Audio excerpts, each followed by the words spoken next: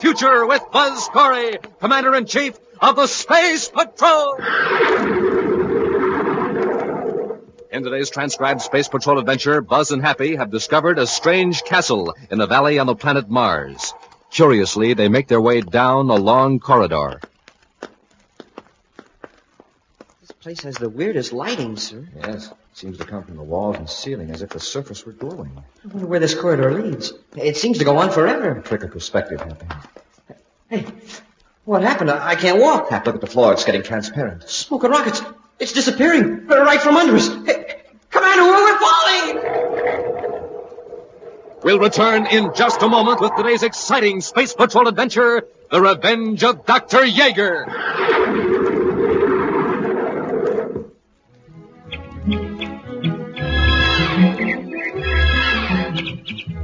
Breakfast time, Space Patrollers, the happiest time of the morning for all of you when you fill up your breakfast bowl like this with Rice Chex.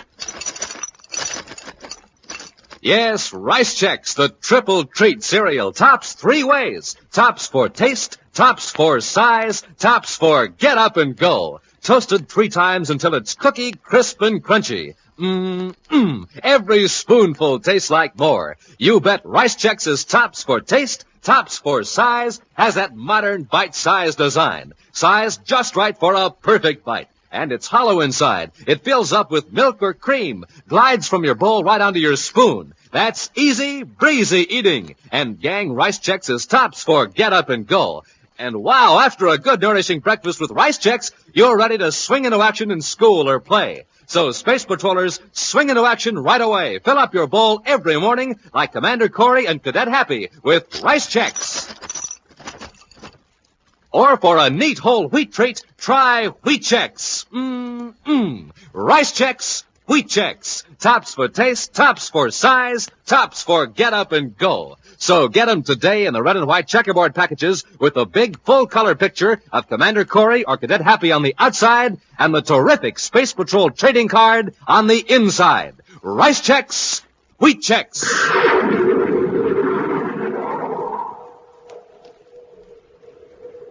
And now, today's Space Patrol adventure, The Revenge of Dr. Yeager. Commander Corey and Cadet Happy are in the Commander's space battle cruiser, the Terra 5, returning to the man-made planet Terra after a mission to Jupiter. Several thousand DUs inside the Mars orbit, Happy picks up a spaceship in the forward view scope.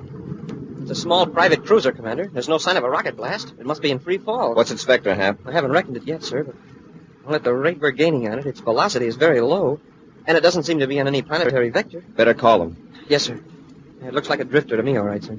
Emergency. Private Cruiser M89 calling Space Patrol Battle Cruiser Terra 5. Hey, they're calling us. It's a faint signal for such a short distance. I'll boost the gain, sir. Private Cruiser M89 calling Terra 5. I'm in trouble. Commander Corey aboard Terra 5 to cruiser M89. What's your trouble? I'm not sure. Power failure, I think. We'll join airlocks with your ship and come aboard. Corey out. Happy, stand by to operate magnetic coupler. Standing by, sir. You'll both go aboard. Bring the emergency oxygen bottle just in case.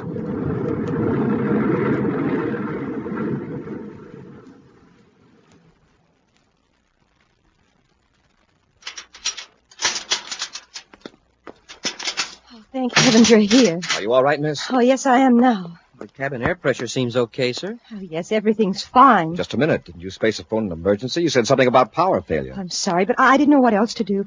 You see, I was frightened. Are you alone in this ship? Well, yes, Commander. You see, Happy, check that control panel. Yes, sir. What's your name, miss? Lorna Stark. Is this your ship? Yes, I'm from Lord City, Mars. You can check that. I certainly will.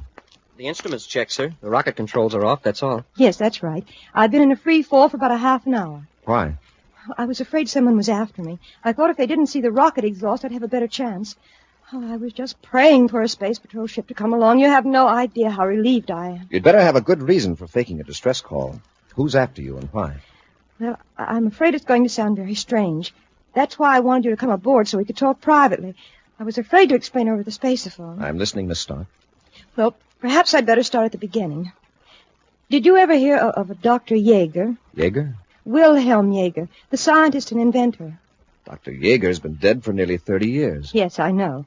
He and my father were friends. You've probably heard that several of Dr. Yeager's inventions were never made public, that they're hidden in a secret castle. Dr. Yeager was quite a colorful personality from what I've read. A lot of fantastic legends have sprung up about him, but how does all this tie in with your fake emergency call? Commander, that castle of Dr. Yeager's is not legend. Yeager? Yeager. Sure. The fellow the old-time pilots talk about. The man who's supposed to have made all those frightful inventions. Weapons so terrible he never even wrote down his secrets. He did write them down, Cadet. I've seen some of the designs. Huh? Designs for what, Miss Stark? I don't recall them all now, but there was the Letha Ray. Just a minute. You mean the Letha Ray actually existed? It exists now. Where? Who has it? Well, nobody. It's still where Dr. Yeager hid it. You don't know where it is? No, but somebody thinks I do. That's why they're after me. Well, who has reason to suspect that you know about Yeager's secrets? A man named Carl Bracker. He once worked for my father. He was present when I opened the sealed package containing documents that Dr. Yeager gave my father. You see, Dr. Yeager left it up to my father's judgment whether certain inventions were to be revealed. One day, about 3 years ago, I came across that sealed package.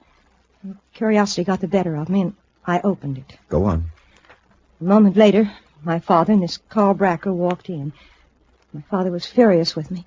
Right then and there, he destroyed the documents. He said Dr. Yeager was right, that people couldn't be trusted. I was ashamed and frightened. Neither Father nor I mentioned the matter again. Then after Father passed away, Bracker showed up. And wanted you to tell him where Yeager's secrets are hidden? Yes, but I told him I didn't know. He was angry. He said I'd be sorry, but he went away. Then a few days ago, this other man started following me. I just know Bracker sent him. When you saw those documents, did you notice where Yeager's inventions were hidden? Yes, but I've forgotten. I pushed it out of my mind. I didn't want to know. Miss Stark, I want to give you a brainograph test. You don't believe me? No, that's not the point. If that information about Yeager is in your subconscious, someday you might recall it or be forced to reveal it. I want to find those inventions, if they exist, to keep them from falling into the wrong hands. And the brainograph will make me remember? It'll put your thought images on a screen. Even those dim patterns and impressions your conscious mind isn't aware of. It's completely painless. Are you willing? Well, of course. Well, it'll be late when we get to Terra. I'll arrange for a room for you at the Terra Space Hotel with a guard at the door. Guard? You said someone was after you, remember? Let's get into my ship. You can tell me more about this Carl Bracker. Early the next morning, Buzz and Appy arrange with Major Robertson, Space Patrol Security Chief, to set up a brainograph test. Then they hurry to the Terra Space Hotel to get Lorna Stark. They step out of the elevator and walk down the hall. Room 2309, wasn't it, sir? Yes. Say, where's the guard? He was to stay on duty in the hall until relieved. The door's unlocked, sir. Something's wrong here. Miss Stark! Hey, Commander, look! It's the guard. He's on the floor, tied up and gagged. Just a minute, Sergeant. Happy, untie him. I'll loosen the gag. There. Where's Miss Stark? They took her away. I tried to stop them, but they slugged me. They? Yes, 2 men, a big one and a little fellow in a waiter's outfit. That's how he got close to me out in the hall. The little guy with the tray, he pulled a ray gun on me and forced me into the room. The big guy came in. Guess he'd been waiting around the turn in the hall. Here's a waiter's coat and tray on the floor, sir. How long ago did this happen? About 2 hours ago. They really tied me up. I've been trying to What about Miss Stark? Did she know the men? Did she go willingly? Well, she put up a squawk till the big guy got rough. She seemed to know him, called him by name. Let's see, Bracker. That's it, Bracker. Hap, get on the phone to headquarters. Have them check the files on Carl Bracker. I want all the data on my desk when we get there.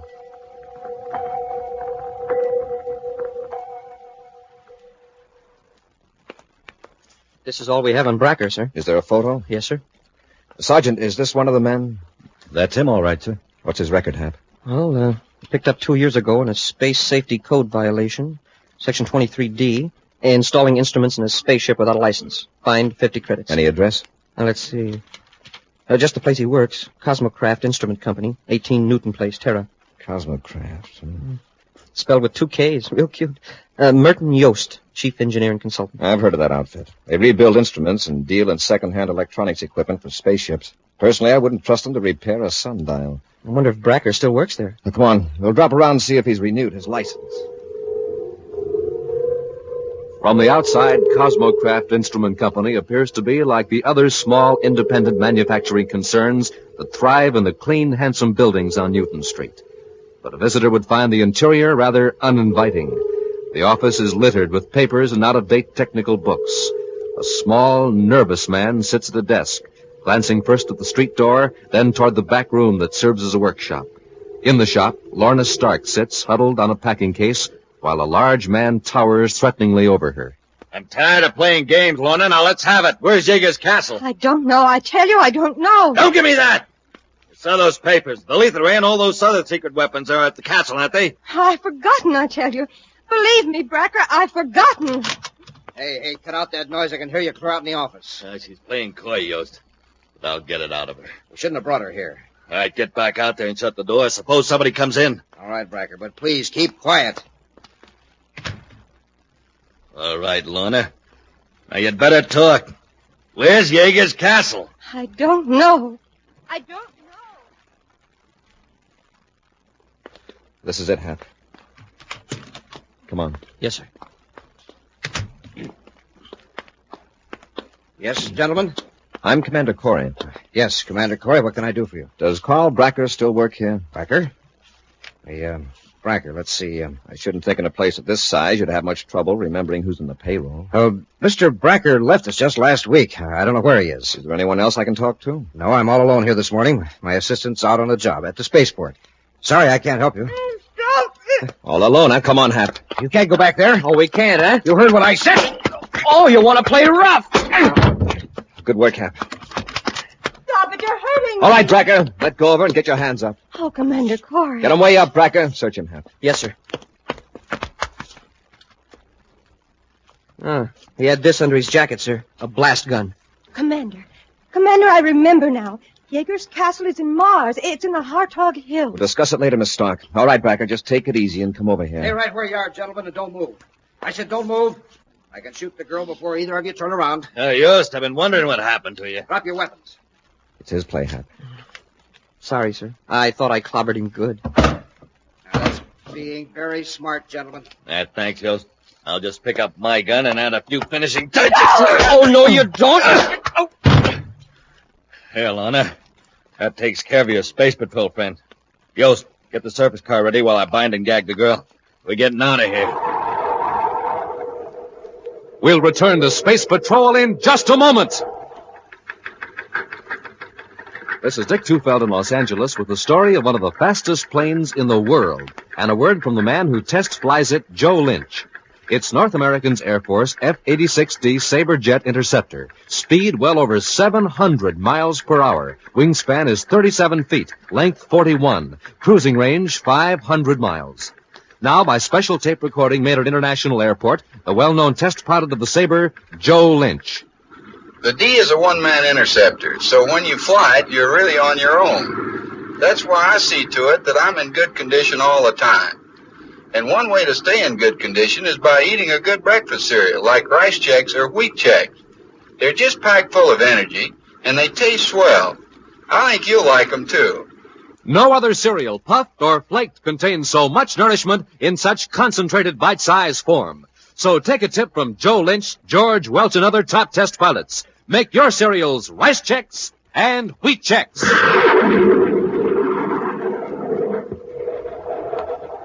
And now back to our Space Patrol adventure, The Revenge of Dr. Jaeger.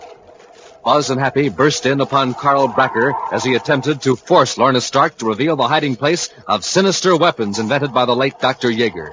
In the excitement of the rescue, Lorna blurted the location of Jaeger's hidden castle, just as Bracker's partner, Merton Yost, intervened.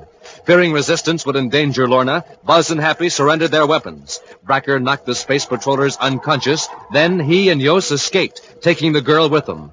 Now, an hour later, Buzz and Happy find themselves locked in the repair shop of the dingy spaceship instrument factory on Terra. Wow. Wait till I get a hold of that guy, Bracker. He raised a lump on my head the size of Mars' first moon. Mars? Huh? That's where Jaeger's castle is. Did you hear Lorna just as we came in? I was sort of busy. If I did hear it, Bracker's gun knocked it out of my mind. Whereabouts on Mars, did she say? Yes. It was right then that Yost came in, but I think I recall it. The Hartog Hills. Hartog Hills? That's a new one on me, and I thought I knew Martian geography. It's a range a few hundred miles northwest of Rolcab City. And come to think of it, it's a good place to hide a castle. We're locked in. That isn't going to last more than a few seconds. We'll notify headquarters that we're blasting off from Mars. Oh, gee, Commander, do you think Bracker will go there? Doesn't he know that you heard Lorna tell where the castle was? He's gone pretty far already, Hap. He may figure that it's worth taking a chance on getting his hands on Jaeger's weapons. Those rumors are even half true. One man could wipe out an army with a lethal ray alone. Wow. Let's hope we find the castle before Bracker does. The door, Hap. Oh, yes, sir. Allow me. Here, Hap, I'll help you out. Now to the spaceport. Hurry. Yes, sir.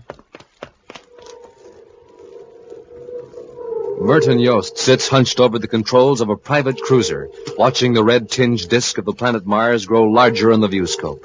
He turns as Carl Bracker shoulders his way through the narrow opening into the control compartment. Can't you get any more acceleration out of this old bucket? Take it easy, Bracker. We'll be over the Hartog Hills right after sunup, the way I figured. Well, you better contact Jacobs at Markov City.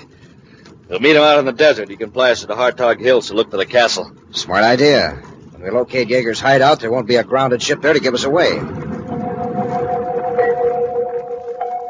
Sometime later, another ship enters the thin, cold atmosphere of Mars.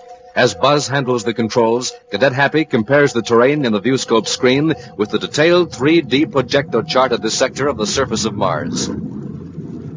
Hartog Hills appearing in the screen now, sir. And so far, no sign of any ship that might be Bracker. I'll bet he didn't have the nerve. Well, let's not underestimate him, Hap. No, sir. You sure were right when you said the Hartog Hills were a good place to hide a castle. Those rock formations are sure confusing. I'll cut our altitude, Hap, and place back and forth across the range. Now the viewscope scanning beam to a small arc. Yes, sir. Crisscrossing the range of hills, Buzz and Happy examine the terrain from every angle, peering down into steep-walled canyons, bouncing scanning beams off weirdly formed rocks, and probing into vegetation. Then, for a fraction of a second, a formation appears in the viewscope that causes Buzz and Happy to exchange glances. Well, was it or wasn't it, sir? I'm going to circle back and make another pass over that canyon at a slightly different angle of approach. What we saw might have been a natural formation. I've been staring at different shapes of rocks for so long, I don't think I'd recognize a castle if it had a sign on it. We'll know in a minute, Hap.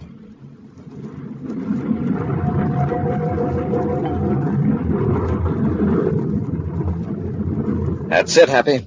Yes, sir. I can make out columns and even steps. But wow, what a job of camouflage. Jaeger built the entire facade of an enormous building right against the wall of a canyon. Magnificent. Yeah, if we'd flown over at another angle, well, we never would have seen it.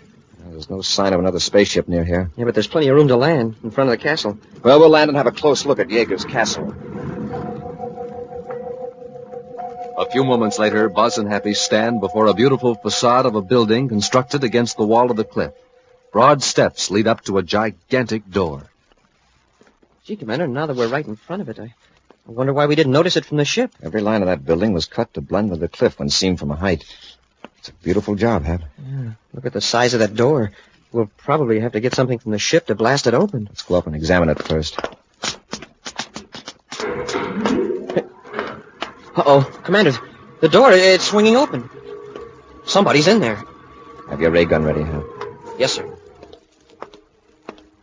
There's no sign of anyone. The door may have opened automatically. I'll go in first, Hap. Smoke and rockets. Look at the size of this hall. Hey, Commander, the door, it's closing. We better get out while we can. Hurry.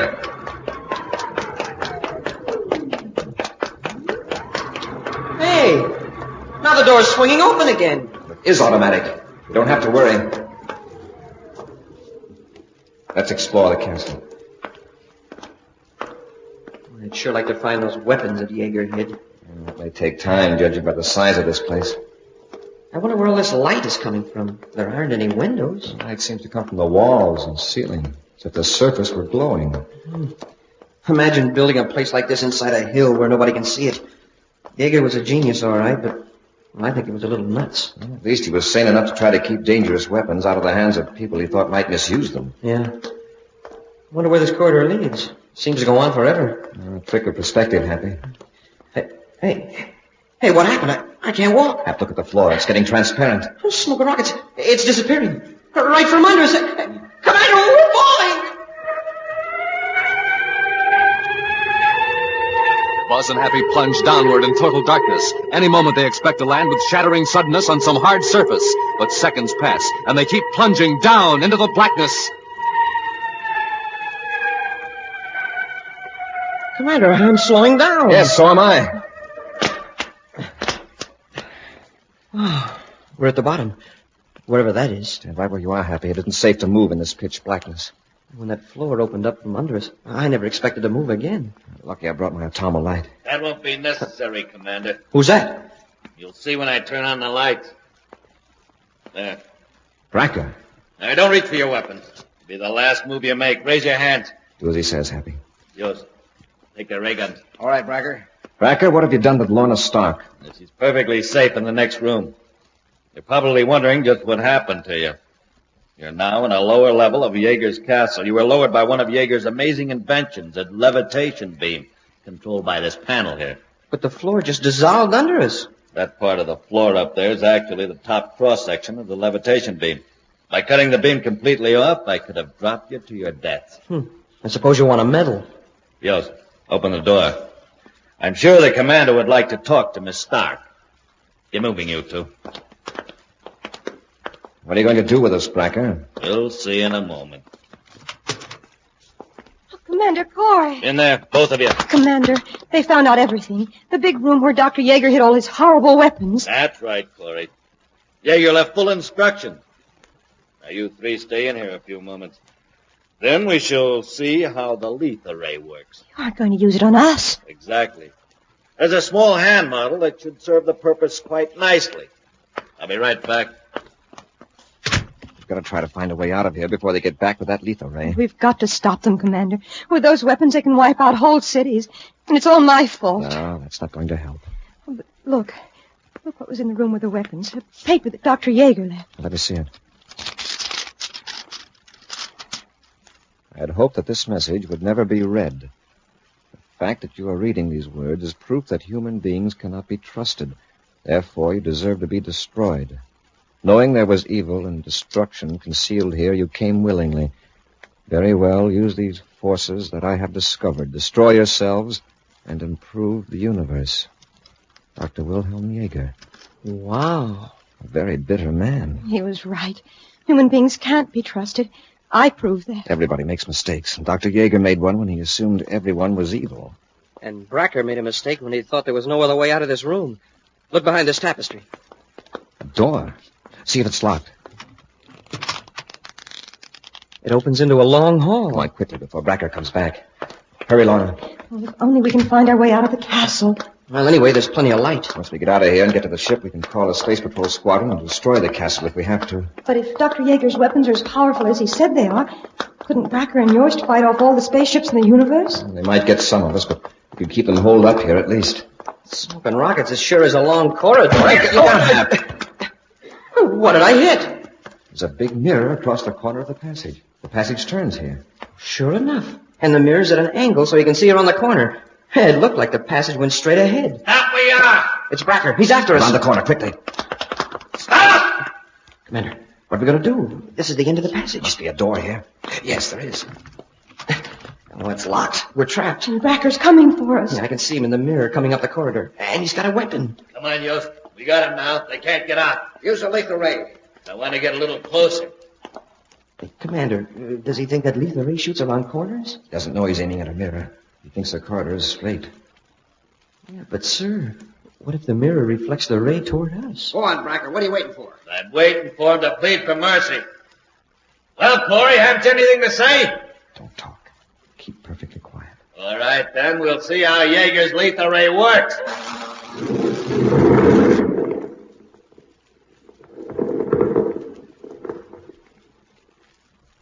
They're gone. It destroyed them completely. Yeah. Very satisfactory. But I had the regulator set unnecessarily high. Look what the ray did to the wall. Blasted a hole in it. They're coming closer to examine it. We'll jump them when they reach the turn in the passage. Yes, sir. Lorna, keep absolutely quiet. Incredible, isn't it, Yost? You'd never know that a few seconds ago 3 human beings were standing here. Now, Hap, Bracker, look out!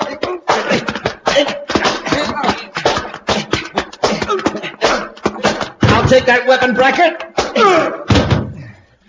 All right, Bracker, get up. Corey, I saw you disintegrate. Yeah. The three of them. I saw it, too. You can't always believe what you see. You were looking at a reflection. The lethal ray merely destroyed a mirror on the wall behind it. A mirror? That's right. It's the first and last bit of damage Dr. Jaeger's lethal ray or his other weapons are going to inflict. Come on, Hap. Let's get these crooks up to the ship. Yes, sir. An action preview of next week's exciting Space Patrol adventure in just a moment. Hey, Hap, where are you hiding your rice checks and wheat checks these days? Right here, Captain Tufeld, in this top-secret Space Patrol file cabinet. Hey, you gotta be careful where you keep the checks around here. They taste so good, anybody who sees them eats them.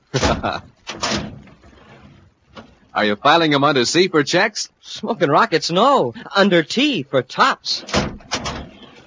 Oh, one thing for sure, Captain. It's no secret that rice checks and wheat checks are tops. 3 ways. For taste, for size, and for get up and go. Yes, sir, gang. Hap is 3 times right. Checks are tops 3 ways. For taste, sunny gold rice checks or power-rich wheat checks. Delicious right out of the box for snacks or out of the bowl with milk or cream. Tops for size. Checks are made in that modern, streamlined, bite-sized design for super easy eating. And checks are tops for get up and go. Real Space Patrol get up and go. After a good breakfast with checks, you're off to a blazing lightning-fast start every morning. Jumpin' Jupiter, Captain Tufeld. What are we waiting for? Hey, let's get going on the checks right now.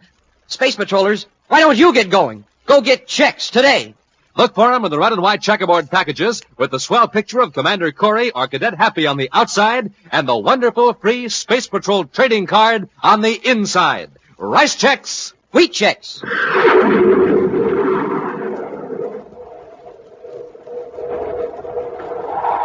And now, a preview of next week's exciting Space Patrol adventure. Buzz and Happy are captives aboard a spaceship from another galaxy. In a desperate attempt to warn the United Planets of an attack, the 2 space patrollers are trying to master the bewildering controls of a spaceophone in the strange ship. Well, gee, Commander, this certainly doesn't look like any transmitter I ever saw before. Hold it, Hap. I think you've got it. Don't touch anything else. Make the call.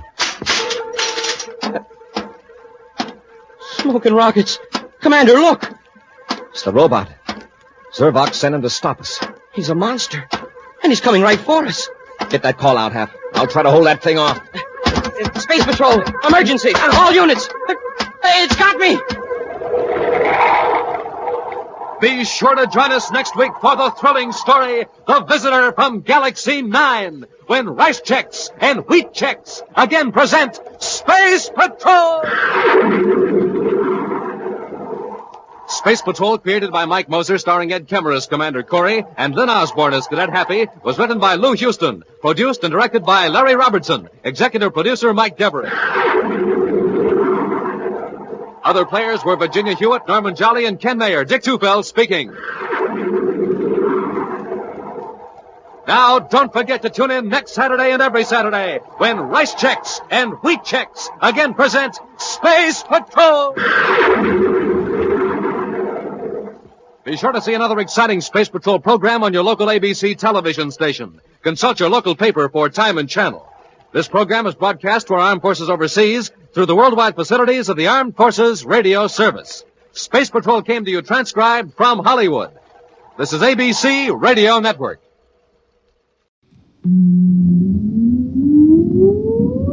Countdown for blast off.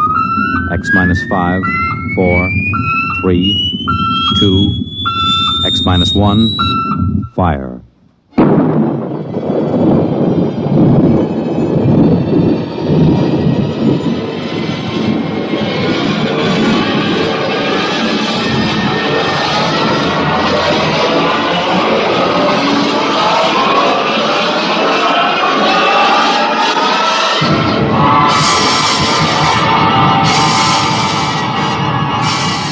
From the far horizons of the unknown come transcribed tales of new dimensions in time and space. These are stories of the future, adventures in which you'll live in a million, could be years, on 1,000 maybe worlds. The National Broadcasting Company, in cooperation with Galaxy Science Fiction Magazine, presents X minus 1.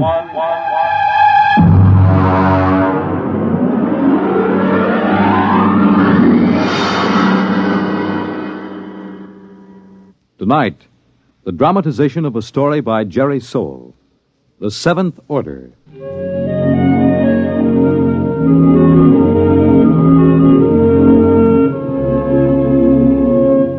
Brentwood, Illinois, would have been just about like any other average community of 10,000 had it not been for Presser College, one of the country's finest small institutions of learning. Its residents were used to the pranks, the hazings, and the practical jokes of the students. But even Professor Ansel Tomlin was surprised when the blue humanoid came down the street and up to the porch where the professor was sitting in an old wicker rocking chair.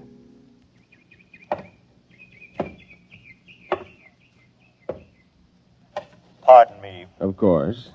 You are Professor Ansel Tomlin. Yes, and you, I take it, are somebody from one of my psychology classes dressed up as a sort of a robot. No. I am George of Xanthar. Who? I am here to learn all I possibly can learn of the planet Earth and its inhabitants. Less than 10 minutes ago, I landed not far from here in a spaceship, which I subsequently blew up and destroyed. Now, let me explain. I am Tomlin of Brentwood. Less than 10 minutes ago, I was sitting on my porch peacefully marking exam papers. I intend to resume right now. Helen, would you get the phone? It is your wife's sister calling with reference to the explosion of my spaceship. Sure it is. She merely wants to ascertain that your family was not affected. Listen, George, be a good fellow and... Oh, my... Well, don't be alarmed, dear. It's a fraternity initiation or something. Oh, well, it does look like the real thing. Oh, did you know there was an explosion outside of town? An explosion? Yes, blast of undetermined origin is what they said on the radio. Oh? My sister just called. She heard about it in the local station and wanted to make sure we were all right. I see. Well, I have something in the oven. My goodness, that's a wonderful costume. Her sister lives 20 miles away. How did you know she'd call? My mind circuits are telepathic. They pick up all conscious thought to a distance of some 200 miles. It couldn't be you arranged the whole thing, that it wasn't really her sister. How did you get here?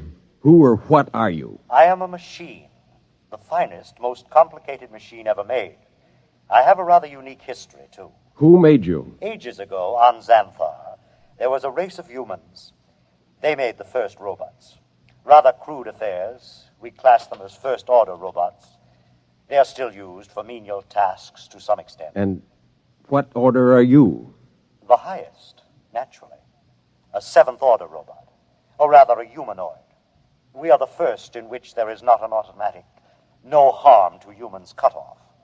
I begin to see. You will become aware of the fact that I am superior to you and to the rest of your race. I need no oxygen. I am never ill. I need no sleep. Every experience is indelibly recorded on circuits and is instantly available. Tell me, George, do you have feelings? I have an electronically controlled endocrine balance. That's very interesting. And what is your mission here on Earth? For the moment, I am here to study.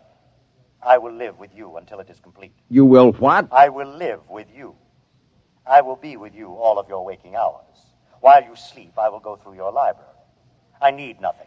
I want nothing. Just a moment. What about my privacy? When you desire privacy, I will study someone else. Your wife, perhaps. The female should be interested. George, old man, I'm terribly sorry, but you'll have to wire back to your masters to make other arrangements. That will be quite impossible. Really? You see, I have no master. Well, what about those humans back in Xanthar, the ones who invented you seventh-order humanoid? Oh, they are all quite dead. We destroyed them. Destroyed? You look alarmed. It was, after all, they or us. You see, our endocrine system permits us pride in ourselves.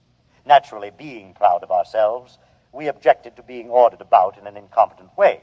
So, you killed them? Exactly.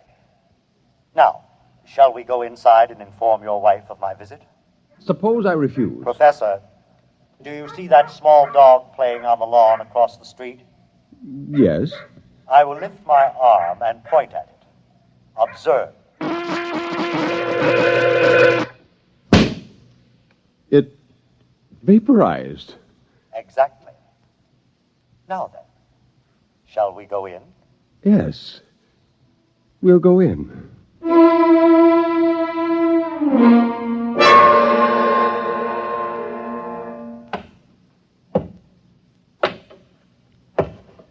Oh, there you are. I see you brought your friend. Helen, this is George. George of Xanthar. George is a machine. Well, anybody can see that. It's the most convincing costume I ever saw. Helen, it isn't a costume. No? No, he's really a machine. Oh. He's staying with us, What? whether we like it or not. Well, really, Ansel. We have no choice. I am a seventh-order humanoid. I detect that your mind does not comprehend. I am here as an advanced scout for my race. After we establish a station here on Earth... I don't like this. Now, would you be kind enough to leave my house, young man? You are very slow to comprehend. I comprehend that I have a lot to do, and I'd appreciate it if you'd leave. Otherwise, I'm going to call the police. You may call anyone you choose, Mrs. Thomas. I'll have you arrested. I assure you I can detect your intention long before you have time to do me any harm. Well, we'll just see about this. Hello? Get me the police. Helen, it's useless. I can follow the call through the phone wire. Captain Townsend will answer. Captain Townsend. Captain, I want to report a robot. A what? A thing. It won't leave my house. Who is this? I'm Mrs. Tomlin, Professor Ansel Tomlin's wife, 44 Crescent Road. I'll send the car over. Now we'll see.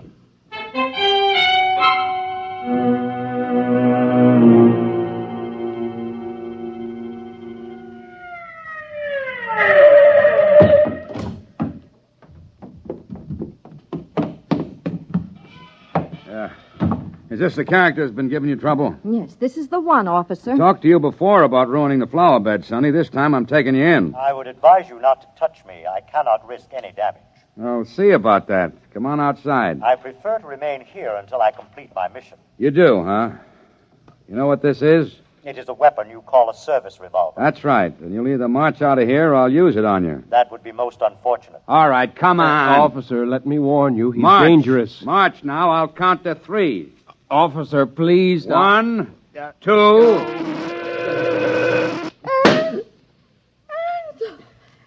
Oh, no. I regret it, but he was actually going to pull the trigger. Only to frighten me. But I cannot risk damage. He might have miscalculated and struck me with a bullet. Ansel, I'm frightened. There is no need for fear. You have only to accept the fact that the Seventh Order is coming to operate the planet for your benefit. Ansel. Helen, there's no use trying to do anything just yet. Go next door to Mrs. Coleman. Tell her what's happened. I'll talk to George. Oh, but I don't... Please, Helen? Well, all right. Do you really think that you, a single robot, can conquer the Earth and make its people do your bidding? I can.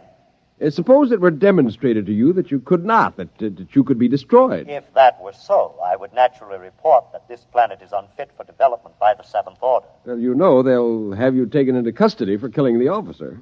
I cannot permit it. There will be needless slaughter. Unless you can convince your people it is useless to attack me. Will you let me try? I have no desire to prevent you. Go ahead. I detect that you are going to call the newspapers and the local television station and hold a press conference. Yes. I also detect that you have a plan to overcome me. Oh? I like that. Really? Yes. You see, in order to test this planet for development, I must know whether any of you are truly dangerous to us. You are a superior type of man, Professor. I welcome any plan to conquer me that you care to attempt. Okay, George. At least we know where we stand. I'll phone the newspapers.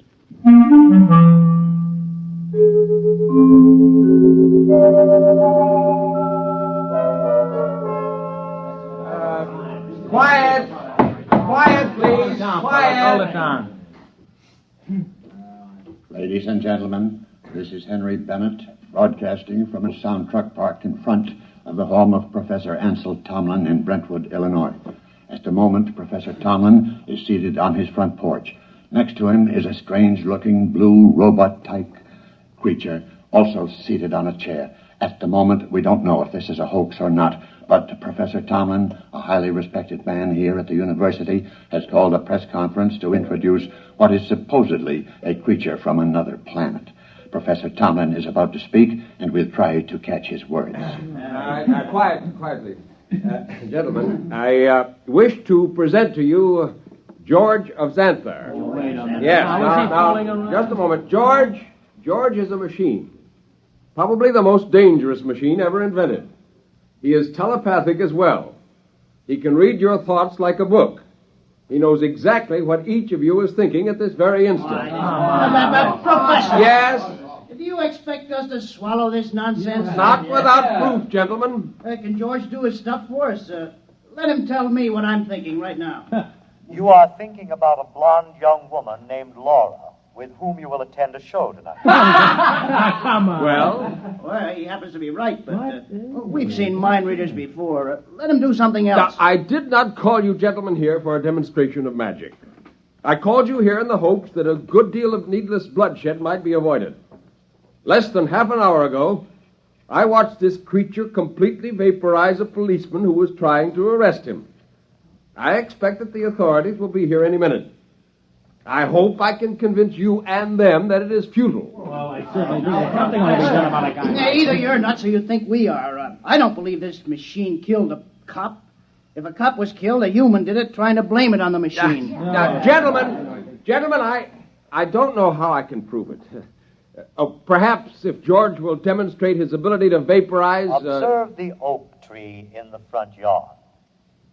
Now.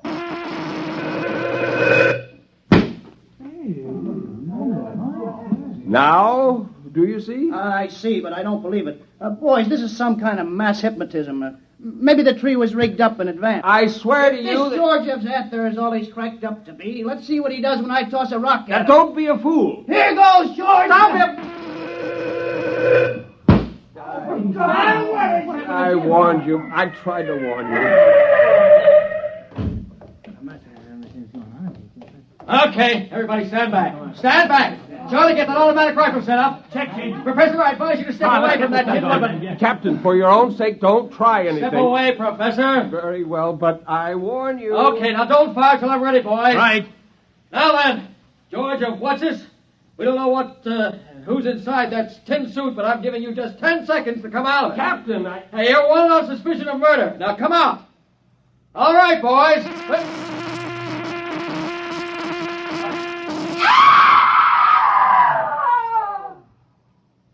Ladies and gentlemen, I'm afraid we'll have to terminate our broadcast.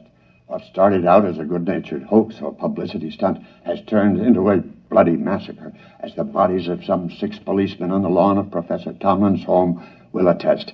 I don't know exactly what is happening here, but I can say this: George of Xanthar is no hoax. He or it is the spearhead of a race from outer space that's come to conquer the Earth.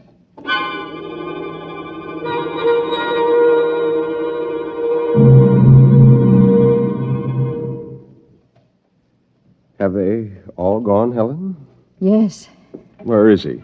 in your library, reading. Are the policemen still outside the house? They're walking up and down. Oh, I hope they don't. Yeah, they have orders not to try to harm him. Ansel, Yes? what are we going to do? I don't know. Oh, listen. He's coming. Professor, Mrs. Tomlin, I have decided to walk through your town to learn more about its buildings and people. And kill a few more humans? Killing humans affords me no pleasure whatsoever. I kill only when damage to myself is possible. I hope that no one will attempt to harm me. George, let me warn you now that this affair has gone beyond the confines of this town. I am well aware of that, Professor. I am aware of a phone call being made this instant by your mayor to the commander of the Illinois State Guard. If you're smart, you'll return to your ship and your planet. My ship is destroyed. I could instruct you to build a new one, of course. But as I have no intention of leaving... Then you will be destroyed. No. I will destroy first. Have you no conscience? A conscience is a fifth-order failing. Needless baggage. Good evening.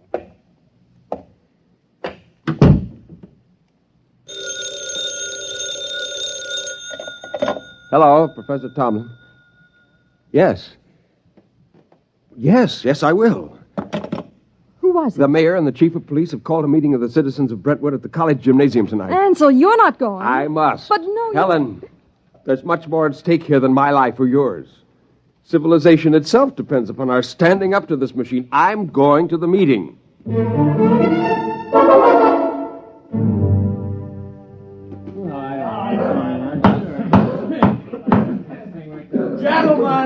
As mayor of Brentwood, I call this meeting to order.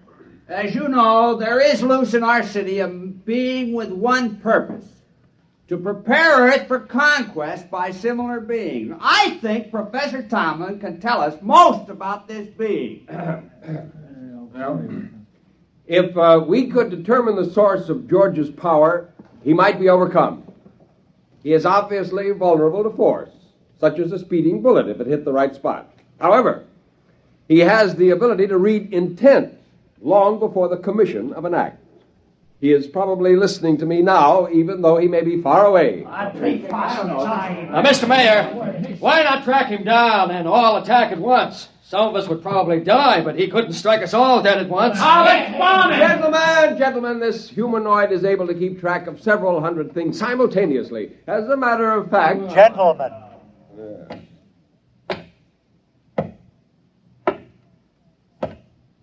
You are working yourselves up neatly. You simply do not appreciate what it would mean to dedicate yourselves to the fulfillment of the seventh order destiny. Your lives will be made most pleasant and happy by us. Yeah, why did you kill 6 cops? If you're so powerful, bring them back to life. How do you want to be buried, Rolcab? Yeah, let's get them, man.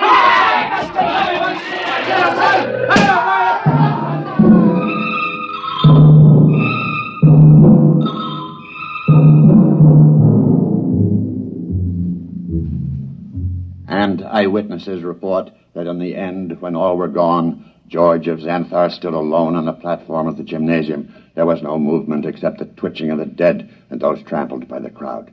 Among the survivors was Professor Ansel Tomlin, who originally... Well, that's that. What next? I don't know, Helen. I don't know. Oh, what's that? It sounds like an air raid alert. That's peculiar. They didn't announce it. Turn on the radio. Hurry. We interrupt to bring you a special message. All residents of Brentwood are advised to go to their basements or convenient bomb shelters. The governor has announced that units of the National Guard have managed to corner the robot, George of Xanthar, in the town square. Tanks and mortars will be used in an attempt to destroy the creature. Again, go to your nearest bomb shelter. Oh, did you hear They'll never be able to destroy him. Well, where are you going? Up to the roof. The roof? I can see the square from there. Well, I'm coming with you. Just as you like.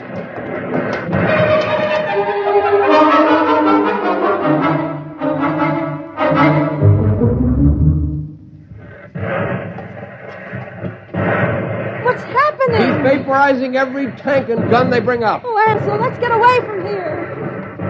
Oh, what's that? Those are Army jets. We'll see how effective he is now. Oh, good Lord, a whole squadron up in smoke. It's no use. Can't you see? It's no use. Ansel, come inside, please. Oh, very well. Oh, if only there was something we could do to tell Not him. as long as he can read our every conscious thought before we can act. What is it? Our every conscious thought. Our thought. I wonder if... What is it, Nothing. Ansel? Nothing, Helen.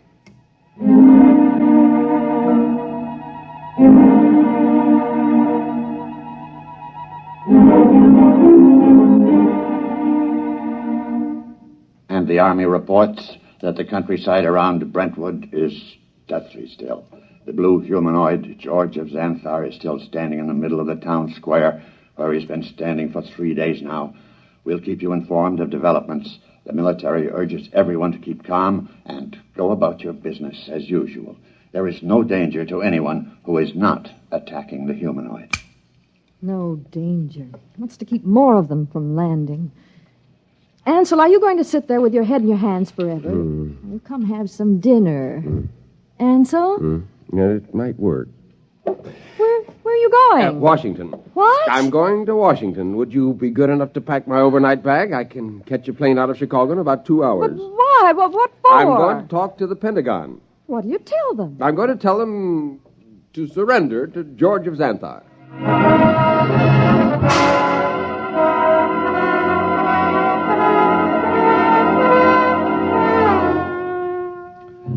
Our microphones are here at the edge of the town square in Brentwood, Illinois today, ladies and gentlemen, to witness the most unusual spectacle of modern history. a discussion of terms whereby the United States of America may surrender to the humanoid George of Xanthar.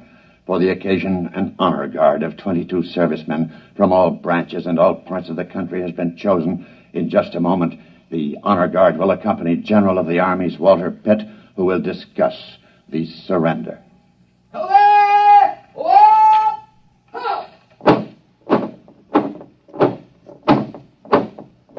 The honor guard is advancing to the edge of the square. The robot is standing there now, carefully eyeing the soldiers. Every ounce of his concentration seems to be going into it.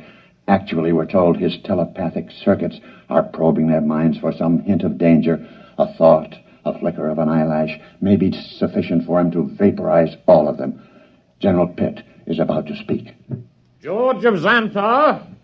I hear you, General. I have been instructed to consult with you about your intentions toward our country and the world in general, with a view to reaching some sort of agreement with you and others of your kind who you say will invade the earth.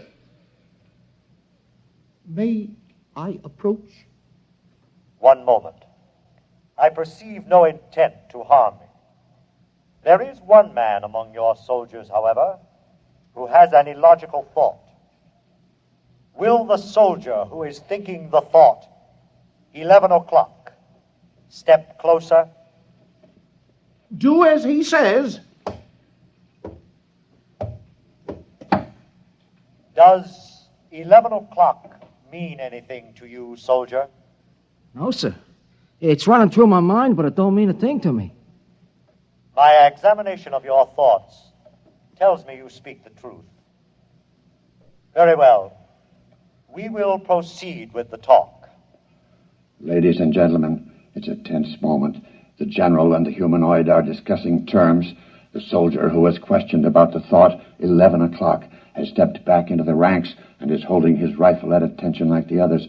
I perceive it's now 10:59 a.m. If there is any significance to the thought about which the soldier was questioned, we'll know in 1 minute. We of Xanthar, gentlemen, would not want to improve a planet which could not be educated and would continually oppose our program. Therefore, I am glad to see your willingness to discuss. After my message goes out, there will be a landing party on Earth within a few days. While waiting for the party, however, there are certain preparations. Just list them for us. Your government will naturally have to turn over complete authority to us. Afterward, we will utilize your press and radio to disseminate our instructions to your people. Simultaneously, in other nations, the same procedure will be carried out by our rep.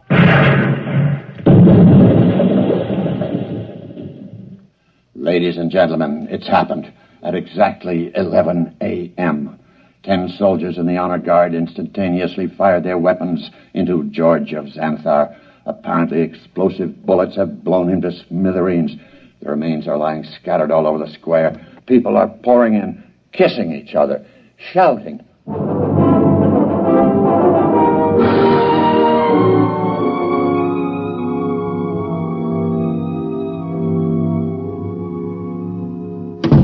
Helen! Ansel, you're home. Yeah. Oh, you've heard the news. Isn't it wonderful? Wonderful, really wonderful. I'm sorry I couldn't come home sooner. It would have spoiled my whole plan if I'd gotten within telepathic range. Your plan? Yes. But what? How? What? Just a matter of simple psychology. Those men in the honor guard. What about them? Did you know any of them? Not exactly, but I did have the job of hypnotizing 10 of them. Hypnotized? That's right. You see, each of those men was hypnotized.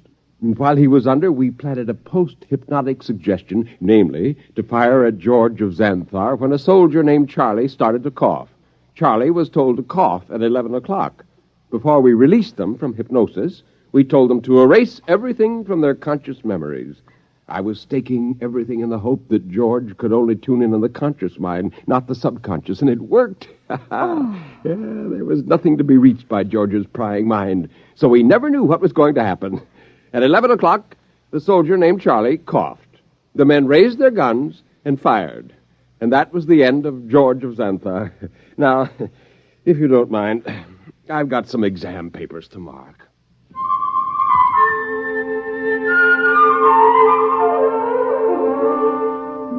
On a planet many millions of miles away, a red light, one of many on a giant control board, suddenly winked out. A blue humanoid made an entry in a large book, System 29578. Planet 3 inhabited. Too dangerous for any kind of development.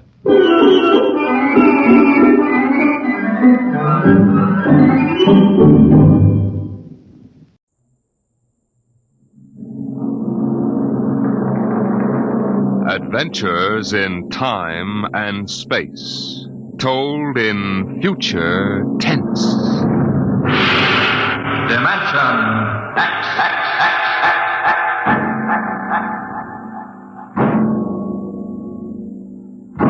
The National Broadcasting Company, in cooperation with Street and Smith, publishers of astounding science fiction, bring you Dimension X.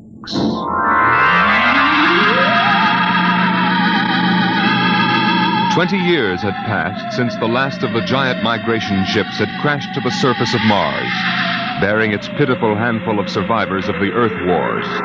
20 years of scratching at the stubborn Martian soil.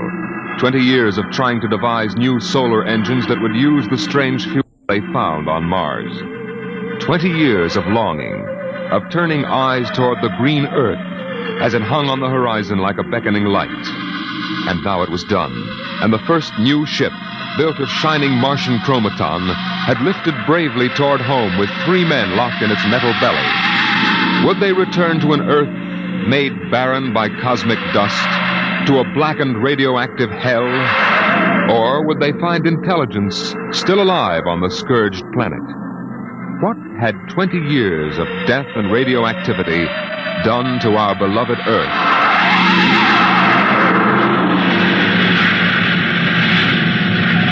That's it, Captain. We've intersected the course vector. Williams. Yes, sir. Prepare for deceleration. Forward position ready, Captain. Read us off, Evans. We'll enter the gravitational field of the Earth in exactly 10 seconds. 9, 8, 7, 6, 5, 4, 3. Fire 2 and 4. 1, 0. 2 and 4. What's our momentum, Evans? -3. Fire 1. 1. -4 now. Steady as she goes. How are we? On parabola now. If we can hold, we should breach the heaviside layer somewhere north of what used to be Murmansk. Let's have a look at her. Visor, please. Yes, sir. Mother Earth. 20 years. We're going home, Evans. We're going home. Home to what, Captain? Home to a burned-out radioactive planet that is incapable of supporting human life? Evans and I don't agree with that, Williams. We think the Earth is ready for us again. That she'll give us another chance. I'm sorry, Captain, but I was born and brought up on Mars under the new central government. We younger men disagree with you about migrating back to Earth. For us, Mars is home. Well, we'll see. If there is some form of life on Earth, we'll find out soon enough. Williams, head for New York.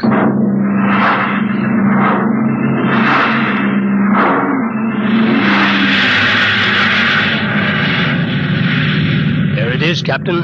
You can barely see the top of the Atomic Trades building in the twilight. They never finished building it. Dark as a tomb. Slow to cruising speed.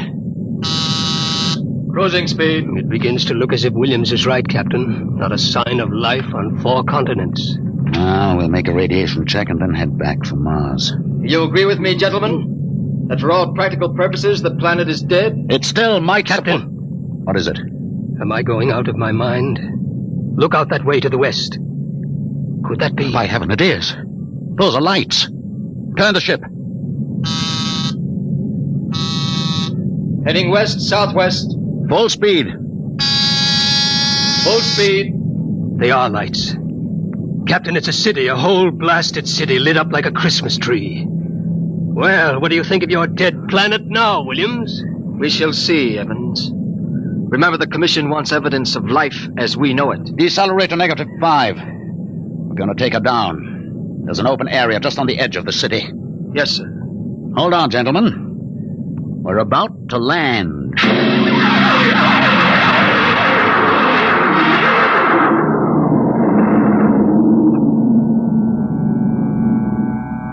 Landing jacks are down, sir. Open the airlock.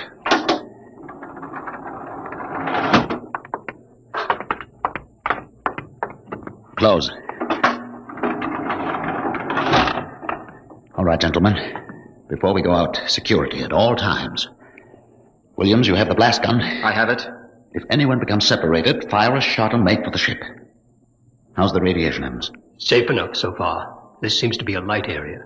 Very well. Open the lock.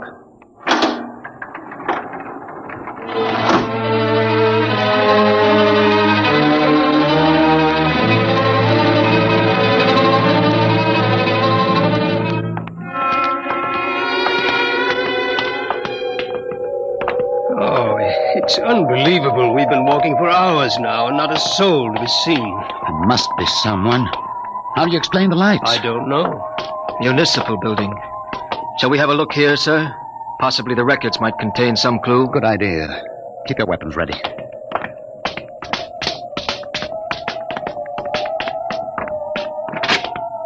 This door is in good working order. Almost as if it had been oiled recently. Long corridor, lights blazing in every office. William, stand to watch here in the corridor. Fire a blast if you need us. Yes, sir. Evans, you come with me. We'll start right here with the city clerk's office. Better check radiation again. Not enough to do any damage. Gives you the creeps, doesn't it? Look at this desk. Papers crumpled, inkstand. Just as if somebody came in and worked here every day. Calendar. June 18th, 1987. Why, that's the day of the evacuation. The dust cloud had already blanketed New York and was heading west. Dog licenses. Hunting permits. Somehow I have a peculiar feeling that... Good Lord. Pick it up, Evans. Hello? No answer. Hello? I hear something. A scratching sort of noise. Good day, Doctor. What? How are you? I called to ask some advice about a trepanning problem. Can you tell me if the lateral cut should be made first? Hello? Hello? This is absolutely insane. Thank you, Hello? Doctor. I'll do that. By the way, how is your wife, Alice? And the girls? And your son, John? Fine boy, John. I'll call again tomorrow. Goodbye, Doctor. Hello? Hello? It's gone dead. Who was it? I don't know. A strange voice carried on a conversation about some surgical operation without paying the slightest attention to anything I said. Captain, the lights are out. Good Lord. Captain! Captain! I have a torch. Come on. Williams, what is it? I don't know. You fired a shot. Yes, sir. Just as the lights went out, I'm sure I saw a figure. It looked like an old man in a white robe. It moved across the end of the corridor down that way. Flash your torch down there, Evans. Nothing there. Are you certain, Williams? I'm not certain. The lights. They're on again. We're going to get to the bottom of this. Wait. What? Listen. Quietly. Someone is coming, walking slowly toward the corridor. Coming closer. Couple him when he turns the corner. It'll be a pleasure. Don't fire unless I give the word. Shh. What? Jumping Jupiter. Are you... Is it really someone, or am I having hallucinations? We are no vision. No. Oh, you seem to be real. I saw the ship come down. I thought perhaps I was losing my mind. It's been so many years. I'm Captain John Parsons. These are my assistants, Dr. Evans and Mr. Williams. We've returned to Earth from Mars. Then it's happened. We're not alone anymore. Forgive me, gentlemen. I seem moved. I waited and hoped for so long. You survived the radiation? We did. There are others? My family were the only ones. I answered the phone a moment ago. Who was it? You heard my voice, Doctor. Your voice? To break the loneliness, I've recorded my voice and rigged up an automatic telephone. It's pleasant to hear the phone ring. I come here to do my work. I take it you're a medical man. My name's Cornelius Hathaway. Hathaway? Hathaway, the brain surgeon? You know my name. Who doesn't? I watched you on television at college. I saw you 23 years ago.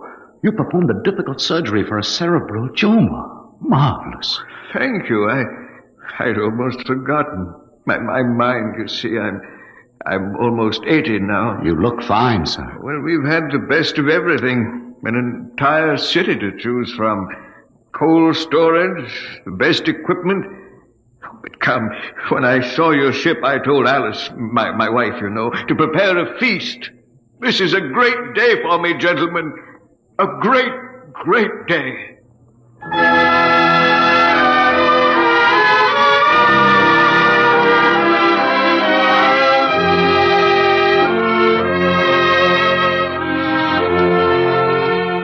This is my wife, gentlemen. Alice, this is Captain Parsons, Dr. Evans, and Mr. Williams. How do you do, Mrs. Hathaway? Now, if you'll follow me, gentlemen, we'll meet my children.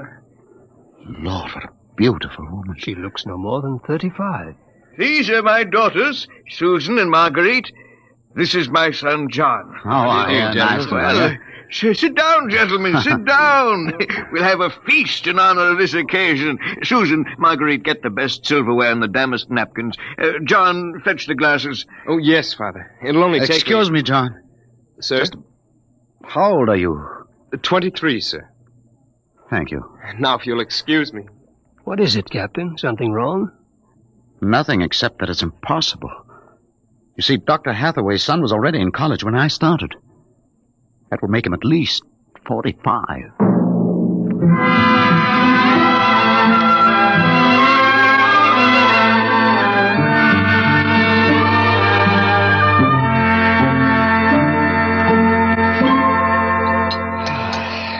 That was a wonderful meal, Mrs. Hathaway. Doctor, your wife is an exceptional woman. Thank you, sir. How would you gentlemen like some fresh gingerbread with your coffee? I baked it this morning. Oh, wonderful. Smell that, Evans? Oh, it's like coming home, Mrs. Hathaway. We enjoy having you here. Mrs. Hathaway, may I compliment you on your having preserved your youth and beauty so well? Thank you. We have had no worries here, no competition. Only the things we need for material comfort. Parsons and I were wondering, Dr. Hathaway, if the radioactivity had any effect in preserving tissue. Your children all look so young, too. It is possible, gentlemen, of course. Radiation does strange things to living tissue. Alice, could we have some champagne? Of course. I'll only be a moment. An amazing woman. Did you ever see such grace? Such complete relaxation. It doesn't seem quite natural. I beg your pardon, gentlemen? Captain Parsons was just about to ask how you and your family managed to escape, Dr. Hathaway. We were very fortunate. I was working in the Sierra Mountains at the time. I had a lead-lined laboratory where I did X-ray research on my pet project. And what is that, sir? The study of machines as they relate to human function and the corollary of... Well, to continue, when the dust cloud covered America, we remained in the laboratory, well supplied with food and water. Later, when the radiation permitted, we made our way east, back to our old home, in the hopes of finding other survivors. But by that time, every living creature had been evacuated to Mars. We were stranded. The migration ships didn't wait for stragglers. That's true. My father and I were on the last rocket out of New York. I've always loved this old house. But the loneliness of those first years... At least you had your wife and children. Yes. Yes, I had my family. If it were not for them, gentlemen, I assure you I would long ago have put a bullet in my head. Here we are. Champagne, Captain? Oh, thank you, Mrs. Hathaway. May I propose a toast? Oh, let me. Gentlemen... To Earth. To Earth. Earth. May she never be a stranger to man again. Hathaway, what is it? Nothing really. It's just a rather sharp pain in the chest. I think you should lie down, Doctor. Yes. Perhaps you're right. Let me help you. No. John and Susan will help. Of course, Father. Why don't you gentlemen go out on the porch, enjoy the air? I'll see you all in the morning. Good night, Doctor. Good night. Come, John. Yes, Father.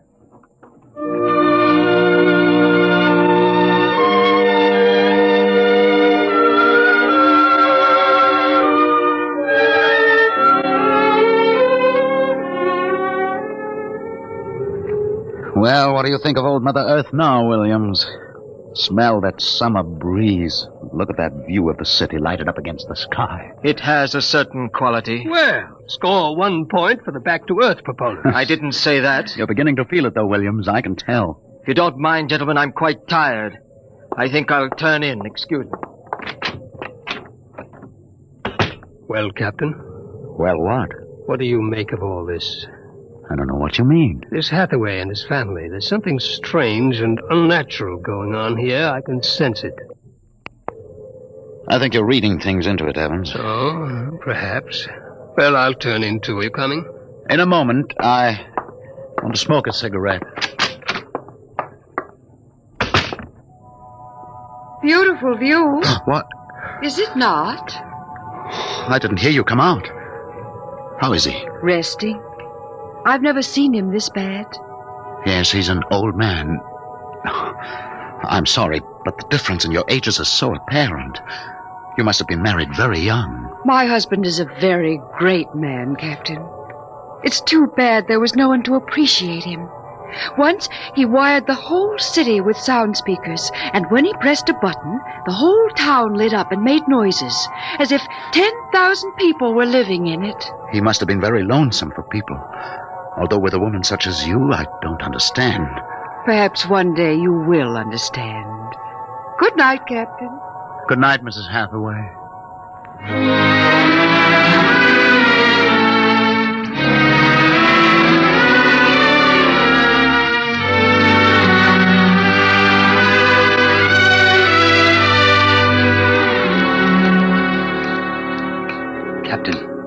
Captain Parsons. Who's there? It's Dr. Evans. What time is it? 2 a.m. What's wrong? I couldn't sleep. A few minutes ago, I heard someone slip out the front door. The moonlight, I saw it was the old man. He was headed toward our ship. What are you suggesting, Evans? Nothing, except that it's fairly unnatural for an old man with a bad heart to go wandering off at 2 in the morning. Very well. We'll follow him.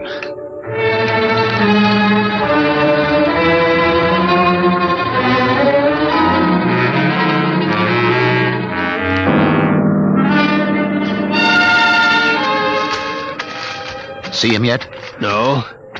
Look, ahead there on the hillside. Isn't that Hathaway kneeling in the moonlight? Yes, I think so. Can we get closer? Let's head for that clump of bushes. This is far enough. What do you suppose he's doing there? What are those things on the ground? Good Lord. Those are grave markers. 4 of them. You're right. Seems to be praying over them. Listen. Do you forgive me for what I've done? I had to do it. I was so terribly lonely. You do forgive me, don't you? Yes, I feel you do. I'm glad. I think perhaps I can rest now. I think He's having another attack. Come on. Hathaway! Dr. Hathaway. Raise his head, Evans. His lips are moving. What is it, Doctor? Lean closer. I'm sorry I had to spoil all of this. I've expected it for some time. We'll fix you up. No, this is the end for me. It really doesn't matter. Except for them. What about them, Hathaway? You suspected, didn't you? Yes, I suspected, but I couldn't believe it until now. Do they know? No, they wouldn't understand. I wouldn't want them to know, ever. The Earth. Don't try to talk. The Earth is so fair. Doctor. He's dead, Captain. He knew it was the end this time. Yes, he knew. What was it he meant about your suspect? Light a match, Evans. Look on those 4 grave markers and tell me what you see. Good Lord. Well? Alice Hathaway, Marguerite Hathaway, Susan Hathaway, John Hathaway. Died July 1987. But that's 20 years ago. If these markers are correct, then who are those others? Can't you guess, Evans? Can't you guess?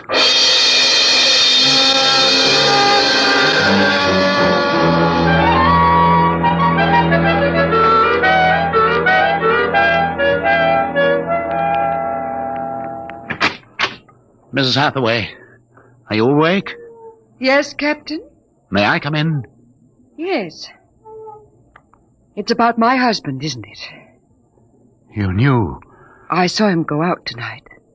He felt it was near the end. He died less than an hour ago. I'm sorry. Thank you.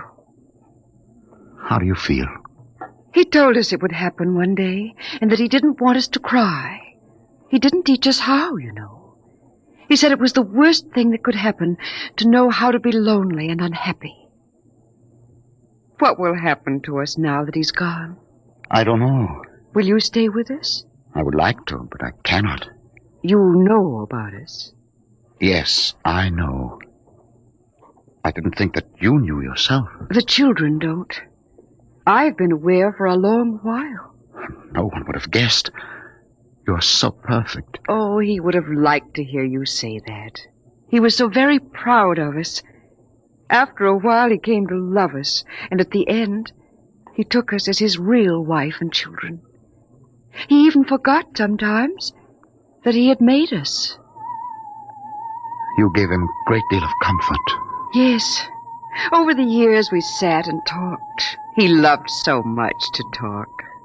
I was first, you know. Then he became lonesome for the children, and so he made them. He told me about the things he did, about his laboratory. Surely the children must suspect. Oh, no.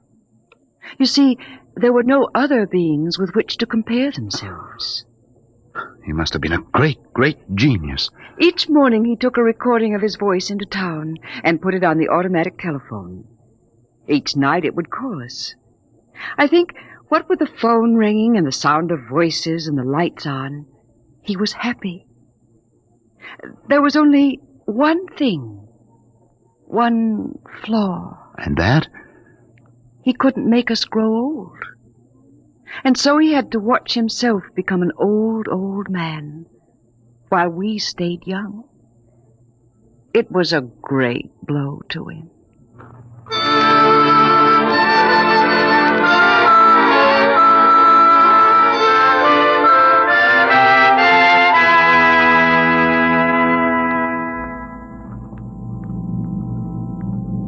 And so we commend the body of this man, Cornelius Hathaway, to his Maker.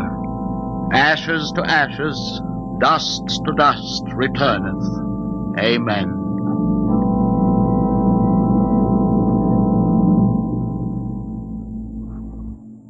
Come, John. Yes, Mother. Susan. Marguerite. Evans, Williams, stay here a moment, please.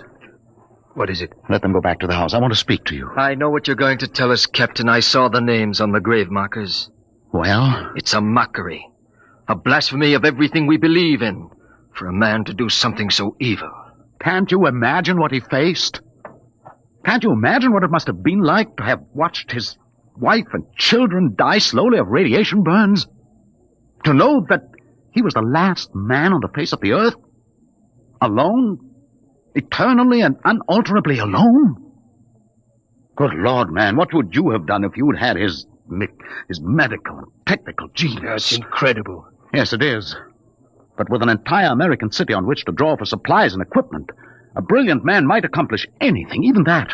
What are you suggesting, Captain? That we take them back? We haven't enough space in the ship for that. Every ounce counts. Still, to leave them here, like that, alone. I think I have an answer, cold-blooded as it may seem. Go on. I suggest that we Turn them off. Do you think that I could do that? No, but I could. After all, they aren't human. They're worse than robots. They're ghoulish. Have you talked to her?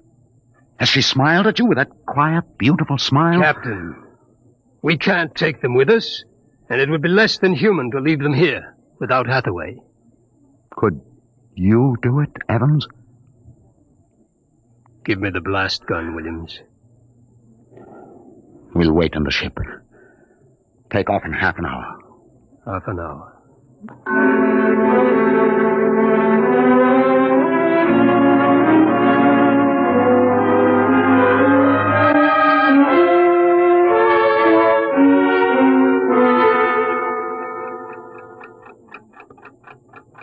6:25. He should be back soon. Yes. He's doing the only humane thing, Captain. They are less than human. Are they? Well, it's done now, and no one will ever... That's the airlock. He's back.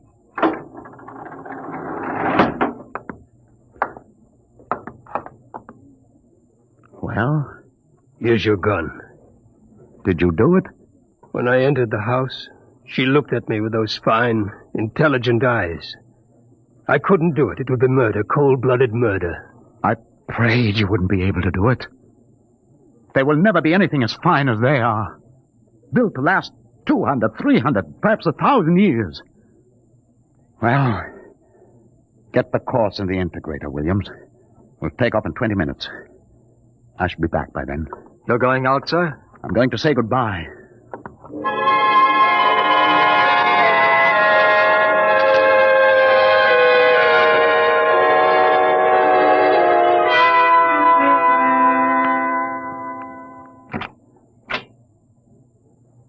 You've come back. Only to say goodbye. It was nice of you. I wanted you to know that I am coming back someday. When will you come? I don't know. It will take many years to prepare fuel for another trip. 6, 7, perhaps 10 years.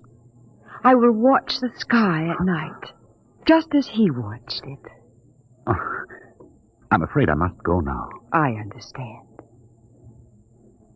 Strange. I have a new feeling. One which he did not teach us. A feeling of longing, of sadness. That one is not taught. It comes of being alive. Yes. I am alive. Even though he created me, I'm a person now. Goodbye, Alice Hathaway. Goodbye, John Parsons.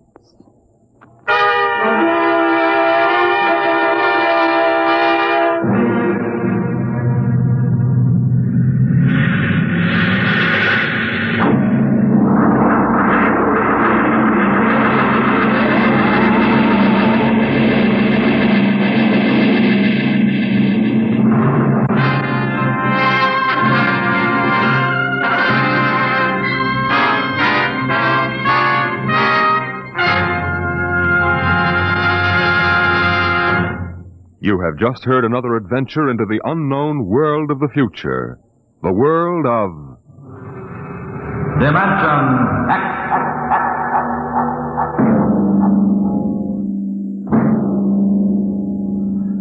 When the time comes for man to explore the universe, to deal with the strange inhabitants of other worlds, there will be much to remember. Perhaps the most important lesson of all will seem too fundamental to be included in the training manuals. Listen at this time next week as Dimension X brings you a story from the pages of the August astounding science fiction. A story called Courtesy.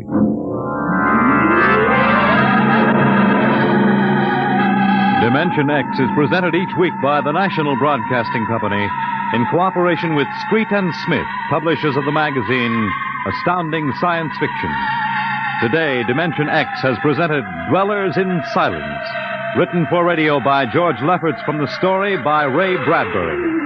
Featured in the cast were Peter Capell as Captain Parsons, Bill Griffiths as Dr. Hathaway, and Gertrude Warner as Alice. Your host was Norman Rose, music by Albert Berman. Dimension X is produced by William Welch and directed by Fred Way.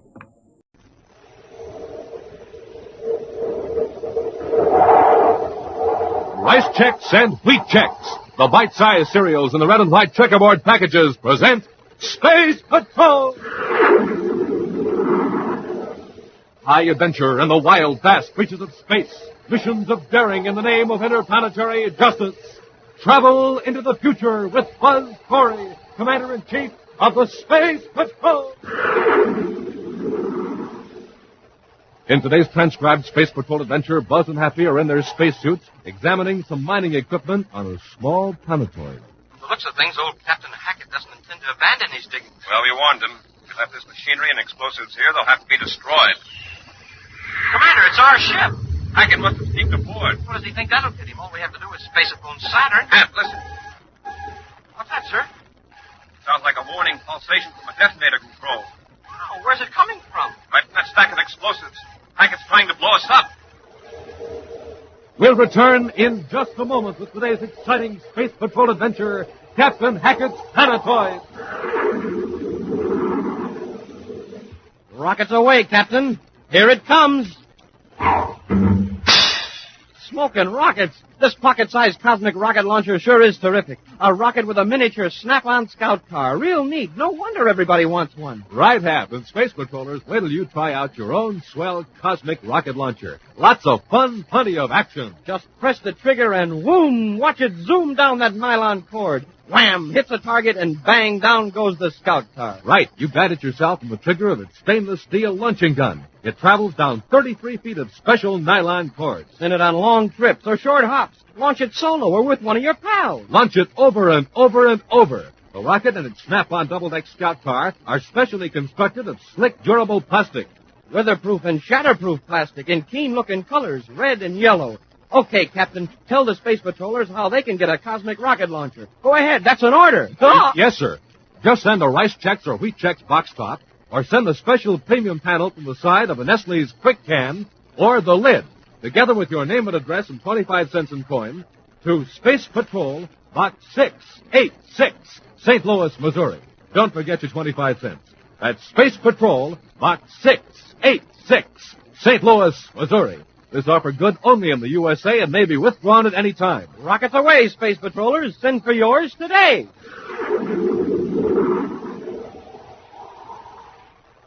And now, today's Space Patrol adventure, Captain Hackett's Planetoid. The Space Patrol, under the direction of Commander Corey, continues the unrelenting search for Prince Baccaratis. For the time being, however, the evil prince seems to have suspended his criminal operations. Right now, on Saturn's sixth moon, the Space Miners Outfitting and Supply Company is having its own special problem, for Captain Hackett is in camp. It is the bad fortune of Wilbur Jenkins, assistant manager, to be on duty alone in the supply center as the old Space Miners storms in. There's my list, Jenkins, all itemized. How soon can you fill that order and get supplies to my ship? I'm very sorry, Captain Hackett, but we simply can't extend any more credit. Jenkins, you're an idiot. What would you say if I told you I'll be back in 90 days with 100,000 credits worth of molybdenum? Molybdenum? No, it's all right. I've glad everything over a satellite. Listen, I've located some wolframite with a high content of molybdenum. In a few months, I can make enough to retire. Well, that's the story. Now get busy and fill this list. I'm very sorry, Captain Hackett. It's a matter of policy. No more credit. All right, Jenkins. You'll be sorry. Give me my list.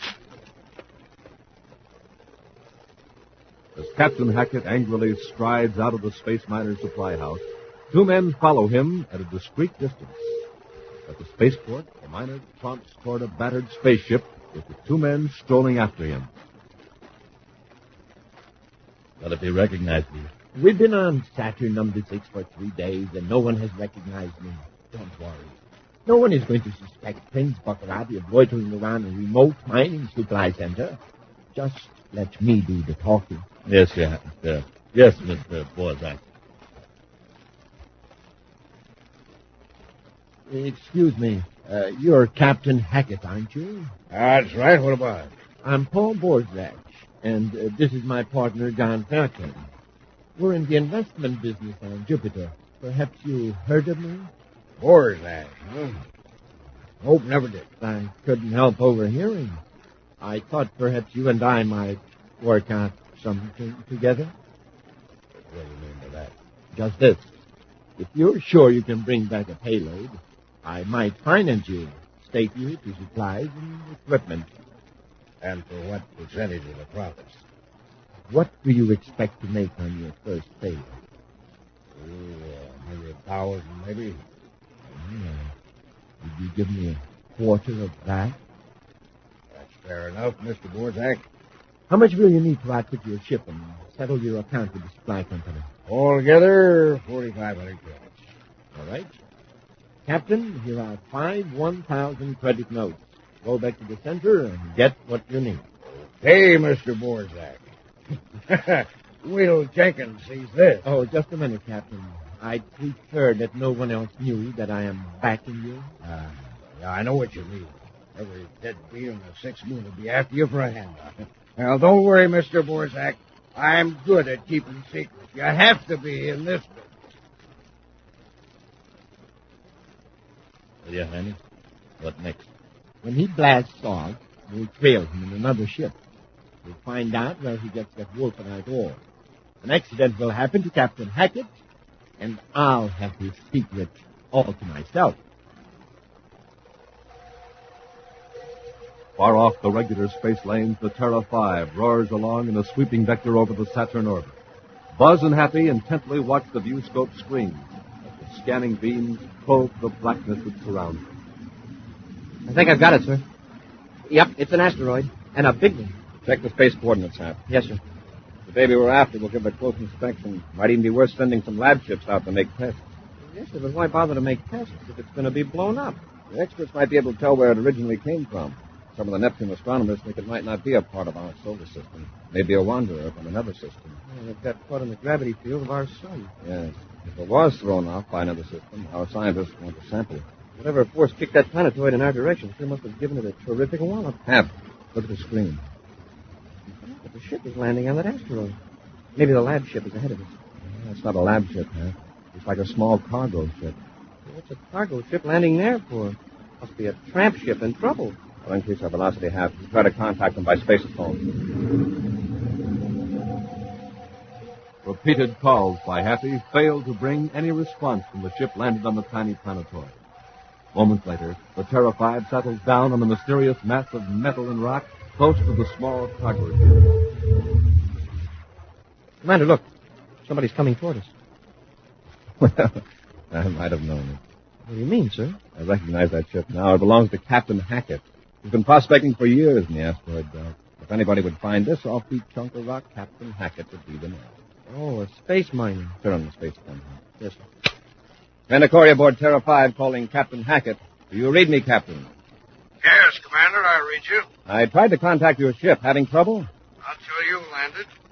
And a man work is digging out the space patrol barging in. What's wrong now? Better come aboard, Captain, and I'll explain. Corey out. It doesn't sound as though he likes you. Or the space patrol either. That's his general attitude toward everybody, huh? Well, there's the warning light, sir. He's in the airlock. Open the inner hand. Yes. Welcome aboard, Captain. Captain Hackett, this is Cadet Happy. How do you do, Captain? I asked what you're doing in this planetoid, Captain? Doing a little prospecting. And I got a right to. This is my planetoid by right of discovery. Already filed my claim. The papers are in my ship. Now, anything wrong with that? No, nothing's wrong. But it might be dangerous to stay here. What do you mean, dangerous? Captain, I'm sorry, but this planetoid is going to be blown up with a cosmic bomb. Blown up? What for? Because of its eccentric orbit. In a few days, it'll cross the orbits of the inner planets. So what? It won't be a menace to space travel? That's where we disagree, Captain.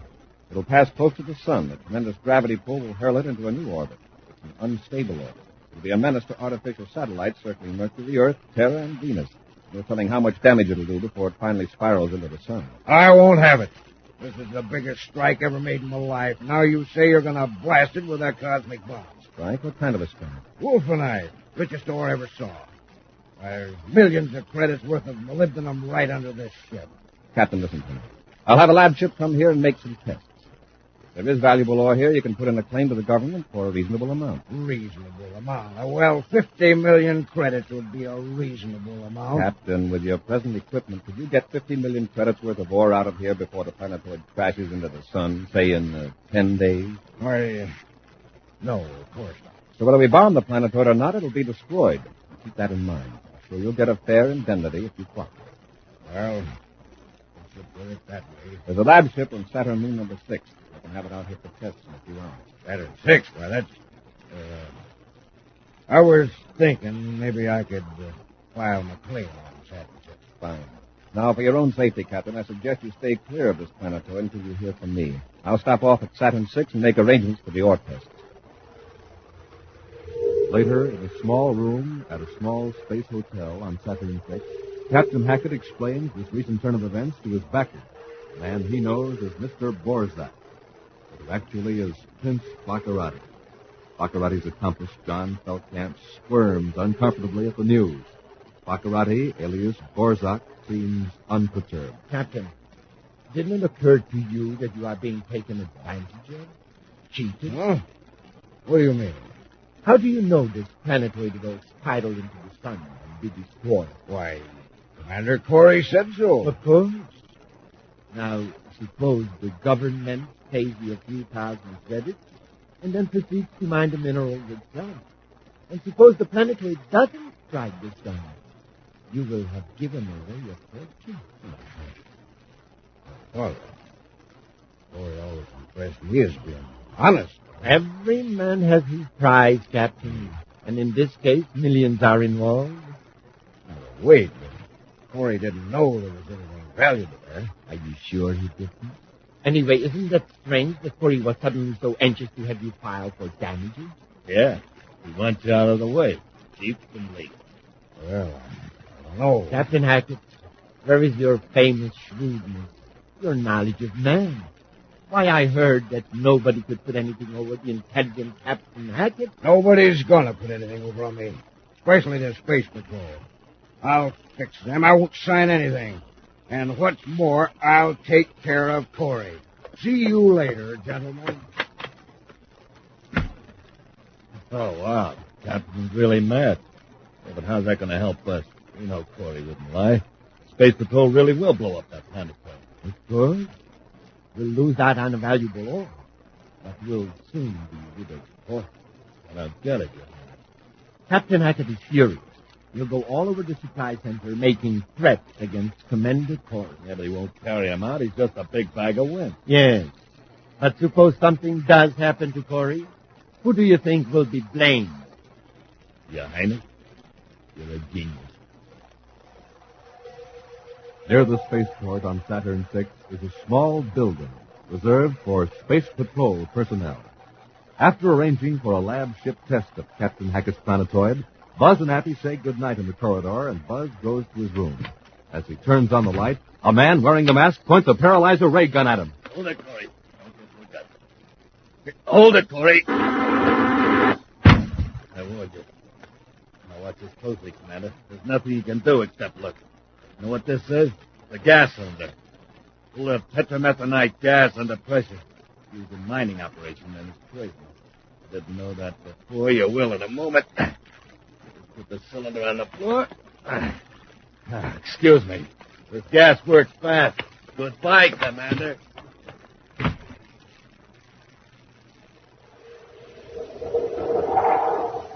We'll return to Space Patrol in just a moment. Wow, Captain Two-Fell. Our cosmic rocket launcher sure went traveling that time. Yes, sir. Space Patroller used all 33 feet of launching course. Hey, let's make this trip a short one, okay? Okay. All set? Here goes. You see, Captain? A direct hit. Yes, a direct hit every time, Space Patroller. Hey, do you want to launch it solo for a while? You bet. Gang, you can have the same kind of neat fun my pal and I are having right now with a cosmic rocket launcher like ours. Now, the rocket is 6 inches long with a snap-on double-deck scout car, specially constructed of shatterproof red and yellow plastic.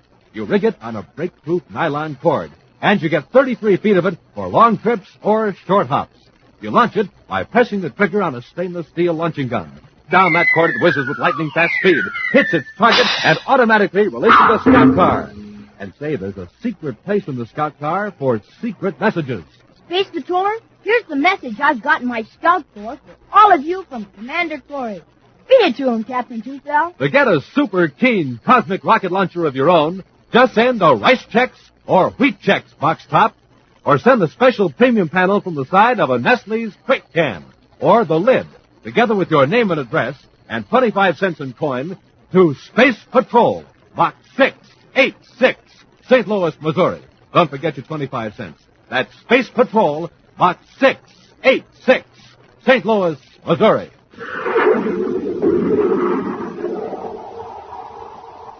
And now back to our Space Patrol adventure, Captain Hackett's Planetoid. Prince Baccarati has contrived a way to dispose of Commander Corey, so that blame will be placed on Captain Hackett.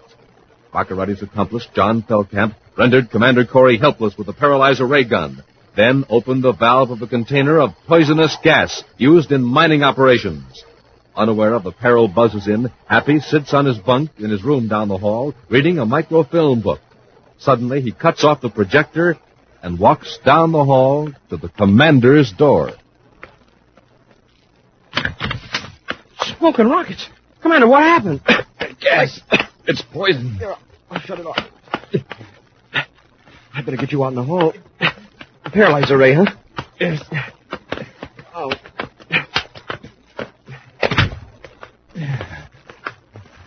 That's better. You got here just in time, Happy. I forgot what time you wanted me to report in the morning. I just came down to find out. Well, it's one time I'm grateful for your lapse of memory. Same here.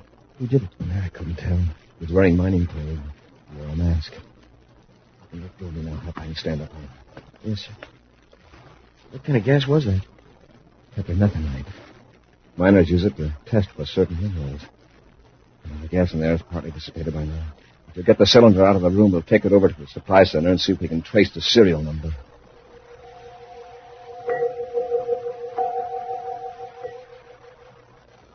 Yes, Commander. That cylinder was bought here at this store.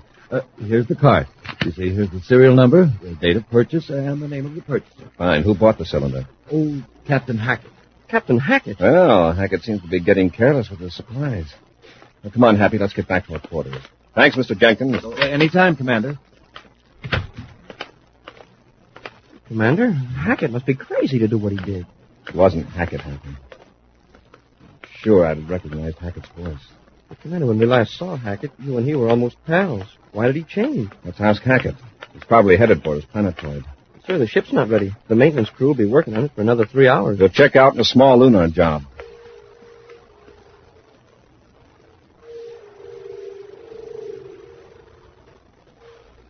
How come you told me you finished Corey, and now you tell me he's alive? Look, I don't know what happened, Your Highness. Something went wrong. Corey and the cadet went into the store a while ago carrying the gasoline. Found it. I'll bet that cadet rescued him. Where's that old fool, Captain Hackett? I think he's blasted off for his planetoid. We've got to get him before Corey has a chance to talk to him. Yeah, but Hackett doesn't know he tried to do away with Corey. Of course not. But suppose Corey looks us up to check Hackett's story. He'll recognize you. Exactly. Oh, he's still on Moon 6. Crew's working on his ship at the port. Come on. We'll get to the spaceport. We've got to make sure Corey never finds Hackett alive.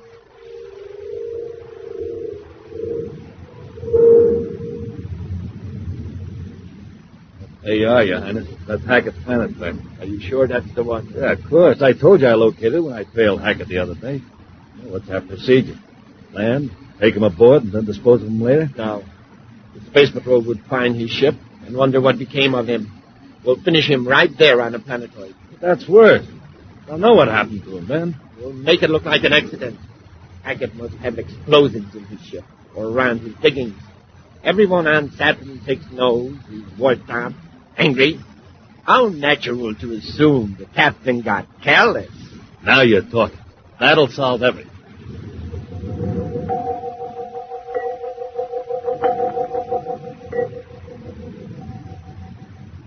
Say, Commander, suppose Hackett isn't just a hot-headed guy who popped off. Suppose that fellow in the mask was a pal of Hackett's. It's a possibility, Hap. You'll soon know. elsewhere, Prince Baccaratis' space cruiser lands on Hackett's planetoid near the miner's cargo ship. After a brief spaceophone conversation, Captain Hackett enters the airlock, opens his helmet base piece, and glares at the men in the ship. How did you find this planetoid, Borzak? You can't expect to keep this secret indefinitely, Captain. After all, the Space Patrol knows about it. Yeah, that's right. Why did you come here? I've made up my mind to work my claim until I'm forced off. I'll make an issue of it. You men back me, so it's only fair to warn you. In case you don't want to get involved with the Space Patrol. You can work this claim by yourself? Sure, I got machinery and explosives. It works. Oh, you plan to use explosives, eh? I'll probably have to. I've got electronic detonators, Mr. Borzak. I can set them on the charge, walk away a few hundred yards, press a switch, and boom. Very interesting. I'd like to see this equipment. Well, the portable control mechanism's in the ship. The rest of the stuff's down there in that crater-like depression where all the heavy equipment is. Your Highness, look at the view scope. Ship. It's coming right toward us. Now let them come. I'm staying right here.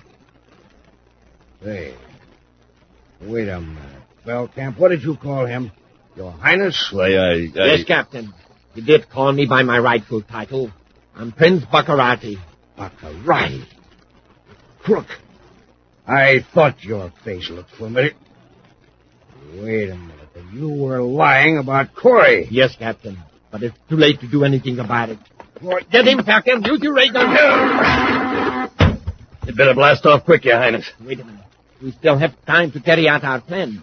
Falcon, close Hackett's space helmet and carry him down into the crater, below the mining equipment. Okay. Then get the detonator control out of Hackett's ship. You can hide behind those rocks over there. Then I'll blast off. Wait a minute. You mean you're leaving me here? Just for a short time. If that ship lands and someone gets out to investigate, you blow out the explosive. Then I'll come back and get you. How can I be sure? Well, even if I don't, you still have Hackett's ship for a getaway, or even the ship that's now on its way. I still don't like it. I've taken all the risks. That's the way it's going to be. Now, get Hackett out of here. I want to blast off before that other ship sees me. By the time Commander Corey lands the small lunar ship on the planetoid, Prince Baccaratis' cruiser is a tiny speck, almost invisible, in the black void of space. When Hackett fails to answer their spaceophone call, Buzz and Happy get out of their ship and in their spacesuits make their way across the rough, rocky surface toward the stacks of supplies and mining equipment. It's like Hackett to hide out. Maybe he's down the crater setting up drilling equipment. Commander, it's our ship. Somebody sneaked aboard it and blasted off. Captain Hackett. What does he think that'll get him? All we have to do is space upon Saturn and... Hey, we can take off after him in his own ship. It'd be faster anyway. Pat, listen. What's that, sir? Sounds like a warning pulsation from a detonator control. Detonator control? Where's it coming from? Right from that stack of explosives. Hackett's trying to blow us up. By remote control? From our ship? Yes, he must have had a portable rig. We better get out of this crater. We'll never make it. Pat, stay here. I'm going to try to reach that detonator. What? Top of the explosives. If I can break that control circuit. Can you locate the switch? I hope this is the right one. Keep down.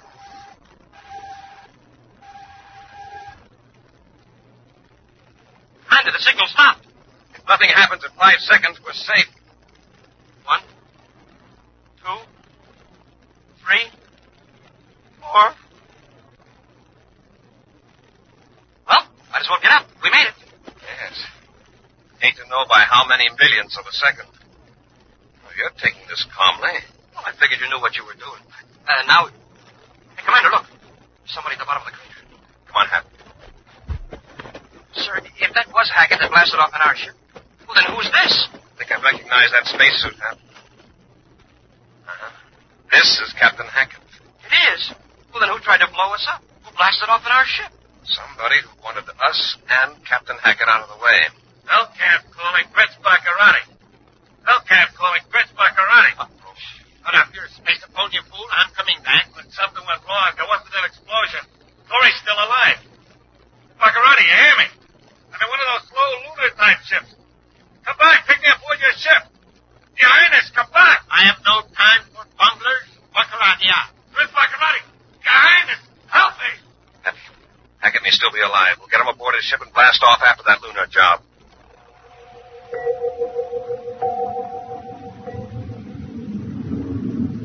How do you feel now, Captain? All right, Commander. Why, you're aboard my ship. That's right. Commander, I owe you an apology. I was a fool. Commander, there's that Lunar-type ship. We're gaining fast. It's Volcab. Rolcab? That's Baccaratis' partner. They lied to me, Commander. I know. Watch out for Baccaratis. He's a slick one. Unfortunately, Baccarati isn't in that ship. He's just got Feldkamp to deal with. Turn on the space account here. Commander Corey, to Feldkamp aboard Lunar-type ship S687. Corey to Feldkamp. We've got you in our view scope, and we're gaining on you fast. What's your decision? I'm waiting, Feldkamp. Feldkamp, Commander Corey. I'm giving up. I cut off all rockets. What about Baccarati? Where's he headed? I don't know. That's the truth. I knew I'd tell you. Double-crossed me. Stand by to board this ship, Feldkamp. Corey out. Commander, I owe you and the cadet plenty. You saved me from Baccarati and his pal. All along, you were trying to help me. I went around saying those lies about you. Forget it, Captain. You were deceived, that's all. Sure, and you were worried about losing that planetoid. That's right. Something that important would upset anybody. Oh, well, maybe it's all for the best. I used to envy fellows that struck it rich. People would point to them and say, there's so-and-so, king of uranium. Or, look, that's the king of cobalt. That's what I thought I wanted. Yeah, but how many people can say, there goes Hackett, the king of the molybdenum? No, Happy, it's molybdenum. Molybdenum. There, you see, I told you nobody could say molybdenum. No, I said it! In just a moment, a preview of next week's exciting Space Patrol adventure brought to you by Nestle's Quick for the greatest tasting chocolate milk and those famous Nestle's chocolate bars. Hi, Space Patrollers. This is Tony Sarge, and I'm telling you the new cosmic rocket launcher is sensational. Here's what you get again. A break-proof plastic rocket and scout car. 33 feet of tough nylon cord. And a stainless steel trigger. Fire it and wham! The rocket shoots to its target and automatically releases the scout car in midair. Fast? Wow! The only thing faster is the way Nestle's Quick disappears. Honest, Quick makes milk so chocolatey, so delicious. Just like Nestle's chocolate bar. You want it all the time. To make the best chocolate milk in the universe. And get that cosmic rocket launcher. Just do this. Ask your mom to buy the brown and yellow can of Nestle's Quick. Then send the premium panel from the label, or lid from the Nestle's can, or a Rice Chex or Wheat Chex box top, together with your name and address and 25 cents in coin, to Space Patrol, Box 686, St. Louis, Missouri. That's Space Patrol, Box 686, St. Louis, Missouri. And hurry. Now, a preview of next week's exciting Space Patrol adventure. Buzz and Happy, wounded in a fight with two of Baccarati's agents, had collapsed before the open door of a huge spaceship hangar on the planet Venus. The storm's getting worse, Commander. Crawl inside that hangar and close the door. We'll be safe. Dust, I can hardly breathe. In a minute, we'll have a thick 80-ton door between us and the wind. Keep going, Hap. A few more feet. Commander, the hangar door. It's closing. Move fast, Hap. I can't. Hurry. We're right under the door. If it hits us, we're finished. Be sure to join us next week for the thrilling story, The Capture of the Red Falcon. Space Patrol, created by Mike Moser, starring Ed Kemmer as Commander Corey and Lynn Osborne as Cadet Happy, was written by Lou Houston, produced and directed by Larry Robertson, executive producer Mike Devery. Other players were Bela Kovacs, Norman Jelly, Ken Mayer, and Tony Sides. Dick Tufeld speaking. Now, don't forget to tune in next Saturday and every Saturday for daring, exciting adventure on Space Patrol! Space Patrol was brought to you today by Rice Chex and Wheat Chex, the bite-sized cereals in the red and white checkerboard packages. Be sure to see another exciting Space Patrol story on your local ABC television station. Consult your newspaper for time and channel. This program is broadcast for Armed Forces overseas through the worldwide facilities of the Armed Forces Radio Service. Space Patrol came to you transcribed from Hollywood. This is ABC Radio Network. countdown for blast off. X minus 5, 4, 3, 2, X minus 1, fire.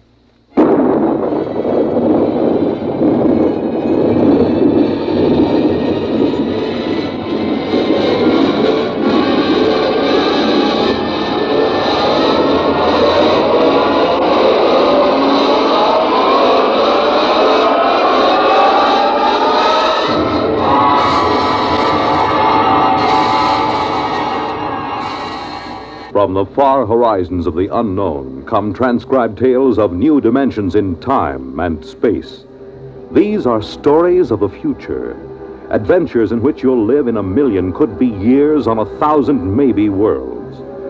The National Broadcasting Company, in cooperation with Galaxy Science Fiction Magazine, presents X minus 1.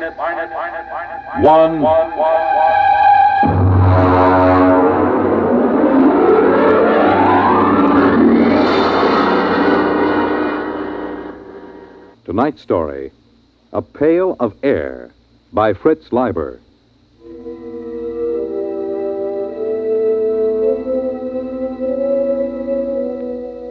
It was pretty quiet in the nest. Pa was just sitting by the fire, staring into it like he does these days, and Ma was asleep. That's why it was so quiet. Ma has some pretty bad times when she just screams and huddles back against the blankets that line the nest. Sis was looking at herself in the mirror that hangs next to the bookshelf. I don't know what she finds to look at so long, but then she's a girl. She just looks at herself. Saturdays, when Pa puts a couple of extra lumps of coal on the fire and we take a bath, she looks at herself in the mirror and sometimes she cries. I dropped the book I was reading, and I guess that woke Ma. Huh? What? What? Pick up the book, Bud. I'm sorry, Pa. It's come back. Hasn't it, Alfred? It's come back. It was just Bud. He dropped his book. Oh, but it's come back. Well, it's out there now, isn't it? I feel a lot warmer. Now, Ethel. It's up there in the sky. Just the way it always was. I know. I had a dream, Alfred. I know, dear. Sis, melt your mother a cup of water. I'm combing my hair. Sis. Oh, all right. Got to get up. I know it's there. There'll be crocuses. And the spring bulbs. And daffodils. What are daffodils, Ma? Well, Buddy, they're a flower. And they're very pretty. Yellow. On a tall green stalk. Oh, I want to go out. I want to take the children out. All right now, Ethel. Here's some water. Come on, children. We'll all go out and you can play in the sun. Sure, Ma. Here, drink the water, Ma. It's cold, Alfred. You rap on the pipes and make that super send up some more heat. What's a super, Pa? It doesn't matter, Bud. There aren't any anymore. Oh. Pa, the pail's running low. Bud, you better get into your things and go out and get an extra pail of air. There are a couple of pails behind the first blankets. Go on, get into your things. It isn't back, is it? No, it isn't. There's no sun in the sky. No sun, is there? No, Ma. What was it like? The sun. Sis, don't get your ma upset. The sun was yellow. And so bright you couldn't look at it. Burning hot. So hot. But when you stretched out in it, it made you feel warm all over. Tingly warm. It's been so long since I've been that warm. I was warm last year on my birthday when Pa put all that extra coal on. And then every morning it would come out of the east. Make the clouds all pink and yellow. And the mist would rise in the ground, and then slowly everything would glow warmer, warmer. And then it would be up there in the sky, shining, warm. Hurry up, Bud. I'm almost ready, Pa. I want the sun. I want the sun back. Alfred, get me the sun. It's gone, Ethel. There's nothing I can do. For Christmas? On my birthday? Go ahead, Bud. Take the big pail and get it full this time. There's no sense in taking the trip for only half a bucket of air. I spilled it the last time. It's dark, Alfred. It's dark. Go ahead, Bud. Strap down the helmet, will you, sis? For goodness sake, stand up straight. Okay. All right, I'll be right back. Don't hold the blankets open too long. All right, Ethel. We're all safe. Bud will be right back with another pail of air. It's all right.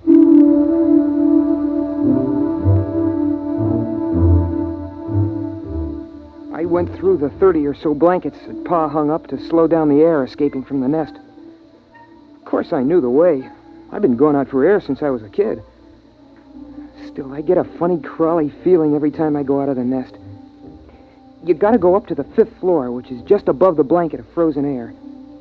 You see, when the earth got cold, all the water in the air froze first and made a blanket about 10 feet thick or so, and then down on top of that dropped all the crystals of frozen air, making another blanket 60 or 70 feet thick. I came out of the window we use on the 5th floor and started to scoop up the air into my pail. I had it about full. Boy, my fingers are getting pretty cold when I saw something.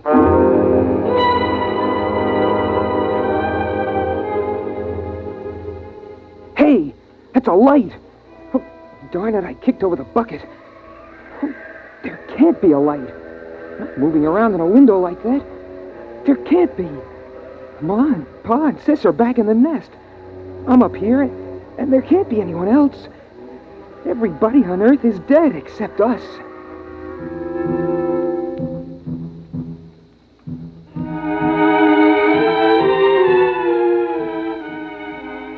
I had an idea how Ma must feel sometimes, the way she sees things. But there it was, moving around in the building across the way. I stood there shaking, and I almost froze my feet. I did frost my helmet so solid on the inside I couldn't see anything. So I hurried up and scooped up another bucket of air and headed back for the nest as fast as I could.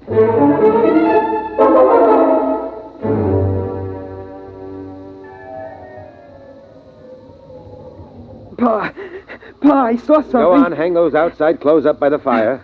Phew. Pa, I saw something, I did. Your mother's quiet now. Don't upset her. Pa, it was a light. Wait till I get this air next to the fire. Give me the cloth, Sis. Shall I put another lump of coal on, Pa? No. The oxygen from this bucket will get the fire up when it begins to melt. There. Pa, I'm trying to tell you, I saw something up there. Light. There's lots of lights. Stars. I know what stars look like, Dopey. They're big, steady white lights in the sky. This was down here in a building. What is it? Alfred, what is it? Nothing, Ethel. Now, what is this, Bud? Well, first I thought it was a lady. A young lady. I mean it. Like in one of those old magazines. I thought I saw it in a window. But then all I saw was a light. You watched it for some time, son? Long enough for it to pass 5 windows and go to the next floor. And it didn't look like stray electricity? No, Pa, I know what that looks like. Or a star refracted through an icicle?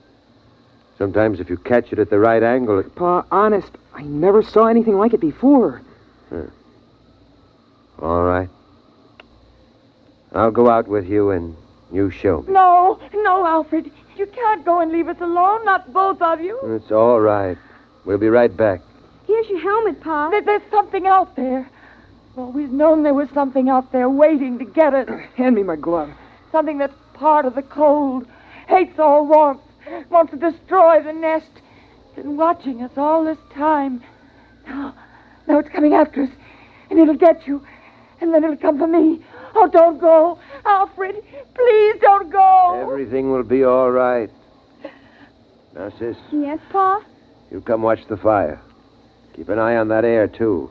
If it gets too low or doesn't seem to be boiling fast enough, get another bucket behind the blanket. Alfred, don't go. I'll take care of it, Pa.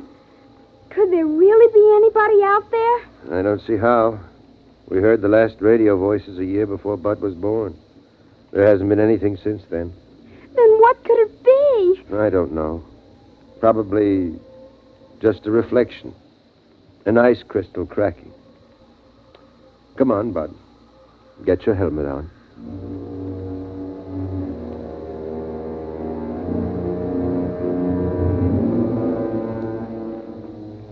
It's funny. When I go out alone, I'm not scared or anything. But when I go out with Pa, I always hang on to his belt like I used to when I was a little kid. Habit, I guess. It's the same no matter what trip we take. On the 5th floor, we stopped to rest just before we went out. We were in the room with the frozen people. The lady sitting looking at the door.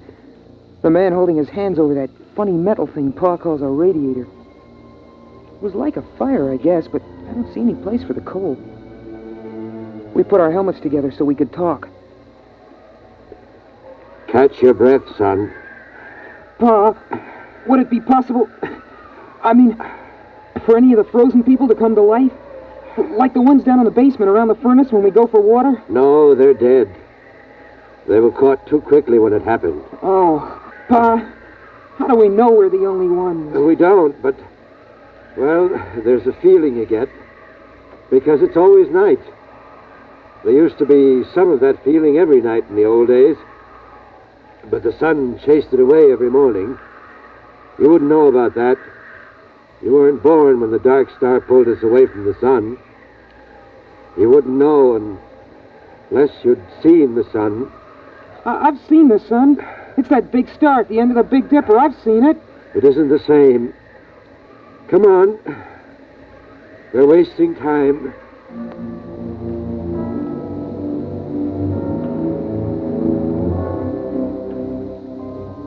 I don't know what the city looked like in the old days, but now it's beautiful.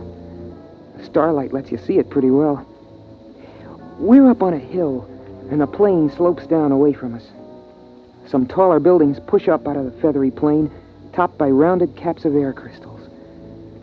Some of them are on a slant because a lot of the buildings are badly twisted by the quakes and everything when a dark star pulled the Earth away from the sun. That's why Pa can't seal up the nest airtight.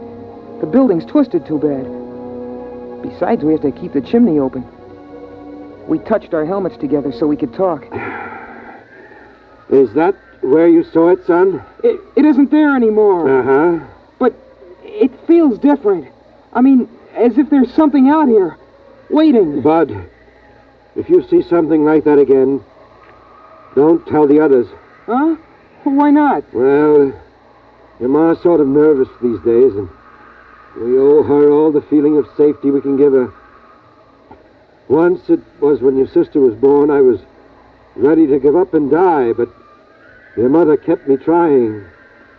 Another time, she kept the fire going a whole week all by herself when I was sick. She couldn't do that now. Not the way she is. But you know that game we sometimes play, tossing a ball around? Well, courage is like a ball. A person can hold it only so long, and then he's got to toss it to someone else.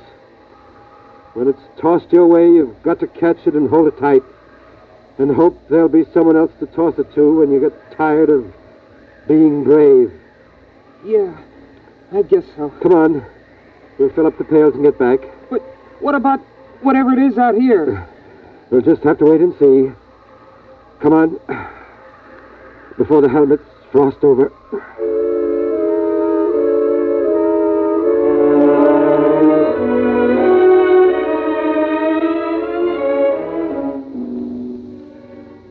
It's pretty hard to hide your feelings in the nest. There's just room for the four of us.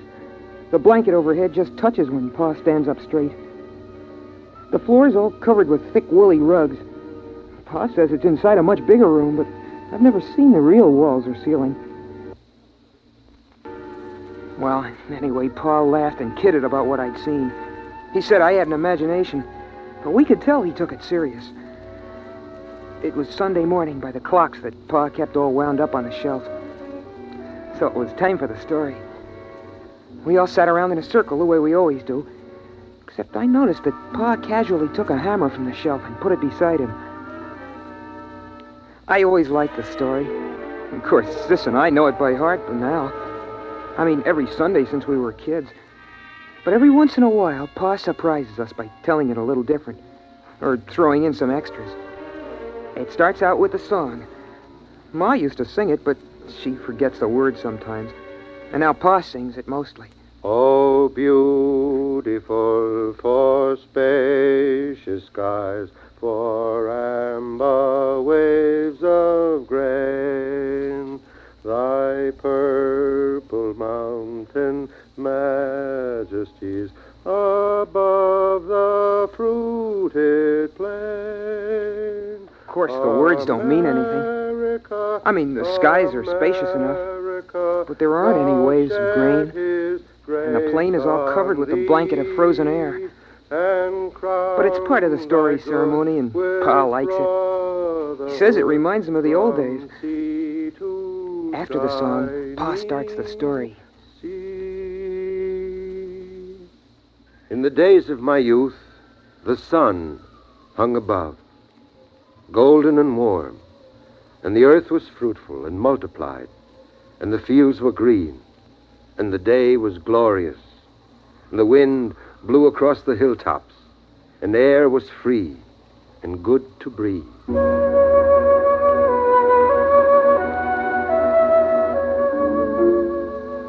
That's the part of the story I like best, about how it was with the sun nice and warm. It's hard to believe, all those people living without having to worry about cold and air, never waking up sweating and screaming because you dreamed the fire went out. It's impossible to believe, but Pa was a good storyteller, and he made it seem real. And then the dark star came rushing out of space. In the beginning, they tried to keep the news from the people, but when the floods and the earthquake started, the truth came out.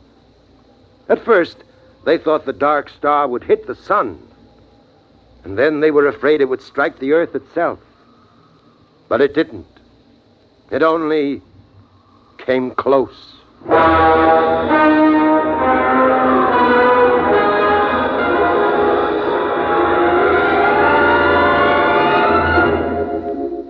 Pa tells it like the sun and the dark star fought for the earth like two dogs over a bone. I know what he means, because I've seen a picture of a dog in a magazine. And then the dark star won and carried us off. But the sun kept the moon. There were earthquakes and floods. Pa says that mountains fell and oceans slopped over. Oceans, that's a lot of melted water lying around loose. It's hard to imagine. But Pa says it was so. Then came the open question time in the story. Sis asked a question about what girls wore for clothes. And I asked Pa how people acted in those days when the earth was twisted and jerked almost apart. Well, Bud, I was too busy to notice much. A friend of mine, Dr. Weisbrot, and Kelly, the geophysicist, and Walters, the astronomer, we knew what was going to happen. And we were working to fix up a place with airtight walls and insulation and big supplies of food and bottled air. But the place got smashed up in the earthquakes, and they were all killed. So I put the nest together at the last minute in the living room of our apartment. It's a 4-room apartment. You must have seen some of the people, like the frozen ones downstairs. At that time, Bud, I only thought of one thing. Your mother and survival.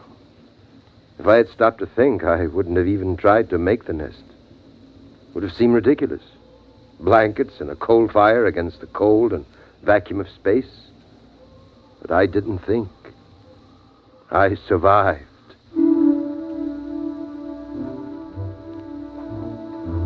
I wasn't listening carefully as Pa went on about the building of the nest. I kept thinking about something else. About that light I'd seen outside. I kept asking myself, what if the frozen people were coming to life? What if they were like the liquid helium that crawls toward heat when it should be frozen solid? What if something were coming from the dark star to get us?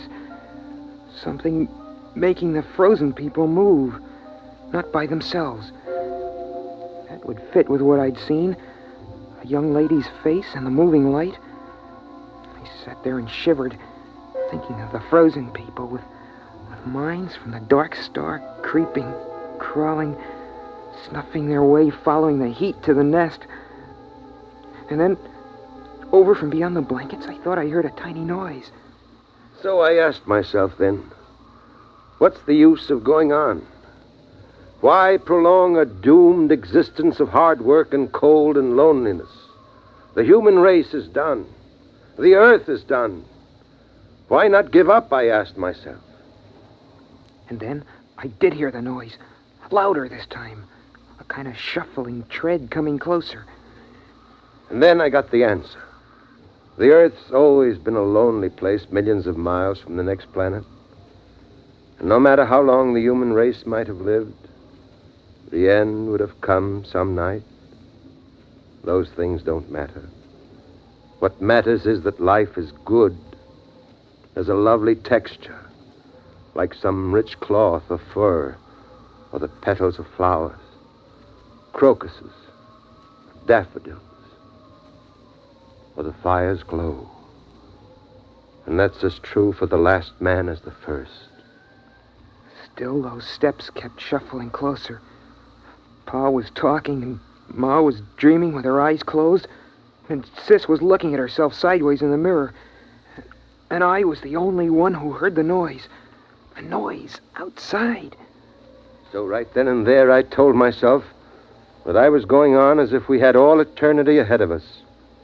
I'd have children, and I'd teach them all I could. I'd get them to read books, try to enlarge and seal the nest. I'd try to keep everything beautiful and alive. I'd keep alive my feeling of wonder, even at the cold and the dark and the distant stars. Pa, I hear. I know. What is it, Alfred? What is it? What's going on? Oh, you've got to tell me. Pa, I'm scared. Quiet. But you heard it? Uh-huh. Kind of shuffling, coming toward the nest. Oh. Sis, take care of your mother. It's all right, Ma. Lie down. Come on. I'll take the hammer. You take the hatchet. What is it, Pa? What is it? I don't know. Listen. It's closer. Oh, Mush. Pa, the blanket is moving. Ready with your axe. Hello? Who's there? Is there somebody in there? Come in. It's all right. They're alive. Alive. Who are you? Alfred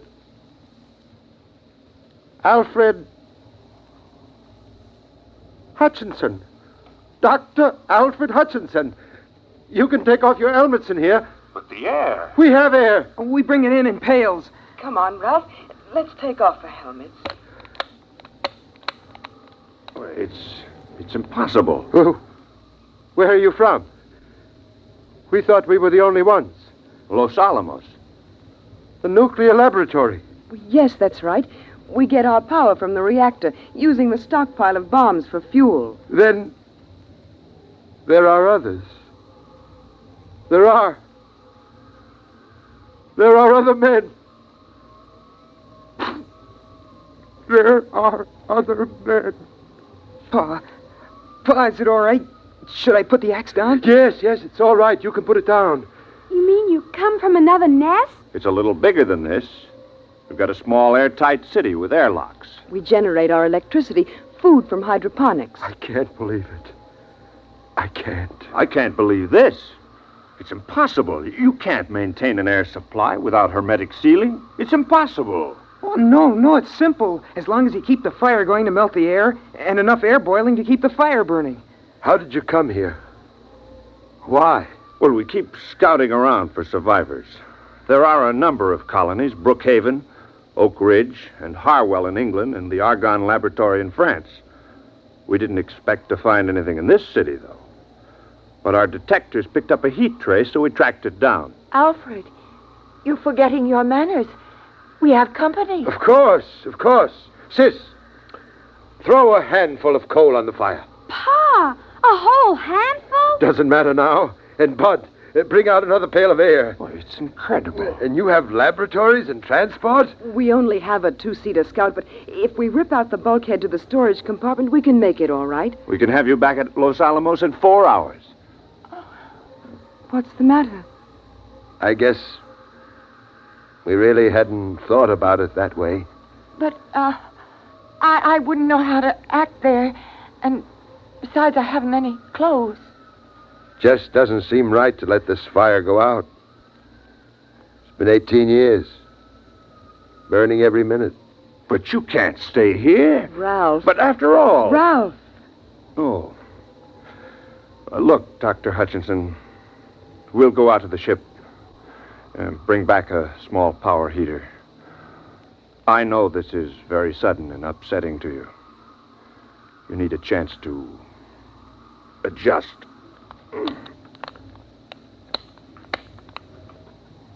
We'll be back in a few minutes. It's incredible. In buckets, air in buckets. Well, They didn't think the nest smelled so good. I could tell. She had a wave in her hair. Did you see that? And lipstick. I suppose we have to decide what to do. Pa, at Los Alamos and those other places, there'll be lots of people, won't there? Yes, I mean, not just your father or a brother. that's right. Boys? I suppose so. But somehow I feel a little empty. Alfred, it's different now that we know others are alive. You don't have to feel the responsibility for keeping the human race going. Pa, I'd like to see those rockets and laboratories. Wouldn't you, Pa? I suppose so. It won't be easy leaving the nest. I mean, it's just right, and there's only 4 of us. It's kind of a scary idea. Big place with a lot of strangers. You'll get over that feeling, son. The trouble with the world was that it kept getting smaller and smaller till it ended with just the nest. Now it'll be good to have a real, huge world again. The way it was in the beginning.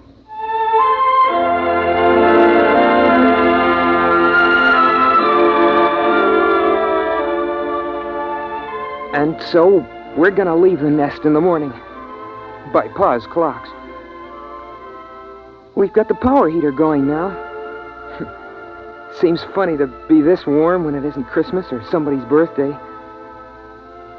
But still, it's hard for me to realize that this is the last time I'll go out of the nest, through all the blankets, to get a pail of air.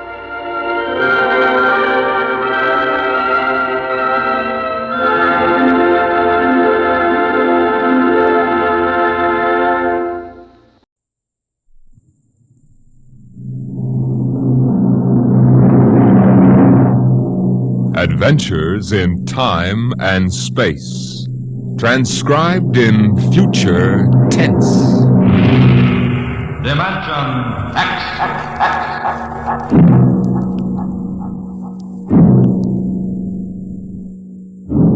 The National Broadcasting Company, in cooperation with Street and Smith, publishers of astounding science fiction, bring you Dimension X.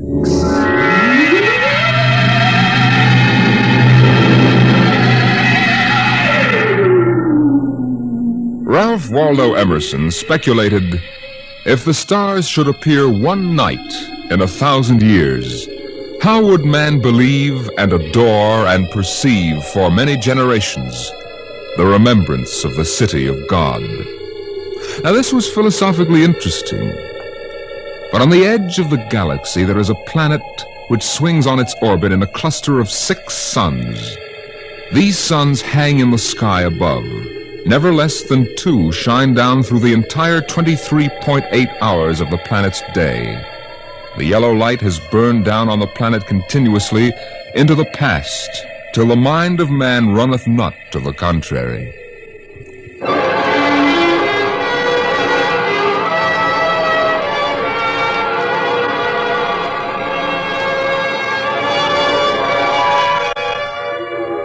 Theremin was a reporter for the Cerro City Chronicle. He covered them all, from the night police beat to politics to the sports pages.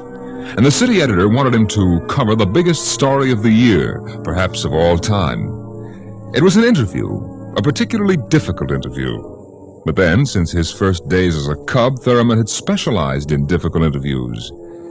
He didn't expect violence, though, from an astronomer. You're from that newspaper? Well, you've got a lot of gall coming here? Now, wait a minute, Dr. Anton. It's only a job. I've read your paper. You've been riding this observatory for 2 months now. You've attacked me personally. I have nothing to say to you. All right, look, this is your chance to get your side in the paper. I'll give it to you straight. 2 months ago, the observatory issued a press statement that the world was coming to an end. That's the same story that the cult of Revelations has been preaching. And when a scientist backs that up, it's news. Our conclusions have nothing to do with the cult. The cult of Revelations is full of superstition and mysticism. We are scientists. Yeah. And you got the people pretty angry. That does not matter. You know, if I can't get the story from you, I'll have to go somewhere else. Go ahead. All right. You know, Dr. Raton, the paper can be pretty rough on someone who doesn't cooperate. Young man, if you're not out of the observatory within 5 minutes, I shall call the police. Now get out.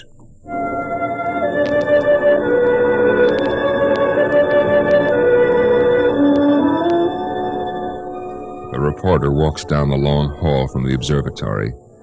The light filters through the high windows, the yellow light of Gamma, the brightest of the 6 suns in the planet's sky.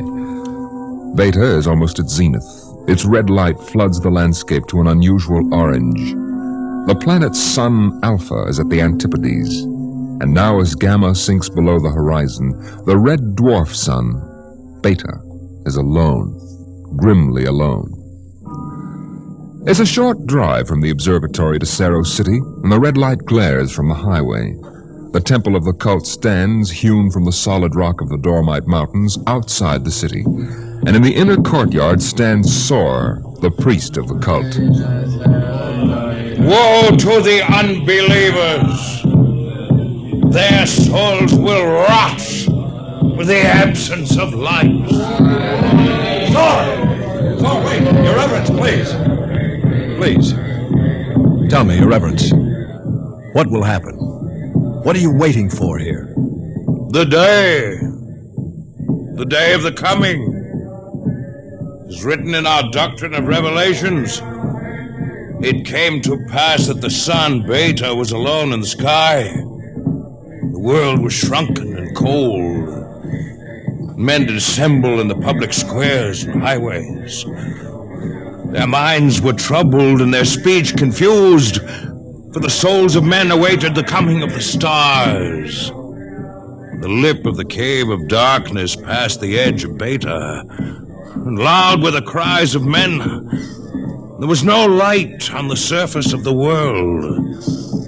In this blackness there appeared the stars in countless numbers. In that moment the souls of men departed from them. Their abandoned bodies became even as beasts. And the stars then reached down the heavens' flame, and where it touched, the cities of the world flamed to destruction. So that of man and all the works of man naught remained. So it is written.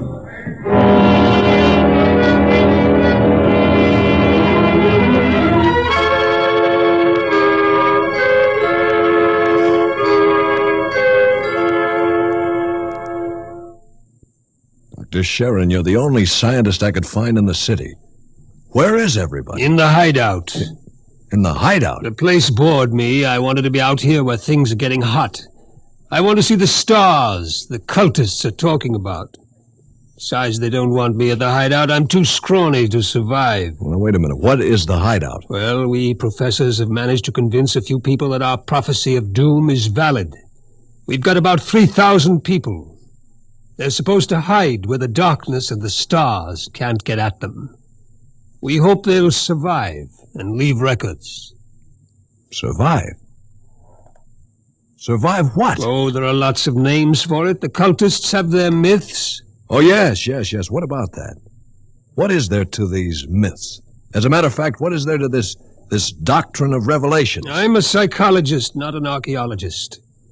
How true it is, I don't know, but the cultists say that every 2,050 years, all the suns disappear, and there is a total darkness. And then they say things appear called stars. Of course, men go mad. They mix all this up with a lot of religio-mystic notions, but that is the central idea. Yeah. Well, that's impossible, isn't it? I mean, there are always at least 2 suns in the sky, most of the time 4 or 5. There are not now, only Beta. Dr. Sharon, you mean that there's going to be worldwide darkness tomorrow? That all mankind will go violently insane? What's behind that? Well, for one thing, this is history of civilization of the world.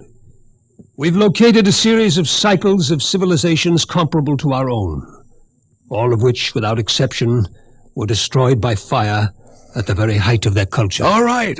But is there any scientific theory behind this and that would explain it? The University Observatory finished their calculations 2 months ago. Tomorrow there will be an eclipse of Beta so that the planet will become dark.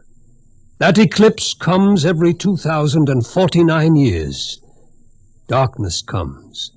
Maybe those mysterious stars that no man has ever seen. And then madness and the end of civilization. I see. And the scientists expect to live through this at the hideout, huh? They plan to photograph the eclipse and leave the records, and then the rest of mankind will know what to expect. Mm-hmm. Dr. Sharon, what is there in darkness to drive men mad? Have you ever experienced darkness, young man? No, but I know what it is. It's just... well, no light. Draw the curtain. Well, what for? If we had 4 or 5 suns out there, we might want to cut the light down for comfort, but with only Beta... That is the point. Just draw the curtain and then come here and sit down. All right. What? Dr. Sharon, I can't see you. Feel your way. Yeah, but I can't see. I can't see anything. Do you like it? Well... No, it's awful. The walls. They seem to be closing in on me. I want to keep pushing them away. All right. Draw the curtain back again. The light. The light. Dr. Sharon, have you got a drink? Right here. That was just a dark room. Yeah. It wasn't really so bad. You're afraid. Yes, I am.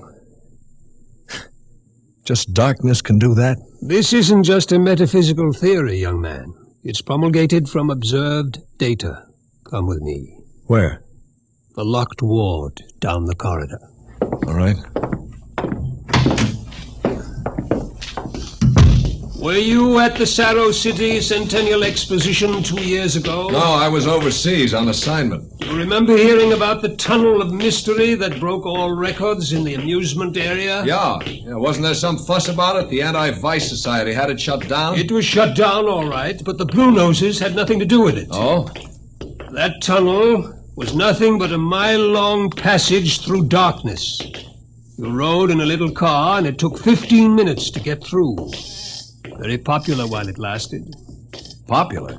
There's a fascination in being frightened when it's part of a game. Absence of light is one of the instinctive human fears. People came out of that 15 minutes of darkness shaking and half dead with fear. Half dead? I thought there were some deaths. Bad hearts, but that wasn't the big danger. Now, which key is this? Wait a minute, Dr. Sharon. Where are we going? You'll see. No, the heart attacks were actually good for business, but there was something else. Here, I'll show you. I want you to see somebody. Latimer. Latimer? Go away. Latimer, I want you to meet somebody. This is Mr. Theremin. No, go away. Hello? He's pushing me. Make him stop pushing me. Go away. I'm not touching him. What's wrong? Latimer is afraid. The walls. They're falling in on me, the walls. I've got to get out. Let me out. You can't go out, Latimer. It's all right. I've got to get out. Let me out. Let me out. that sleeping period, we have to give him a shot of morphine. Otherwise, he'd bat his brains out against the wall. Well, what's wrong with him? Nothing. Nothing but 15 minutes in the darkness of the tunnel of mystery. Oh, Doctor, that's impossible. 1 person out of 10 came out of the tunnel that way. That's why we had to shut it down. Why? Why should darkness do that? It's obvious man cannot exist without light. Longer periods of darkness would obviously be fatal. The scientific theory is that the consciousness of light is necessary for mental activity. Please, Doctor, let me outside. Let me outside. Please, I can't breathe. They're pushing me. They're always pushing me. I can't stand it. I can't stand it. There you are, Theremin. That's what 15 minutes of darkness will do. Man just wasn't built to operate without light. There are always at least 2 suns in the sky, most of the time more. Yeah. Just 15 minutes of darkness. Now then, look out of that window. Imagine darkness everywhere. No light as far as you can see. Black. Everything black. And the stars, whatever they are, well, can you conceive it? Your mind wasn't built for that conception. When the real thing comes, you'll go mad completely and permanently. There's no question of it. Tomorrow there won't be a city left standing in the world. Well, why, Doctor? Why should the cities be destroyed? If you were in darkness, what would you want more than anything else? What would it be that every instinct would call for? Light. And how would you get light? I don't know. You'd burn something, and every city in the world will go up in flames. Shall we go back to my office, Mr. Theremin, and have another drink?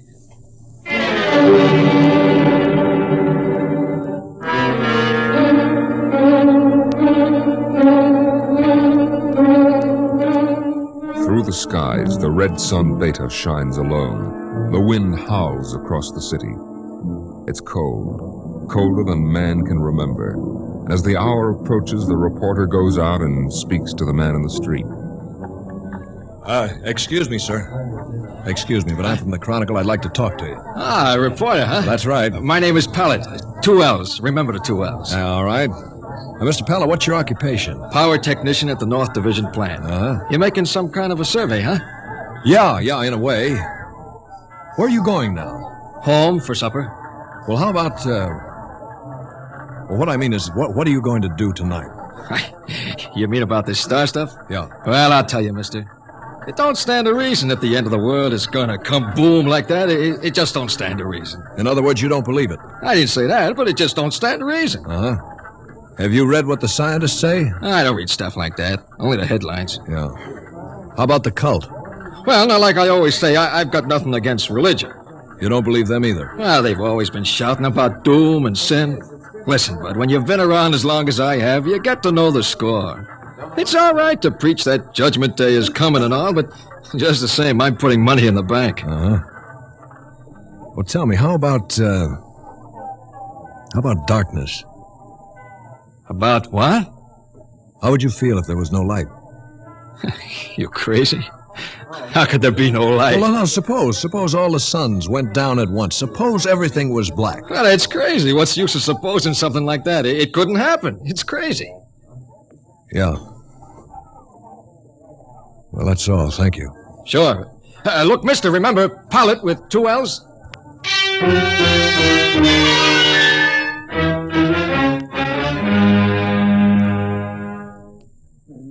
Excuse me, sir, but I represent the Chronicle, and we're conducting a poll to determine public opinion with regard to the predicted end of the world.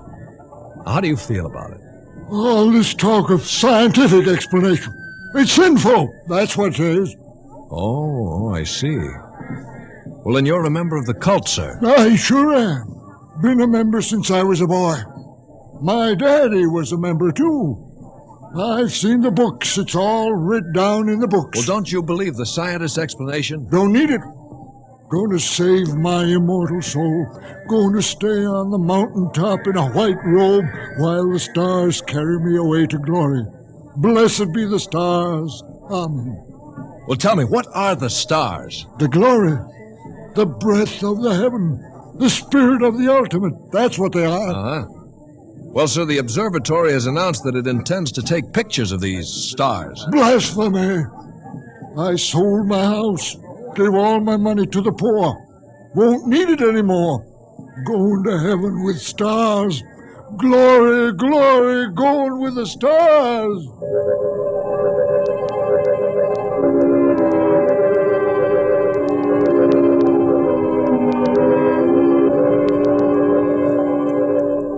A reporter checks the stock exchange, the stores. Business at a standstill. Doesn't pay to buy anything today, not if the world's going to end tomorrow. There are predictions of economic collapse in the financial section, layoffs at the factories on the edge of the city. And through the streets, the people mill and turn, unsure, crying in fear or shouting with bravado. But the story isn't here in the city. And so as the hour approaches, the reporter goes again to the observatory high in the hills. Now look, Dr. Raton, if you are right, if the world is going to be destroyed, what's the difference if I stay here and observe and take notes? Oh, nothing, I suppose, but you'll be in the way. We have work to do. All right, if I stay out of the way. I can't be bothered with you. You'll have to leave, Mr. Theremin. Hello.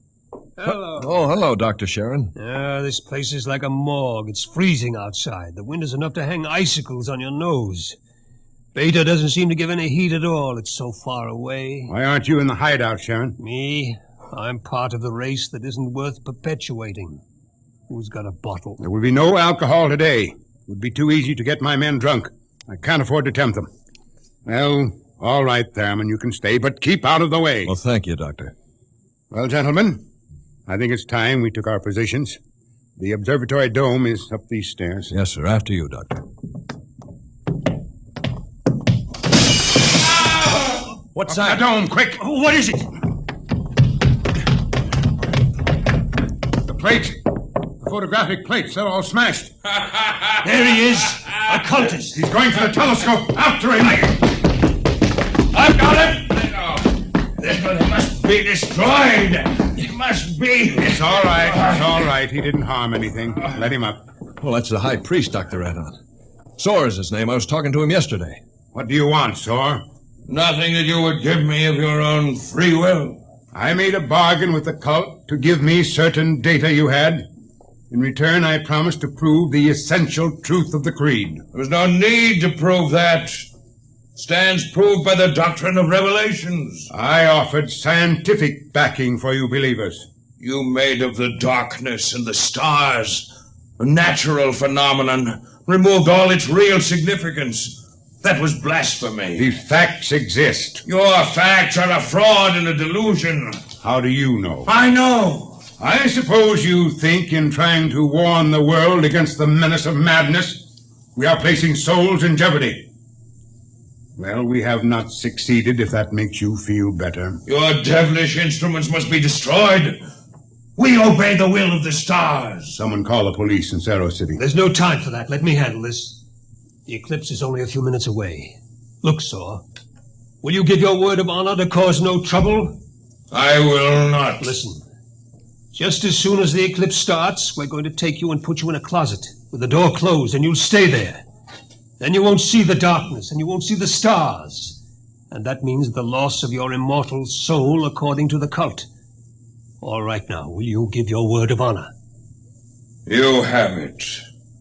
You will all be damned for your deeds of today. Look! Cameras! Yes, sir. Check the exposures carefully. We will, sir. You're shaking, Mr. Themin. Well, I don't feel very well, that's all. You're not losing your nerve? No, I'm just not used to this. You could probably make the hideout. Now, look, I've been assigned to cover a story and intend to cover it. Professional honor? Yeah. And I'd give my right arm for a bottle right now. I need a drink. What's that? The cultist. That's the doctrine of revelations. Well, I don't understand it. He's chanting some old cycle language. The doctrine of revelations was originally written in it. There are probably 2 million people in Cerro City who are trying to join the cult. One gigantic revival. Dr. Sharon, how do the cultists manage to keep the doctrine of revelations going from cycle to cycle? If everyone goes mad, who wrote this doctrine? There are some people who don't see the stars. the blind. They would have memories, and that, combined with the confused, incoherent babbling of the mad, form the basis for the doctrine of revelations.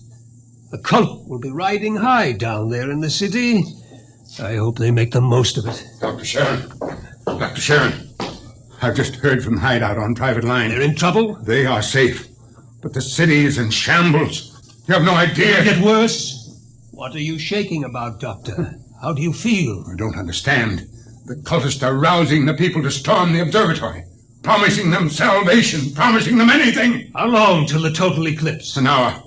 I'm going to check those cannons. It's a gamble. It'll take time to get a mob out here.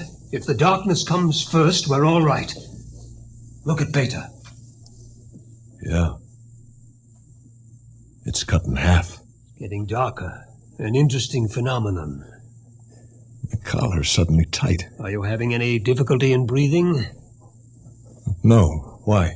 Difficulty in breathing is one of the first symptoms we've experimented. I'm cold. It seems to be getting colder. We'd better keep our minds on something else. Yeah. One of the astronomers has a theory about the stars. He thinks they may be suns that are too far away to see in the light.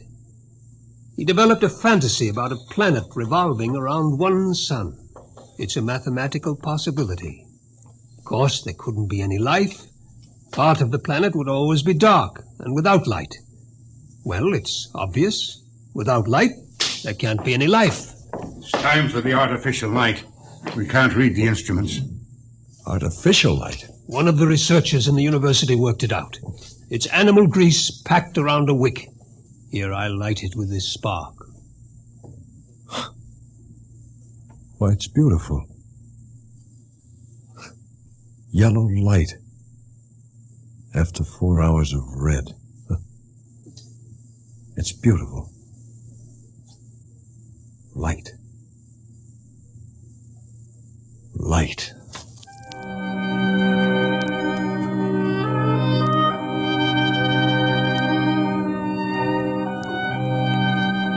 The dome is quiet. The priest in his yellow robe sways slowly as his lips move in the ancient tongue. Over and over he whispers the invocation to the stars. The technicians hunch over the instruments, and the sky gradually turns a horrible, deep purple red. The air grows denser. Dusk, like a palpable entity, enters the room. The dancing circle of yellow light about the torches etches itself into ever sharper distinction against the ever-gathering grayness beyond. Outside, Beta is a mere smoldering splendor, taking a last look at the world. The western horizon in the direction of the city is lost in darkness, and along the highway to the observatory surges a menacing, shadowy mass. The mob from the city. They're coming. How long till total eclipse? 15 minutes. But that mob will be here in 5. We'll hold them off. Come on, Thurman, downstairs. Now, wait a minute. There's no light down there. We have to block the door. Come on. I can't breathe. I can't go down there. Take a torch. We'll take light with us. Come on.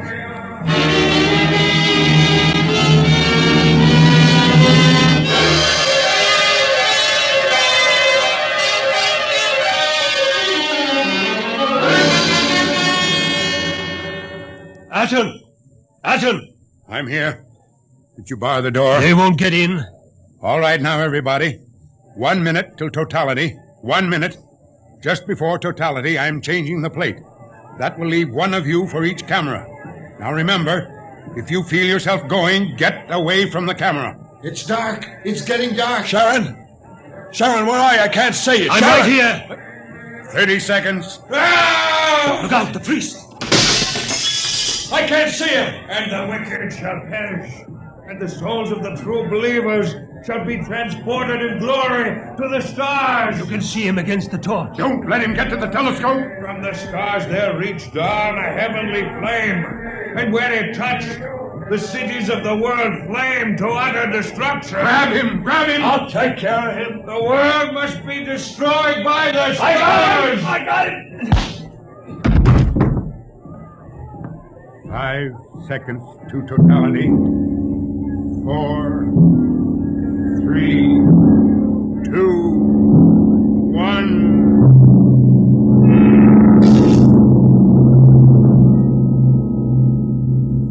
The sky is black, and through it shine the stars. 30,000 minute suns shine down in soul-searing splendor. It's more frightening in its awful indifference than the bitter wind that shivers across the horrible, cold, bleak world. The stars. The stars! The stars! The walls! The walls are coming in on me! They're coming in! Light! Light! Darkness, forever and ever and ever, and the walls are breaking in. We did not know, we did not know, we did not know!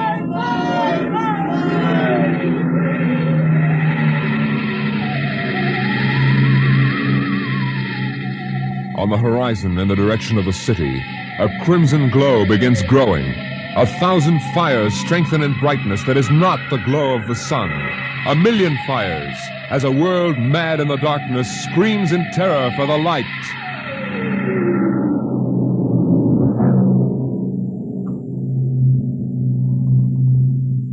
The night has come again.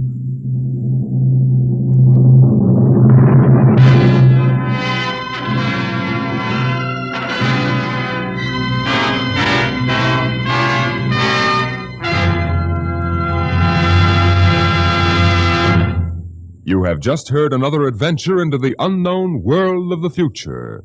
The world of... Dimension X.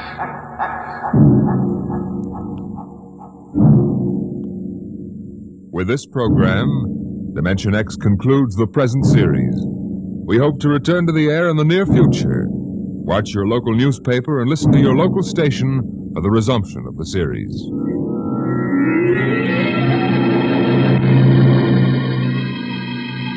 Dimension X is presented transcribed each week by the National Broadcasting Company in cooperation with Street and Smith, publishers of the magazine Astounding Science Fiction. Today, Dimension X has presented Nightfall, written for radio by Ernest Kinoy from the story by Isaac Asimov. Featured in the cast were Lyle Sudrow as the reporter, Cameron Prudhomme as the astronomer, and John McGovern as the psychologist. Your host, Norman Rose. Music by Bert Behrman. Dimension X is produced by William Welch and directed by Fred Way.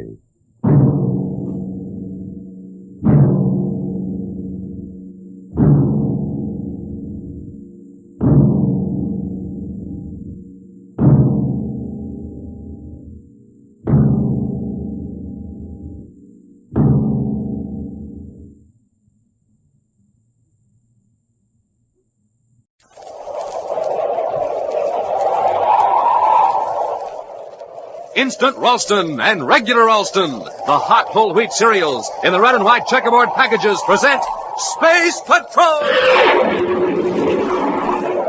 High adventure in the wild, vast reaches of space. Missions of daring in the name of interplanetary justice. Travel into the future with Buzz Corey, Commander-in-Chief of the Space Patrol! In today's transcribed Space Patrol adventure, Buzz and Happy have cornered Prince Baccarati in a spaceship on the surface of Planet X. Holding a half-conscious man before him as a shield, Baccarati works his way toward the controls. All right, Baccaratis. Let go of the professor. Don't come any nearer, Corey. You're all through, Baccaratis. Get away from those controls. It won't do any good to try to blast off now. It's spaceophone I'm interested in. There. Now stay where you are, Corey. The transmitter is tuned to a frequency that will set off a crocodile bomb. I warn you, Corey. One more step and I'll destroy Terra. We'll return in just a moment with today's exciting Space Patrol adventure, Baccarati's secret weapon.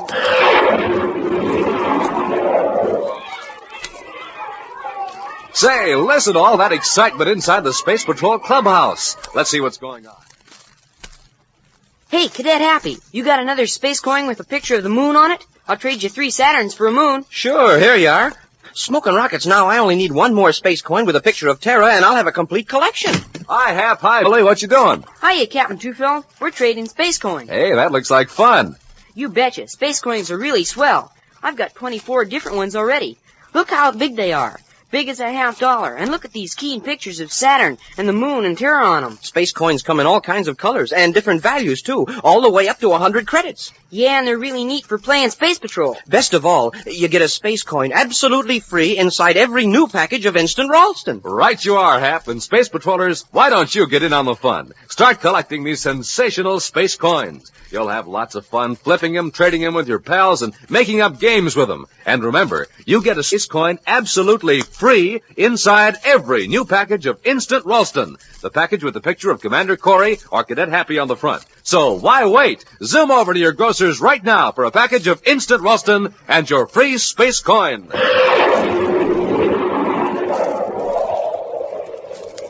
And now, today's Space Patrol adventure, Baccaratis' secret weapon. Quietly, efficiently, the Space Patrol is carrying out Commander Corey's preliminary plans for a mass attack on Planet X, stronghold of Prince Baccarati.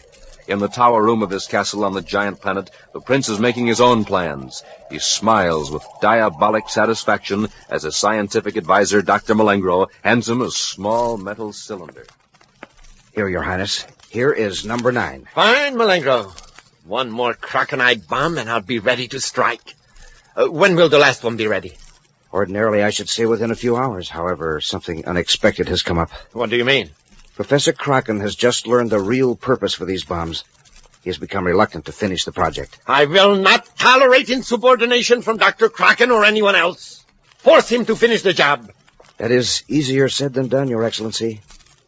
In Professor Kraken's present mental and emotional state, pressure is likely to make him incapable of producing the 10th bomb. Are my plans to be thwarted by the whim of one man? Not at all, sire. I think you need to remind him of one fact. What's that? He has a daughter in Venus City. Well? Don't you see? One of the croconite bombs is destined for Venus City. I see your point. Bring the professor to me. I took the liberty of having him brought up to the tower, Your Highness. He is in the adjoining room. Then bring him in. Stop wasting time, Malengro. At once, sire. Come in, Professor. His Highness has honored you with an audience. Very well. The honor, however, is a dubious one.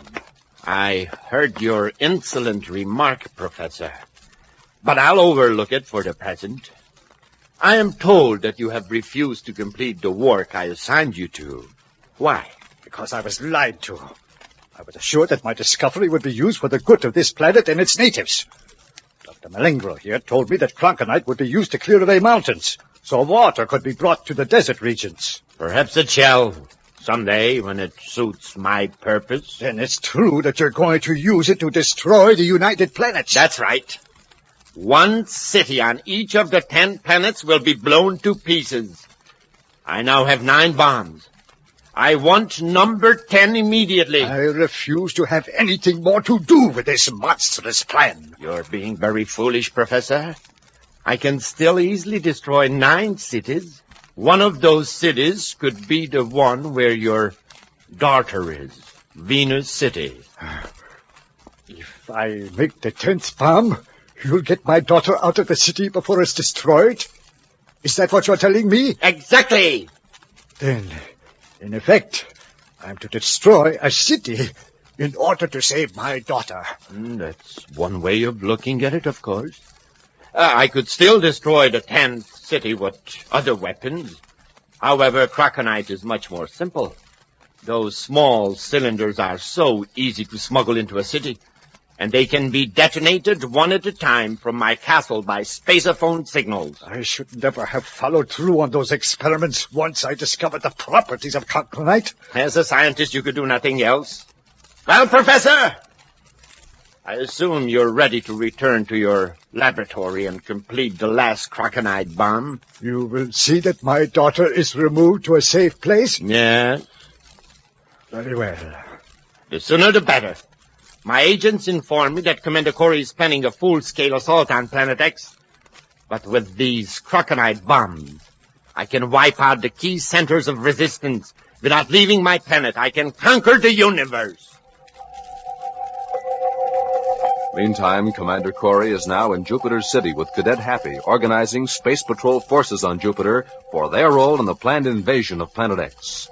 Right now, they're in the office of the governor of Jupiter, talking to the governor's secretary, Eric Temple.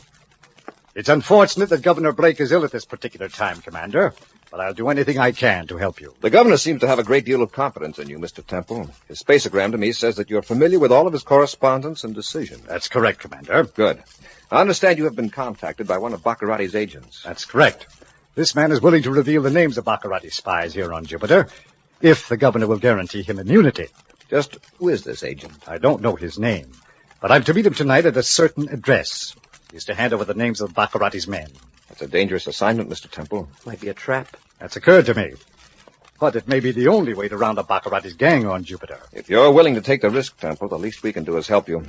Where is the meeting place? It's an old building formerly used as a clubhouse by commercial space pilots. I'm to be there tonight at 21:30, Universal Star Time. Happy and I'll be on hand early, Mr. Temple.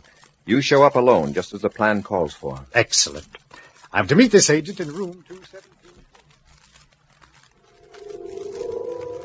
In his castle on Planet X, a jubilant Prince Baccaratis seals a deadly cylinder in an innocent-looking package and turns to Dr. Malengro. Now, Malengro, when this package is hidden in Venus City, I am ready to conquer the universe. Your agent has his instructions, Your Highness. He is awaiting orders to blast off for Venus. Excellent.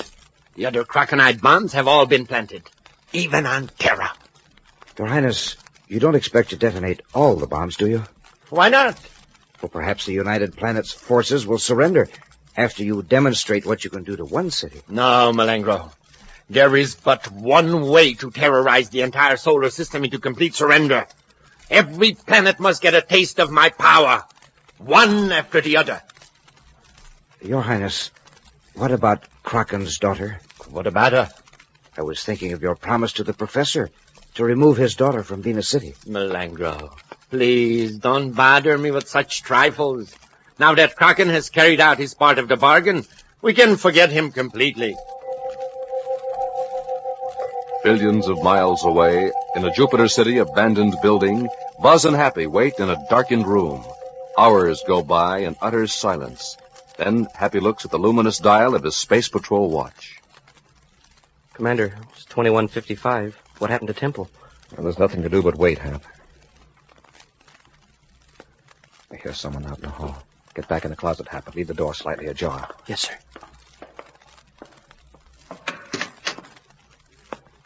Is there anyone here? Commander Corey, I assume you're in hiding. When I turn on the light, you'll note that I'm unarmed. But I warn you, it won't be wise to attack me if you value the safety of Eric Temple. It's Baccaratis' agent. Yeah. All right. Turn on the light. Come on, Hap. I hope you'll excuse this mask, Commander. For obvious reasons, I can't afford to be recognized. Where's Temple? When I learned he violated our agreement, it became necessary to change my plans slightly. Temple is being held by two friends of mine. If I don't return by 22:30, that's about a half hour from now, Mr. Temple will meet with an unfortunate accident. Why did you bother to show up? Why am I risking capture by you gentlemen?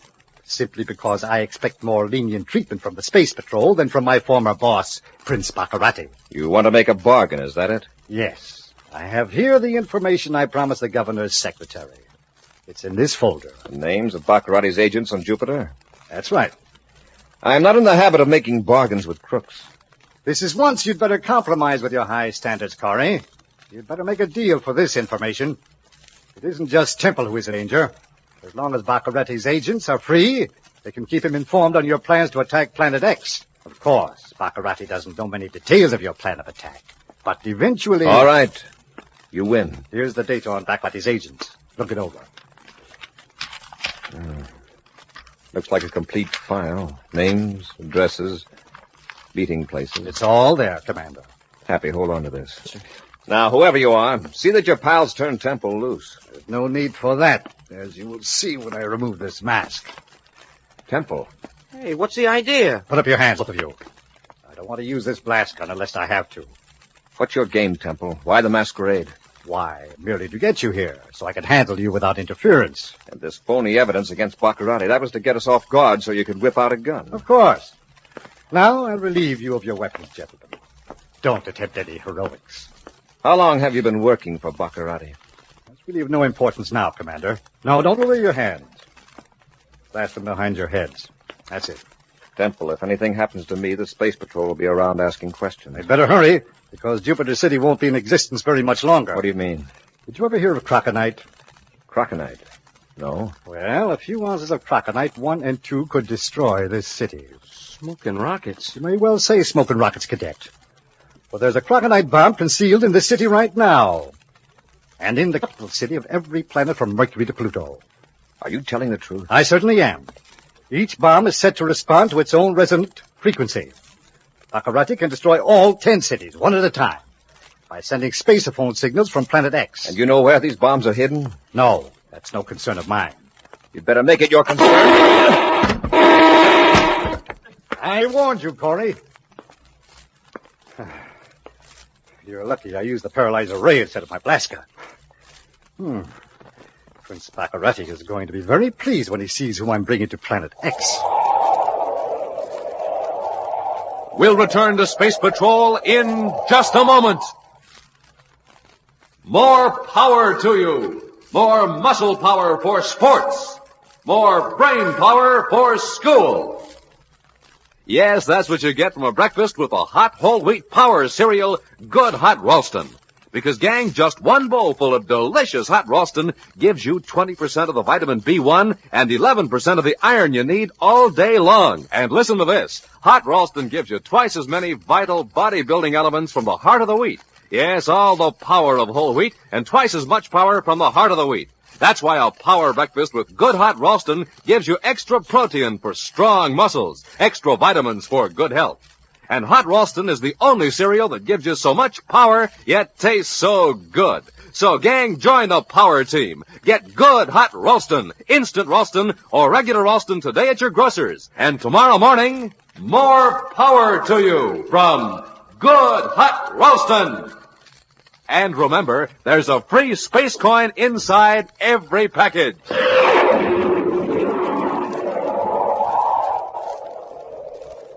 And now, back to our Space Patrol adventure, Baccaratis' secret weapon. Commander Corey and Cadet Happy have been led into a trap by Eric Temple, secretary to the governor of Jupiter. Actually a secret agent for Prince Baccaratis, Temple now has Buzz and Happy locked in a compartment of a small spaceship and is taking them to Planet X.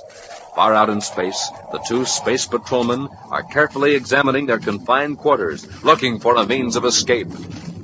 Well, there's not a thing in here we can use to break out, Commander. Yeah, let's keep looking. We'll stand a better chance against Temple alone than after we reach Baccaratis' castle. The thing to do now is... Wait, he's at the door. Hurry, raise your hands and step into the corridor. All right, Temple. I'll keep your distance while I lock the cadet in. Head toward the control compartment. And don't try to be clever.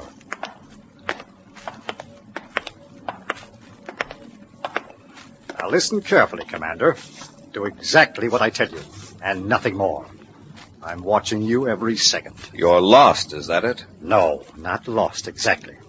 But frankly, the fine points of astrogation aren't in my line. So you want me to correct your vector? Yes, but I warn you, don't try to take advantage of me. I'll know soon enough if you try to trick me. And for your information, Prince Baccaratis knows I'm bringing you in. I suppose you told him you captured Happy and me in hand-to-hand combat. No, I told him the truth. I hope you didn't strain yourself. No sarcasm, Commander. Just get to work and correct the course. What's that? A meteor alarm. We're on a collision course with a meteor. Let me at those controls. Get away from that panel, Corey. You crazy? You can't handle this ship. I know what you're trying to do. You're trying Let go of me! Now stay out of the way.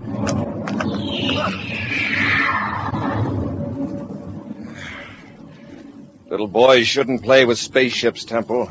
If I hadn't changed course just then, we'd have been spread over that meteor like a coat of paint. And don't leave ray guns lying around on the deck. Somebody might stumble. What are you going to do? I'm going to put you back there where Happy is now. Then I'm going to follow through with your plan. You're going on to Planet X? Of course. Prince Baccaratis expecting us, and I wouldn't want to disappoint him. Gloating over his expected triumph over the United Planets and upon the capture of Commander Corey by his secret agent, Eric Temple, Prince Baccaratis sits in his tower, lost in the dreams of power and glory, his fingers fondling the spacephone controls that at his will can destroy the 10 largest cities of the solar system. Soon. It's within my grasp at last. The greatest empire any mortal has ever controlled. Your Highness. Well, what is it, Malenko? Don't stand there, puffing and blowing. What do you want? Haven't you noticed, sire? Your castle is nearly deserted. Your guards, your servants, they've gone. Gone? What are you talking about?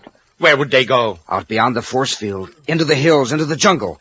They just quietly slipped away. I caught one of them in the act. He broke away and ran, shouting that Commander Corey was coming. What? Oh, the fools. Let them go. They heard about the idiotic Space Patrol invasion on Planet X. Then, when they heard Corey was due, they thought he was coming as a conqueror. Let them go. But, Your Highness, Professor Crockett's gone, too. He escaped. Kraken? Yes, sir. He got to an atmosphere ship. Well, he can't get off the planet. True, Your Highness, but with the spaceophone, he might be able to warn the Space Patrol about the Krakenite bombs. You're right. The cities could be evacuated. Then, Your Highness, we had better search for Professor Kraken immediately. That's right. Well, come on, Malenko. Don't just stand there. Let's get to my spaceship. Buzz and Happy, with Eric Temple securely locked in an aft compartment, are entering the atmosphere of Planet X. Happy has just returned to the control section after a brief visit with Baccaratis' secret agent. He told me the frequency, Commander. 415.6 megacycles will get us through the force field around the castle. Good. Space Patrol, emergency! Any unit, come in! Space Patrol responding to emergency call. Identify yourself. This is Professor Kraken. I've just escaped from Prince Baccaratis' castle in an atmosphere ship. I'm being followed. There's a spaceship approaching rapidly. Give me your position. That's not important. Every planet in the solar system is in danger. Baccarati can blast the 10 largest cities to pieces at any moment. They must be evacuated at once. Please believe me. I made the bombs that are now concealed in those cities. I believe you, Professor. Give me your position. I think I picked him up, Commander. There's an atmosphere ship in the view scope. That coincides with the spaceophone fix. Hey, and here comes a spaceship. And by the looks of it, it's Baccaratis. Professor, use evasive action. We'll be right with you. It's no use. He's firing at me. Warn United Planets. Baccarati is... He's been cut off. I think he's been hit. Stand by to fire space torpedoes, Hap. We're going after Baccarati.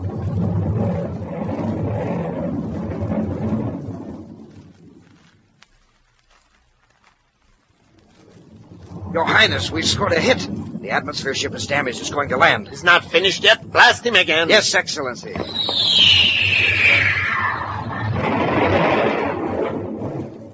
Oh, you're off range, Malenko. Fire again. Your Highness, look. There's a spaceship 12 degrees high, and it's coming toward us.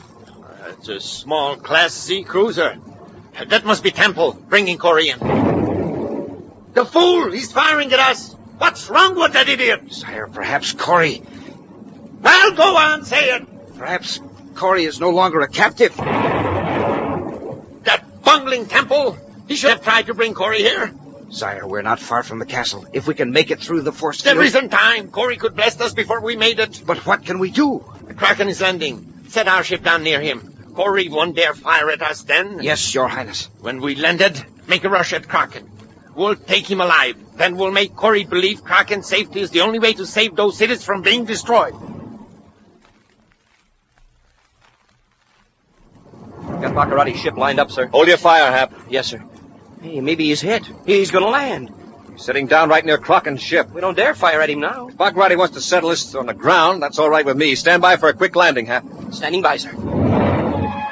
Full repeller ray.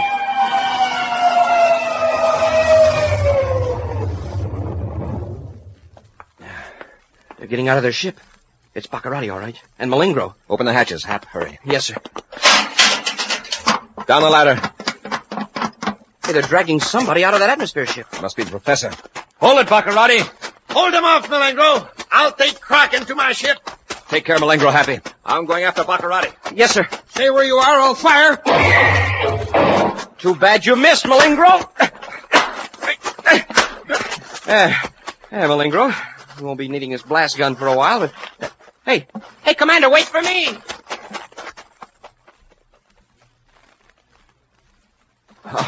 All right, Kraken. Get into the ship. Up the ladder, quickly. And hurry up! Hold it, Baccaratis. Come down out of that ship. Come and get me, Corey. Commander, quick, he's closing the hatch. No, he isn't. All right, Baccaratis. Let go of the professor. Don't come any nearer, Corey. You're all through. Get away from those controls. Won't do any good to try to blast off now. It's just the spaceophone I'm interested in. There. Now, if you take one more step, I will destroy Terra. This transmitter is tuned to the frequency that will set off a Krakenite bomb. Hidden in the heart of Terra. And there are 9 other bombs. In 9 other cities. The professor can confirm that. He made them. Terra would be wiped out. Is that right, Professor? If the signal was sent from here, I doubt that the energy reaching Terra would be strong enough to activate the Krakenite detonator. But you don't dare risk it, do you, Corey? Not with all those lives at stake. Well, Commander? All right, Baccaratis. I can't take the chance. Splendid choice. Now, Cadet, if you will bring me that blessed gun you took from Malengro, and the Commander's ray gun, too, if you please. Go ahead, Happy. There's nothing we can do. Yes, sir. And remember, my hand is on this switch. In a split second, I can send an impulse toward Terra. Okay. Here's your weapons. Thank you. Now, step back, Cadet. And now that I'm in full command, let us test this Krakenite bomb. Perhaps the spaceship transmitter is powerful enough after all. Baccaratis, you promised. I promised nothing. Now, don't move, any of you. Here goes Terra.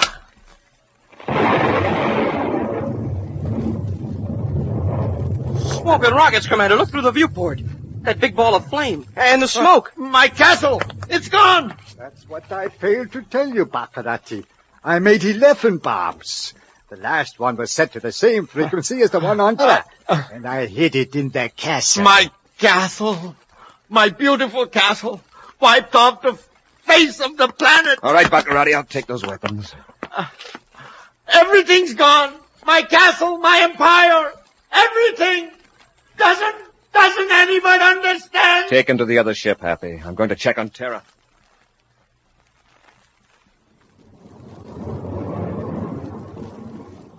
Everything's okay back aft, Commander. All 3 prisoners are securely locked up. And the professor? Sound asleep. Hey, Commander, look. There in the viewscope. Now I can believe that spaceophone report. It's Terra, safe and unharmed. It's beautiful, isn't it, Hap? It sure is, sir. But you know, Commander, now that it's all over, I almost feel sorry for Baccaratis. Oh, not really, but, just to look at him lying there. No more fight in him, and, Commander, he just looks empty. I can't hate him because, there's just nothing left to hate. Baccaratis is another example of an evil man who destroyed himself. An action preview of next week's exciting Space Patrol adventure in just a moment. Hi, Space Patrollers. This is Captain Dick Tupel speaking. And this is Cadet Happy. We've got a question to ask you. Did you get a red-hot start this morning? Are you loaded with energy and packed with power to think fast and act fast? If you had a good breakfast with good hot Ralston, chances are you're ready for anything that comes. Right, Captain? Right, Hap. You see, Space Patrollers, Happy and I investigated and found out that hot Ralston gives you lots of the real hot whole wheat energy you need to be in tip-top condition for everything you do. Yeah, and we discovered that hot Ralston is the best tasting cereal in the whole universe. It's got a rich, nut-like, heart of wheat flavor you just can't beat. It's so good for breakfast you'll want to eat 2 bowls full. It's more delicious than a... Hold on there, Hap. Space Patrollers, it is hard to find the right words to tell you how good hot Ralston is. But you just get a package of hot Ralston instant or regular today at your grocer's, and tomorrow morning you'll know why we say... No other cereal gives you so much power and tastes so good as hot Ralston. And remember, inside every hot Ralston package, you get a swell space coin absolutely free. And now, a preview of next week's exciting Space Patrol adventure. Buzz and Happy are in their spacesuits on Saturn's moon number 5. Cautiously, they make their way toward a criminal who already has made one attempt upon their lives. Smoking rockets, what was that? A space grenade. Wow. Hey, if you hadn't pulled me down, we'd have got some chunks of rock through our spacesuits. We can't back out now. Let's move forward. Yes, sir. Hold it, Corey. I'll get you this time for sure.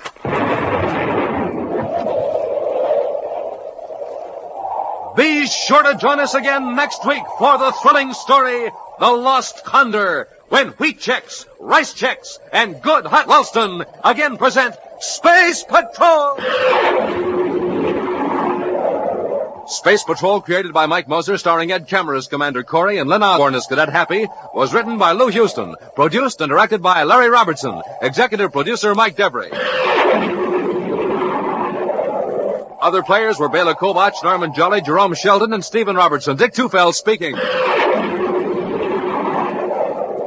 Now, don't forget to tune in next Saturday and every Saturday when Instant Ralston and Regular Ralston again present Space Patrol!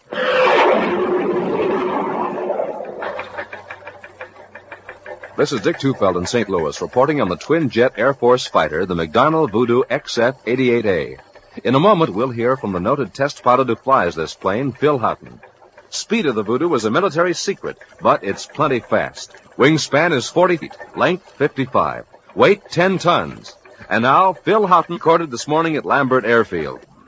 After seeing Voodoo, I guess you know why I like my job. There's one thing about it, though. A test pilot has to stay in good condition, get lots of sleep, and eat good, healthy food. That's why I like Rice Chex and Wheat Chex for breakfast. They've got plenty of energy in them, and they really taste swell. I think you'll like them, too. No other cereal, puffed or flaked, contains so much nourishment in such concentrated bite-sized form. So do as Phil Houghton, J. Ray Donahue Jr., and other top test pilots do. Make your cereals Rice Chex and Wheat Chex.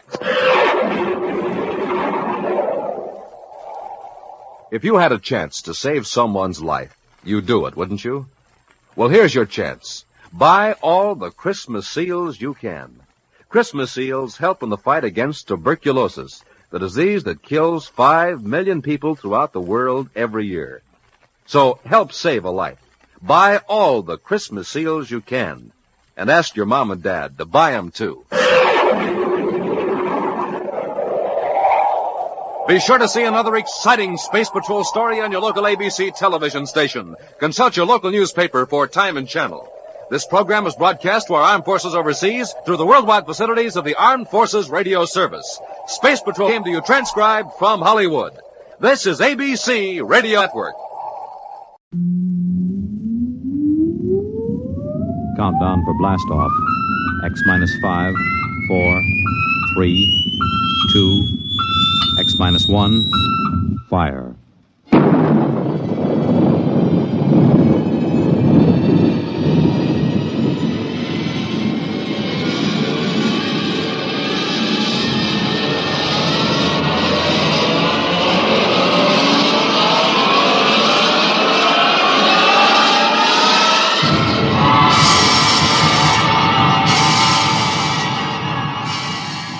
From the far horizons of the unknown come transcribed tales of new dimensions in time and space. These are stories of the future, adventures in which you'll live in 1,000,000 could-be years on 1,000 maybe worlds. The National Broadcasting Company, in cooperation with Street and Smith, publishers of astounding science fiction, presents X-1.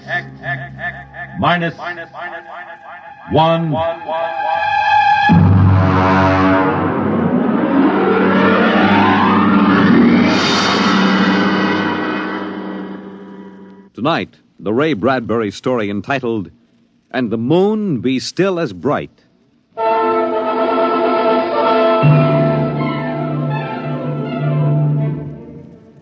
The first 3 expeditions from Mars left Earth in a mushroom of flame, arced through the atmosphere, and finally dwindled to tiny specks in the big eye of the Mount Palomar telescope, and then were lost to sight forever. The prearranged landing signals flashed back to Earth, and then the radios went dead. One after the other, ships had disappeared and were never heard from again. But still the rockets came.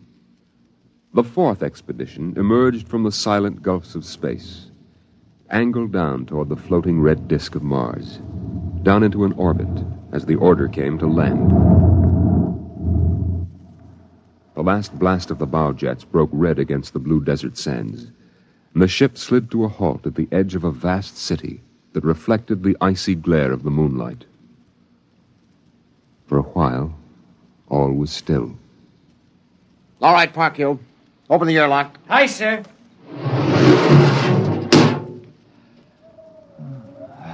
Fresh air. Hey, it's cold out here. Who cares? We got here. I thought I'd never hit solid ground again. Hey, how about a fire, Captain Wildey? It's freezing. Later. We have work to do. Oh, smell that air. Well, you could get drunk on it. Say, there's an idea. Why don't we break out a bottle and celebrate? Biggs, there will be no drinking done until we're secured. But we're landed, Captain. 3 other expeditions landed and disappeared within 24 hours. Now, we're not relaxing security till we find out what happened to them. What do you mean, maybe Martians? Spender, you're an archaeologist. How old would you say they are? I can't tell till I study them more closely. It's a kind of engineering we couldn't duplicate on Earth. Well, I'm not interested in the architecture now. I want to make sure there's nothing there that might be dangerous. Mr. Hathaway. Yes, sir? I want you and Spender to take a reconnaissance party into the city and find out what's there. We'll set up camp here. No man is to go more than 50 feet from this rocket. And there'll be no celebration till Hathaway and his party report back.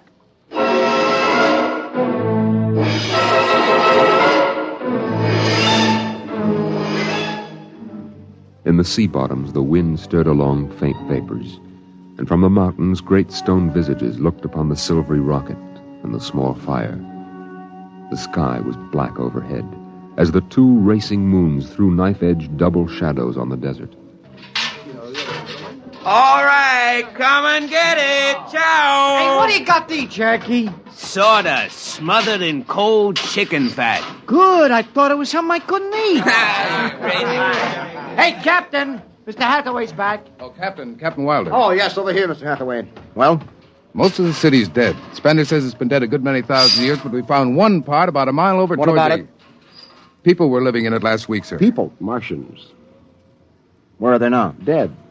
We found bodies, thousands of bodies. They hadn't been dead more than 10 days. What did they die of? You won't believe it. What killed them? Chickenpox.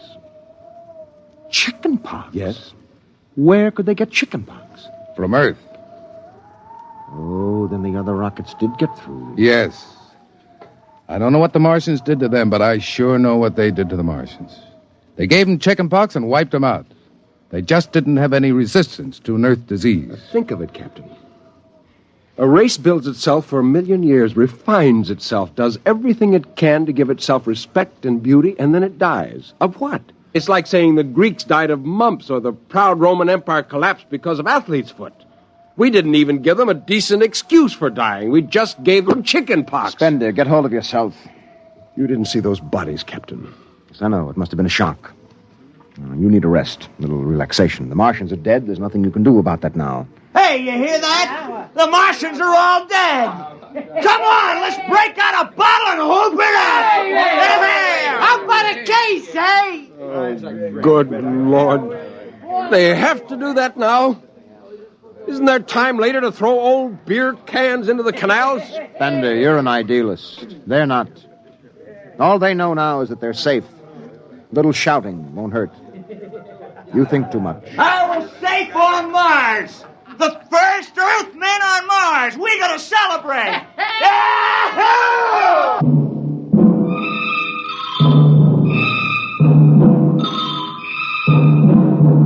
20 bottles were opened and drunk. The voices got louder. The earth laughs and shouts echoing across the empty Martian sands.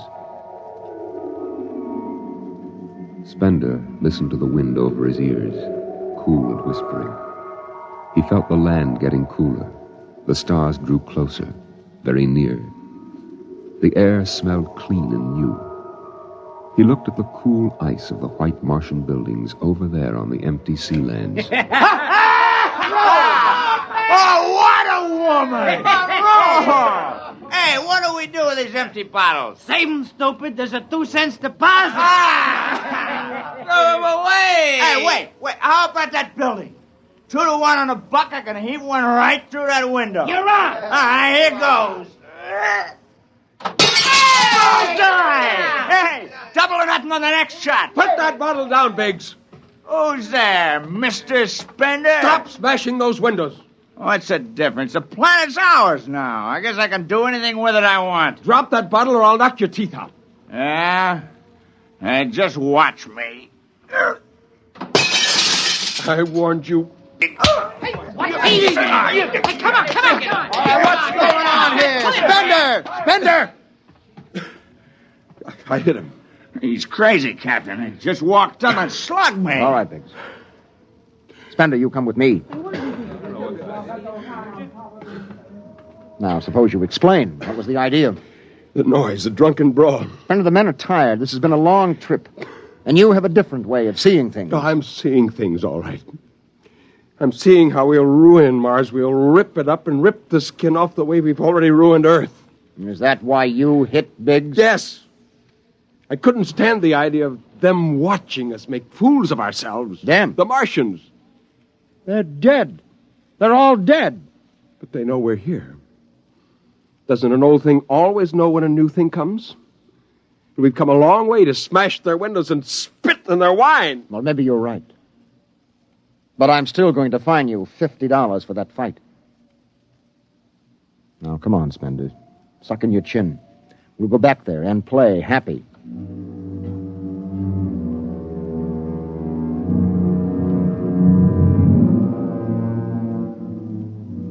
Now they moved out into the moonlight across the desert. They made their way into the dreaming, dead city.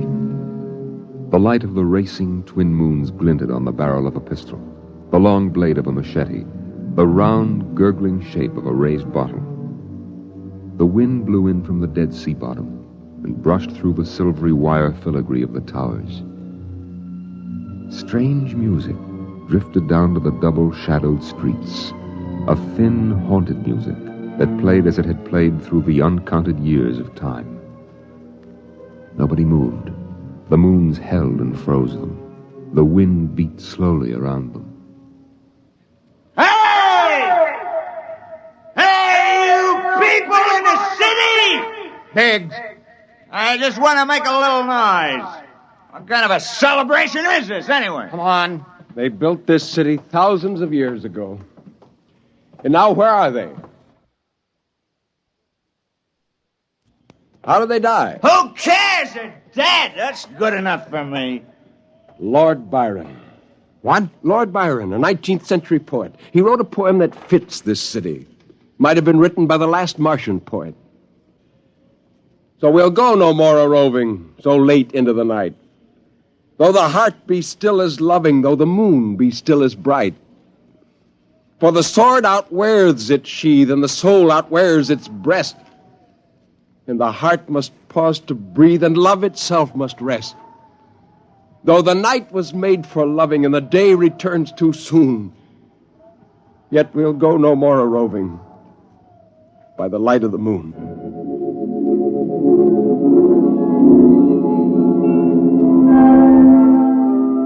Without a word, the Earthmen stood in the center of the city.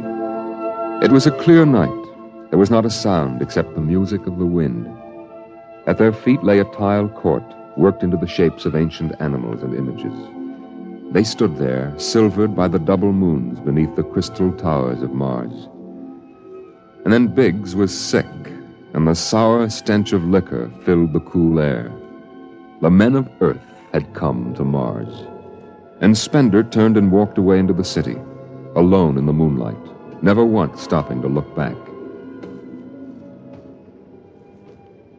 It was a morning that might have been a Monday, or a Tuesday, or any day on Mars.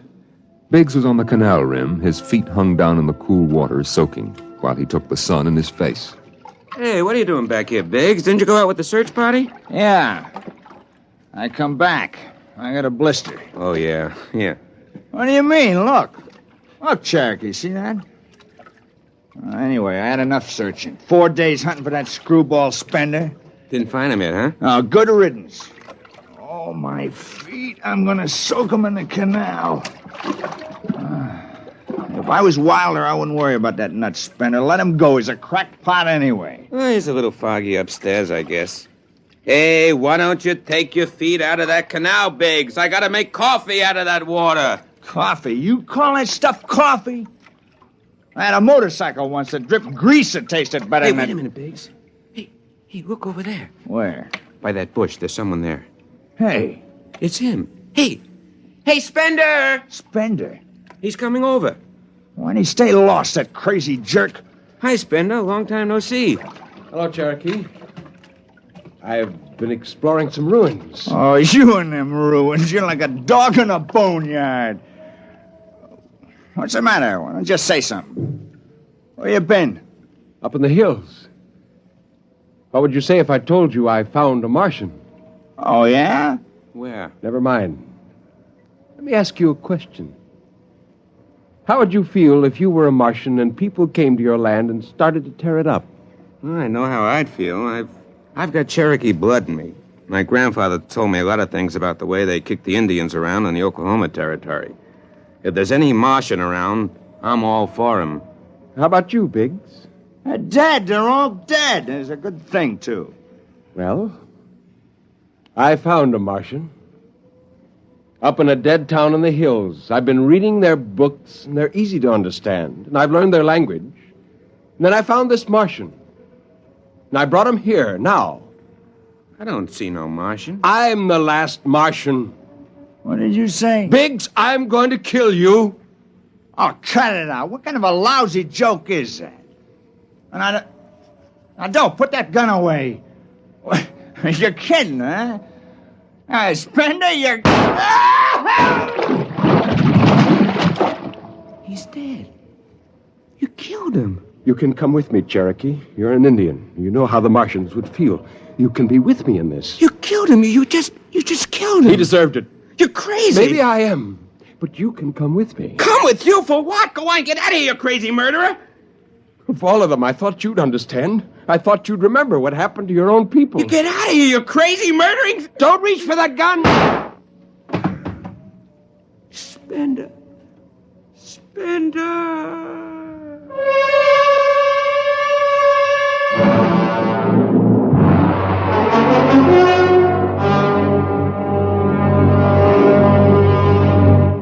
Hathaway, break out the arms locker. Issue pistols, rifles, and grenades. Yes, sir? And you'd better get the Bible out of the navigation chest. We have to bury these two. Parker, you start digging a grave, How about Spender? We'll have to go up in the hills and find him. Just let me at him with my bare hands, a crazy murdering louse. That's enough, Parker. The man is sick. He must be... Sick, my eye. He's That's enough. Now grab a shovel and start digging.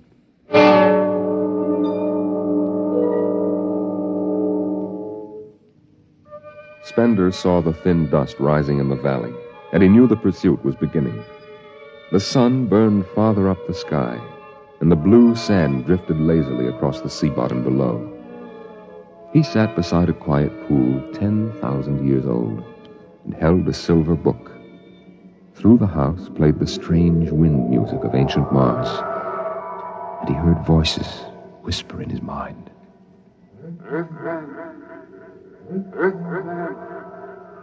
I hear you. I've always heard you, even down there on Earth. No, I won't run. What's the use? Live, Earthman. Live. Live? What for? To see them tear down your temples and put up hot dog stands? Run. They've seen me now. They know I'm up here. There's Wilder now. I've got him right in my sights. Kill, Earthman. Kill. Funny, he hasn't ordered them to use grenades. They could lob one right up here and blow me to bits. Yeah, maybe the captain thinks I'm too nice to be blown to bits. He wants my death to be clean. Just one bullet hole in me, nothing messy. And why? Because he understands me. Kill. The only one in the crew who ever did. Kill. Well, at least I can do the same for him. Just one bullet in his head, a nice clean death. All I have to do is pull the trigger and then... It's no use. I can't do it to him. Spender! Can you hear me, Spender? I hear you, Captain. What do you want? Talk! Truce! All right. Come on up. Leave your gun down there and keep your hands up.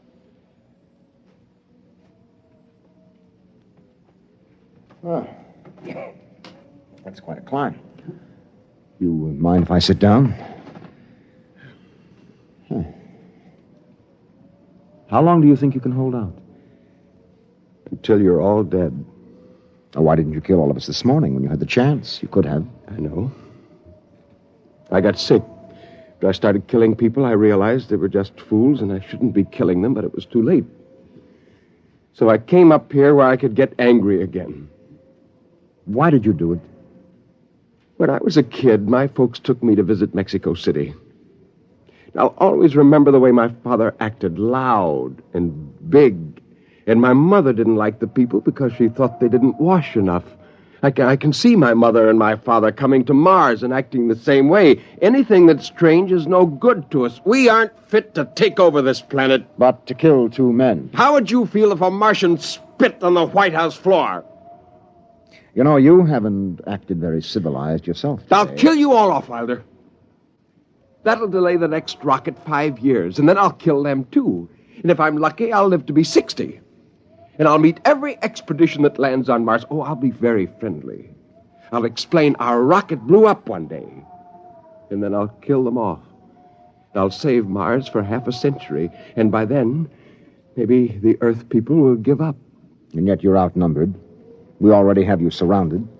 In an hour, you will be dead. I found an underground passage that'll take me back in the hills, Wilder. I'll go back there.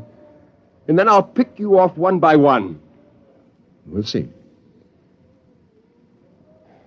Well, it's a nice town you've got here, Spender. It's beautiful. I'd like to live here. You can. Join me. You're not like them. Why go back to them, Captain? I'll show you what a good life these people had. No, there's too much Earth blood in me. I may even agree with you about all this, but that does not change what I must do. You won't stay? No. This is your last chance, Spender. Look, you're sick. Now come along with me quietly. No. One last thing. If you win, do me a favor. Try to see that they don't tear this planet apart. Right. And if it helps, just think of me as a very crazy fellow who went berserk one summer day. Be easier on you that way. I'll think that over. So long, Spender. Bye, Captain. Good luck.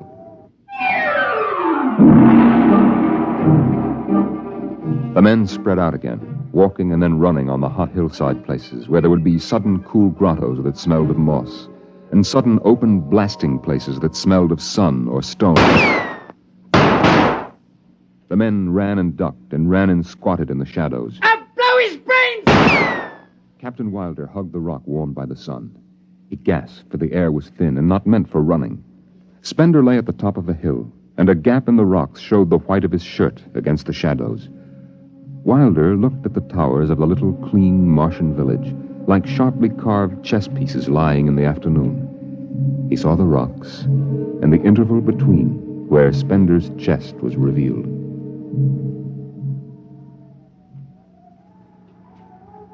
Go on, Spender. Get out. You've only got a few seconds to escape. Go on, get out of the caves. Come back later. You go now. I've got to win this. I've got to think that I'm right and pull this trigger. Go now. Get out. I'll get him! A slug in the head, I'll blow his bloody brains! No, Parkhill! Put down that gun. I'll do this myself. Spender. Why didn't you get out? Why? Why? Why?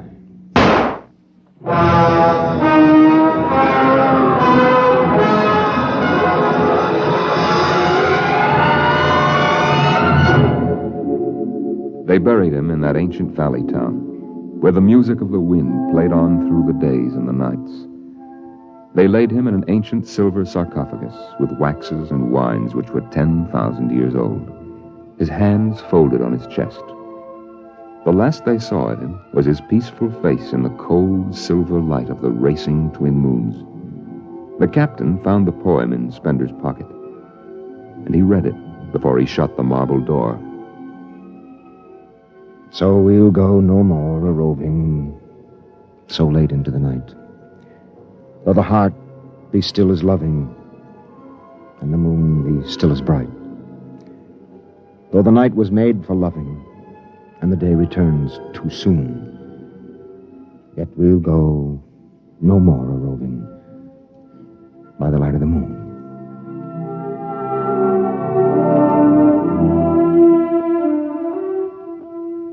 The next afternoon, Parkhill did some target practice in one of the dead cities, shooting out the crystal windows and blowing the tops off the fragile towers. Captain Wilder caught Parkhill and nearly knocked his teeth out.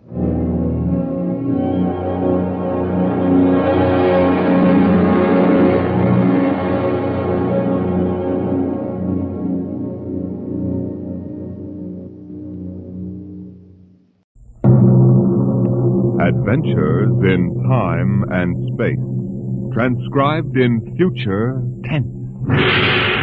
Dimension X.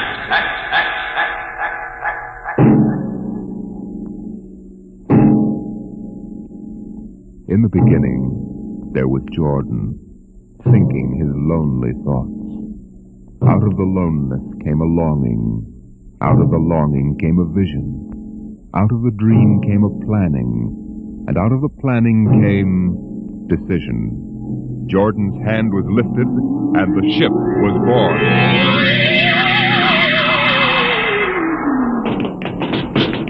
You, look out! Are you all right? Yes, it missed me. What was it? A mutant with a slingshot. I think it dashed down that passageway. You want to go after it? We'd never catch it, Alan. It's probably 12 decks above us by now. I didn't think they ever came down this far. Patrols usually get them before they reach this level. They get more daring with each generation. This one looked like a female. Male or female, it might have killed us. I told you this trip was pure foolishness. Climbing 24 deck levels to hear a crazy old man rave. We're almost there now. Compartment X15, level 24. This is the place. This area smells as if it hadn't been visited by a sanitation crew for generations. Part of the ship is almost deserted.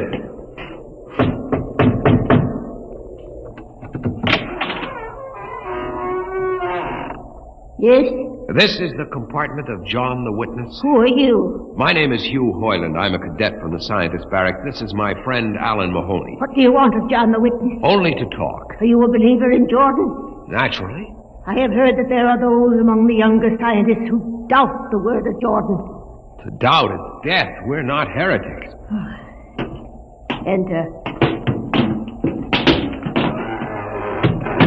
I have brought a gift of tobacco, grown on the richest level. It smells good. I assure you it's the best. Wait here.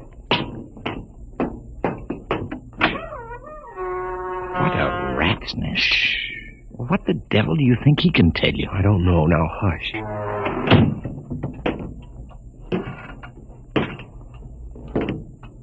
Well?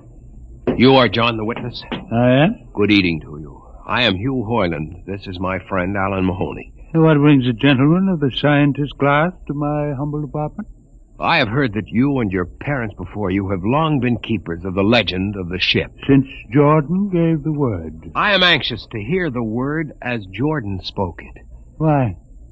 You see, among the young scientists, there have been some who talk against the word. Regulations against such heresy? Some of them say the ship has no purpose. They say that we're here accidentally. That we have no more grace in Jordan's eyes than the most deformed mutant who dwells in the highest level of the ship. What shall I say to you? I wish to hear the word from the mouth of one who knows, that I may become more convinced. Sit. You have gift for the witness? The finest tobacco. Good. I will dim the light. Now, pay close attention, for these are the words as my father's father's father gave them to his son's son's son. This is how the ship came into being. How our people were created. In the beginning, there was only Jordan, thinking his lonely thoughts. In the beginning there was darkness, formless and dead. Out of the loneness came a longing. Out of the longing came a vision. Out of the dream came a planning. And out of the planning came decision. Jordan's hand was lifted, and the ship was born.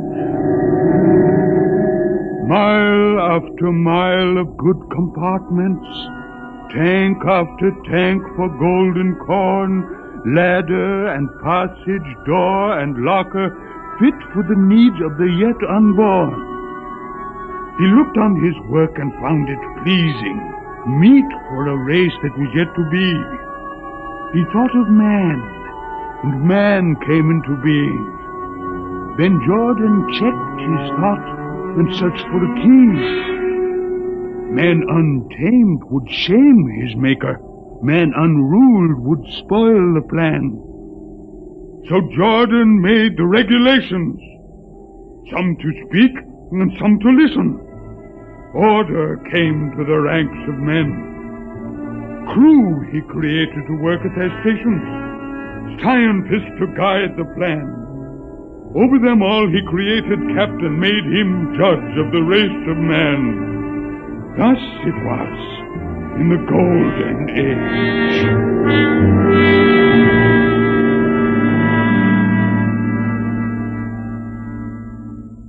These are the true words? As my father's father taught them. But what of the strange beast-like people on the upper levels of the ship? Surely Jordan did not create them. Jordan is perfect. All below him lack perfection. You have heard of the legend of Huff? I have heard that he mutinied against Jordan. Darkness swallowed the ways of virtue. Sin prevailed upon the ship. And before wisdom prevailed and the bodies of Huff and his followers were fed into the converter, some of the rebels escaped and lived to father the mutants. They are tainted with the sins of their fathers. One more question, witness. Speak. What is the ship? The ship is a great sphere. 25 kilometers wide and 100 levels deep. I know that, but what about the upper levels? The regulations forbid us to venture into the upper levels, but it is said that beyond the levels of the mutants lies the forbidden place where Jordan's spirit prevails. So I've heard. But something troubles me. Something which prompted my coming here. Yes, my son. What lies beyond the ship? What? What lies beyond the ship? This is heresy. Answer me. I will not permit such talk. The ship is complete. The ship is universal. The ship is everywhere. The ship is endless. You're muttering to those of a frightened old man. They answer nothing. You question the word? I think you lie. Hear me, Mr. Highland. For what you have already said, I can have your body fed to the converter. Your soul launched on the endless trip. You threaten me. You, for Jordan's sake. You think I fear this dried fig of a man? You. Sir, my friend is impetuous. He doesn't understand. I might be persuaded to forget a substantial gift. You pig. You. Come on, Alan. The sight of this so-called holy man offends me. No, you shall not leave. Look, don't try to frighten me with a gun, old man. Remain where you are, heretic. I warn you, put down the gun. No. No closer. Drop it. Very well, then. Death to the heretic. Alan, get him! Is he dead? I don't know. Come on, Hugh. We've got to get out of here. Now where? We can't go back. They'd feed us into the converter. What's that? The old woman must have turned in an alarm. Come on, the patrol will be here in no time. Where can we go? The upper levels. But the mutant. We'll have to take our chance. Listen, that's the patrol we've got to climb. There's a hatchway. Down the corridor. Quickly. Halt! Halt, do we fire? The ladder.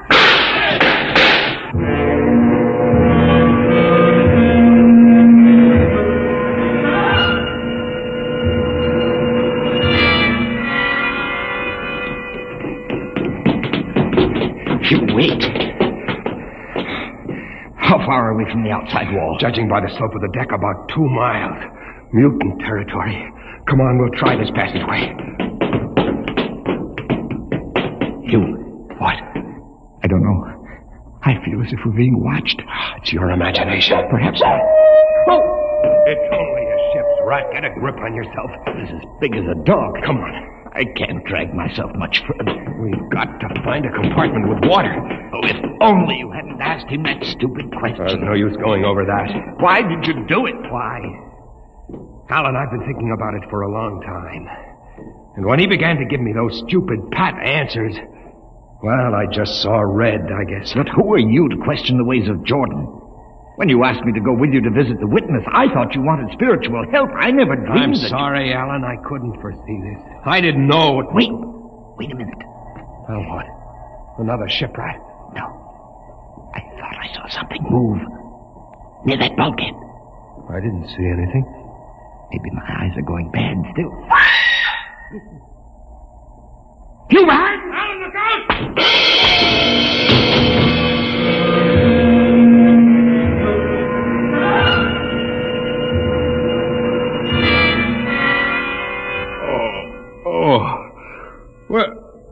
Where am I? What are you? Get away from me! Alan! Alan! Look out with that knife! Stay away from me! Alan! Alan! Don't kill him, Bobo. Not yet. Who are you? Forgive my friend Bobo. Like so many of my people, he's rather impetuous where members of the so-called super race are concerned. Who are you? What place is this? As you can guess from my leg, I'm a mutant. Where is Alan? Your friend is dead. I was not able to restrain my people in time to save him.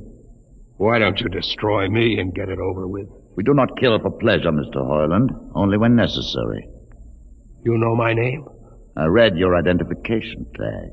Who are you? Mutants can't read. My name is Gregory. I'm a leader of my people. Although we are unfortunate in our heredity, Mr. Hoyland, many of us are quite intelligent. Why do you live like animals? We would rather live like free animals than like regimented slaves, as you do. I've heard that you practice cannibalism. Undoubtedly, you hear many things about us. We raise our own cattle on the upper levels, and those of our people who choose to farm raise enough crops for our small population. You turn your head. Why? This one. I've never seen a creature like him. Bobo is an unfortunate. He was born without the power of speech. How can you tolerate a monstrosity? We have learned to live with difference. If we began to destroy our imperfects as you do on the lower levels, there would soon be no one left. It violates the regulations. The word of Jordan You know, states... Mr. Hoyland, your people are really primitive and barbaric. You dare say that to me? I dare say a good deal more. Let us go to my compartment and speak further. I'm always interested in information of the lower levels. I won't give you any information. Bobo, I want Mr. Hoyland in my cabin, please. Hey. I would advise you to go quietly, Mr. Hoyland. Bobo has a hatred of superior beings, which is unfortunate, but quite understandable. Proceed.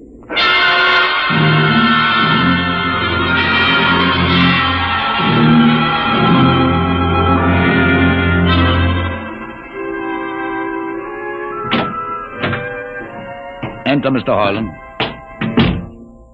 This is where you live? Yes. But you have books. Stolen from your libraries, Mr. Hoyland. Compton's Astrophysics. The Philosophy of Interstellar Navigation. Celestial Mechanics. You have read these? Most of them. Why did you bring me here? What do you intend to do? Do you believe in Jordan, Mr. Hoyland? There is no other belief. And the trip? I suppose you believe in the trip, too. Well, what else is there to believe? When you die, your remains are fed to the converter, and your soul makes the trip. And where does the trip take you? Why, to Centaurus, of course. Huh? And what is Centaurus? Why, Centaurus, mind you, I'm just telling you the orthodox answer. Centaurus is where you arrive when you've made the trip. A place where everything is happy and everybody's happy and there's always good eating. It's mythological, of course. And you believe this? The peasants believe it, literally, but many of the younger scientists like myself know that it's figurative, symbolic. Why do you ask? Didn't it ever occur to you, Mr. Hoyland, that the trip is exactly what your peasants believe it is?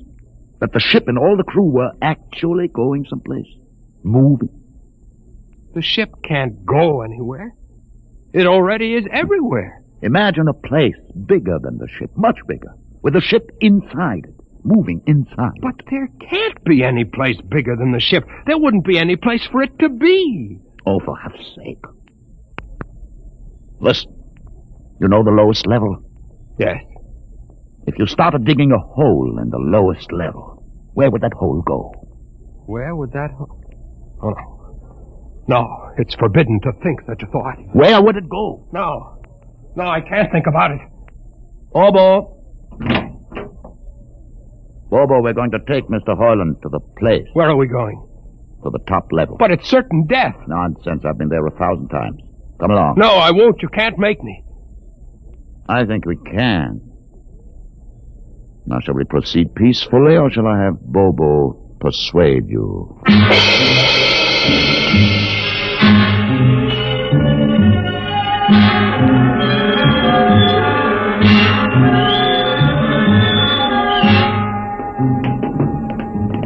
Open the door, Bobo. Inside.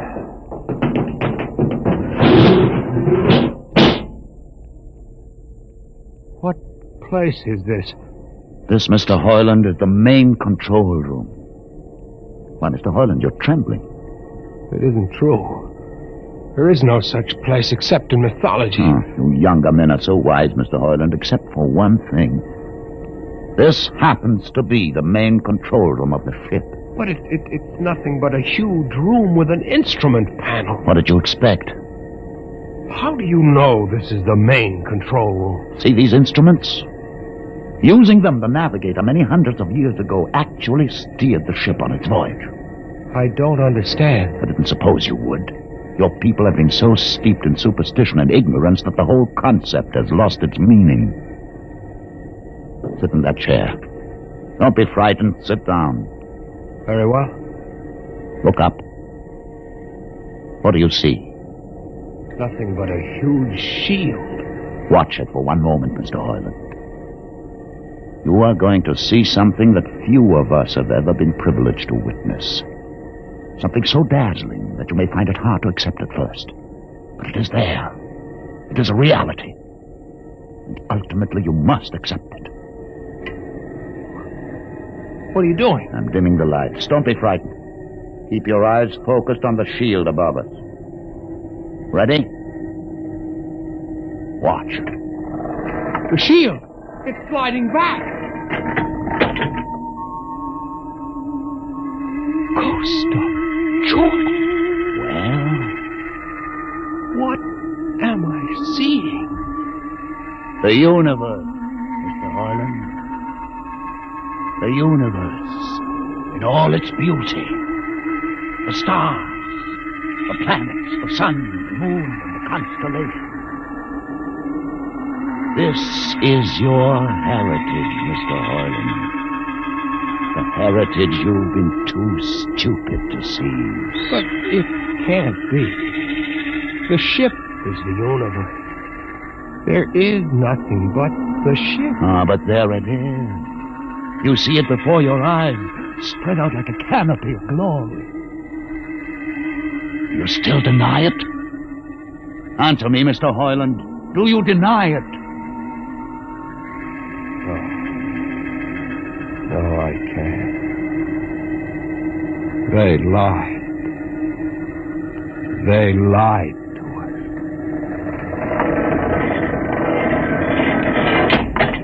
Good. Why did you close the shield? You will see it again if you're not afraid. I'm not afraid. Many times. I've shown this to others of your people whom we captured, and though they saw it before their very eyes, they would not believe it. Tell me about it. Tell me about the ship, about the universe. What are these things? How did this come about? Many thousands of years ago, on a planet like those you've just seen, a planet called Earth, a scientist named Jordan decided to build a ship that would carry men from one planet to another. For many years, Jordan and thousands of others studied and planned. And when they were finished, they built the ship. A ship so large that it had to be assembled in its own orbit beyond the place called the Moon. 60 years it took them to construct. And when it was finished, a whole new science had been conceived. Then the trip was begun. The trip that was to land a colony of Earthmen on a far-off planet called Centaurus, millions of light years beyond the furthest planet ever reached before. How do you know these things? Among my books are the log which Jordan himself kept, and the records of the journey for the first 40 years. What happened? There was a mutiny. A man named Huth led a rebellion of those who wanted to turn back. In the struggle, the navigators were killed, and the crew fell into a state of anarchy. In the years to follow, small groups of men tried to organize the ship for navigation, and each time they failed. Finally, the whole idea was abandoned. And so for centuries, we have swung in space, unmanned, undirected, living in a lost world of our own making, without purpose, without direction. Why have you told me this? Why have you brought me here? You could have killed me. Can you guess? No. No, I can't. Unless... But it would be too fantastic. Well? You want to finish the trip. Yes, that's it. What would it take to do it? A miracle, almost. The crew would have to be trained. Many people, each skilled in a certain duty. Couldn't you train your own people? We are too few. Besides, the main drivers in the lower levels where my people are forbidden to go. No. It would mean that both our peoples would have to work together. Our differences encouraged rather than denied. It can be done. You showed me. You can show others. I can show them. Can you? I'll see the captain himself. I have an uncle on the central board. I'll tell him what I've seen here. And do you think he'll believe you? Send one of your people with me. That's asking a good deal. I'm risking a good deal by going back. Very well. Bobo will go with you. He can't talk. There will be no need for talk. I will write a message guaranteeing safe conduct for a group of unarmed scientists to visit the main control room. Bobo will take you safely through our territory. What happens when you reach your own level is up to you.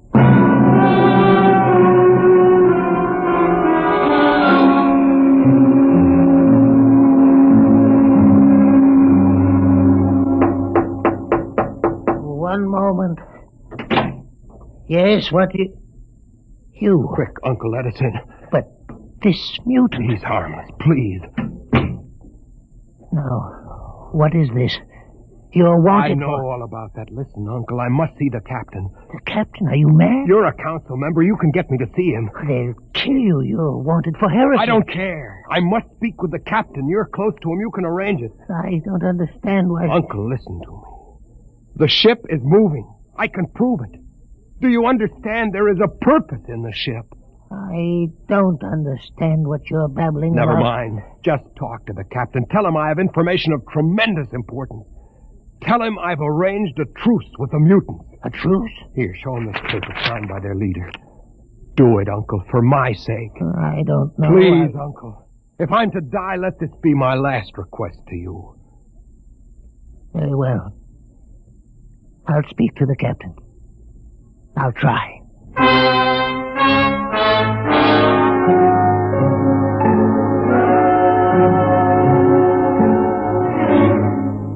And you say, Mr. Hoyland, that you saw this with your own eyes? I swear it, Captain. I swear it on the word of Jordan. Let me see that paper again.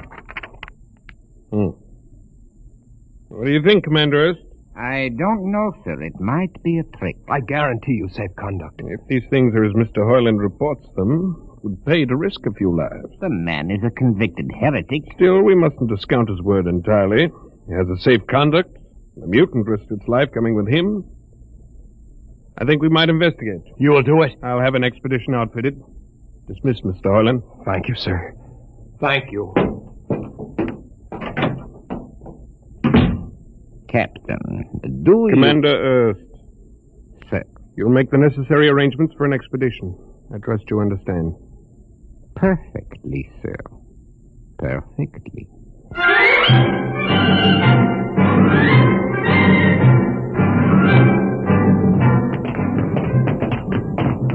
Lieutenant.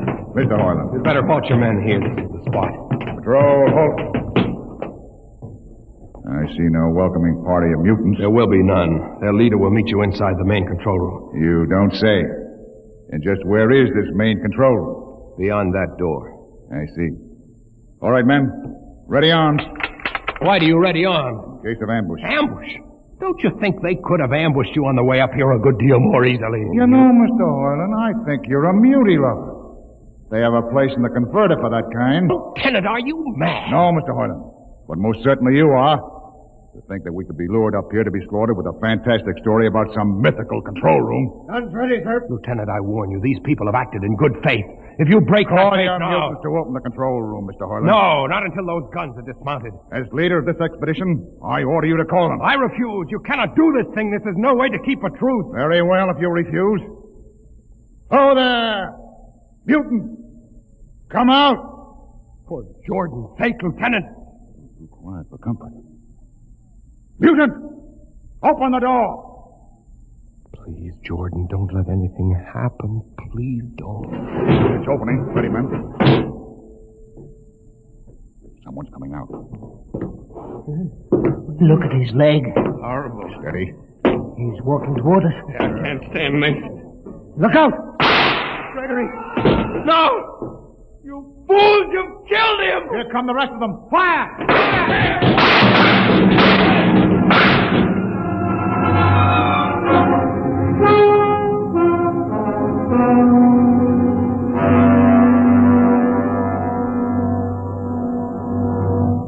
That should teach them a lesson they won't forget.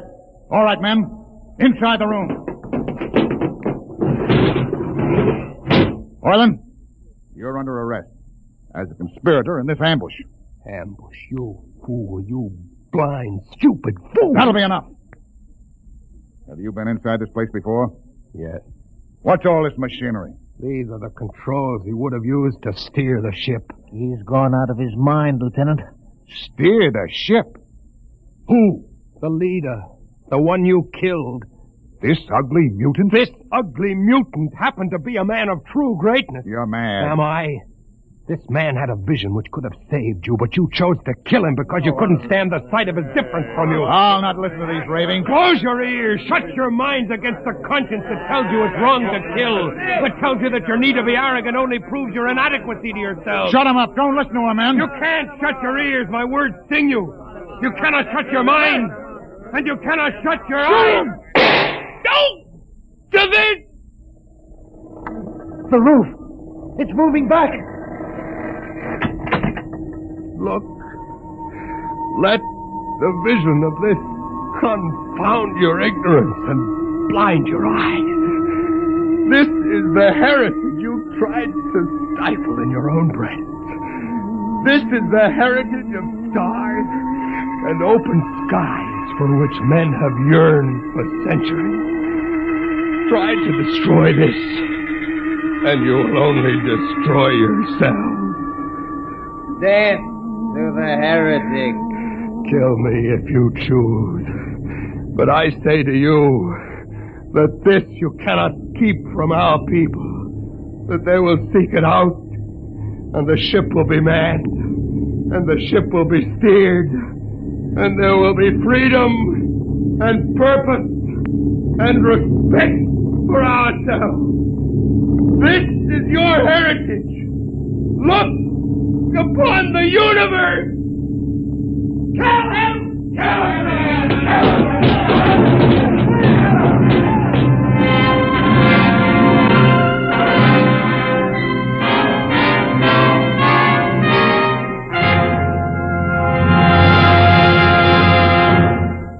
You have just heard another adventure into the unknown world of the future. The world of... Dimension X.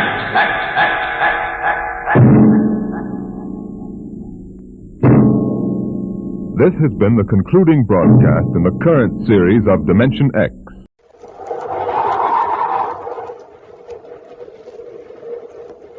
Rice Chex and Wheat Chex, the bite-sized cereals in the red and white checkerboard packages, present Space Patrol! High adventure in the wild, vast reaches of space. Missions of daring in the name of interplanetary justice. Travel into the future with Buzz Corey, Commander-in-Chief of the Space Patrol! In today's transcribed Space Patrol adventure, Buzz and Happy are trying to escape from a mansion on the planet Venus, where they're being held prisoners by Emil Gargoth, leader of the Cobra Gang. Suddenly, Happy moves toward a large cabinet and opens it. Wow, is this a break, Commander? Weapons, ray guns, blasters, paralyzers. Take a couple of ray guns, Happy. Something just made me go to this cabinet. A real strong hunch. I know, Hap. Take the ray guns. Those are blasters. Put them back. Well, yes, sir.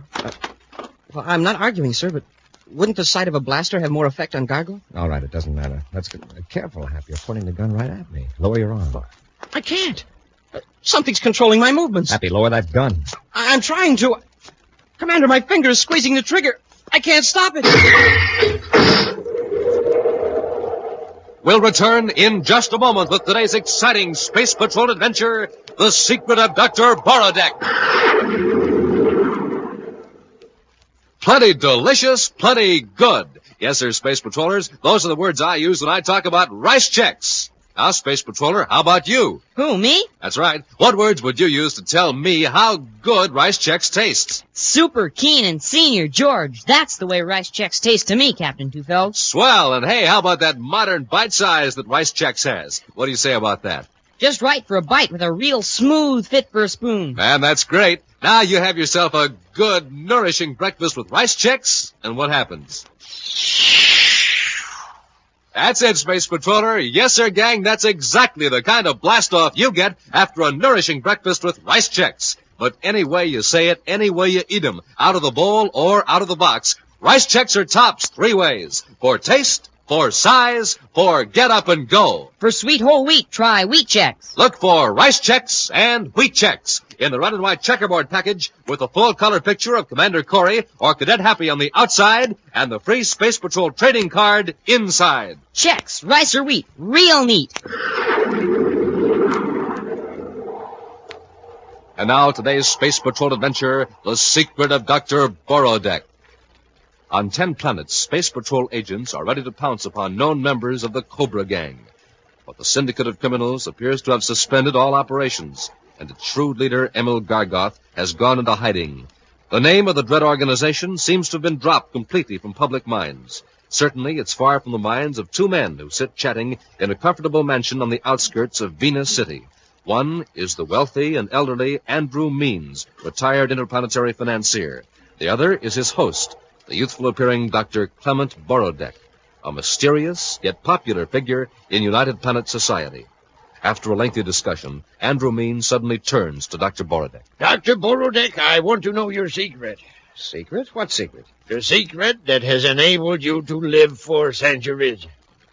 Mr. Means, are you sure you feel well? Now, don't try to change the subject. You're a man of mystery, Dr. Borodek. You live well. Your fine mansion here, your splendid laboratory, the freedom to travel. Now, I don't know how you get your money, and I don't care. But you do have something that I want. The secret of a long life. Life 2 or 3 times beyond the normal span. Mr. Means, a man of your wisdom certainly can't fall for this superstitious gossip about me. Doctor, I've had you investigated. I've done some of it directly in my talks with you. No man could know so much about so many things unless he had lived through them. I happen to have a deep curiosity and a photographic memory, that's all. Dr. Borodek, I have documents to prove that you were living 125 years ago. Yet, today you could pass for 35. I will pay you for that secret. Really, I don't know whether to be flattered or insulted. Now, Doctor, I'm an old man. With the best of care and medical attention, I can't expect to live many more years. But you can prolong my life, just as you have prolonged your own. Tell me how, and I'll give you anything you ask. I'm sorry, Mr. Means, but you've let your fears and your desires deceive you. Now, if you'll excuse me, I have an experiment underway in my laboratory that requires my attention. In his central office at Space Patrol headquarters on the man-made planet Terra, Commander Corey goes over reports from Space Patrol agents with Cadet Happy. Well, from the looks of these reports, the Cobra gang certainly seems to have gone out of business. Yes, sir. Maybe we finally scared Gargoth into quitting. He may have quit, but I haven't. Yeah, but unless Gargoth does something or shows himself, how can we get him? There are 2 reports here that merit looking into, Happy. A man of Gargoth's description was seen in Mercury City with a certain Dr. Borodek. Dr. Borodek? Who's he? Well, my personal opinion is that he's a fraud. He makes a specialty of getting into the good graces of important people. Oh, hobnobbing with the elite, huh? Yes, I think he's a confidence man, but he works so smoothly we've never been able to get anything on him. Well, maybe Borodek knows where Gargoth is. Borodek is the kind of a crook that has to appear respectable in order to operate. He might tell us what he knows about Gargoth, providing we convince him his own reputation is in danger. Well, where's this Dr. Borodek now, Commander? He's got a fancy estate outside Venus City. Oh, and we were blasting off for Venus tomorrow anyway. Right. We just arranged to drop in on Dr. Borodek. In his mansion on Venus, Dr. Clement Borodek walks briskly down the corridor leading toward his laboratory. But as he enters the room, his placidly confident face assumes an expression of worry and distrust. Seated before a control panel, a huge man glowers at a series of viewscope screens, each mirroring a view of a room in the huge house. As the big man turns, Dr. Borodek's face suddenly changes. He smiles pleasantly. Well, I see you've figured out the controls for yourself, Mr. Gargoth. Mighty clever setup, Borodek. So while you're in this lab, you can see what's going on anywhere in the building. Oh, I frequently have guests. It helps me maintain my reputation for being able to see into the past and into the future, just by knowing what's going on in the present. Yes. I've just watched the way you handle Andrew Means. I'm afraid you went too far, Borodek. You practically insulted him. Of course. Nobody dares insult Andrew Means. When someone does, he's intrigued. Especially when that person has something Means wants. Then you think he'll be back with another offer? Of course. He's back in his suite in Venus City Hotel, brooding over the fact that I have the secret of long life. The secret he wants more than anything in the universe. Yes. I'm amazed that he fell for the fantastic idea. He actually thinks you're 200 years old. Why shouldn't he believe it? Didn't we make sure that his agents would find evidence of it? How much do you think he'll pay for your secret? If you'll let me work with him, all he has, but it'll take time. How much time? A month, perhaps? I can't wait. If you can get me 1 million credits within a week, I'll give you 1/4 of it. Make it 300,000, and I'll include my latest invention, the robot suit. Look, Borodek, let's not try to bargain. I need a lot of money, quick. You can get it from Andrew Means without involving the Cobra gang. But you couldn't get it from Means without my connections, my agents who planted the evidence of your immortal youth. Now, shall we quit stalling? All right, Mr. Gargoth, forget the robot suit.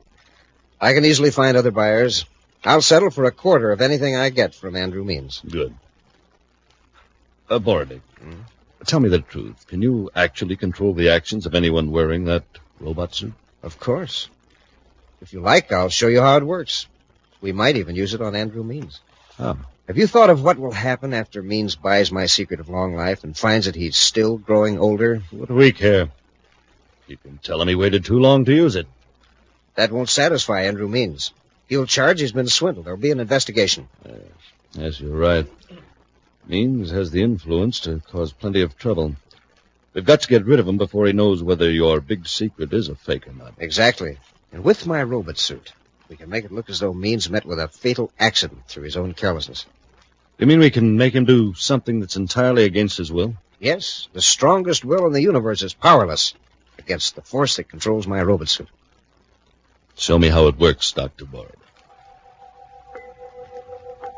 An hour after they arrive at Venus City, Buzz, Corey, and Cadet Happy have complete reports from Space Patrol agents operating in the capital city of the planet Venus. In a special office at Venus City headquarters, Buzz outlines a plan to Happy. As far as Borodek is concerned, we'll be there to find out about a former associate of his, Anton Tolver. Then you can bring up Gargoth sort of incidentally. Yes, but even forgetting Gargoth for the moment, we might be able to stop one of Borodek's dirty deals. What do you mean, sir? A very prominent and influential man has been visiting Borodek regularly over the past few weeks. He's the type of man who ordinarily would spot Borodek as a crook right off the bat and avoid him, but the doctor seems to have him fascinated. Who is the man, sir? An elderly retired businessman, Happy. Andrew Means. While he was active, he never had time to worry about himself, but now he keeps going from doctor to doctor, from specialist to specialist. Is he sick? No, he's in perfect health, but he has an obsession, Happy. He has offered doctors fabulous sums of money for every year they would guarantee to keep him alive. Naturally, no legitimate doctor has accepted this offer, but Borodek is just the type who might prey upon the fears of a worried old man. Now, come on, Hap. Let's go out and have a talk with Dr. Borodek. Meantime, in the library of Dr. Borodek's estate, Borodek listens while Andrew Means continues an urgent plea that's been going on for 3 hours. It isn't fair, Borodek. It just isn't fair. Now look at me.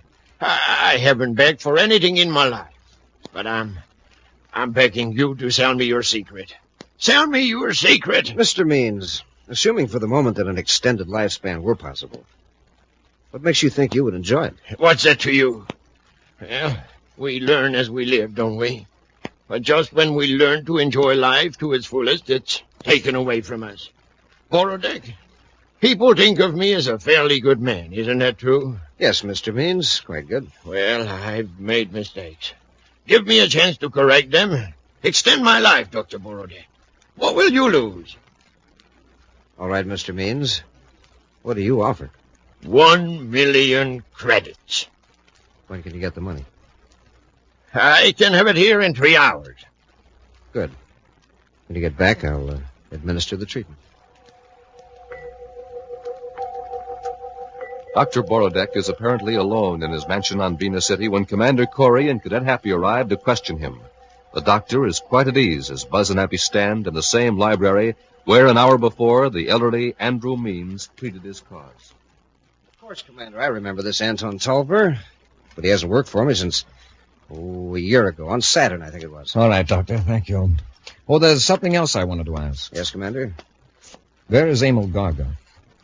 Emil Gargoth? The man you were seen with in Mercury City 12 days ago. I don't seem to recall Emil Gargoth. And you've never heard of the Cobra Gang? Yes, I've heard of it. But then, Commander, you have your sphere of interest and activities, and I have mine. Andrew Means, for example. But what do you mean by that? I understand Mr. Means has been visiting you recently. Yes, he has. Professionally? Commander, I don't think that's any of your business. Well, since you're so frank, I don't suppose you'd object to a brainograph test at Venus City headquarters. A brainograph test? On what? Your qualifications to be called doctor and your knowledge of Gargoth. Will you come with me? Well, I have a warrant, Doctor. How about it? Really, this is most extraordinary. Get your hands up, Corey. You too, Cadet. That voice, Commander. It's Gargoth. That's right, and I've got a ray gun here, so don't try anything. Oh, God. From your past performances, I know you aren't showing up to rescue your pal Borodek. You could have escaped while I was taking him to headquarters. Apparently you need time to put over a deal. A deal involving Andrew Means, perhaps. You're pretty smart, Corey. Yes, Means will be here very soon. Mr. Gargoth. Shut up, Borodek. I'll handle this. Yes, Corey, when Means shows up, he'll have 1 million credits for me. Then I'll get rid of him. And you and the cadet will get the blame for it. Oh, is that so? I warned you, Corey. Borodek, get Corey and the cadet out of the library before Andrew Means arrives. Get them into the robot suits. We'll return to Space Patrol in just a moment.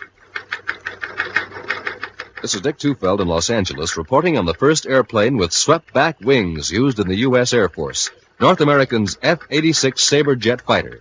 In a moment, we'll hear from George Welch, the famous test pilot of the Sabre jet.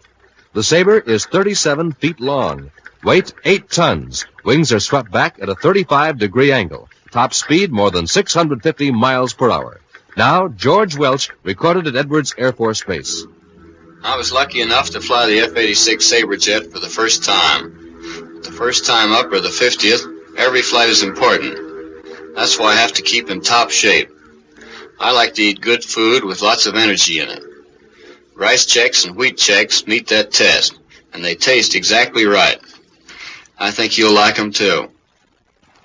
Make sure you keep yourself ready for action, the way George Welch and lots of other famous test pilots do. Eat rice checks or wheat checks every morning. The cereals that are tops 3 ways. Tops for taste, for size, for real get up and go. That's checks, wheat or rice. And remember, they're tops with America's top pilots. And now back to our Space Patrol adventure, The Secret of Dr. Borodeck. Commander Corey and Cadet Happy have visited the mansion of Dr. Borodeck in Venus City, not knowing that the doctor is shielding Emil Gargoth, the head of the Cobra gang. When Buzz asked Borodeck to submit to a brainograph test at headquarters, Gargoth suddenly appeared and knocked Buzz and Happy out with blast from a ray gun. Right now, it's an hour later. Buzz and Happy find themselves prisoners in a small, locked room. Commander, look how we're dressed. I was just noticing, Happy. Oh, what did Gargoth do with our uniforms? Evidently, his plan depends on our not looking like space patrollers. Plan? Remember what he said just before he put us to sleep with the ray gun? He's going to use us to get rid of Andrew Means. Sure, but how's this outfit going to help? I don't know. Let's try getting out of here. Locked. Luckily, Gargoth didn't think of removing my ring. Oh, the electronic key. Right. It's an electronic lock on the door. This ring may solve the combination. I'll try it. A few turns of the settings ought to tell the story.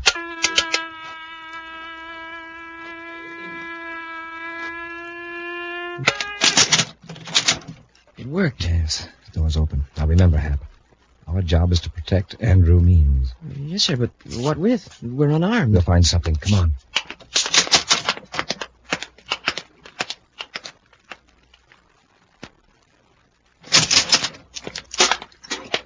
Borodeck, why are you puttering around here in the lab?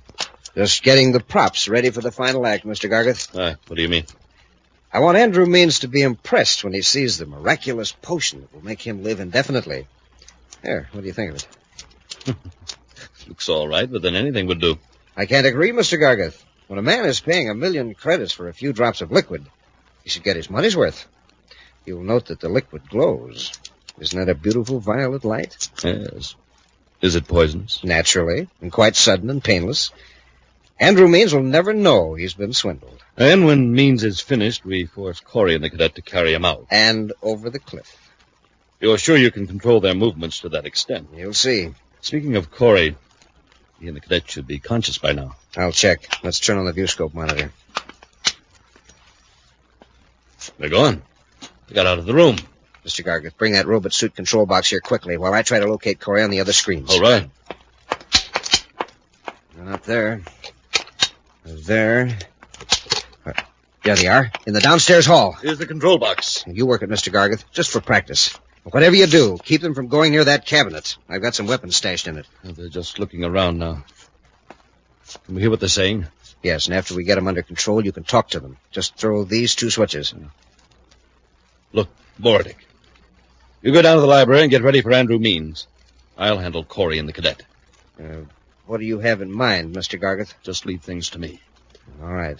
You understand the robot suit controls, don't you? These dials and levers operate the cadet's suit. The other set works Corey's. Yes, I know. Watch me make the cadet turn to the left. You turn it the wrong way. He's headed right for the cabinet. Here. I can do it. Just get out and let me alone. All right, Mr. Gargoth, sure.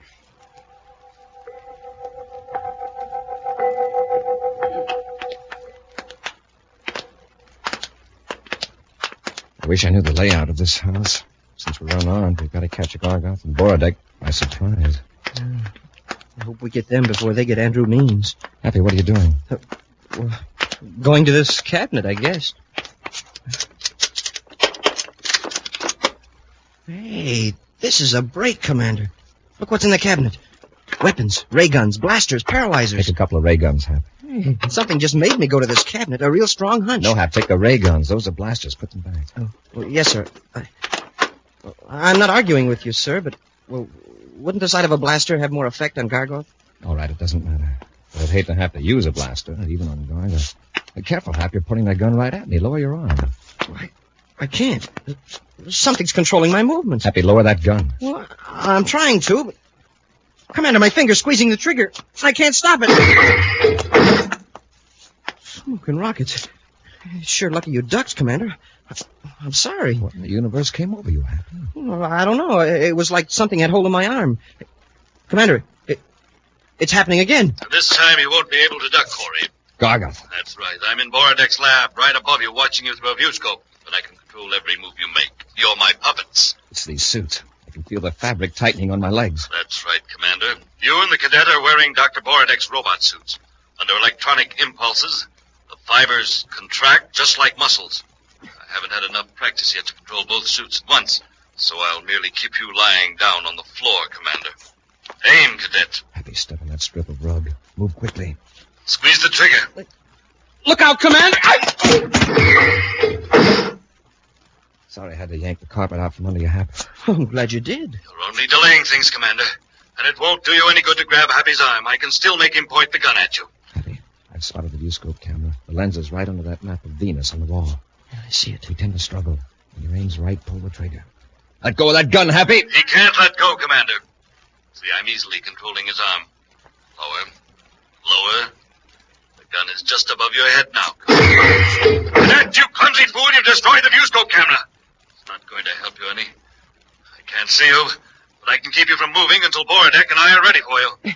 My legs, I can't move them. Just some of these controls. There. That'll hold the two of you. Oh, Commander, for your information, the viewscope screen from the library shows that Andrew Means has arrived. Borodek and I arranged for you to dispose of him and yourselves. See you later, gentlemen. Wow. We're really in a spot. Yes. We've got to think of a way to break the control of these suits. Yeah, but the control is up in the lab, and we can't move. Must be a control center in the suit itself. A unit that picks up the impulses from the control transmitter. But where could it be? This whole suit is just like smooth fabric. Except across the chest. It's built up heavier there. Hap, can you move at all? I can turn my body from the hips up. That's all. Good. I'll try to roll over on my back. And you swing down hard on my chest.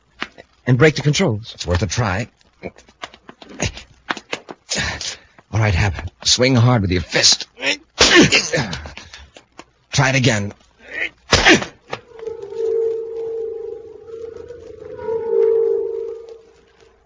Are you sure you won't change your mind, Mr. Means? Now, you agreed to sell me some of the potion, Dr. Borodek. I've got the money right here. Now, surely you aren't going to miss a few drops. After all, I'm giving you 1,000,000 credits. Well, very well. Inside this Endurium canister is a sealed flask. It glows. Yes, Mr. Means. It glows with an immortal light. What a pity there is so little of it. You see now why I'm reluctant to part with even a few drops. What if something happens to me on the way back to the city? Suppose the plastic container breaks. Do you have an Endurium container? I think I can find one in my lab. But to be safe, why don't you drink a few drops here? Now. It's an excellent idea. There's a small glass. I'll pour a few drops in it. Here, Mr. Means. Careful. Thank you. Now, I just drink this. Is that right? That's right. To a long life, Mr. Means. Don't drink that, Mr. Means. Corey! Now, look what you've done. You spilled it. The most precious fluid in the universe. Happy, watch Borodek. Yes, sir. What's the meaning of this? Calm down, Mr. Means. Calm down, indeed, when the Space Patrol hears of this Mr. Means, I'm Buzz Corey, Commander-in-Chief of the Space Patrol. Do you think I am a fool? I do, Mr. Means. You're all fools. Gargoth! Don't move, Cadet. You either, Corey, or you get this blast gun. Gargoth, I thought you said you had him under control. The control must have gotten out of adjustment. I brought it down here for you to test. All right, keep him covered. Dr. Borodek, you mean this really is Commander Corey? That's right, Means. He almost upset our plans. That secret liquid is just the opposite of a life potion. If one drop of that stuff had touched your tongue, you'd be lying there on the floor. But if this robot suit control mechanism works, your finish will be more exciting. Want to carry out our original plan then, Mr. Gargoth? Yes. We'll force Corey and the cadet to walk over the cliff carrying Means. You can't do that. You can't. For 1,000,000 credits, Mr. Means, I could do anything. Try the control, Borodek. Make the cadet walk toward Means. Fight it, Happy. The way I told you to in the other room. Huh?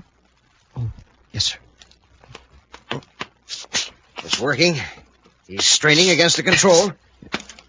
What is he going to do? He's going to pick you up, Means. Borodek, control Corey.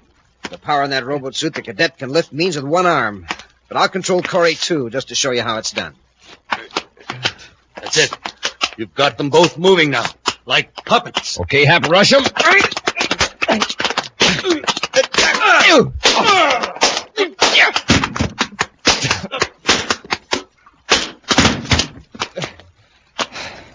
Okay, Hap, that does it. Pick up that blast gun. Yes, sir. Borodek, why did you cut the control? He didn't. We did. We broke him. All right, Mr. Means. That stack of money is yours, I believe. Take it and hold on to it. No, Commander. I'm not going to hold on to it. I'm going to give it away. This man here promised that this money would ensure me a long life. I'm sorry, Mr. Means. This must be a disappointment to you. No, not at all, Commander. In laboratories all over the solar system, legitimate scientists are working on methods to prolong life for everyone. This money is going to help them. That's a fine, generous idea, Mr. Means. I never did a generous thing in my life. I'm going out of retirement and make more money for this research. I'll see that those scientists get results, even if I have to stand over them for the next 100 years. You know, Mr. Means, I believe you will. An action preview of next week's exciting Space Patrol adventure in just a moment. Hiya, Space Patrollers. Cadet Happy here. You know, the Commander and I have been telling you all along that checks are tops for get up and go. So if you haven't tried them yet, grab yourself a good nourishing breakfast in the morning with a bowl full of rice checks or wheat checks, and you'll see what we mean. Use just cream and sugar or slice up a big banana over them. Eat up, and zowie, you're up and at 'em like a real Space Patroller. But say, listen, here's another way I like to eat checks, right out of the box, anytime I get hungry. Yes, sir, gang, checks are top for snacks because they're tops for taste. Smoking Rockets, nothing beats that swell toasted taste. Real keen and crispy delicious. And size? Man, oh man, checks are tops for size. Their modern bite-sized design is just right for easy eating. So, Space Patrollers, anytime you get hungry, reach for that red and white checkerboard package of checks.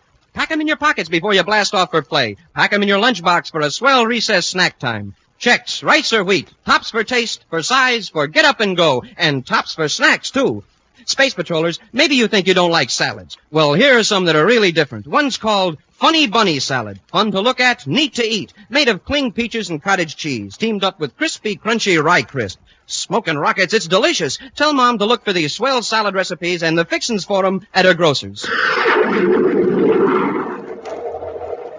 And now, a preview of next week's exciting Space Patrol adventure. Buzz and Happy are in a surface car speeding down a highway toward Lowell City on the planet Mars. Looks like we're going to make it, Commander. If anyone was going to stop us, well, they've lost their chance. Commander, look! I see it, Hap. It's an atmosphere ship, and it's swooping down right on top of us. The Cobra gang. And there's no way we can fight them off. What they're waiting for. If that ship is armed, they're close enough to blast us to pieces. Uh-oh. What's that? Magnetic holding field. Smoking Rockets are picking up the car. Will help us. If they cut that field, we'll crash.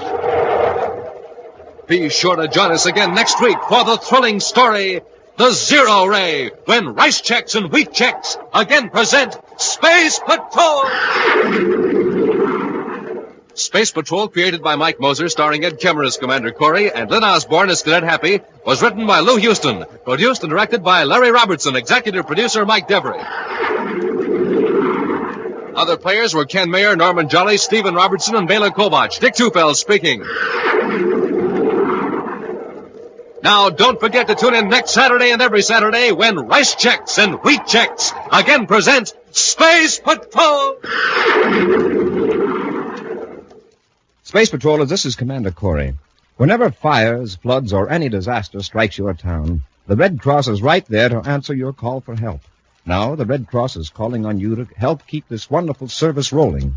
I want all of you to answer the Red Cross call. Give your dimes and nickels to the 1954 Campaign Fund.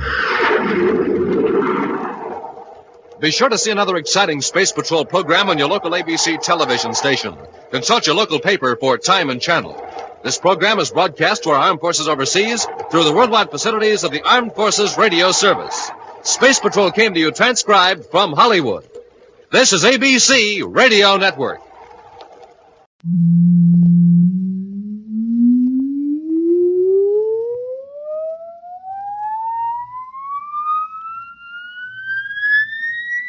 Countdown for a blast-off. X -5, -4, -3, -2, X -1. Fire.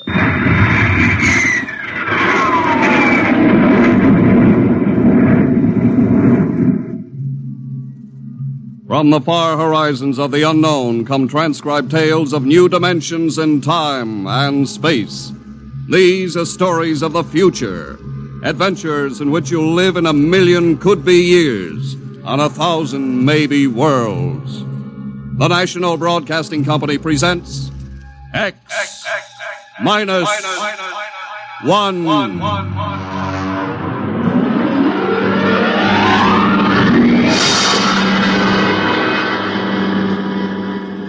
If you wanted to take over our world with a minimum amount of resistance and trouble, how would you go about it?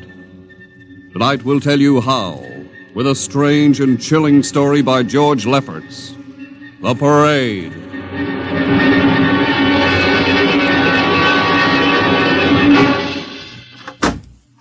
You are Mr. Sid Ryan. The same. My name is Luchar. I am a Martian. Pleased to meet you, Mr. What was that again? A Martian. As in Orson Welles? Precisely. I'm a Rotarian myself. Sit down. Thank you. Now that we've had our little joke, Mr. Luchar, what can Publicity Associates do for you? I am interested in obtaining publicity. It has been my observation that advertising and publicity are the very backbone of earthly civilization. Spoken like a true Martian, Mr. Luchar. Now, if you'll tell me the name of the client. The client, of course, will be the Martians. You don't give up, do you? Give up? The gag, I mean. Oliver! Yes, Mr. Ryan? This is Mr. Luchar. Oh, how do you Mr. Luchar claims to be a Martian. Take him outside, will you, Oliver? I am happy to see, Mr. Ryan, that my telling you I am a Martian has approximately the effect I guessed it would. I believe we can do business. I have here cash retainer of $5,000. Oliver, take a look at that wad of lettuce. It's the real stuff, Mr. Ryan. And my client is prepared to spend many times that amount. Sit down, Mr. Luchar. Oliver, get the client a cigar, the 50-cent box. Yes, sir. Thank you. Well, now, what can I do for you, sir? I wish you to manage a publicity campaign. A very large and important campaign. Is the product established, or is it something brand new? Something quite new. Now, what would you judge the most effective type of campaign? Well, if the client has a lot of dough to throw around, a suspense campaign is best. First, you place ads in the paper saying, "Watch this space." Then about a week later, you run an ad saying XYZ or PDQ, and you get people guessing what it means. Then finally, when you've teased them enough, you bust loose and unveil the product. Excellent. We will conduct a suspense campaign. Of course, in this kind of campaign, secrecy is very important. Once the name of the product leaks out, it spreads like wildfire, and the whole campaign is kerfloppo. Quite so, quite so. The utmost secrecy. You realize, of course, these things cost like crazy. Would, say, $1 million cover expense? Come again? I said, would $1 million cover it? Why, yes, I am at... You did say $1 million. I understood that you have handled some very large accounts. Of course, if this is too big... No, not at all, not at all. As a matter of fact, I seldom touch anything less. Right, Oliver? Huh? Oh, of course. That's right, Mr. Ryan. Absolutely right. Yes, sir. You will begin, then, by saturating the newspapers, the radio, the streetcars with a very simple statement. What's that? I will write it on a card. Here you are. The Martians are coming. Say, that's not a bad teaser. Got that, Oliver? Yes, sir. The next ad will read, June 1st is Martian Day. June 1st is Martian Day. What happens on June 1st? The parade takes place. What parade? I wish you to arrange a parade up Fifth Avenue. You mean like the Macy Parade? Exactly. Except that the theme will be the world of tomorrow, the Martian world. My client would like it to be a gay affair. Balloons, clowns, pennants, pretty drum majorettes. Say, that sounds terrific. I might be able to interest the department stores in a tie-in. Fine.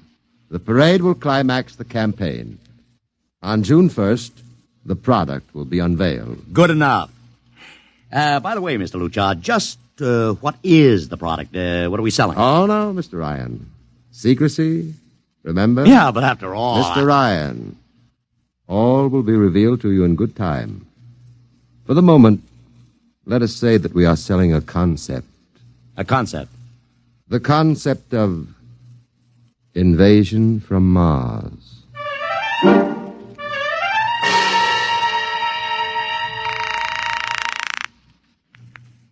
Sorrel Talent Agency. Sammy Sorrel, please. This is Sammy. This is Sid Ryan over at Publicity Associates. Listen, Sammy, how you fixed for midgets? I got midgets. Fine, I need 40 midgets for a parade. 40. June 1st.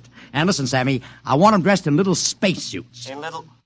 You know, like men from Mars. Mars. Okay? And I want some movie extras, maybe 50 of them. 50. Also rigged up like men from Mars. Make them look gruesome. Got that? Gruesome. Also, I need some horses with pretty girls on top of them. Maybe you can get that bunch from Maroney's Traveling Circus, the one we booked for the Fireman's Parade in Albany last year. Yeah, I'll try, Sid. Never mind the expense. Just get me the talent. It sounds like you landed a big client there. Who is it? It's a secret. I gotta hang now. Call me back, Sammy. Right.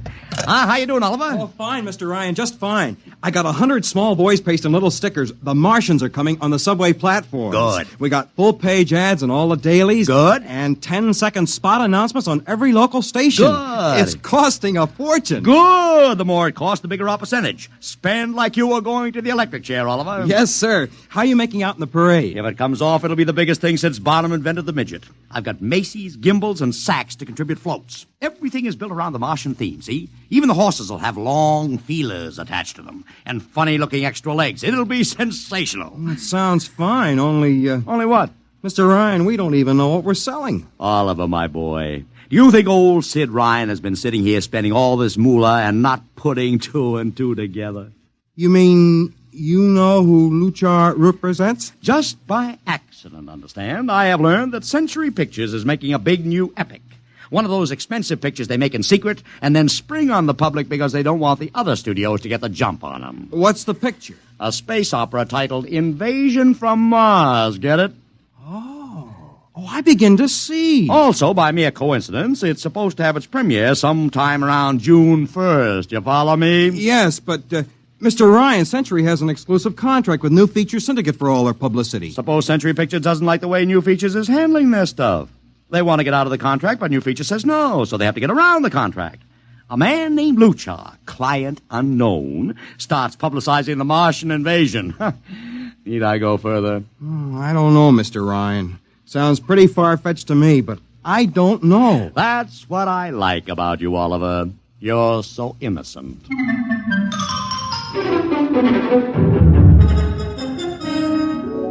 Now, let me talk to Commissioner Patrick, please. Sid Ryan.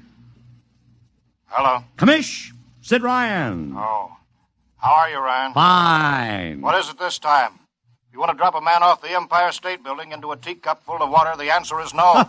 Also, we're not arresting any fan dancers. You know I don't handle fan dances. I want a permit for a parade. June 1st, 5th Avenue. It's a Sunday. There's no traffic. Now, look, Ryan, Macy's gets a permit. Gimbals gets a permit. The American Legion gets a permit. The Sons of Erin march every time Morton Downey sings the Wearing of the Green. Oh, don't give me a hard time, Patrick. This is too big. I have the 5th Avenue Merchants Association behind me. Okay, Ryan. Fill out the forms. I'll pass them along to the license commissioner. That's my boy. By the way, what's the occasion for this parade? Oh, don't you read the papers, Patrick? June 1st is Martian Day.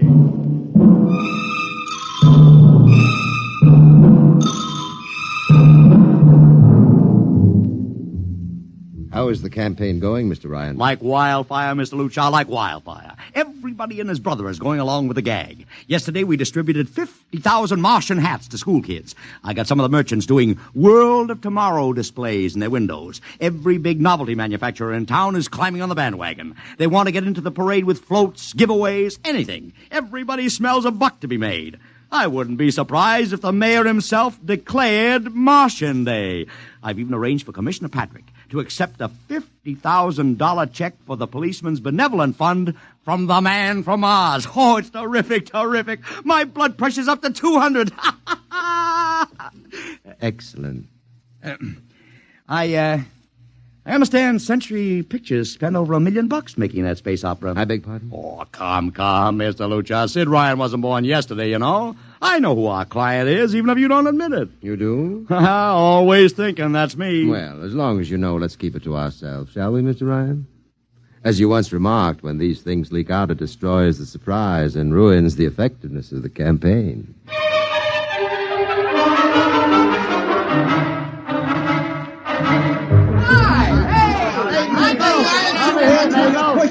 Ladies and gentlemen, this is Ken Daly speaking to you from our portable transmitter atop the reviewing stand for the much-heralded Martian Parade on Fifth Avenue.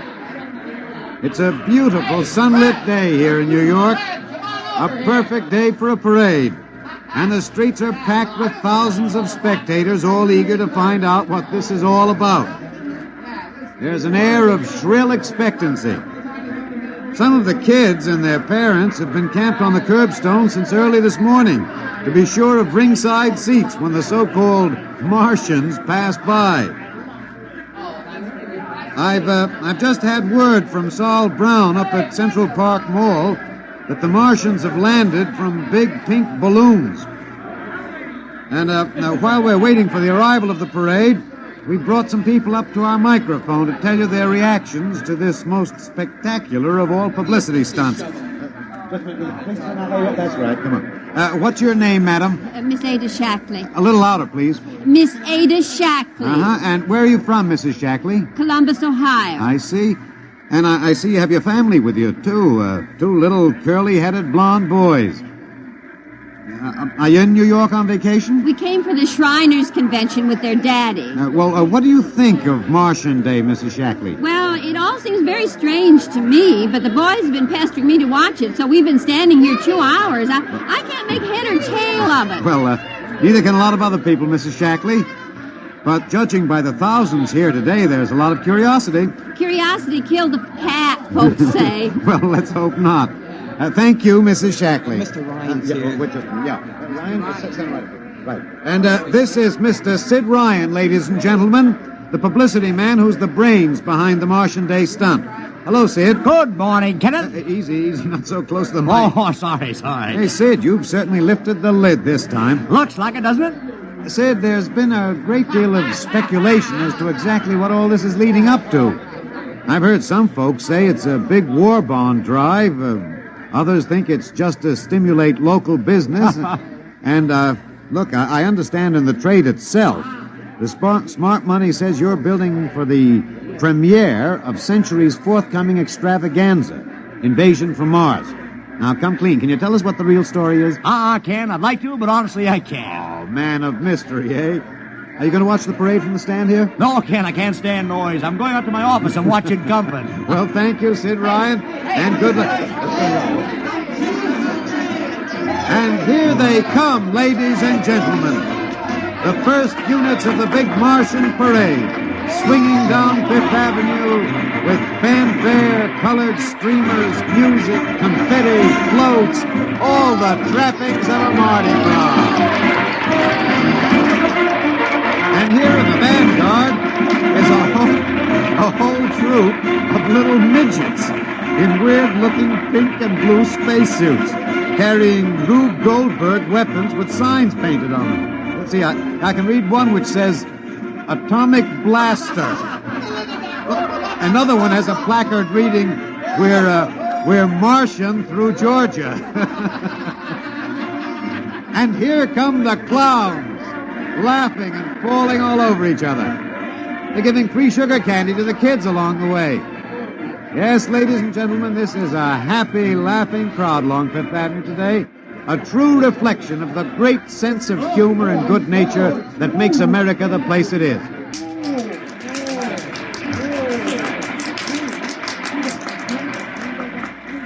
This is promised as the climax of the show. And now a great hush has fallen over the crowd. It's quite a sight to see these thousands of people standing here expectantly, hearing only the great regular sigh of their mass breathing.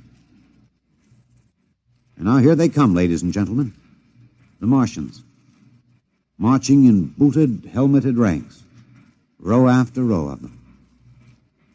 My, this is an impressive sight, ladies and gentlemen, and a rather serious contrast to the rest of the joyous slapstick parade we've witnessed.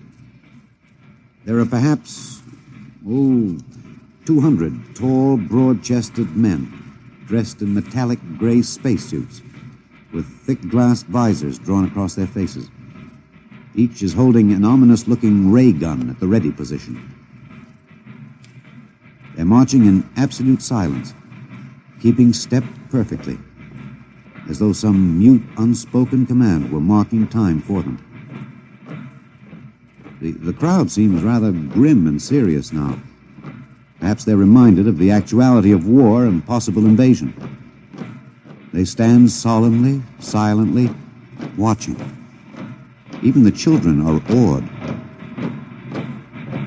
And now the first ranks of the Martians are moving past us down Fifth Avenue toward the reviewing stands at the square. No one moves. What's that? What's happening? There, a woman, ladies and gentlemen. She dashed out into the street. For what reason, I don't know. She attempted to lift the visor of one of the Martian spacesuits, but just as she reached the Martian, she fell forward in a dead faint. I tell you, I've never felt such mass tension in a crowd as we're experiencing here right now, today. All sorts of rumors have begun filtering back through the audience. There are excited whispers of she's dead, she fainted, and now an undercurrent of, what?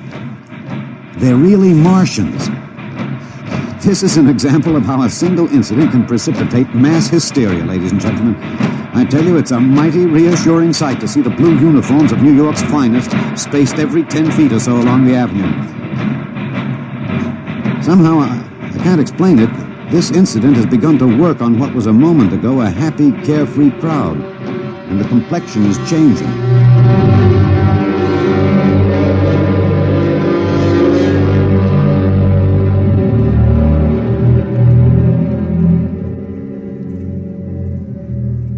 Mr. Ryan, did you see that? A woman fainted. Of course I saw it. What do you suppose she saw? Oliver, old man, did I ever tell you were too naive for this business? But that young woman ran out into the streets to get a close look at the Martians, and then she screamed and fainted dead away. I'm well aware of that, Oliver, since I paid her $50 to do it. What? The dramatic moment, Oliver, the stock and trade of the good publicity, man. Relax. Holy smokes, you sure think of everything. Yeah, for my share of this deal, roughly $100,000, I can afford to think of everything. Shut the window. Don't you want to see the finish? We'll go down to the reviewing stand for the finish. Right now, I want to make a phone call. By the way, where's Lucha? I haven't seen him. Well, he'll be around. Boy, those Martians sure look like the real thing. How would you know the real thing if you saw it, Oliver? Well, gee, I don't know. Close the window, Oliver. Oh, yes, Mr. Ryan.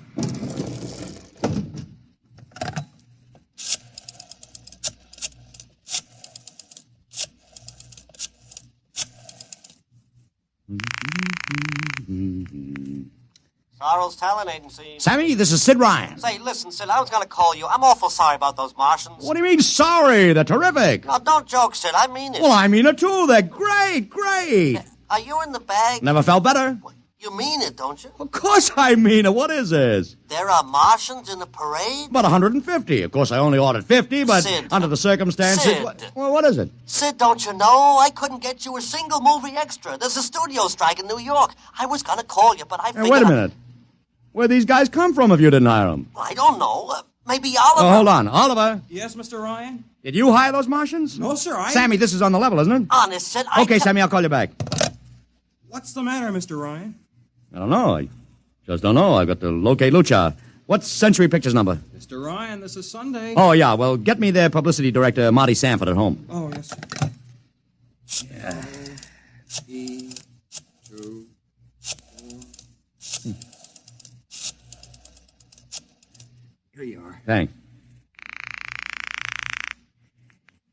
Sanford. Marty, this is Sid Ryan. Oh, hello, Sid. How's the big Fine, promotion? fine. Listen, Marty, this is dead serious. On the level. Get it? What's wrong? I've got to locate Lucha. Lou who? Lucha, come on now, Marty. This is life and death. The guy you sent over to hire me for the invasion picture. Invasion picture? Invasion from Mars, the space opera. Are you batty? Marty. That picture was shelved last month. What? Sure, back in the can. Too expensive and too fantastic. The big shots decided you can't sell a Martian invasion to the American public. And I never heard of a guy named Lou... Mother heaven. What is it, Mr. Ryan? You look terrible. That's too fantastic. What's too fantastic, Mr. Ryan? Is something wrong? Open that window. I want another look at those Martians. Yes, sir.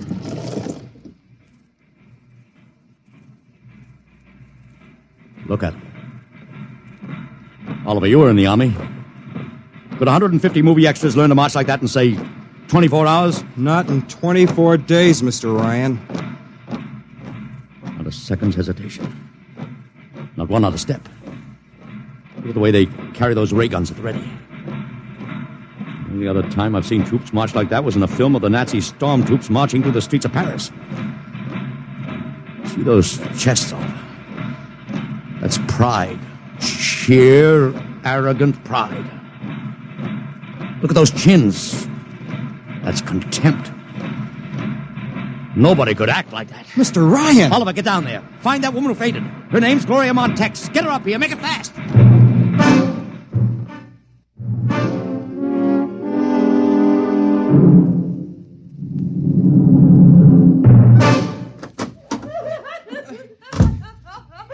Here she is, Mr. Ryan.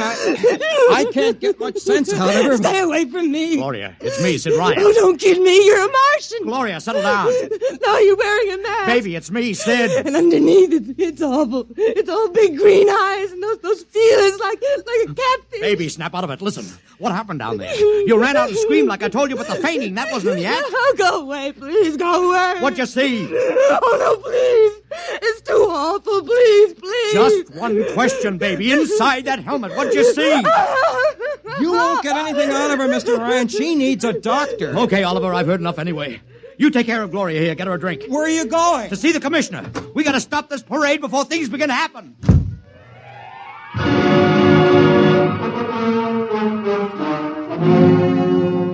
Okay, Ryan, what's the beef? Listen, Patrick, I don't know what it is, see, but something's wrong. You gotta stop that parade. I suppose you'd like the riot squad. That would get you a front-page spread on every paper in town. Honest, you publicity guys give me a pay. This may be a matter of life and death. Oh, sure. Look, Ryan, I've got no time for your cheap publicity gags. I'm a busy man. Listen, I'm trying to tell you I don't know where these Martians came from, who they are, anything about them. All I want you to do is stop the parade and make sure they're on the level. Ryan, I'm wise to your tricks.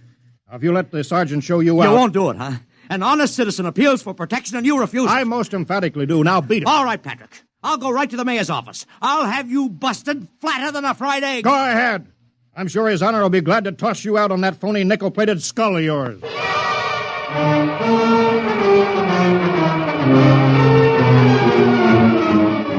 You heard me, Ryan. You cannot see the mayor. Adolf, please. This isn't a gag. I don't want publicity. All I want to do is maybe prevent something horrible from happening. In case you don't know it, wise guy, something horrible is already happening. A couple hundred little kids are in the hospital with ptomaine poisoning from that phony Martian candy you passed out.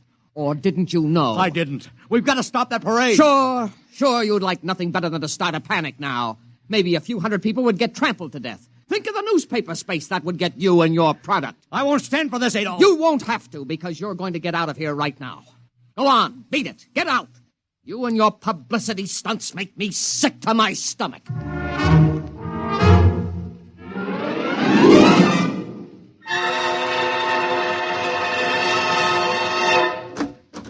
Oliver! Oliver, where are you? Oliver! Oliver! It is useless What? to scream at him, Mr. Ryan. Your friend is quite dead. Lucha.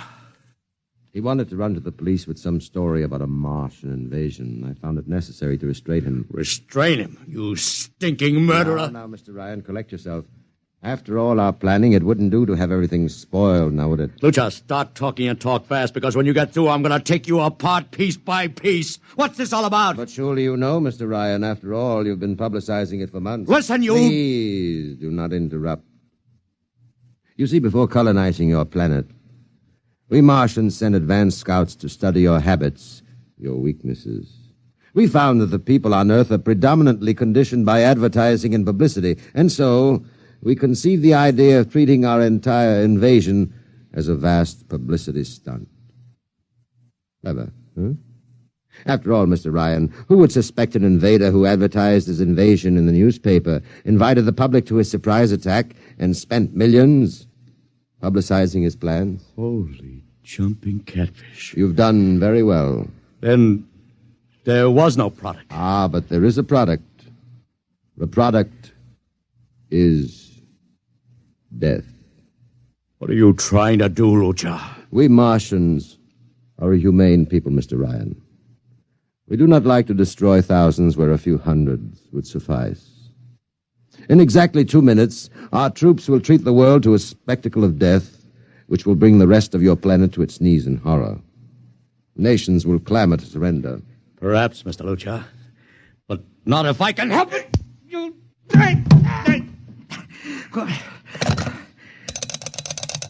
Yes, please. Operator, this is Mr. Ryan. Get me the field telephone on the reviewing stand of the Martian Day Parade. Hurry. Anyone in particular? Just hurry. Reviewing stand, Sergeant Cassidy. Get me Commissioner Patrick. Hello. Hello. You'll have to talk louder. I want Commissioner Patrick. Oh. Patrick! Wait a minute. Things are quieting down.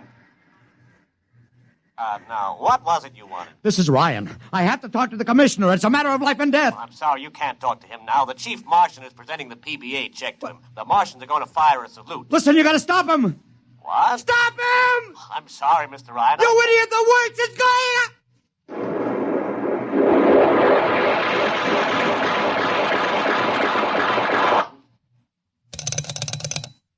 This is the operator. I'm sorry, Mr. Ryan, you've been cut off. I can't seem to get them back. Doesn't matter, operator. Nothing matters now.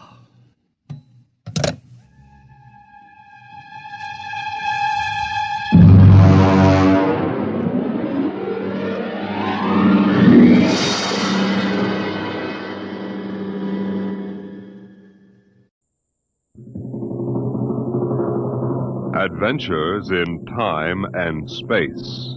Transcribed in future tense. Dimension X.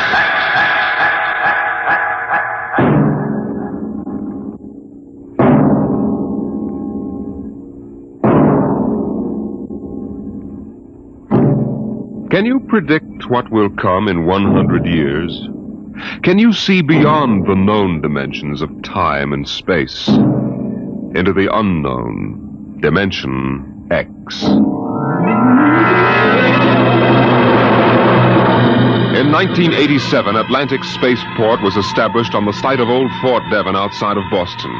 And as the ships pushed deeper and deeper into space, the time of voyage increased by geometrical progression. It became more and more difficult to persuade able spacemen to sign on for flights which lasted for years, 10 to 15 monotonous years in the cramped forecastle of a deep spacer.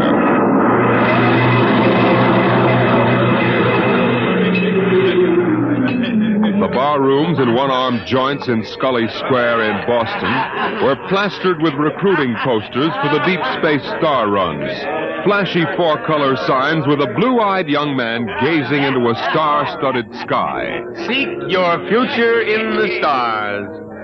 Jeff, there's your last chance to get out of the wedding. Sure. Just send Judith a short note. I can't get away to marry you today. I'm 300 million light years away. Very funny, very funny. Well, think it over, boy. Tomorrow, the shackles of matrimony. What, tonight? The stars. The mystery of the galaxy. Eat, drink, and be merry, for tomorrow you commit matrimony. Oh, come on. We came here to have a little fun. We might as well be at Mother's Music Hall on Commonwealth Avenue. Please. Ah, the problems of the rich. Hey, Jeff, just where does the coffin fortune come from, I guess it started in Nantucket. My great something or other used to be a whaler. A whaler? There she blows! A dead whale or a stove boat? Watch my trusty harpoon! Ouch! Look out with that fork! Where's the money now? Oh, I don't know. We've got a lot of commercial holdings, mills, import, export outfits, rocket lines, you know. Mere trivia. Hey, why don't we get out of this dump? We could go up to the Copley Plaza. It may be stuffy, but at least the glasses are clean. You're the condemned man. All right, you guys go ahead and get a taxi copter. I'll settle. Meet you out in front. Right.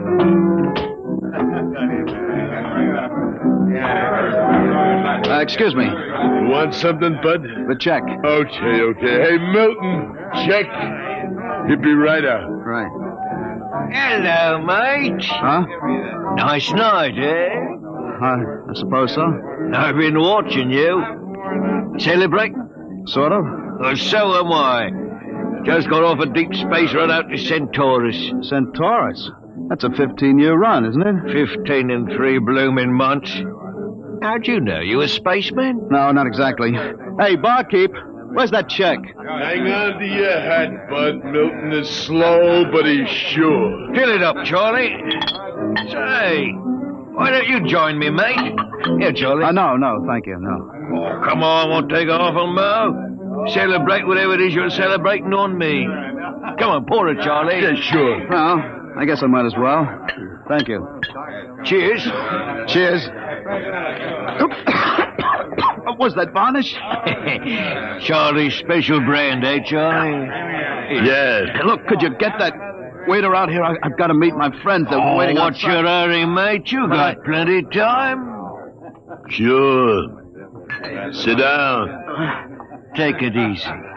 You don't look so good. I don't feel so good. Well, here now, you sit right here. You'll feel chipper as a blooming grasshopper in a second. Gotta get outside. In a hurry. Where's the check? Check! Oh! All right, come on. Get him out the back before his mates turn up. Grab his other leg. Let's go. In a hurry, is he? That's what he thinks. Where he's going, he's got plenty of time.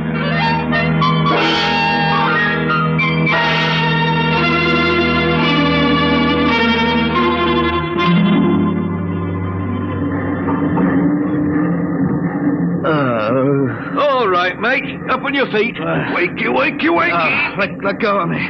What's the idea? Rise and shine and greet the dawn. Where am I? What's going on here? Come on now, mate. Up and at him. Wakey, wakey, wakey. Come on, show a leg, show a leg. Wait a minute. Hey. You were at that bar. Scully Square. Come on now, up to the power room or you'll be in trouble. Power room? What are you talking about? Where am I? Well, that's hard to say exactly. Offhand, about 8 hours out of Atlantic Spaceport. Atlantic Spaceport? What kind of a joke is this? If Alan and Peter think this is funny, they... What ship is this? R.S. Michael M. Rafferty. Coffin line. Coffin line. Well, that makes it easy. You've got to put back the port. Forget your toothbrush, mate. Listen, you runt, take me to the captain or I'll tear you apart. Here, let go of my lapel. Get moving. Sure, mate, I'll take you up to the captain. Captain Lundstrom is just the man you want to see.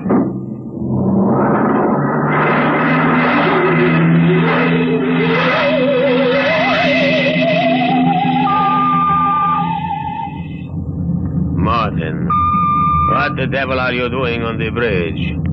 Get below. Right away, sir, right away. Only this here gentleman asked to see you. Now, that's right, Captain. There's been a mistake made. I'm afraid it was supposed to be a joke. Oh? Yes, you see, I'm going to be married today, and I suppose my friends thought it would be funny to make me miss the ceremony.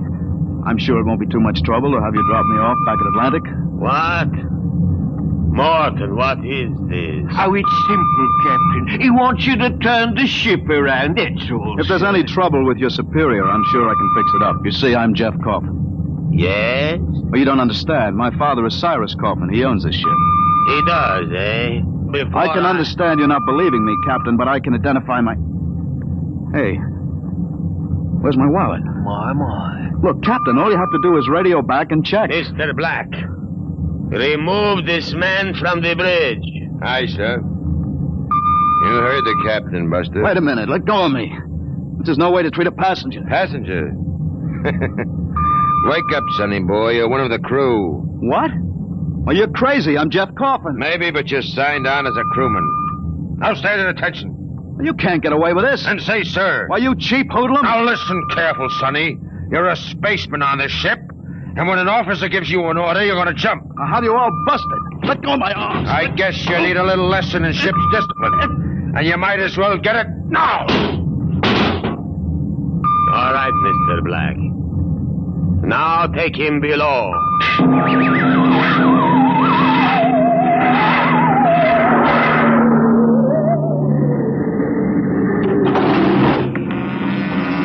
All right now, mate. You grab yourself a buffer and you get to work on those deck plates. I can't get away with this. It's kidnapping. Maybe yes, maybe no. Now get this here deck nice and shiny. We might even see about some grub. I'll be back in 2 hours. And mind you, I want to be able to see my blooming reflection in it. Hey, you'd better get started. You can't get away with it. The law says once you sign on, you're under absolute orders. I looked it up. But I didn't sign on. I was kidnapped. You won't be able to prove it. Come on, mister, please. I didn't get anything to eat today. Give me a break. All right. You run the buffer over it, is that it? Yeah, that's right. Like this. Yeah, okay. You sign on? Yeah. I ran away from home. What? How old are you? 16. I'll be 30 when we get back. What do you mean 30? We're headed for Mars, aren't we? Only to refuel. We're bound out to Centaurus. No, we can't, but that's 15 years. Morton! I've got to get back. It's no use. I'm getting married. She'll think I'm dead. Morton! Now, what's up? You want me to call Mr. Black again? He'll give you what for? No, listen. Now, listen, I've got to get back. I can't disappear for 15 years. How is that a fact? Look, we stop at Mars, right? Yes, and you'll be below decks under lock and key. Listen, I can make it worth your while if you get me off at Marsport. Jumping ship? Why, that's real naughty, mate. $1,000. Why, what would I tell me poor old mother in Battersea? 2,000? 5. In advance. What do you mean in advance? I'll bet you're the one that rolled me for my wallet. There's a way. They don't believe you're young, Coffin. Maybe I know better. All right? It's a deal? All right. Look, Mr. Coffin, can you take me with you? I didn't realize what it would be like. I'll pay my share. I could work it for you, or maybe borrow money. I couldn't stand 15 years. I'd go crazy. It'll cost you another 1,000. You cheap swindler. Here now, Mr. Coffin. I'm all what stands between you and a lovely pleasure cruise for 15 years, so I'll thank you to treat me with the respect and politeness what a gentleman like myself deserves.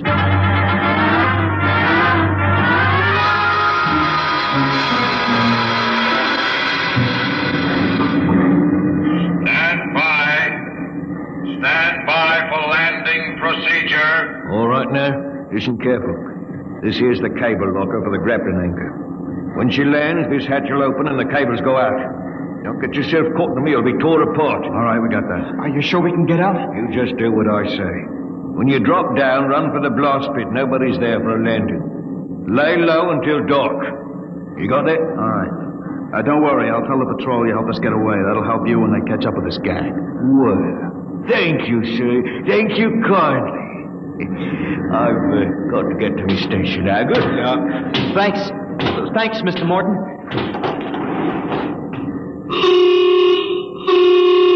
There's the landing horn. Yeah. Keep clear of that cable, Joey. Here comes the deceleration blast. Hold on, Frank.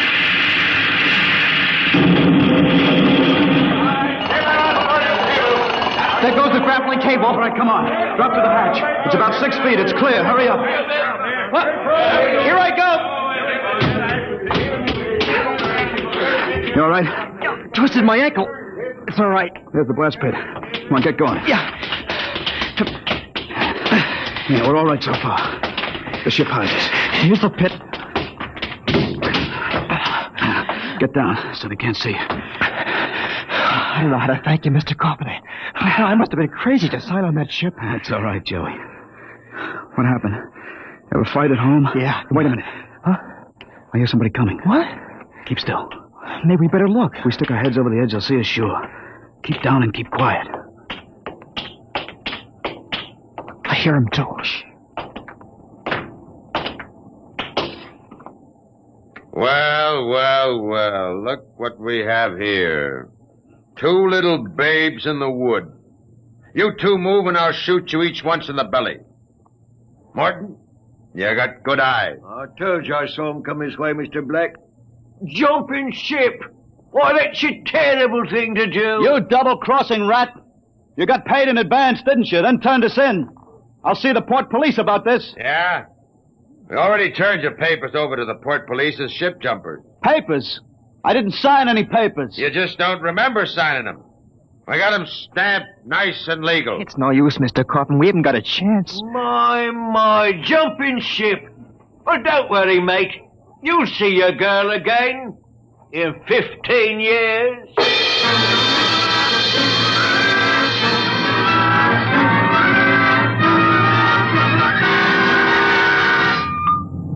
Mr. Black, inform the ship's company that these two men have been found guilty of attempted desertion. Desertion? Well, you kidnapped me, you dirty crook. Don't you talk to Captain Lundstrom that way. I'm sentencing them to 24 hours hull watch. Take them away. Morton, take him to the aft lock. Aye, sir.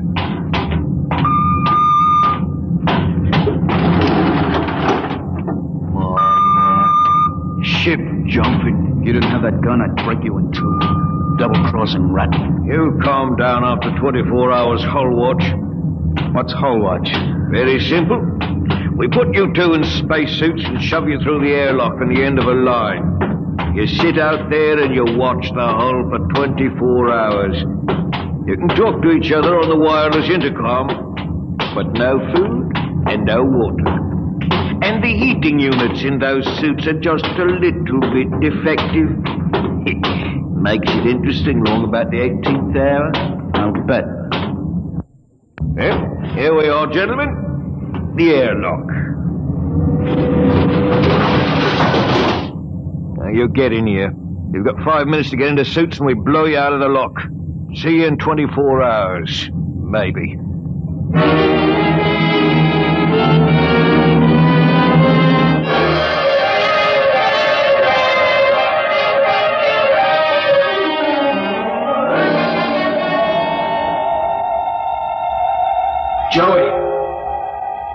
Joey, can you hear me all right? Yeah. It's getting awful cold. How much longer we got? I don't know. I suppose that's part of the fun.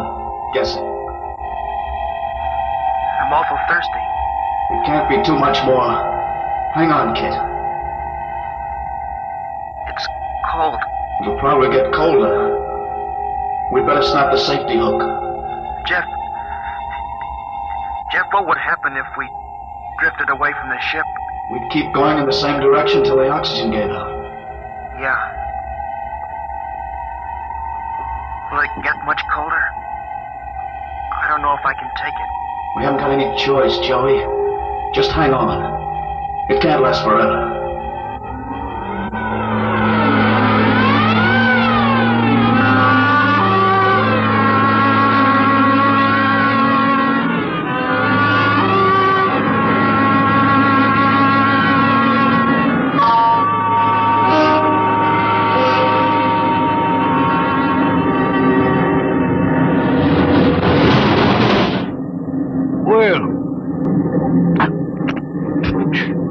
Slopping like a bloody animal. Joey, passed out. You'll be all Help right. him. Teach you a lesson, both of you. Just take my advice and behave yourselves. You've got 15 years to go on this here ship, and you might as well make the best of it.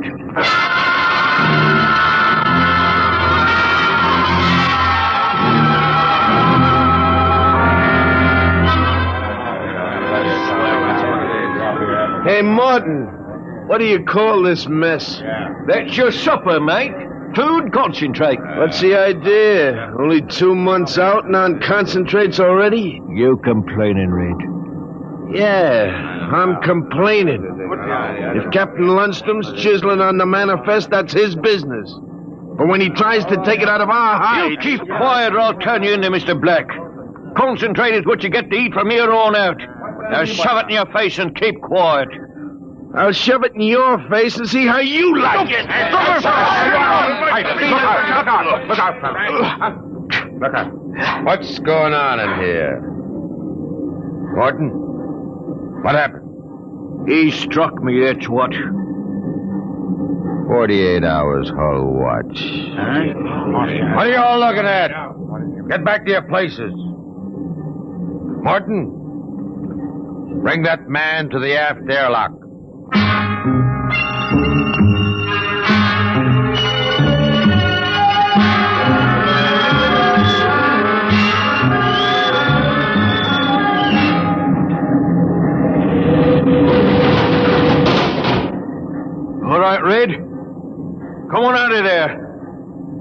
Your time's up. Come on. You, mate. Go in and get him. Come on, Joey. Gee, 48 hours out there. Unsnap the helmet. Careful. Get it off. Come on now, hurry up. Bring him to. I can't. What? He's dead. Get him undressed. Hang up that spacesuit. He must have had a heart attack. Heart attack. He's frozen to death. Mr. Black will be fair heartbroken. Red was a first-class jet man. Hurry up with that suit. It's cold in here.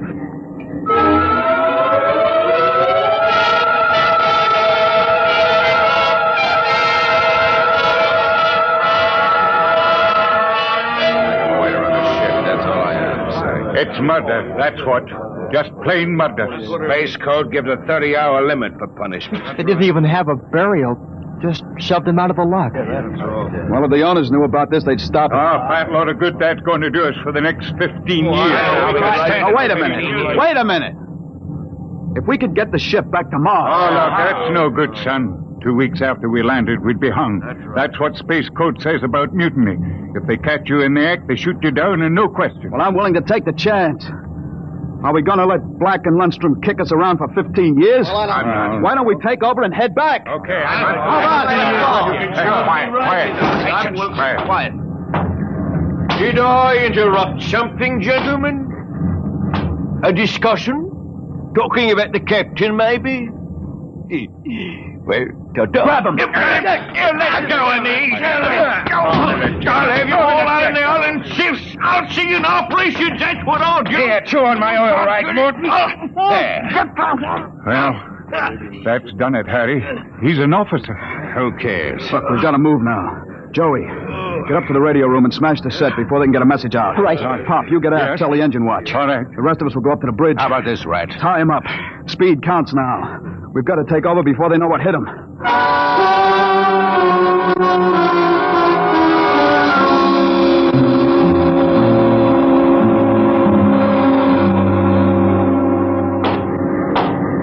Careful.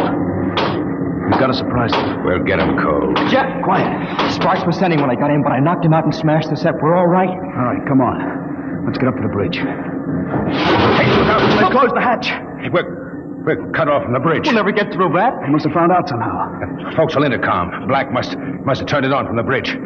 He must have heard the whole thing. Yeah. We better get out of here. Yeah. What'll they do? I don't know. They got all the controls up there. We can shut down the drive, but we can't steer. Better dog down the hatch behind us. Well, what next? All right, men. Captain Lundstrom's giving you 1 minute to give up quiet. In a pig's eye, Black! You'll hang for mutiny, every one of you. What do we do now? Quiet. They can hear everything on the intercom. Not if I cut the switch. Got to get through to the bridge. Well, it's a Mexican standoff. We can't get at them, they can't get at us. What's that? Air leak. The pressure's down. Fellas. What is it? Lundstrom, he blew the hatch in the mess hall section, just opened it up and let the air out. Oh, anybody caught? Al Haynes, he was cooking supper, dead as a doornail. Well, they can kill us all. They'll do it, too. All they've got to do is bleed off the air. They've got the atmosphere controls up there. I'll see all of you blacks swinging from a landing crane. I will, you scum. Morton, you know what Black's going to do? Bleed off the air down here. Oh, serve you all right. If I had my way, I'd see you all out in the yard till you froze stiff. You're forgetting something, Morton. You're back here with us. What do you mean? If Black and Lundstrom blow out compartments one by one or bleed the air off, you'll get it, too. They'll take care of me, don't you worry about that. You think so? Joey, plug that intercom back in. Yeah. Black!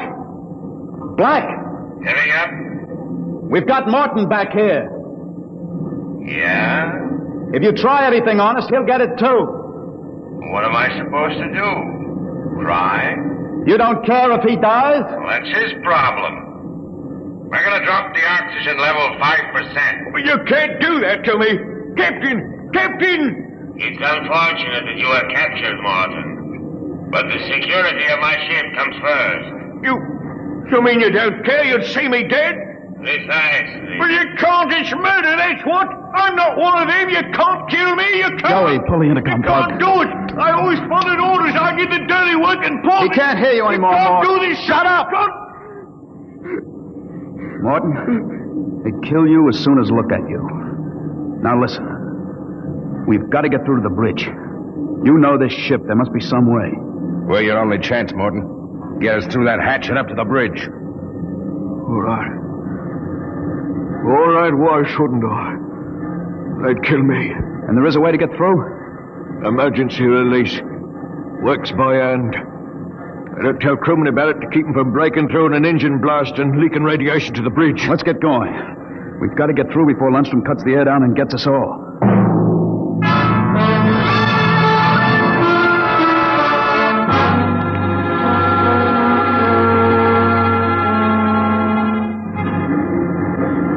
Here's the hatch, Morton. Where's the release? Under the floor panel. You can pry it up. Harry? I got it. He's up. Works on a key. Ready? Back against the walls. They've got the guns. Let them have them. I want to wrap my wretch around Black's neck. All right, Morton. Open it up. Here goes. Look out! They're headed wide. Morton!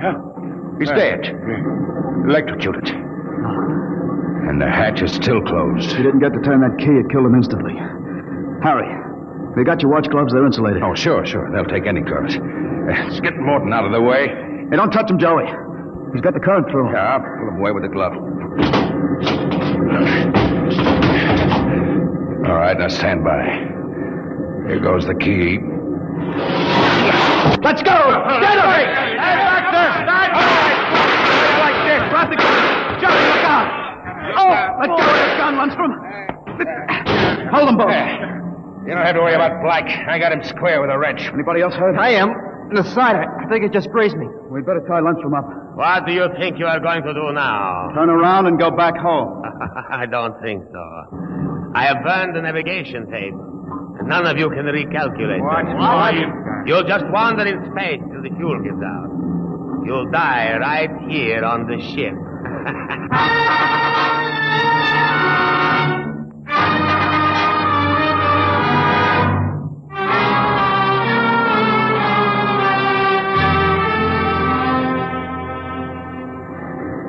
How you coming, Jeff? It's no use. I've had a little space math, but not enough to compute a flight. Sooner or later, you're going to beg me to let you surrender. Jeff, the interceptor screens went on. Meteor? No, it's a ship. A patrol ship coming up on us. Hey, must have got off an SOS. No, we don't have to worry. We can just tell them the truth. Sure. You are not familiar with the space code, young man.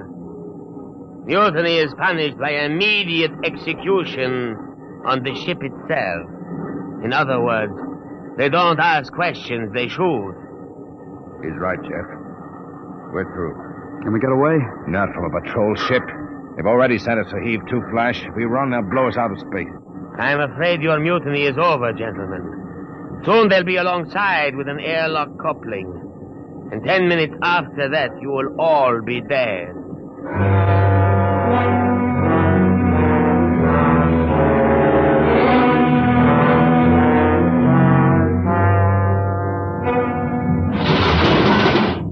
Nobody move. Sergeant, take a squad and secure the ship, collect all weapons, and post a guard in the engine room. Yes, sir. You, Brown, Williams, Kokoski, Kelly. I'm delighted to see you, Major. I was not sure that an SOS had gotten through. Oh? You're Captain Lundstrom? That's right. I can swear out the affidavit of mutiny and... I don't think a mutiny charge will stand up, Lundstrom. Not with a relief of command warrant out for you. I think we'll just forget about it. You're under arrest, Captain. Oh, you can't do that. Space code is clear. You recorded my SOS. SOS? Of course. How else did you get here? They sent us after you to get Jeff Coffin. Where is he? I'm Jeff Coffin. We had a missing persons alarm for you, and then when a check you signed turned up at Marsport... A check? That's right. I gave one to Morton to help me get away. And he sold it to a fence for half face value. We traced it back to this ship. Coffin, I've got orders to escort you personally. We're taking you back to Earth, son. Major, can I send out a message? Of course. Oh, that reminds me, I've got one for you. From your fiancée. Oh? She said to tell you that she didn't object to a bachelor party in principle, but, well, she did think 6 months was stretching it a bit.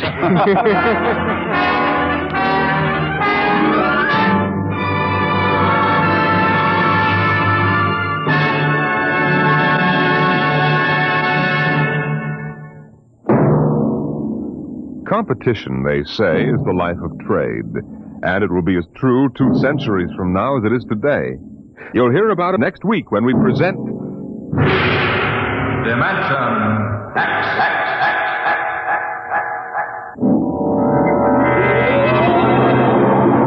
Today, Dimension X has transcribed Shanghied, an original story by Ernest Kenoy. Featured in the cast were John Sylvester as Jeff and William Griffiths as Morton. Your host was Norman Rose. Music by Bert Berman. Engineer Bill Chambers. Dimension X is produced by William Welch and directed by Edward King. Space Patrol! High adventure in the wild, vast reaches of space. Missions of daring in the name of interplanetary justice. Travel into the future with Buzz Corey, Commander-in-Chief of the Space Patrol. From the hot side of Mercury to the outermost moon of the planet Pluto, the Space Patrol is ready for action when trouble strikes. Most of the time, when trouble comes, it bursts forth suddenly in a single calamity or an act of violence. But other times, trouble wears a mask. It hides innocently among columns of figures in technical reports. In either case, it rarely escapes the sharp eye of Commander Corey. Right now, in the central office on the man-made planet Terra, Buzz is completing the 3rd check of a stack of documents with the help of Cadet Happy. I don't like the looks of it, Happy. What would a thief do with part of an electronic brain or part of a spaceship vector computer? And why take the risk of stealing a unit from a factory when it would be easier to steal the whole computer from somebody's spaceship? This is what alarms me, Hap. Every basic industry is affected, particularly those in the complex technology group. No one plant has suffered a big loss, but nearly all have reported small losses. There must be a whole organization of crooks. Central office, Corey here. Commander, this is Anton Zorba, Assistant Director of the Coordinating Division. Yes, Mr. Zorba. Something has come up that I think the Space Patrol should know about. It may be quite serious. What is it? It concerns some missing records from our Mars office. I'd like to talk to you in person if you have the time. Well, I've got some business near your building at 1400 hours. How would it be if I dropped in when I get through, say at 1430? That will be fine, Commander. Thank you, Mr. Zorba. Corey out. Oh, now it's the Coordinating Division. I'm surprised that we haven't heard that the Terra Bank has been robbed. If we study these thefts from all angles, maybe we can find a pattern. Talking to Zorba may supply the missing pieces. The United Planets Coordinating Division gathers facts on production on all the planets. With this information, businessmen, manufacturers, and farmers can avoid wasted effort and plan for future markets. Right now, Commander Corey is in the office of the Assistant Director, Anton Zorba. Just what were these documents that disappeared, Mr. Zorba? They were confidential financial statements given our Mars office by several Martian business concerns. Do you have any idea how they disappeared or who might have taken them? It's only a suspicion. I don't want to make any unjust accusation. No, don't worry. Our agents will be sure we have facts before anyone is accused. Well, a few days ago, the chief of our Mars office discharged an employee named Rexford Ames for reasons of inefficiency. You think Ames might have taken the documents when he left the Mars office? He had access to them, but I realize that isn't conclusive. No. Well, what else do you know about Ames that might have a bearing in this case? Well, he wasn't too careful about his associates. He had a pal named Parker. Parker has been in several scrapes with the Lowell City Police. We'll check on Ames and on his pal. What's his name? Parker. Here, I'll write them down for you if you like. Would you mind passing me that pad? Thank you. I'll check through our files at headquarters on both men. Then I'll contact one of our agents in Lowell City. Our Mars chief, Mason Bennett, can probably give you more information. Here you are, Commander. Thanks.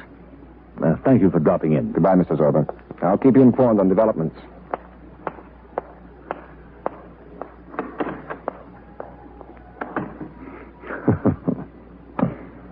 Sneed. Yes, Mrs. Zorba. Our visitor is gone now. Will you come in? Right away.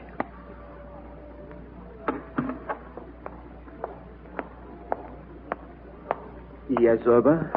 Our work here is nearly completed.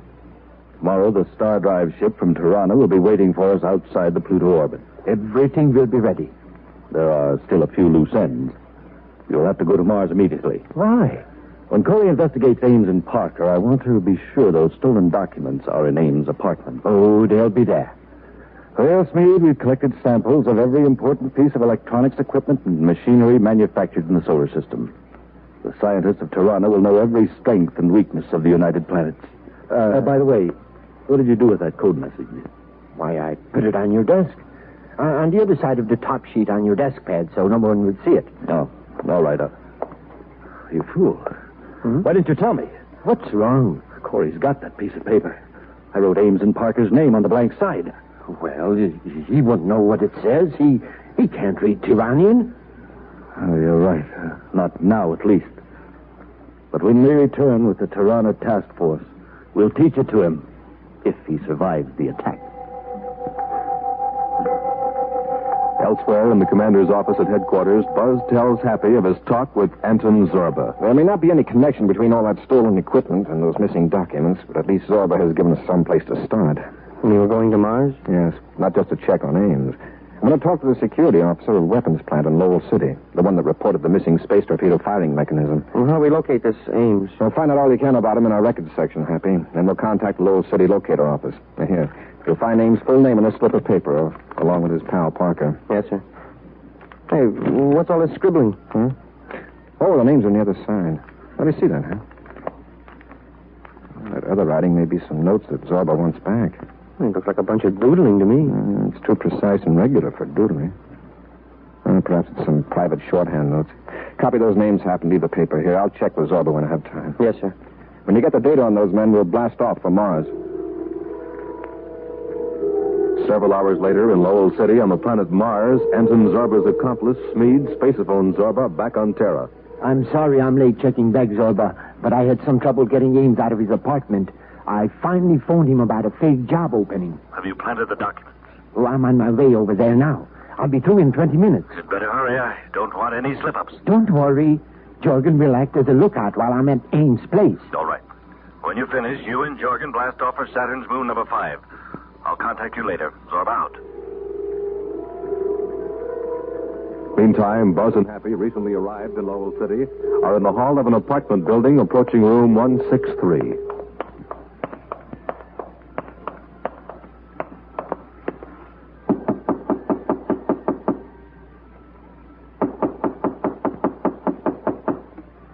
Who is it? Space Patrol officers. Yes, gentlemen, what can I do for you? We're looking for Rexford Ames. Mr. Ames isn't in right now. When will he be back? Oh, I really can't say. Is something wrong? What's your name? If you must know, I'm Matthew Smead. I'm going to take Mr. Ames' apartment when he moves out. I'd like to talk to you inside, Mr. Smead. Well, all right. But I told you all I know about Mr. Ames. Your best bet would be to talk to the manager. Sure, we'll do that later. Now, Mr. Smead, will you show us your identification? Of course. And, Cadet, you can stop fingering that ray gun. I'm not armed. Here's my valet, Commander. Thanks. Matthew R. Smead, 562 Alcor Street, Lowell City, Mars. You're an industrial production analyst. Yes, and I can give several leading firms here on Lowell City as reference. We have a warrant to search this apartment, Mr. Smead. Oh? Mr. Ames isn't in trouble, is he? I don't know, yet. But you have no reason to hold me here. It depends on whether we find anything incriminating. If we do, then we'll have to take you to headquarters, since you're the only person on the premises. Well, I suppose you're within your rights. But it's a shame a law-abiding citizen has to be inconvenienced through no fault of his own. Here's your wallet, Mr. Smead. After all, I'm merely trying to rent an apartment. Oh, excuse me, something dropped out of your wallet. Never mind, put it out. Oh, I've got it. There. Give it here, please. I'd like to see that. Now, just a moment, Commander. Under this warrant, I can search everything in the room. That includes you. However, if you want to come to headquarters and take the trouble to file a formal protest... Oh, all right. All right. Here's the notebook. Thank you. This is an outrage. If I didn't have important things to attend to, I'd see this thing through to the finish. Mr. Smead, do you happen to know... Oh, never mind. All right, here's your notebook. Satisfied, Commander? Yes, I am, for the time being. You're an industrial production analyst, you say, huh? Yes. Those symbols you saw in the book, they're my own private shorthand and math formula. They deal with raw materials used in a plastic manufacturing concern. One of my clients, if you were interested. Not in plastics, Mr. Smead. Now, if you'll just stand over there while the cadet and I search this apartment. Look out, Commander.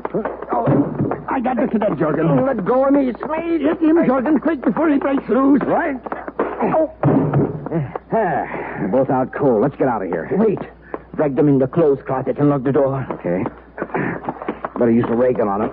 That'll give us an hour's clear start to Saturn number 5. No. Ames will be coming back in a minute from that fake job offer. If the space patrollers are conscious when he gets here, they'll go to work on Ames. They'll give us more than an hour. Yeah. When they find those planted documents, Corey will forget about us. When he learns the truth, we'll be on our way to Tirana.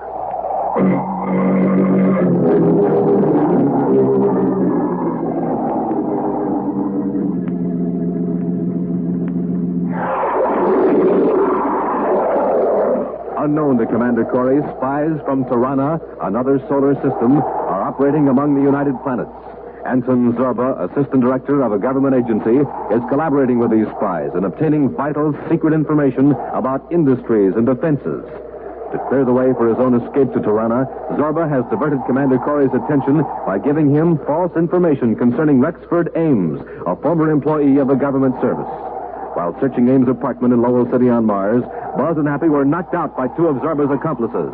Now, as the space patrollers regain consciousness, they find themselves in a dark, cramped room. Well, my head. Hey, where are we? Smead and his pal seem to have jammed us into a closet. For a few seconds after they slugged me, I wasn't totally out, and I heard a couple of things. Hmm? What? And let's see if we can get this door open first. Once more ought to do it.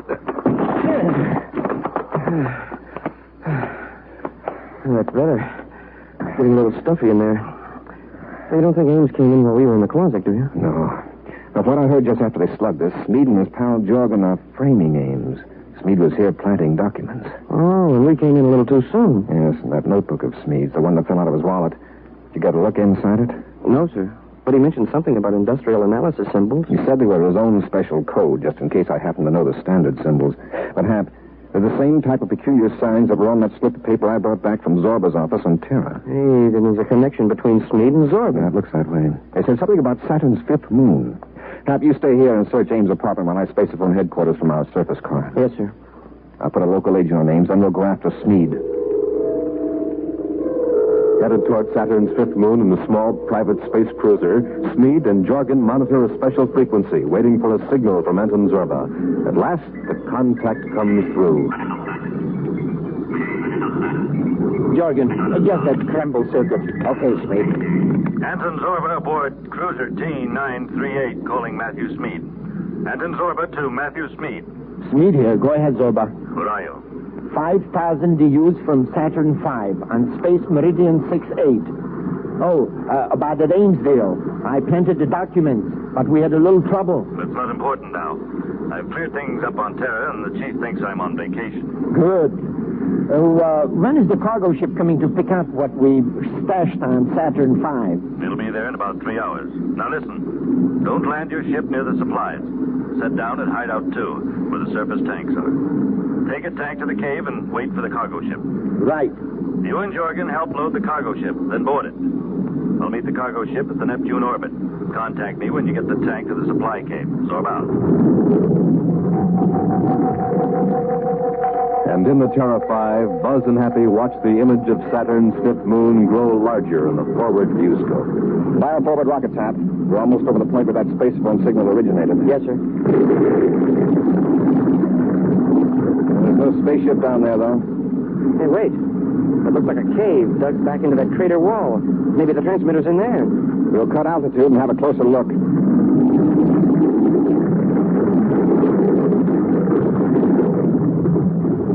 Yes, sir. That could be a nice, cozy hideout. Hap, look what's in front of the cave.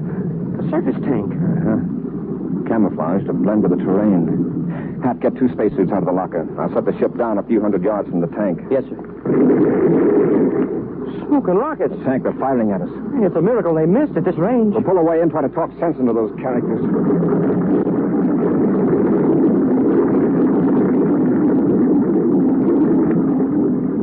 Menacori aboard Terra 5 calling Matthew Smeed in surface tank. Listen, Smeed, you had your chance and you missed. Surrender or we'll launch a space torpedo. What's your answer, Smeed? I can guarantee that we won't miss. Smeed to Corey. All right, we surrender. Who's in that tank with you? Your pal Jorgen? Yes. Just Jorgen and I. Don't shoot, please. Both of you get out of that tank and stand in the open so we can see you. Have you got spacesuits on now? Yes. All right. I'll give you 2 minutes to clear out of that tank. Now get moving. A few moments later, Buzz lands the Terra 5, and he and Happy, wearing spacesuits, approach Smeed and Jorgen, who stand with arms raised a few yards from the opening of the cave. All right, you can lower your arms now, but don't try anything. Don't worry. We know when we're licked. Smeed, who were you making that scrambled spacephone call to a while ago? Spacephone call? Now, don't play dumb. That's how we found you. Who was it? All right, I'll tell you. It was Anton Zorba. Who is Anton Zorba? What's the use, Smeed? He's got us. Shut up, Jorgen. You and Zorba tried to frame Rexford Ames. Why? Was it just to keep me busy with Ames while Zorba was pulling a big job? Smeed, if you won't tell him, I will. Why make it tougher on ourselves? All right. Brace yourself, Corey. Ever hear of Tirana? Tirana? No. It's a planetary system several light years from the sun. Zorba has been working with their spies, getting samples of their United Planet's raw materials, machines and weapons. To get ready for an attack on the solar system? Yes, and you helped them. Why, you dirty traitor. I am not a traitor. I am from Tirana. And those symbols in your notebook and on Zorba's desk. Notes in the Tiranian language. That stuff in the cave. That's supposed to go to Tirana, huh? Yes. A cargo ship is due here in less than 3 hours to take the material to a star drive ship outside the Pluto orbit. It's a big interstellar ship, and it's already got several cargo ship loads aboard. This was to be the last load. There isn't much in the cave, but it's all very useful to an attack force. Your Tirana scientists won't get this equipment. Smeed, you and Jorgen are going to load it into the cargo hold of Terra 5. Now get busy. As Buzz and Happy keep Smeed and Jorgen under careful watch, the two spies carry crates from the cave to the Terra 5. Right now, back in the cave for their 6th trip, Smeed cautiously glances toward the space patrollers standing at the cave opening. Then he turns a valve on a large metal container. Carefully, Smeed turns the power control of the spacesuit transmitter down to minimum range, then makes a similar adjustment on Jorgen's transmitter. Corey. Commander Corey. What are you calling Corey for? I was just testing to be sure he can't hear us. Now, pretend to be struggling with the crate and listen. Okay. I just let the inner pressure out of a container of tetraozite. What are you fooling with that stuff for? It's a powerful explosive. Sure. There is no air on this moon. And now there is no air pressure inside the container. It's almost a vacuum, except for the tetraozite. So what? We'll put it aboard Corey's ship. When the hatch is closed, Corey will bring the pressure up to normal in the cargo hold. The outer pressure will push against the sides of the container, and the ship will blow up. Are you crazy? We're going to be in that ship. No, we're not. I figured out a way to make a break. Quit stalling back there. We're just having a little trouble with a crate, Commander. Okay, Jorgen. We got it now. Smeed and Jorgen make several trips to the Terra 5, with Buzz and Happy walking close behind them. Now, as the two spies stagger under the weight of a large crate, Smeed stumbles. Both men fall to the ground near a slight drop-off. My leg. Jorgen, get that crate off Smeed's leg. It's too heavy. I can't manage it alone. Come on, Hap. We'll give him a hand. Yes, sir. Take it easy, Smeed. Okay, Jorgen, now lift. All right. Okay, Smeed, pull your foot out. Now, Jorgen, push them over.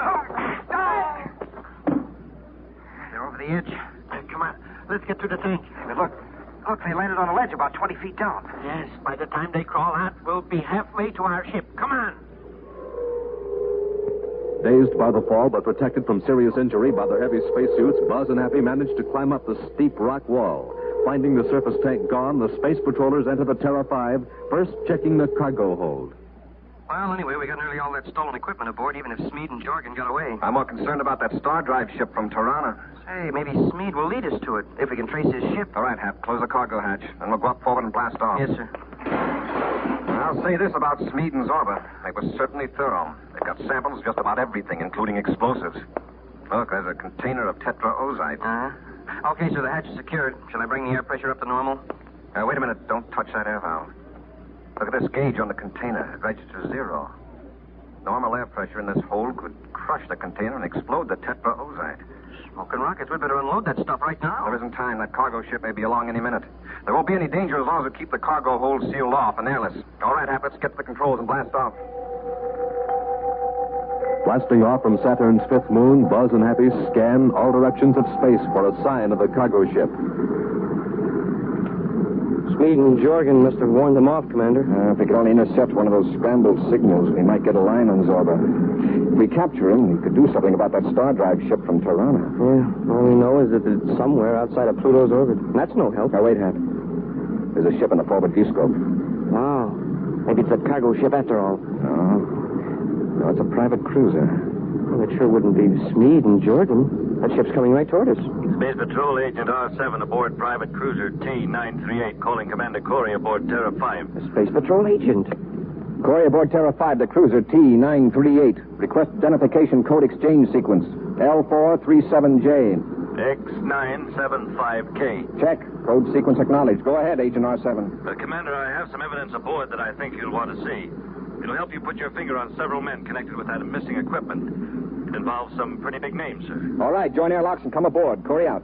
Hey, maybe this is just the break we need. As the private cruiser joins airlocks with the Terra 5, Commander Corey and Cadet Happy wait for the Space Patrol agent to open the inner hatch. The agent said he had some big names on that list, Commander. Maybe one of those men will know where the ship from Tirana is supposed to pick up the stolen equipment. We'll know in a minute, Hap. Our man's in the airlock. Get your hands up, both of you. Zorba. Let's get him, Hap. I warned you not to move. That paralyzer ray will prevent any more nonsense. You saved me a lot of trouble, Commander. I'll just take the controls and pilot the Terra 5 to the ship from Tirana. Now I'm going to cut my cruiser loose from the airlock, then we'll head for Pluto's orbit. Hours later, Buzz and Happy open their eyes to find themselves alone in the control compartment. The ship's rockets are cut off. Looking out the viewport, they see part of the hull of a gigantic spaceship. Smoking rockets, Commander. What a monster. It's the star drive ship from Tirana. If this is a sample of what that Tirana outfit has, the solar system doesn't have a chance. Say, I wonder where Zorba is. Probably helping transfer our cargo into the big ship. Now's our chance to blast off. Quiet, Happy. Somebody's coming. Lie still. I'll give you a signal. Yes, sir. Still up, Well, this should bring them around in short order. Don't bother, Zorba. We don't need it. I'll handle Zorba. Blast off, Hap. Yes, sir. All right, Zorba. Just lie there and take it easy. Don't blast off, you fools. The Tirana ship will blast us to pieces. Is the cargo all transferred? Yes, sir. If you want to stay alive, come aboard with me. You've got the wrong formula, Zorba. Fire rockets, Hap. Yes, sir. You'll never make it. Right now, they're probably focusing one of their deadly rays on us. Smoking rockets. Look. Run. It's gone. Now, do you see why I wanted to get away from there? But what happened? You didn't fire at it? You can thank Smeed and Jorgen for destroying that ship, Zorba. That's the fate they planned for Terra 5. I don't understand. Oh, the tetraozite. Right. Somebody aboard the Tirana let air into the cargo hold. Well, that's one enemy ship accounted for. Yes, but there may be others. Happy got to round up every Tirana spy in the solar system. Smeed, Jorgen, and all the rest. That's some job. Where do we begin? Right here. Zorba, start talking.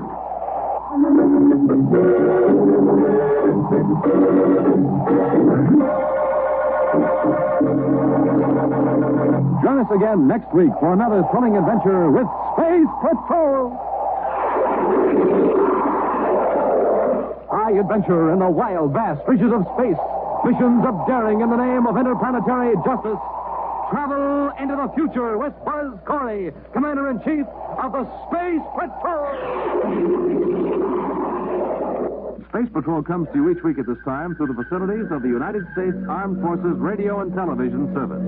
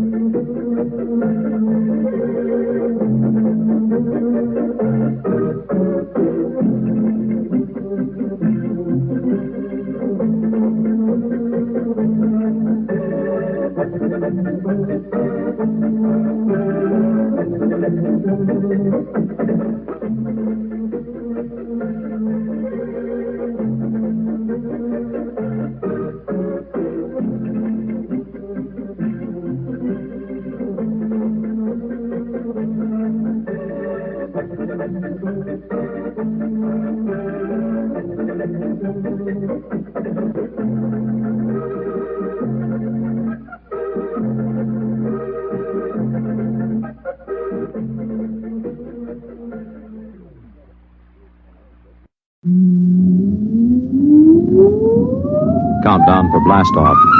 X minus 5, 4, 3, 2, X minus 1, fire.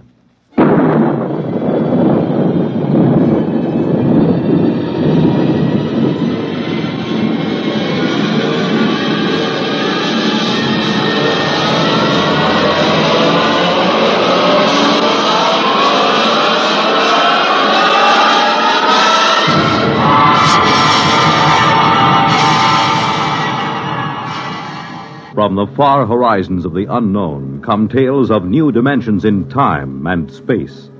These are stories of the future, adventures in which you'll live in 1,000,000 could-be years on 1,000 maybe worlds. The National Broadcasting Company, in cooperation with Galaxy Science Fiction Magazine, presents X minus 1.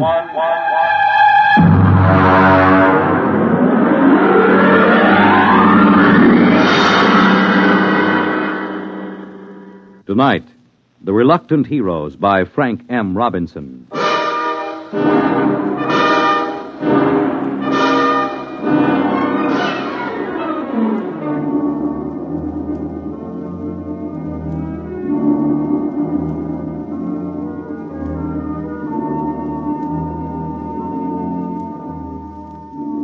Only Chapman was awake. The others sprawled on bunks 20 inches wide with clearance of 24 inches between layers. They breathed heavily, taking in air that had been breathed for 18 months, subject to certain modifications to remove carbon dioxide and replenish oxygen by the catalytic action of the Harcourt King unit on silicon dioxide. Outside the single quartzite port, the lunar dawn was breaking. The dead black shadows moved across the crater as the green haze of Earthlight gave way to the blinding white of the sun. The telegraph key, which linked the research bunker to the space station in orbit around Earth, chattered as Chapman copied the message into the log pad. Yeah.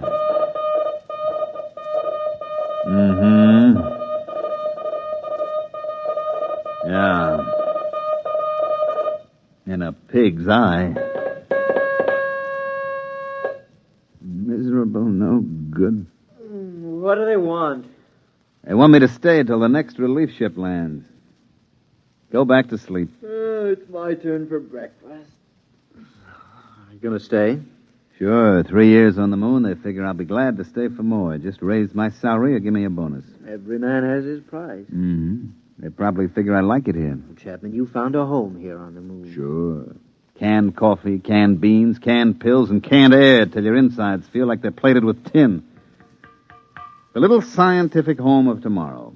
10 steps in any direction. A charming place where you can't take a shower, you can't brush your teeth, and your insides don't even work right. Why did you tell him? No. You kept it short. Check the oxy cycle before you turn on the stove. What's the matter? You sore or something, Chapman? Why shouldn't I be? All I'm trying to do is get a good man to stay on the job a while longer. Well, they got a fat chance. They figure you found a home here, right, Dole? Why don't you guys shut up till morning? Some of us have to stay here, you know. Some of us aren't going back today. All right. You might as well get up and get a day's work today before the relief rockets do. I got the coffee ready. Coffee? Been in a can so long I can taste the glue on the label.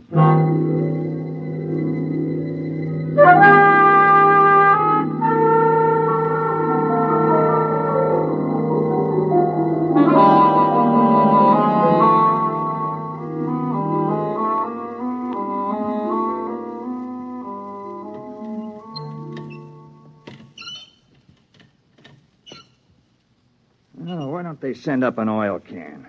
These elbow joints make me feel like the Tin Woodman in The Wizard of Oz. You can't lubricate vacuum seal joinings. Let it squeak. At least it doesn't leak air. Get that back. That dog for me, will you, Donnelly? Lean over, you fat slob. You put on 3 more pounds, you won't get off the moon. You won't get through the airlock. Yeah. Hey, chap, do you think we ought to radio the space station and see if they've left there yet? I talked to them on the last call. The relief ship left 12 hours ago. They should get here in about 6.5 hours. Chap, you know what I'm thinking? You've been here twice as long as the rest of us. What's the first thing you're going to do once you get back? I don't know. I guess I was trying not to think about that. I haven't been here 3 years like you have, but I've got plans. What are you going to do? Well, I'm going to rent a room in a Hotel Astor over Times Square and just sit at the window and watch the people on the street. And I think I'll see somebody. What somebody? Oh, just somebody. What are you going to do, Donnelly? Well, I'm going to do something practical. First of all, I'm going to turn over my geological samples to the government. Then I'm going to sell my life story to the movies. And I think I'll get drunk. How about you, Julius? Well, first, I'll get rid of my allocations to the expedition. And then I think I'll go home and see my wife. Then I'll take off my spacesuit. I thought all members of the groups were supposed to be single. They are, and I can see the reasons for it, but who could pass up the money the commission was paying? If I had to do it all over again, me. Hand me a fishbowl. You know, chap, it won't seem like the same old moon without you on it. Like they say in the Army, you never had it so good. You found a home here. All right, button up. And remember to check your suits for leaks and check the valves of your oxygen tanks. I've gone out at least 500 times. You've checked me every time. And I'd check you 500 more. It only takes one mistake. And watch out for blisters under the pumice crust. You go through one of those, and that's it, brother. Okay, I'll check. Klein, I never knew you were married. There wasn't much sense in talking about it. You just get to thinking, and there's nothing you can do about it. If you talk about it, it just makes it worse. She let you go without any fuss, No, she didn't make any fuss. I don't think she'd like to see me go either. At least I hope she didn't. You got a girl back home? Yes. No, you never mentioned that either. For the same reason you didn't mention your wife. You get to thinking about it. You got to get married when you get back? Yeah. Hurry up, will you, Klein? I'm sweating. Somebody ought to build in underarm sprays and spacesuits.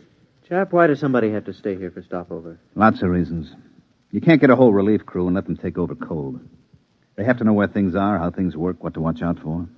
Then, because you've been here for a year and a half and you know the ropes, you have to watch them to see that they stay alive in spite of themselves. Why was it you on the first trip? You're not a scientist. No, I was the pilot on the first ship. When it occurred to us that someone was going to have to stay over, I volunteered.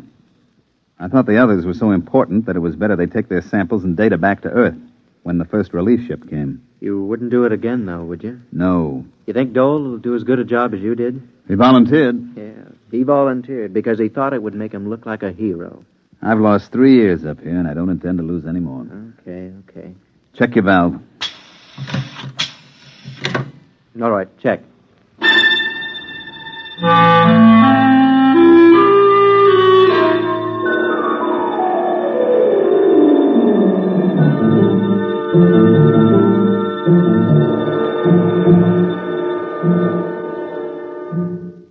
I checked Geiger, CR, oxy, and scintilla readings. Everything okay. You packing, chap? Yeah. Oh, listen, Dole, I've got 3 or 4 shirts here that are a little too big. I got them from Dreisbach in the first group. You want them? Chap, Do you think they'll ever have relief ships up here more often than 18 months? I mean, considering the advance of... No, I don't. Not for 10 years. Fuel's too expensive and the trip's too hazardous. Why, on freight charges alone, you're worth your weight in platinum when they send you up here. Won't be so bad. There'll be new men up here. You'll pass a lot of time just getting to know them. Yeah. Listen, chap, I'm engaged back home, you know. Nice girl. You'd like her if you knew her. Here. Let me show you.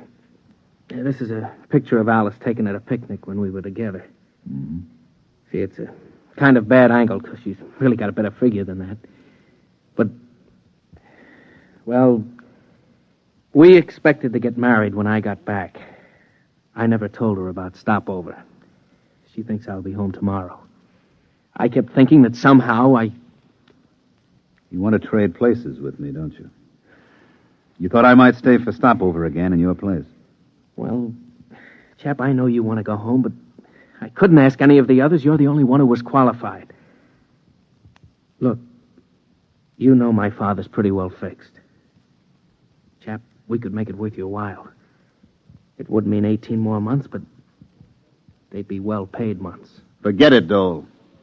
You're staying and I'm going home.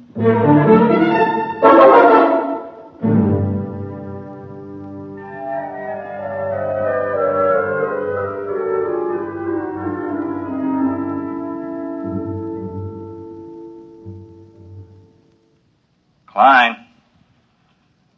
Hey, Klein. Yo. Where are you? About 10 yards off the trail. Well, come out of the shadow. I've got a meter jammed over here. You know the regulations. Chapman will kick like a steer. Keep in sight at all times. I'll only be a minute. I've got a short circuit in my instrument. Time for 10-minute check. I've got my hands full. My valves are all right. I know it. You know it. But the book says valve and leak check every 10 minutes. Hey. Come out. What? You see a flash? Where? Past Camel's Hump. There. What is that, Northern Lights? No.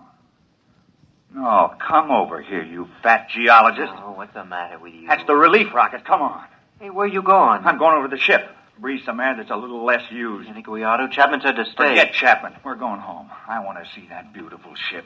Come on. Well, how about the 10-minute check? Just a formality. Forget it. This is Christmas and 4th of July roll into one. Okay, let's go. I can just taste some clean, fresh air. We gotta see it when we top the hump. Well, maybe we better check. Wait a minute. I'll swing my gauge up. Donnelly. Yeah? How long have we been out? Oh, about a half hour. Yeah? Well, look at your gauge. Well, what do you want? Oh. If we'd started for the rocket, we never would have made it. We would have strangled halfway down the hump. Come on, we better get back to the bunker.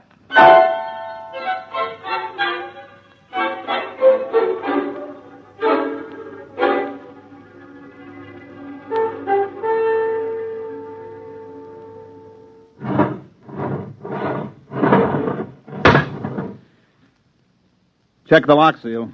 Okay. All right, open the inner door.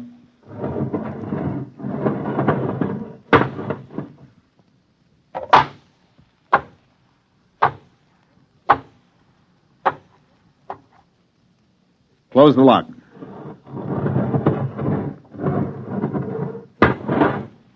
Get me out of this fish bowl. It's down. The relief rocket, it's down on the other side of Camel's Hump.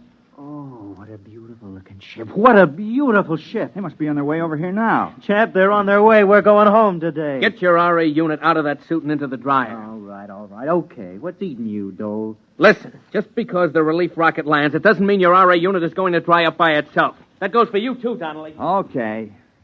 Hey, Chapman. Yeah? He's taking it pretty hard.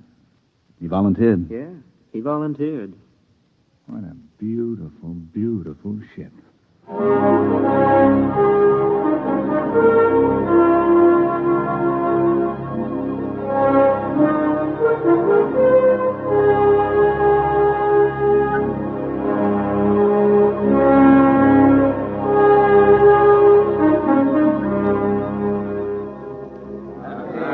Hey, listen, what happened to Pittsburgh in the series? That's all I want to know. Washington But if Halstead's still teaching at the university, who took over his seminar at the AEC? Hey, look what we got here. Chap, come here. What's the matter? Hey, look what this one's got, a box. Yeah? Look inside, dirt. Ordinary dirt with grass. Grass. Hey, fellas, it feels like grass. That's right, it's real grass. Yeah, and real valuable. Do you realize at current freight rates up here, it's worth about $10 a blade? Oh, shut up. Hey, bud, you mind if I chew a blade? Mr. Chapman. Yes?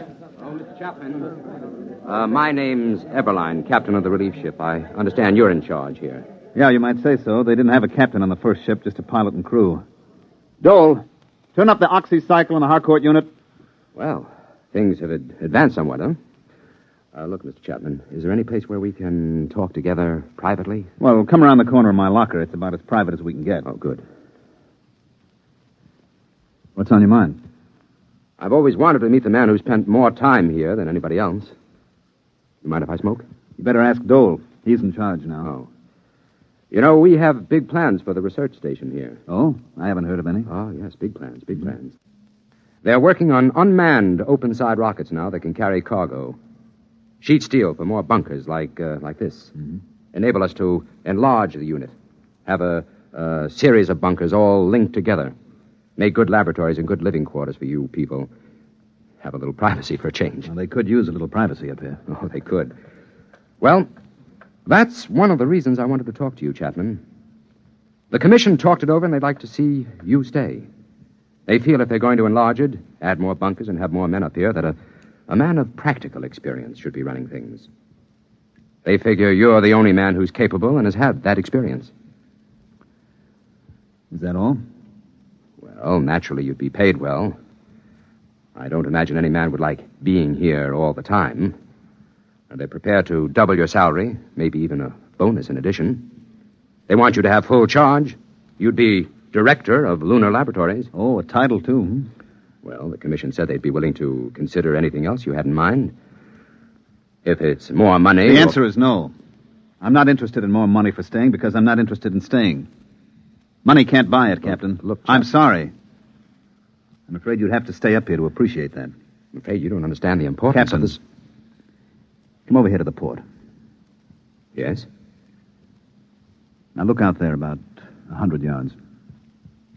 You mean where that mound of stones? That's right. We made that cross out of condensed milk cans slid over iron bars. When you get out there, you can still see the footprints in the pumice where we gathered around. It's more than 18 months ago, but there's been no wind to wear those tracks away. They'll be there forever. Oh, I see. Well, who was it? Dreisbach? Or Dixon? Dixon. We never got Dreisbach out of the crevasse in Tycho. What happened? You want to know? I can give it to you in detail. Sit down and listen. Well, what do you mean? Just wait a minute and I'll show you. Why? What is it? Regulations. When someone goes out alone, we have to monitor his radio, tape recorded. We had the recorder open when Dixon went out. I want you to hear it. Well, all right. I got the tape right here. It's taken me a minute to thread it up. Now, look, Chapman, you don't have to... I want you to listen.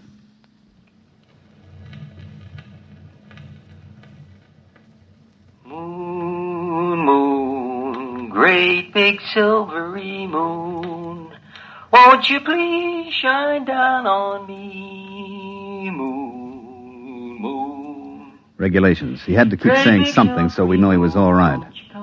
Most of the guys just sing. Gentlemen, I'm getting a lovely sonar reading. Hey, if anybody wants to set up a tombstone concession on the moon, this is the spot. Lovely marble, granite, and rock suitable for lobbies here. It's that old devil moon that... He should have been making a 10-minute check on his oxygen level. He was a good kid, all wrapped up in science. Being on the moon was the opportunity of a lifetime. He thought so much about it that he forgot a lot of little things, like how to stay alive. This was the day before the second group came. All right, gentlemen. I have 3 or 4 more readings to take, and I'll be right in. I'm doing fine. Fine. Little stuffy. It's almost as if... Hey, somebody get a fix on me, huh? How far am I from the bunker? Must have sprung a leak. When... Hey, when did I take the last 10-minute check? How far am I? It's down to 22. We took a fix. He was a half hour out. I can't He couldn't get the make valve that. closed. Listen, you gotta come out and get me. You gotta come out and get me. It's down to 22. Hey, is somebody listening back there? Hey, is somebody listening? I figure I've got 10 minutes. Just 10 minutes. Listen, you can make it in 10 minutes. I'll meet you towards Camel's Hump. I'll start now. Come and get me, you hear? Come and get me. Chapman? Are you listening, Chapman? Can you hear me? I'm running. Camel's Hump. Hot. The heat. The RA unit's overloading. Can't dry it up. Gotta run.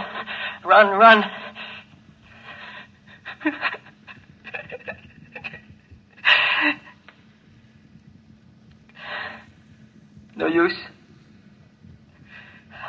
I can't run. The unit heats up. Gauge is down to 15. I can't make it. I'm gonna sit down now. You'll find me at number 7 radiation meter, about 10 yards off the trail. I'm gonna sit down. Sit down next to a rock.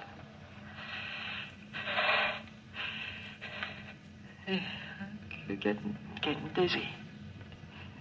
Hey, remember we used to argue? Do you strangle from no oxy or pass out from CO2? Keep tuned to this channel, boys. You'll find out. It's that old devil moon that you... Oh, boy, the Earth's going around and around and around. Chap, you can't get me, can you? We didn't have a chance by even 15 minutes. We didn't even go out. There wasn't any sense to it. Well, did you record after that? Yeah, it's on the tape, but you don't want to hear it. We've never played it back. That's why we want you to stay, Chapman. We don't want any more like Dixon. You don't get the point, Captain. I don't want to be the next Dixon. I'm going home now. But you're... Bob Dole is staying for stopover. If there's something important about the project or any changes, you better tell him before you go.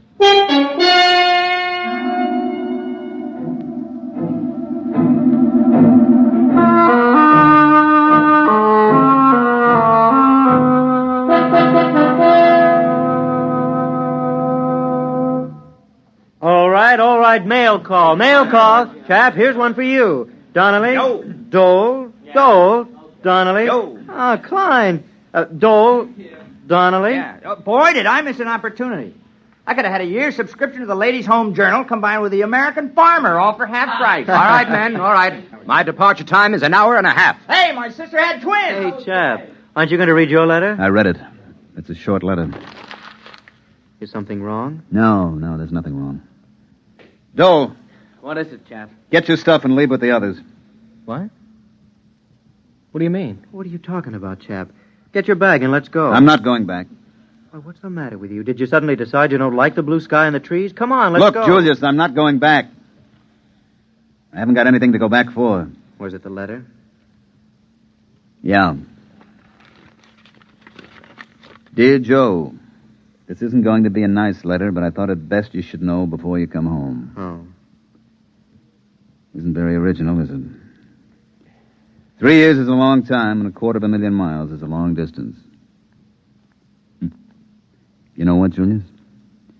She can look up in the night sky now and tell him how she was once engaged to the man in the moon.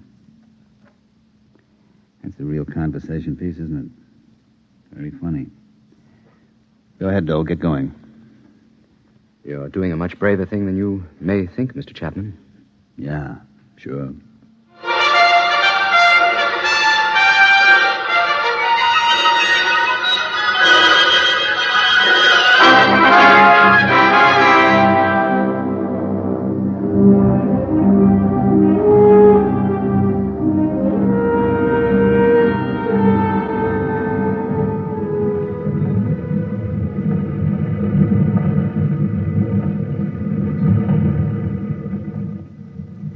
You like the looks of the moon going away from it, Mr. Dole? It looks a lot better this way. I suppose you'll be glad to get home. I'd rather not talk about it. They were kidding Chapman this morning. They said he found a home on the moon. If we'd stayed an hour or so more, he might have changed his mind and left after all. I'd offered him money. I didn't want to stay for stopover. I was a coward, and I offered him money to stay in my place. Well, we're all cowards once in a while. But your offer of money had nothing to do with his staying. He stayed because he had to stay. Because we made him stay. I don't understand. Chapman had a lot to go home for. He was engaged to be married. I know. We got her to write him a letter breaking it off. We knew that it meant that he'd lost one of his main reasons for wanting to go back. I think perhaps he still would have left if we'd stayed and argued him into going. But we left before he could change his mind. That was a lousy thing to do. We had no choice. We didn't use it except as a last resort. I don't know of any girl who would have written such a letter if she was really in love with a guy like Chapman. No matter what your reasons. There was only one girl who would have. Ginny Dixon. You see, Chapman's girl was Dixon's sister. She understood what we were trying to tell her. That the new shift had to be safe. That there had to be someone who had to take over and keep those boys alive. She understood that. Because her brother died up there. You mean he's the only one? I couldn't have done the job? Oh, look, Dole. Chapman knows how to live on the moon. He's like a trapper who spent all his time in the forest. He knows it like the palm of his hand. He never makes mistakes. He never fails to check things. And he isn't a scientist. He would never become so preoccupied with research that he'd fail to make checks, and he can watch out for those who do make mistakes. He understood that, too, all too well. It costs a lot of money to send ships up there and establish a colony. You have to have the best man for the job. You get them even if they don't want to do it. Personal lives and viewpoints are expendable. It's got to be that way. There's too much at stake. It's a cold place, the moon. You're an odd bunch of guys, you and the others in the groups. Few of you, Dole, come up for the glamour. I know. None of you really like it, and none of you are enthusiastic about it. You're all reluctant to come in the first place, for the most part. You're a bunch of pretty reluctant heroes. 18 months. He'll be up there 18 more months. Personally, I don't feel happy about that. I don't like having to mess up other people's lives. I hope I won't have to again. Maybe somehow, some way, this one can be patched up. We'll try to. 18 months. In the meantime, on behalf of the Commission and myself, I feel like a cheap, rotten heel.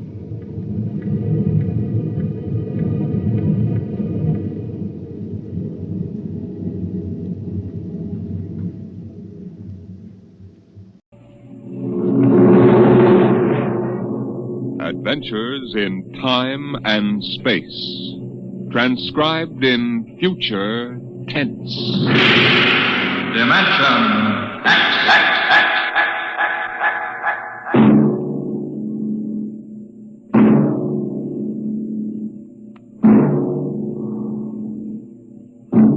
The National Broadcasting Company, in cooperation with Street and Smith, publishers of astounding science fiction, bring you Dimension X.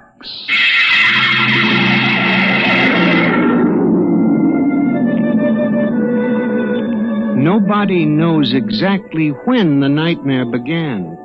They must have planned it for years, though, because looking back, you can find little incidents here and there.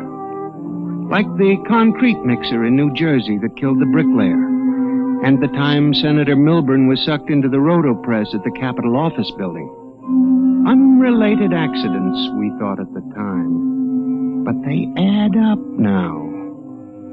The day we really should have suspected was when the men walked off the construction job at the new Brookmeadow atomic pile on Long Island. I'll never forget that day. I was working as a statistical clerk in the project then, operating one of those miracle computing machines developed to fill the requirements of Army ordnance. They called it ENIAC. Mr. Gurney? Huh? Oh, yes, Bella? The chief wants to see you in his office. Me? Unless you're no longer Samson Gurney, he wants to see you. Oh, well, of course. What do you suppose? I do not read minds, tea leaves, or crystal balls. Of course, I'm sorry. I shouldn't have asked. Don't apologize. I'm sorry. And don't wait for me. Mr. Hawk is in a hurry. Yes, I'll go in right away, of course. Her name was Bella Roscob. She was Mr. Hawk's secretary. I had always thought her a very attractive woman, but for some reason she didn't seem to like me. Of course, on a clerk's salary, I couldn't exactly afford to take ladies to the best places. But I've often thought that if there weren't such a disparity in our ages, I might have... But then... Come in. You wanted to see me, Mr. Hawk? Gurney, I thought those electronic computations were infallible. They are, sir. Well, we got a kickback from the chief physicist. These nuclear equations are inaccurate. No, they aren't, sir. I'm telling you what the memo says. Well, sir, occasionally, if there's an overload, the machine goes haywire. Sort of has a nervous breakdown, you might say. Huh? We usually rest it up for 24 hours, and it's okay again. Well, do whatever has to be done. Yes, sir. Oh, and Gurney. Yes, sir. You've been with the Bureau for over 15 years now. It would be a shame to have to remove you because you aren't keeping your mind on your work. Well, Mr. Hawk, I hardly think anyone... Excuse me. Hawk speaking. What? Dave, what? All of them?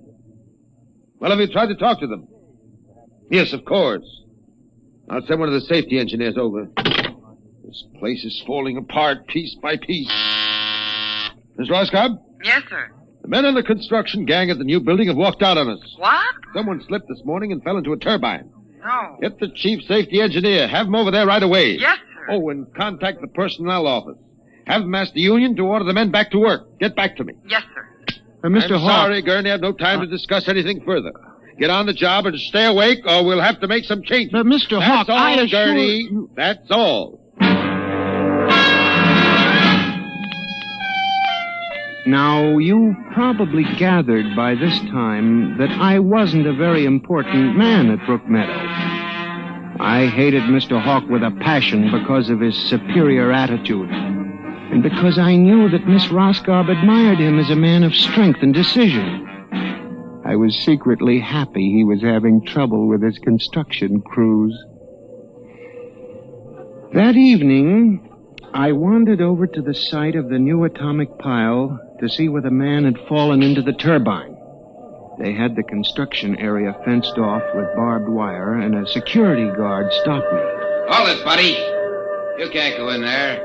That's a restricted area. I'm Samson Gurney from the statistical section. Here's my identification. I'm sorry, Mr. Gurney. Nobody's allowed in the area. I see. We had a lot of the employees come over tonight to take a look, but nobody gets in. Orders. Tell me, was he, killed instantly? Like that. Mm-hmm. Yeah. This guy was checking the magnetic field inside the turbine, see? Right down inside it.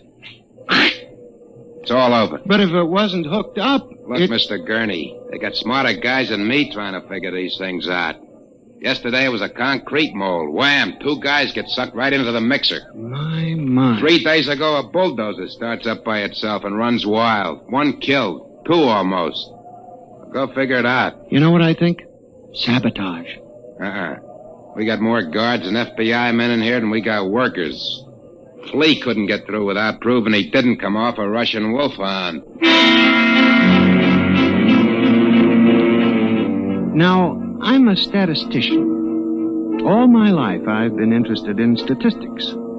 So, a simple-sounding thing like this started me off.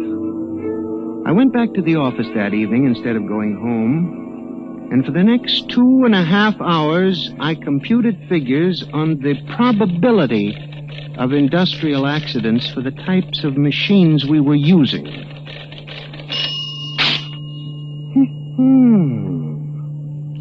I took one look at my figures and went down to Hawk's office.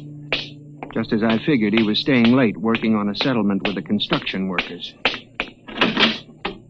Yes? Oh, good evening. I saw the light. Oh, Mr. Gurney.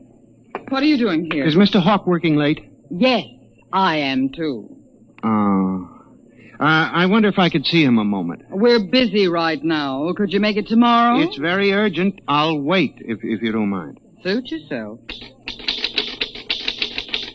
Miss Roscoe, I wonder if perhaps you would consider having dinner with me this evening after you're through. I have a date, Mr. Gurney. I was thinking we might go to Raymond's. They have very good spaghetti. Mr. Hawk has already asked me to have dinner with him at the Golden Shish Kebab. Well, of course, that's out of my class. Yes. Yeah. Mr. Hawk. Yes, Mr. Bella? Gurney would like to see you a moment. He says it's very urgent. Urgent?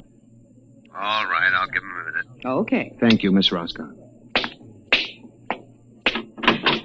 Mr. Hawk, in the past 3 months, industrial accidents all over the country have taken a sharp, unexplained upswing. Why don't you stop playing FBI man and stick to your job, which incidentally you haven't been doing too well. You and our computing machines have made mistakes before. Now this is probably another. I'll have Miss Ross come so... What's the matter with this blasted buzzer? Miss Roscoe! Miss Roscoe! Yes, sir. Stop this blasted buzzer. Get a repairman, a mechanic, anything, but stop the thing. And you, Gurney, get out! I went back to my office to get my hat and coat, feeling about as unhappy and humiliated as a man can feel. He had thrown me out in front of her. The office was dark and deserted. The whole building seemed oppressive and unnatural.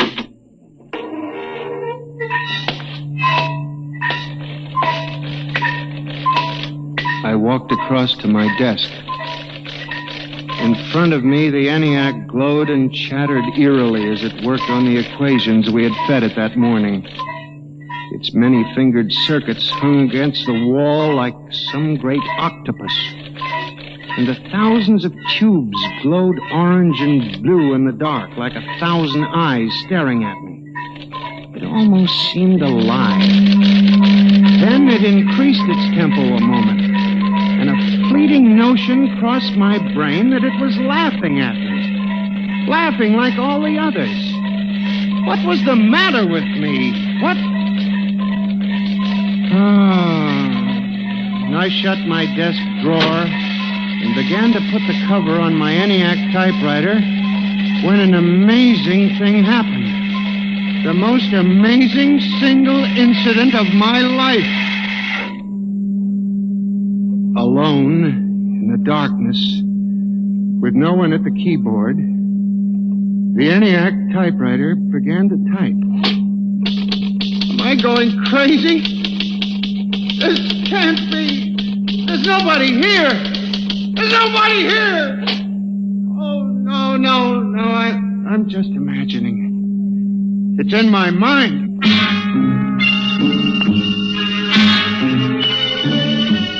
I hadn't imagined it. The paper was there in the carriage. Did I dare read it? Or would the whole thing suddenly vanish and send me shrieking to the nearest psychiatrist? Sampson Gurney, there are some equations better left unsolved. The answer to yours his death.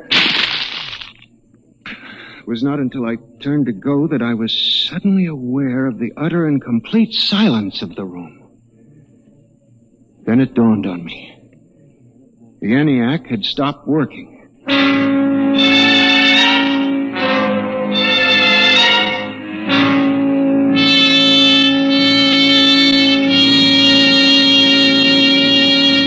Gurney, do you expect me to believe this? It's insane. Mr. Hawk, I'm a saint. Take it easy, Gurney. Now, this is just some practical joke someone in the office is playing. There was no one in the office. Of course not. They wired up the machine and left. I checked the machine myself, Mr. Hawk. All right, Gurney. You leave this note with me, and I'll turn it over to the security force for further investigation. But... No buts, Gurney. The security men will handle it. Yes, sir. Well, maybe you've been working too hard lately. You've got to relax more. Now, here, let me light that cigarette for you. I watched him trying to make the lighter work. I don't understand this. I just put fluid in it. There's a brand new flame. It seemed ridiculous. A little piece of mechanism like a cigarette lighter frustrating the big important executive. Oh, blast this lighter.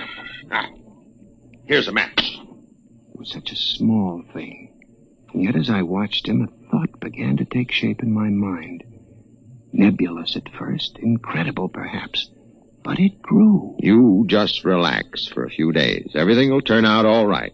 Well, the main thing is not to let little things upset you.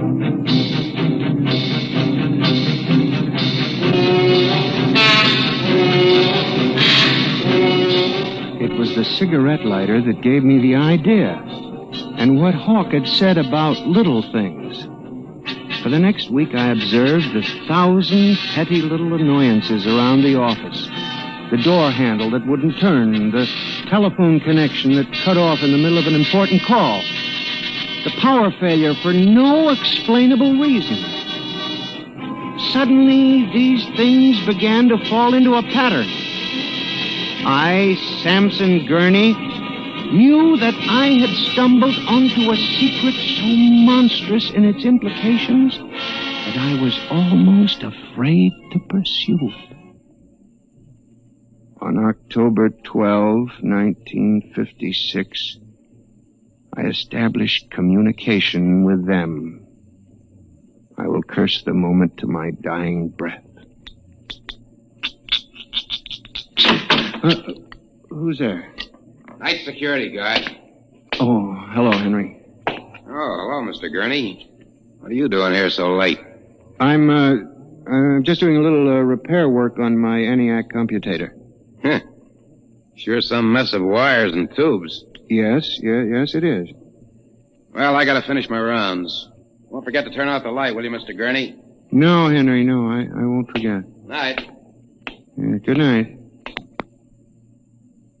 When you were a child, did you ever try to imagine that you were all-powerful? I felt like that when I finished hooking the input of the typewriter to the main vacuum tube of the ENIAC. Then I turned on the current that sent 1,000,000 volts of pulsing energy into the electronic nerves of the machine. I am certain that if anybody were watching me in the next moment, he would have thought me a raving maniac. I still wonder if perhaps it is not all a nightmare. Now, you! If what I have guessed at is true, if there's life and intelligence in this room, make a sign! There was nothing. Nothing but the hum of the machine and the dull glowing of the tubes. Then, suddenly, without provocation or explanation, it happened. The ENIAC typewriter began to respond to the impulses from the machine. The letters were Y, E, S. Yes, it had happened. I, Samson Gurney, had communicated with a machine.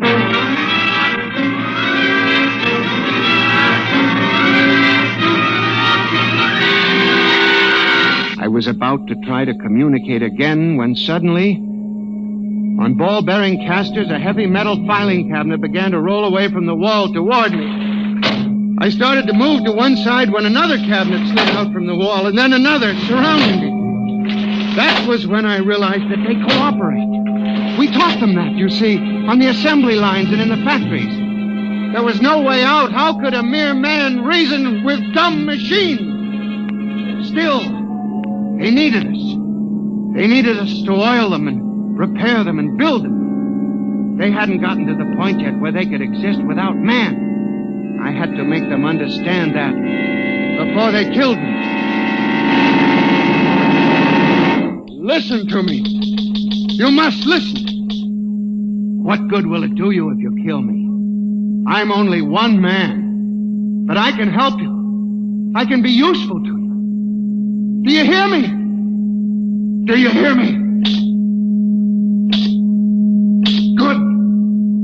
You're going to need men to oil you and repair you. I'll do anything. I'll do absolutely anything you want, but in the name of God, don't kill me.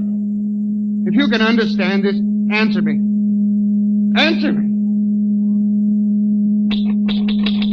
The appeal captured the longing of centuries. Man as slave to the machine. And after a moment, the circuits glowed more brightly. The cabinet slid back to the walls. As I tore the tape from the machine and read it, the words were almost pathetic in their longing, but most ominous in their implication. They read, "Address me as master."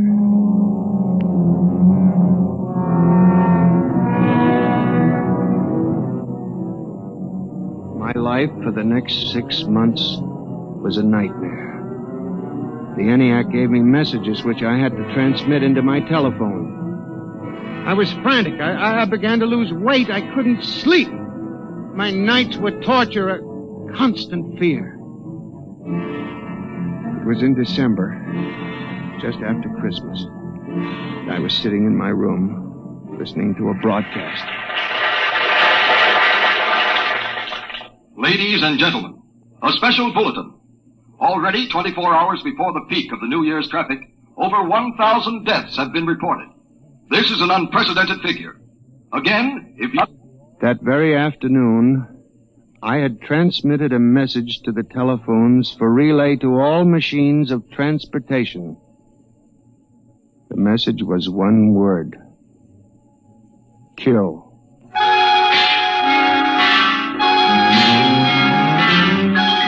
Next morning, I avoided my office. Instead, I went directly to the office of Mr. Hawk. I was highly agitated. My lips trembled as I spoke. Well, Gurney? Mr. Hawk, what I'm going to tell you sounds crazy. I know it does, but I must say it. All right, say it then, for heaven's sake. Mr. Hawk, have you ever heard of resistentialism? Resist what? Resistentialism. You're not making sense, Gurney. Mr. Hawk, I'm trying to tell you. All these accidents, the trouble with the machines, Mr. Hawk, they're alive. They think, they cooperate, and they hate us. Who? The machines. Gurney. You've got to believe me. I've communicated with them. I know. What are you doing? Now, just relax, Gurney. Everything will be all right. What are you doing? Miss Rolcab, send for the plant physician at once. Mr. Gurney has had a nervous collapse. But, Mr. Hawk... Everything will be all right, Gurney. We'll give you a nice, long rest. You fool. You blind, stupid fool! Can't you see what you're doing? Fool, fool, fool!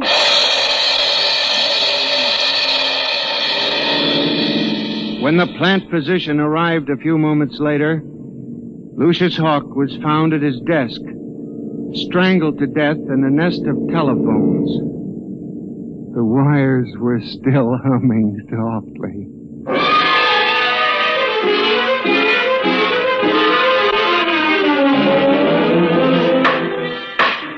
Samson Gurney, you stand accused of the crime of murder. How do you plead? I did not kill him. I didn't.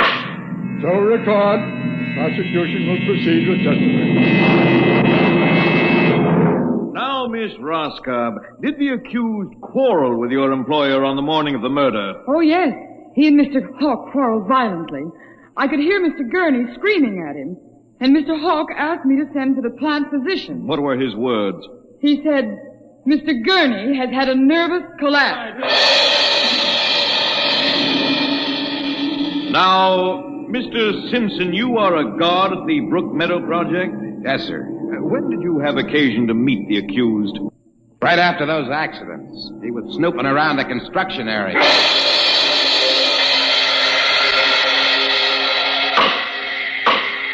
Samson Gurney, court hereby finds you guilty of murder in the first degree. Recommendation that you be examined, committed to the state hospital for the criminally insane at Matawan.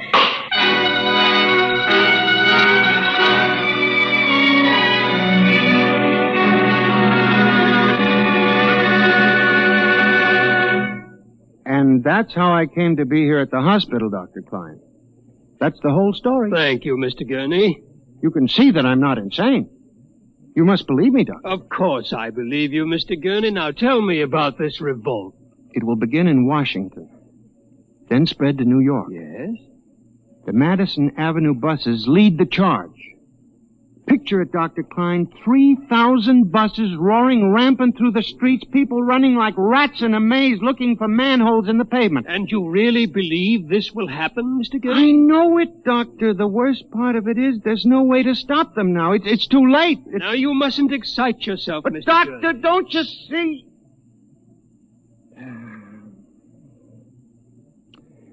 It's fair enough, I suppose. We built them. We taught them to think for themselves. It was bound to come. I guess the female machines will be worst of all in the beauty parlors. They're more high-strung, you know. Well, since there's nothing we can do about it, Mr. Gurney, suppose you go to your room and Maybe if I went to my old Plymouth, I could make a deal before the police cars got me. Yes, Doctor? Would you take Mr. Gurney to his room, guard? He's already been given sedation. Yes, sir. Those concrete mixers may have made a mistake, you know. Just high spirits and all that, but if they got so they liked the flavor... We'll see you later, Mr. Gurney. Now, try not to worry too much. All right, guard. This way, sir. Oh, machines revolting. Telephones strangling people. Oh, blasted cigarette lighter. Why won't it work? I just filled it. Flint is good. Oh, well, you can never trust this newfangled machinery.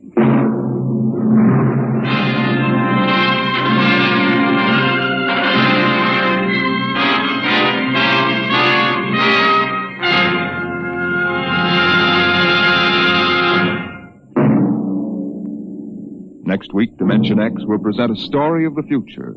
A story of an insignificant pebble in the sky called Earth, and of a man from a distant star who grew to love this unimportant planet.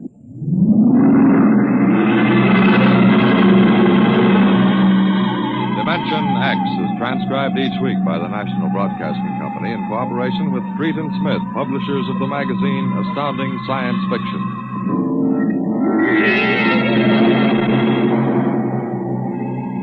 Nightmare was written by George Lefferts and based on a poem, The Revolt of the Machines by Stephen Vincent Benet. Featured players in the cast were John Gibson as Mr. Gurney and Rita Lynn as Bella Roscoe. Norman Rose is your host. Music by Albert Behrman. Engineer Bill Chambers. Dimension X is produced by William Welch and directed by Edward King.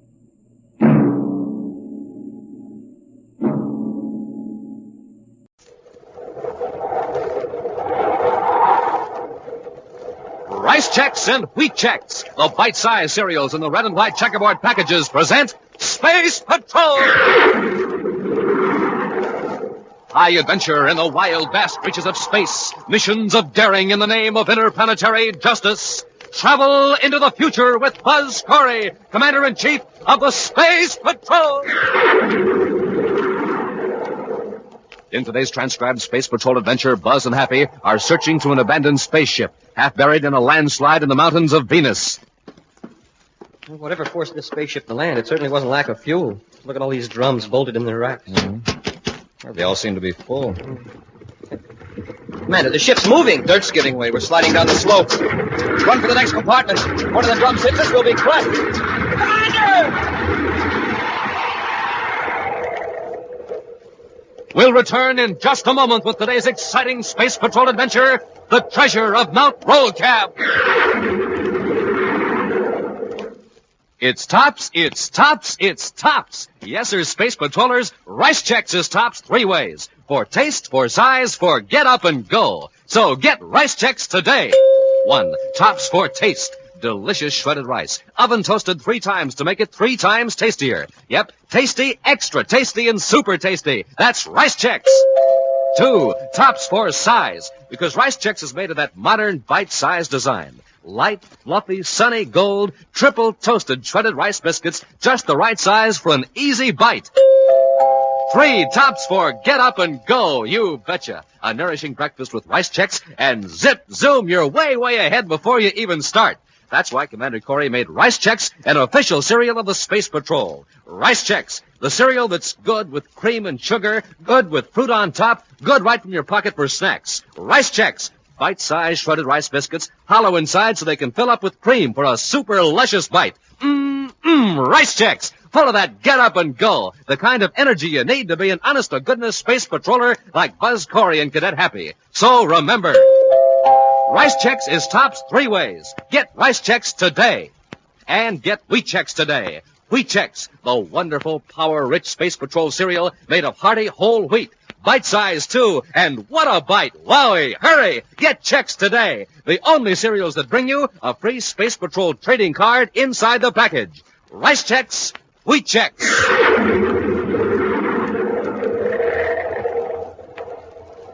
And now today's Space Patrol adventure, The Treasure of Mount Rolcab. Commander Corey and Cadet Happy have landed their spaceship in a clearing at the base of Mount Rolcab on the planet Venus. Leisurely, they stroll up a rough path overhung with lush Venus vegetation toward a crude cabin built against the side of the mountain. In the trees above them, large squirrels chatter and scold, while gaily plumed birds dart about like streaks of flame among the branches. Smoking rockets, Commander. What a wonderful place to spend a 5-day leave. I knew you'd like it, Hal. I'm sure glad the rain's let up, though. Looks like we'll get in a few days hunting after all. Mm-hmm. I'm a little puzzled about Matt, though. Oh, you mean not answering your spaceophone call? Yes, I was afraid at first the heavy rains might have damaged his cabin, but looks all right. Hey, a real old-fashioned log cabin. And Matt built it himself with old-fashioned hand tools. No Atomo power saws for Matt Henshaw. Well, don't tell me he hunts with a bow and arrow. No, he's not that old-fashioned. No, if we go hunting, Matt will lend us one of his special guns. There's not even an instant of suffering for the animal, no matter where it's hit. Looks like Matt isn't home. What now? We'll go in and wait. He never locks his door.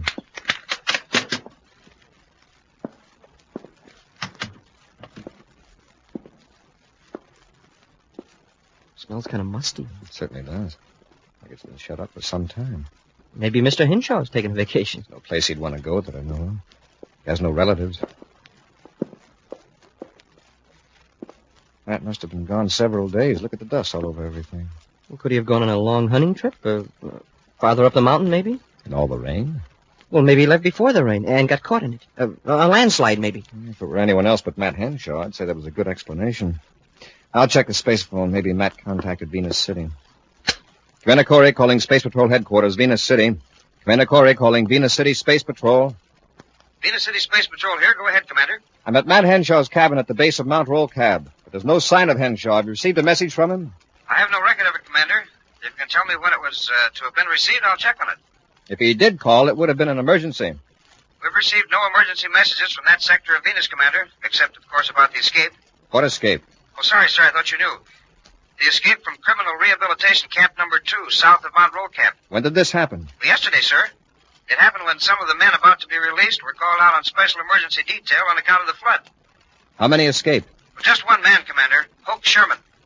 He managed to slip away while the men were building barricades. Well, Sherman's dangerous. Have they located him yet? Not yet, sir, but it's only a matter of time. That whole lowland region is a network of wire-filled ravines and marsh. He can't get far. Unless he had help from outside. Well, right now, I'm more concerned about Matt Henshaw. I'm going to look for him. I'll call you back at 1400 hours. Yes, Commander. Corey out. Say, that criminal rehab center isn't far from here, is it, sir? No, just a few miles. I was just thinking, Maybe Sherman had something to do with Mr. Henshaw not being here. By the looks of this cabin, Henshaw's been gone for days. Sherman escaped only yesterday. Yeah, that's right. Come on, Hap. We'll work our way up the mountain and see if we can find any trace of Henshaw. Several miles from the cabin, higher up the slope of Rolcab Mountain, two men push their way through the brush. Finally, they stop and gaze at a raw scar of reddish clay where a landslide has spilled down the mountainside into a muddy, turbulent mountain stream. I tell you, Hoke, there isn't any point going out further. I say there is. Sooner or later, it's going to be narrow enough so we can cross. Then we can work our way down, far away from the rehab center. Well, I wonder if they found my spaceship yet. Yeah, probably. I wish you hadn't landed so far from the center. Well, how did I know that flash flood was going to cut us off? What a lousy break. Never mind, Endicott. The important thing is I'm free. We can live indefinitely on this mountain. There's plenty of game. Space Patrol will never think of looking for us here. Well, suppose the rain begins again. It'll slow us down, all right, but it'll also slow down the search. Endicott, what in Saturn's rings is that? What? That thing sticking out of the dirt where the landslide is. It's a big sharp rock, I guess. Rock nothing. It's the prow of a spaceship. You're right, Hoke. It must have crashed in the storm. Not in this last storm. Look at that hull, how rusty it is. Must have crashed years ago, and the landslide uncovered it. What do you know about that? Endicott, this is a break. There's shelter in, and probably supplies. We can hold up here for a while if we have to. I don't like the looks of it. It may slide down into the stream any minute. Not unless there's a lot more rain. Come on, let's see what's inside the old hulk. Now, would you look at the design of that hull? They haven't built ships like that in 40 years. It's an old one, all right. Wonder what happened. Endicott, hold it. Look here in the mud. Those footprints aren't 40 years old. You're right. Somebody's been here since the rain stopped. Yeah, and he's made several trips back and forth. Hey, somebody's coming out of the ship. I'll bless him when he steps out of the hatch. Put that gun down, you fool. We're hunters, see? Now, come on. It's only one man, and he's unarmed. Hold on there. What do you fellas want? We're hunting. We saw the spaceship and came to investigate. Well, there isn't anything to see, just an old hulk that's been abandoned for years. What are you hunting? If it's elk, you'll find a herd farther up the mountain on the west slope. Thanks. That's what we're after, all right. Elk. If you head around this landfall, you'll find the going fairly easy. Thanks. If you start now, you'll reach the elk herd in time to pick off a couple before dark. Yeah, well, thanks for the information. Hey, he acted kind of anxious to get rid of us. What's he up to? I don't know. But he's got something inside that ship that he doesn't want anybody to know about. He's been lugging it out trip after trip. We'll get out of sight, see what he's up to, and then follow him.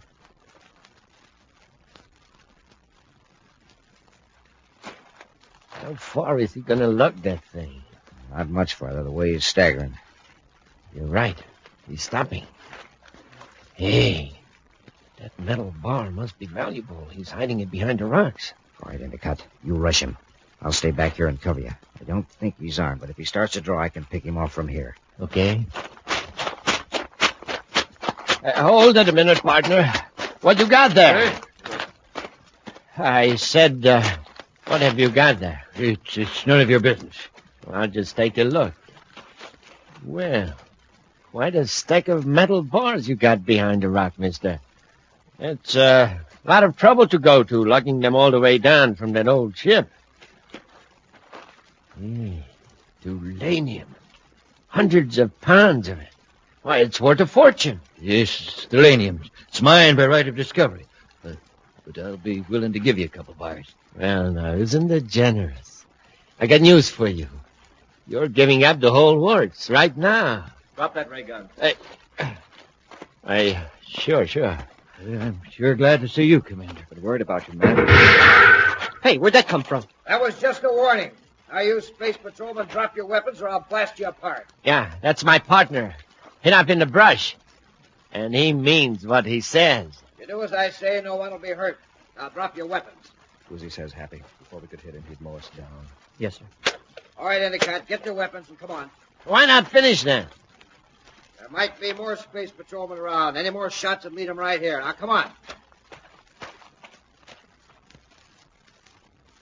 Who are those men? I don't know, Commander. Never saw him till a few minutes ago. The one we didn't see. What does he look like?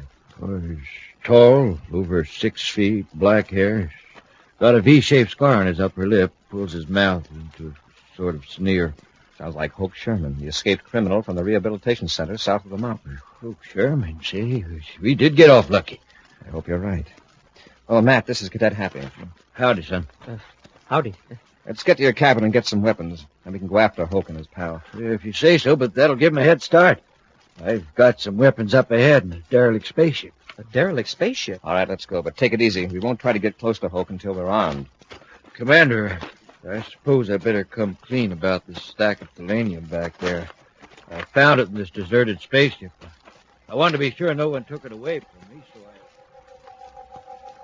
Moments later, Buzz Happy and Matt Henshaw cautiously approached the rusted hulk of the spaceship, protruding from the moist red clay of the landslide. Seeing no trace of the escaped criminal, Hoke Sherman, and his partner, the three men enter the ancient wreck. Buzz runs his experienced eye over the interior fittings, the crude-appearing control panel with its tarnished instruments. Matt, this ship is at least 150 years old. Smoking rockets. I had it figured around 100. Of course, it's hard to tell how long it's been here on Mount Rolcab. I found it here about a week ago after that first big rain. It may have been covered up a century or more ago by another landslide. You say you found no trace of the crew? No. They must have got out after they landed. Haven't touched a thing in here except that selenium.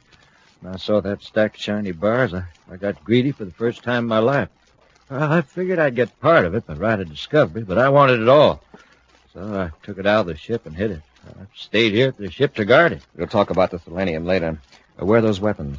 They're back aft in the fuel hold. I'll show you. Now, you stay here at the hatch. Hap and I can find the guns. Let me know if you see anyone outside. Yes. Oh, you better take this Atomo light. It's dark back there. Oh, thanks. Come on, Hap, let's have a look.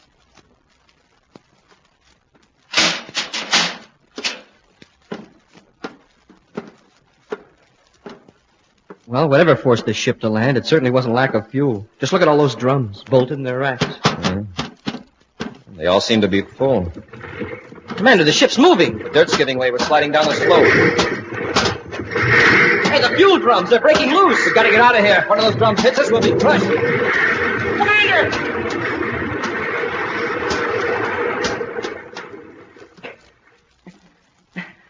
My leg, it's caught. I'm jammed between two drums. I'll get you out here. Well, at least the ship isn't sliding anymore. This thing is heavy. What was that? It was a shot. Somebody shooting through the hull. Must be Hoke Sherman. If he hits one of these fuel drums, the ship will blow up. We'll return to Space Patrol in just a moment. This is Dick Tufeld reporting on America's most heavily armed fighter interceptor, the Northrop Air Force Scorpion F-89D. In a moment, we'll hear from the test pilot on this plane, Bob Love, Korean jet ace, with a record of 6 MiGs in 6 weeks.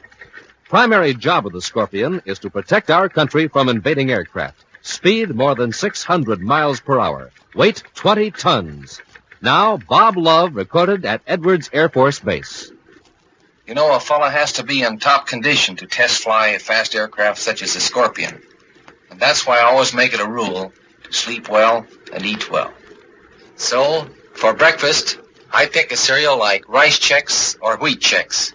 They're chock full of energy and really taste good. You'll like them. No other cereal, puffed or flaked, contains so much nourishment in such concentrated bite-sized form. So take a tip from Bob Love, Phil Houghton, and other top test pilots. Make your cereals Rice Chex and Wheat Chex. And here's big news. Inside of Chex, you now get a thrilling new Space Patrol trading card. Flip 'em, trade 'em, collect a whole set of 40. Free Space Patrol trading cards inside of Rice Chex and Wheat Chex. And now, back to our Space Patrol adventure, the treasure of Mount Rolcab. On Mount Rolcab on the planet Venus, Buzz and Happy rescued the mountaineer Matt Henshaw from 2 criminals, Endicott and Hoke Sherman. The outlaws, however, succeeded in disarming the commander and Happy and then fled up the mountain. Henshaw then led Buzz and Happy to a wrecked spaceship to obtain weapons to pursue Sherman and Endicott. While the space patrollers were in the fuel hold, searching for the weapons, the spaceship began sliding down the mountain. A heavy fuel drum broke loose from its moorings, pinning Happy against a bulkhead. Now, as Buzz struggles to free Happy, the rusty old hull of the ship is pierced by gunfire.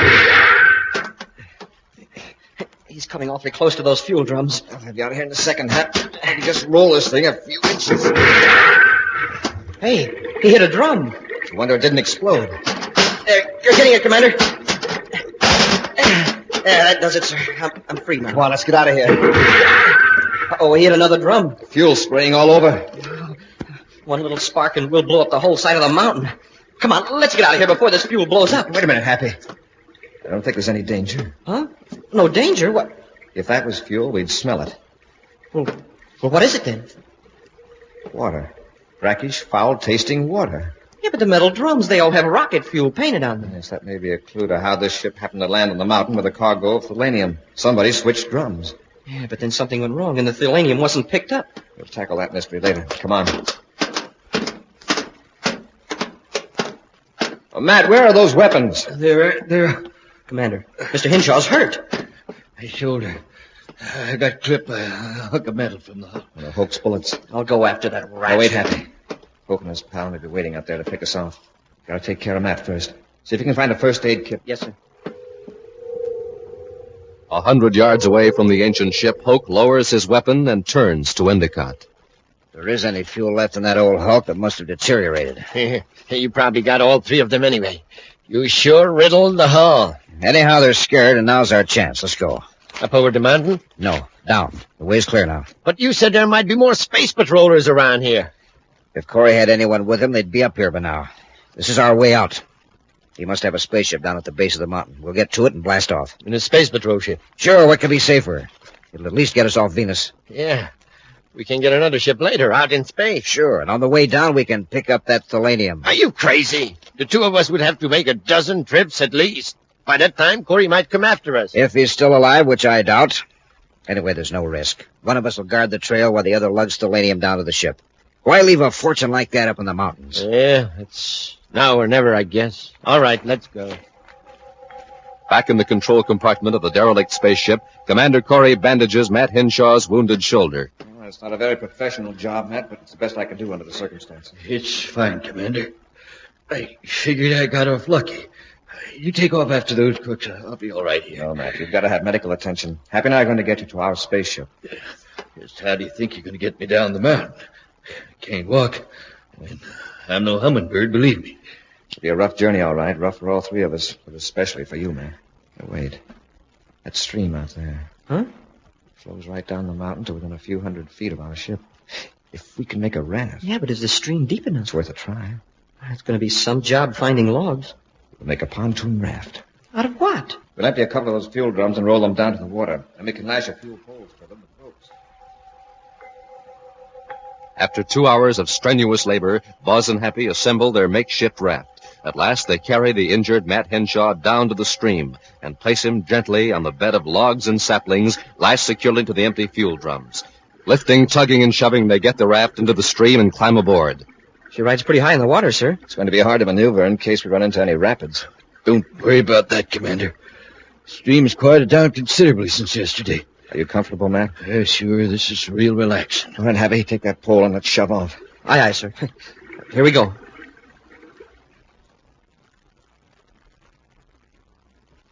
Come on, Endicott. It's just a little farther. I don't think I can make it. Yes, you can. This is the last trip. We'll load the bars and be on our way. Hey, look. There's Corey's ship down there, ready to take us to freedom. Oh, my leg, my back. This bar weighs more than all the others put together. Now, forget how tired you are. Just remember we'll never have to do another bit of work the rest of our lives. Yeah, that's right, Hoke. Hold it. Stop. What is it? Down at the edge of the water, I saw something. Something moved. There, you see? Space patrolmen. I saw their uniform. It was Corey and the cadet. They must have come down the stream. They'll get to the ship before we do. Now, don't get panicky, Endicott. One of them's hurt. We can't see them now on account of these trees, but when they come out of the trees, they'll have to cross the clearing to get to the ship. I can pick them off from here. Stay behind this rock and don't make a sound. Don't miss, Hoke. We're so near to freedom. Don't miss. They haven't got a chance. We're nearly there, Matt. Yes, Mr. Henshaw. As soon as we get through these trees, you'll see the ship. I sure am in a lot of trouble. It's the first time in my life I haven't been able to walk on my own 2 feet. Since I was a baby, of course. Put your weight on me, Matt. I sure fixed your lead for you. Some hunting trip this turned out to be. It wasn't your fault that Hoke Sherman escaped from the rehab center. Maybe not, but if I hadn't been so careless as to get in the way of one of his bullets, you'd have caught up with him by now. The minute we get aboard ship, I'll notify Venus City Space Patrol. They'll have search ships all over this mountain region. Sure, Hoke and his pal Endicott won't have a chance. Wait a minute. Hold it. What's the matter? Look over there to the right. Isn't that a pretty sight? A bull elk. Wow, look at that head and those antlers. He's a big one, all right. First time I ever saw one down this close to my cabin. Well, Cadet, here's your chance. Chance? We're downwind of him. He's far enough away to make a fair sporting shot. Well, son, what are you waiting for? Well, You came here to go hunting, didn't you? Yes, sir, but... But what? Well, I guess I've got too recent a memory of what it feels like to be shot at. Commander? Thanks, Matt. Some other time. Fine couple of sportsmen you are. Fly several million miles to go hunting, then throw away an opportunity like this. I'm proud of you. Let's get to the ship, Matt. Sure. Yeah, the elk must have heard us. He's turning his head. Hit the dirt!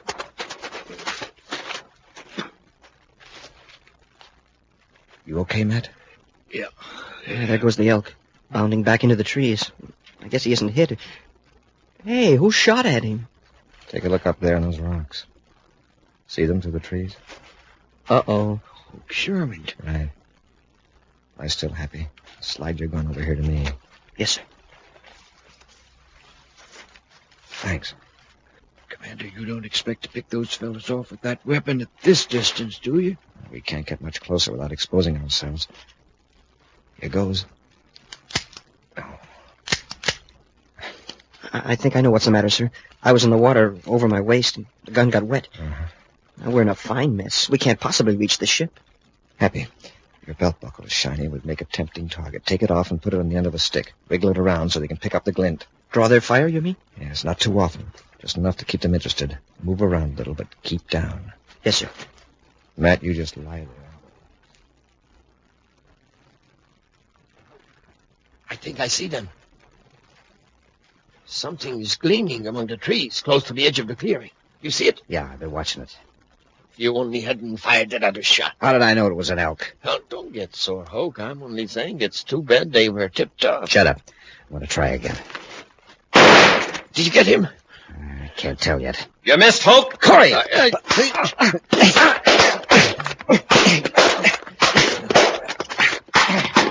Endicott, hit him! I'll get him, Hoke.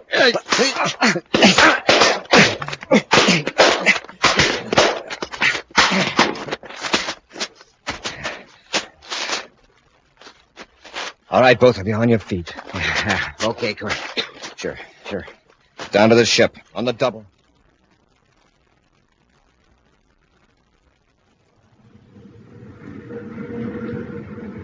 Everything's okay back aft, Commander, except that Endicott and Hoke Sherman don't look so good. Evidently, space flying doesn't agree with them. Well, anyway, not when they're being flown for reprocessing at the rehab center. How you feeling, Matt? Shoulder okay? It's dropping a little, that's all. In a few minutes, you'll be at the best hospital in Venus City. And we'll see that your thelanium is put in a safe place, Mr. Henshaw. My thelanium? There'll be a few formalities, of course, but after 150 years, no one's going to step forward and contest your claim. It's yours by right of discovery. You're a wealthy man, Matt. Well, the three of us are alive. That's the important thing. Yep, we're alive thanks to the commander's nerve and my dumb luck. Well, it wasn't all nerve and luck, Mr. Henshaw. It was luck. Hoke hadn't mistaken that elk for us. We'd have been shot without any warning.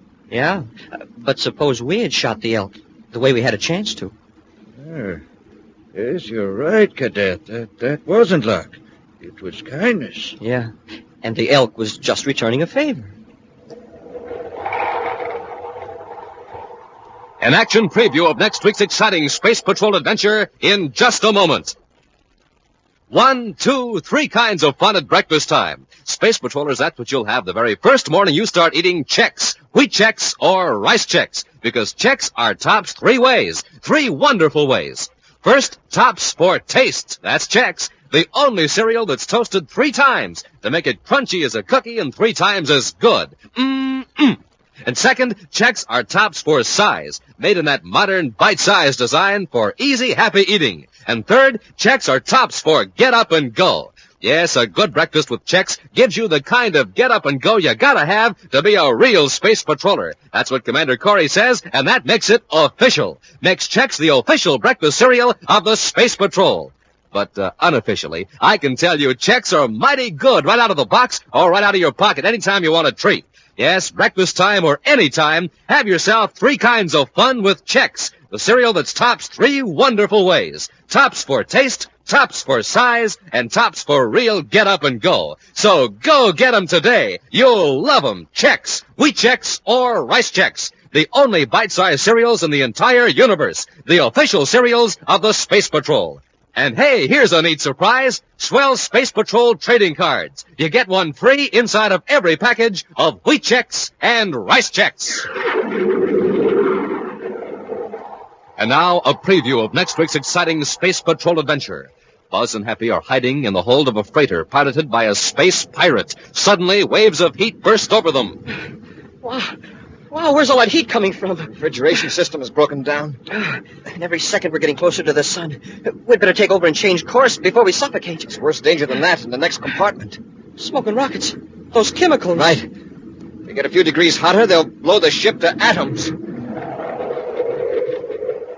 Be sure to join us next week for the thrilling story, The Strange Case of Space Pilot Pentis, when Rice Chex and Wheat Chex again present Space Patrol! Space Patrol, created by Mike Moser, starring Ed Kemmer as Commander Corey and Len Osborne as Cadet Happy, was written by Lou Houston, produced and directed by Larry Robertson, executive producer Mike Debris. Other players were Ken Mayer, Bela Kovach, and Norman Jolly. Dick Tufeld speaking. Now, don't forget to tune in next Saturday and every Saturday when Rice Chex and Wheat Chex again present Space Patrol! Be sure to see another exciting Space Patrol program on your local ABC television station. Consult your local paper for time and channel. This program is broadcast to our armed forces overseas through the worldwide facilities of the Armed Forces Radio Service. Space Patrol came to you transcribed from Hollywood. This is ABC Radio Network.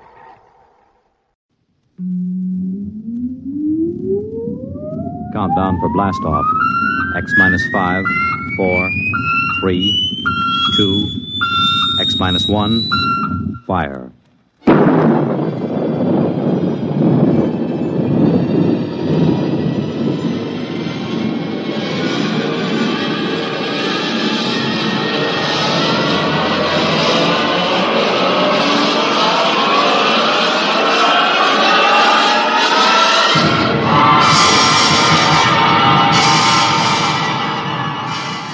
From the far horizons of the unknown come transcribed tales of new dimensions in time and space. These are stories of the future, adventures in which you'll live in a million could-be years on 1,000 maybe worlds. The National Broadcasting Company, in cooperation with Galaxy Science Fiction Magazine, presents X minus 1.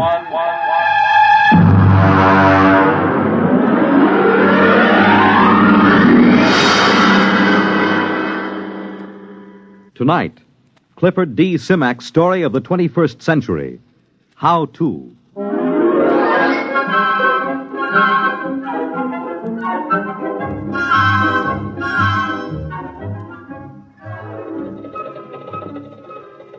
Build your own three-dimensional color TV set. Complete kit, screwdriver assembly in 3 hours. Nah, I've done that. Well, let's see. A dog is man's best friend. Build your own dog. Complete kit, spaniel model, only $250. Yeah, hey, that's it. My next project.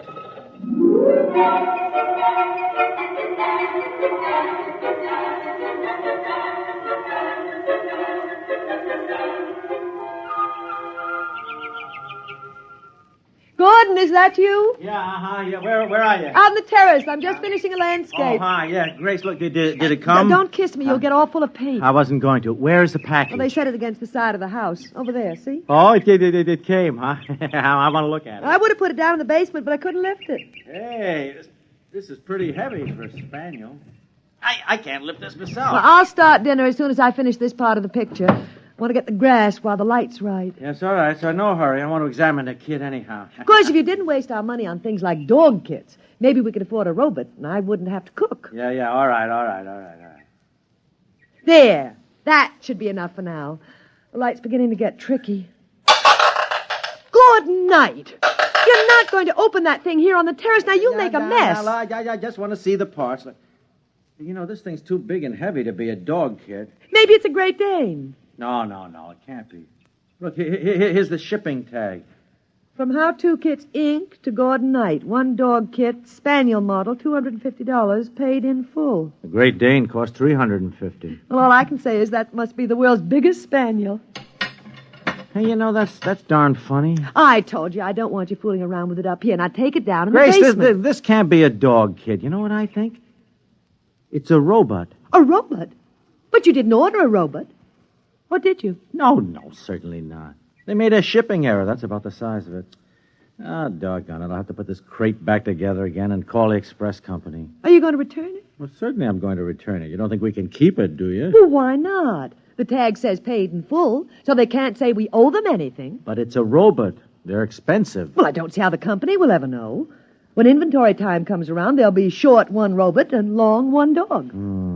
Of course, I've always wanted to put together a real robot. Lord knows when I'd get another chance.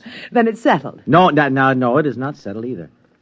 I tell you what, I'll put it together just to see what it's like. But I won't activate it, see? I mean, I'll disassemble it right away and ship it back to the company.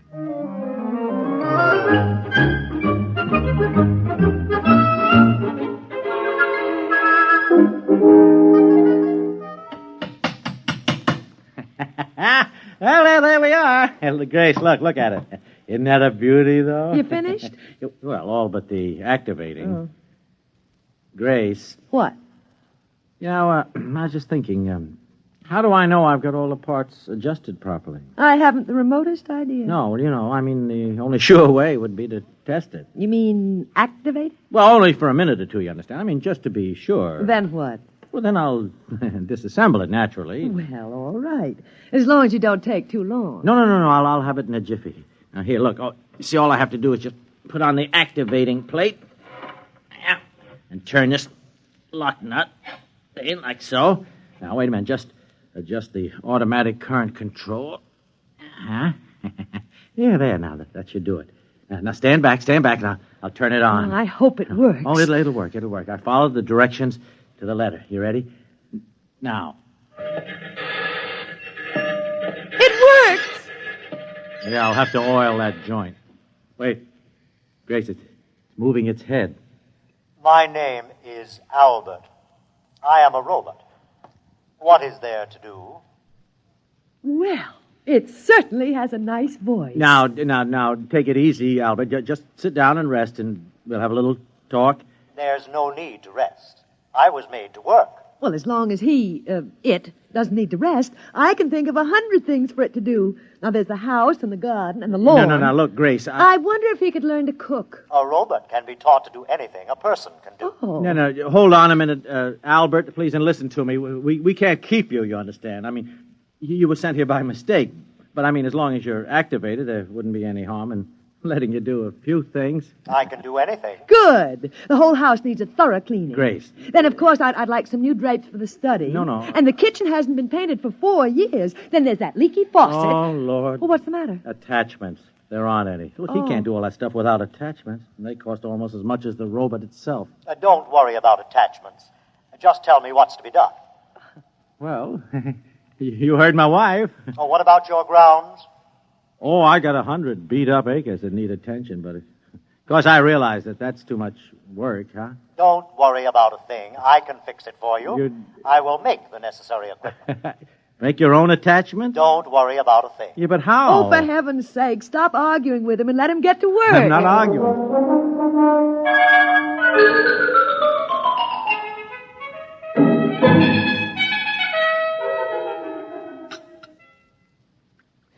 Gordon, your coffee's ready. How'd you sleep, dear? Oh, not so good. Kept hearing noises all night. Oh, that was Albert working in the basement. Yeah. Albert? Hey, gosh, that's right. I forgot robots don't sleep. He was working all night. When I came into the kitchen just now, I found the breakfast all prepared. He can cook. Isn't that wonderful? Yeah, what's he doing now? Oh, I don't know. Making something, I think. Oh, Gordon, he's going to be such a tremendous help to me. I'll be able to spend more time than ever with my painting. Now, wait a minute. What makes you think we can keep him? I mean, no, Grace. I mean, we could get into trouble. Well, I don't see how. I'll tell you what. Why don't you walk over and call on Anson Lee? He could advise you. What does he know about it? He's a lawyer. Well, technically, he's a lawyer. I mean, never seems to work at it anymore. Well, you have to understand Anson, that's all. Look, I understand him all right. He's a reactionary, a throwback to the 20th century. Spends all his time lying in a hammock, drinking and reading Proust. Well, it's what he enjoys doing. I'll bet that guy never assembled a kit in his life. Can you imagine that? Well, we all have our peculiarities. Just the same, he could give you legal advice. Well, all right. I'll go over after breakfast. If it'll make you feel any happier, pass the cream.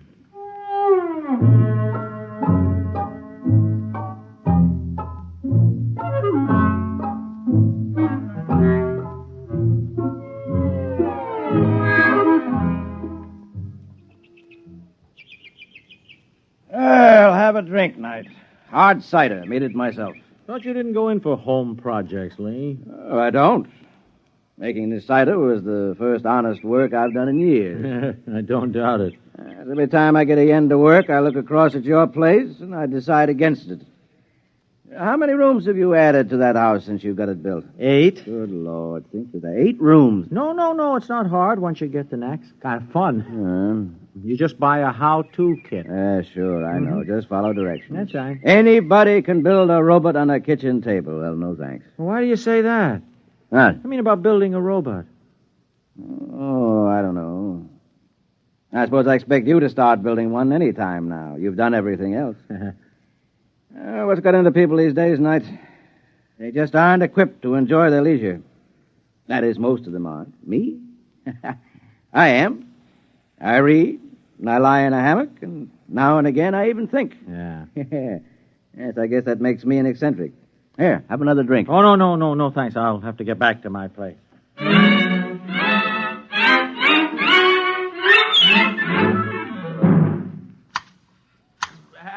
Albert. You call me, sir? Yeah, Albert, listen to me. Albert, I have reached a decision about you. But I'm not Albert, sir.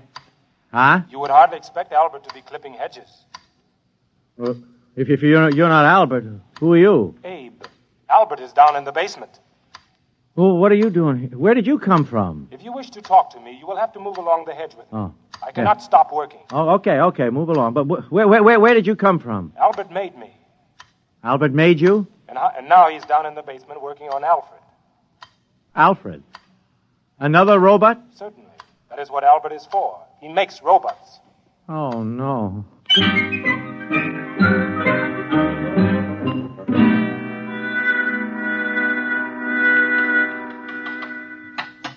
Albert. Oh, there you are. Albert, what's going on here? I'm reproducing. What? I have a built-in mother urge. I don't know why they named me Albert. I should have had a female name. Oh, but you shouldn't be able to make robots. Look, boss, you worry a lot. You want robots, don't you? Well, yeah, I guess everybody could use a robot. I make robots. I'm making all you need. Albert, put down that head and listen to me. I want to have a serious talk. Sure, boss. What's on your mind? Now, Albert, I just looked through your packing case and I found this tag. Look, it says X, 190. X, Albert. Don't you understand? That means you're an experimental model. That's correct. You were never meant to be sold. That is also correct. I know. Don't you see? That means trouble. I can't keep you. I've already taken care of that. How do you mean? I filed off my serial number and replated the surface. Well, why did you do that? So that they can't come around and take me back. They made me, and then they got scared and shut me off. But you're not afraid of me. I'm You not. assembled me and let me go to work. Yep. I'm sticking with you, boss. Wait a minute. This could mean a lot of trouble for me, Albert. No trouble. They can't prove a thing. I'll swear that you made me. I'll not let them take me back. They will take no chances next time. They'll break me up for scrap. Oh, but look, if you make too many robots... Robots are useful. You need a lot of them in this place. Now, don't worry, boss. Everything will work out. Well... I'll take good care of you. Yeah. Now, I must go back to work. Adalbert is nearly finished.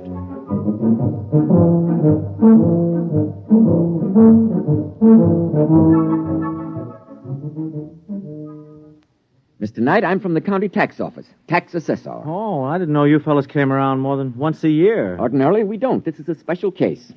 Oh? Made a lot of improvements in the place the past few days. Oh. Landscaping, painting, building. Well... Afraid I'll have to boost your assessment some. I see. Heard about those robots of yours, too. Robots? Personal property, you know. Have to pay a tax on them. Just how many have you got? Oh, one or two. I've been counting. They move around so fast I can't be sure, but I estimate the number at 38. That right? If you say so. 38 it is, then. They cost $10,000 apiece. I'll assess them at 5. That's $190,000. Oh, no, hey, that's pretty steep. But I'm going easy on you. By rights, I should only allow you a third for depreciation. Well, that's it, Mr. Knight. $190,000. Wait. We'll send you the bill with your quarterly statement. But... Good day. Good day.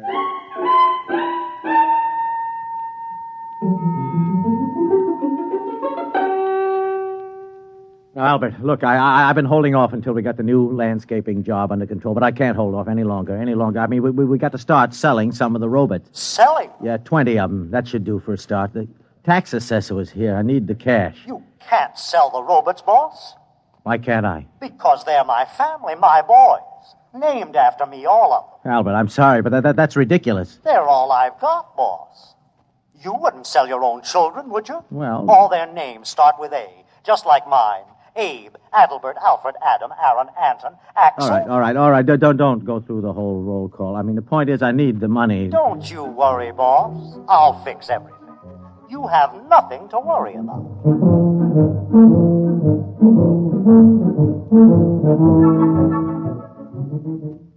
The point is, Mr. Knight, the Internal Revenue Department is always interested when a citizen shows a substantial capital gain during the year. Capital gain? I haven't made any capital gain. Oh, come, sir. I'm talking about the matter of some 52 robots. Well, as I understand it, their retail value is $10,000 each. So they say. 52 times 10,000 is $520,000. On capital gains, you pay 50% or $260,000. 200, oh. A tax, roughly, of $130,000. What do I do? By the 15th of next month, you must file a declaration of estimated income. You pay half of the due tax at that time, and the balance in monthly installments. And there's one other matter. One other matter? We investigated. We found you make $10,000 a year. Huh? Would you tell me, out of personal curiosity, you understand? I understand. Just how a man of your particular means could show a capital gain of $500,000 in so short a time? I'm beginning to wonder myself. Well, our only concern is you pay your tax. Yeah. However, some other branch of the federal government might very well want to ask some questions sometime. Oh? If I were you, Mr. Knight, I would be ready with some answers. Yeah. Good day. Good day.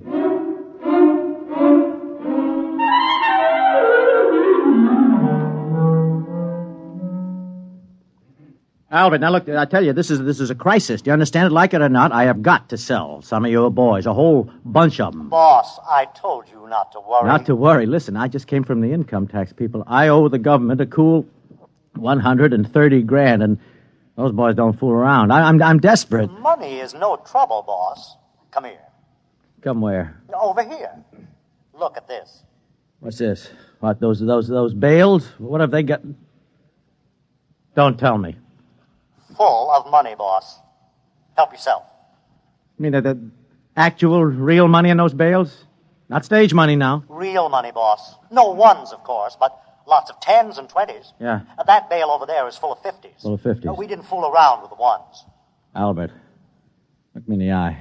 Did you make that money? You said you needed it. We took some bills and analyzed the ink. Found out how to weave the paper and made plates. I hate to sound immodest, boss, but they're beautiful. Oh, my gosh, I'm a counterfeiter, too. We just ran off as much as we thought you'd need. Yeah. If it's not enough, we'll Make some more. It's enough. Not another dollar. Well, you're the boss. Albert, listen to me. There are laws in this country. I mean, you just can't go out and print money. That's a crime, don't you understand? Now, look, you take it all outside and burn it right up. You understand? And don't print any more. That is an order. Gordon, are you down here? I'm busy. I hate to disturb you, dear, but I thought you ought to know about the sheriff. I don't want to know... The sheriff? He was here with a subpoena, or whatever you call them. That's what you call him. Seems the how-to company's going to sue us. Oh, no. Oh, no, all right. That does it. That Gordon, does it. Where are you going? To see my lawyer.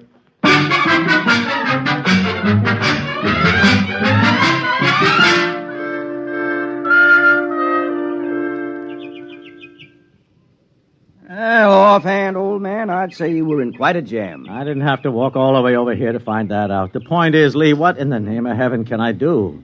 Well, first, you'll have to file a declaration of estimated income. Even if I can't pay? Well, especially if you can't pay. Oh. Technically, then, you haven't violated the law, and all they can do is to try to collect what you owe. Yeah. They'll probably slap an attachment on your bank account. What bank account? I'm broke. Oh. Well, then I'd say your major worry is the how-to company suit. Yeah. Now, if I were you, I'd settle it out of court. Out of court? Mm-hmm. They might call off the action if you returned all the robots. Albert says he'll testify that I made him. Well, Albert can't testify. As a robot, he has no standing in court. Mm-hmm. No, you better give them back and get what terms you can. No. I won't do it. Huh? I won't. Don't you see? They don't want Albert back because they can use him. They want to break him up to maintain their robot prices. Don't you see? It might be 1,000 years before his principle is rediscovered, if it ever is. Mm-hmm. Would that be bad? I don't know.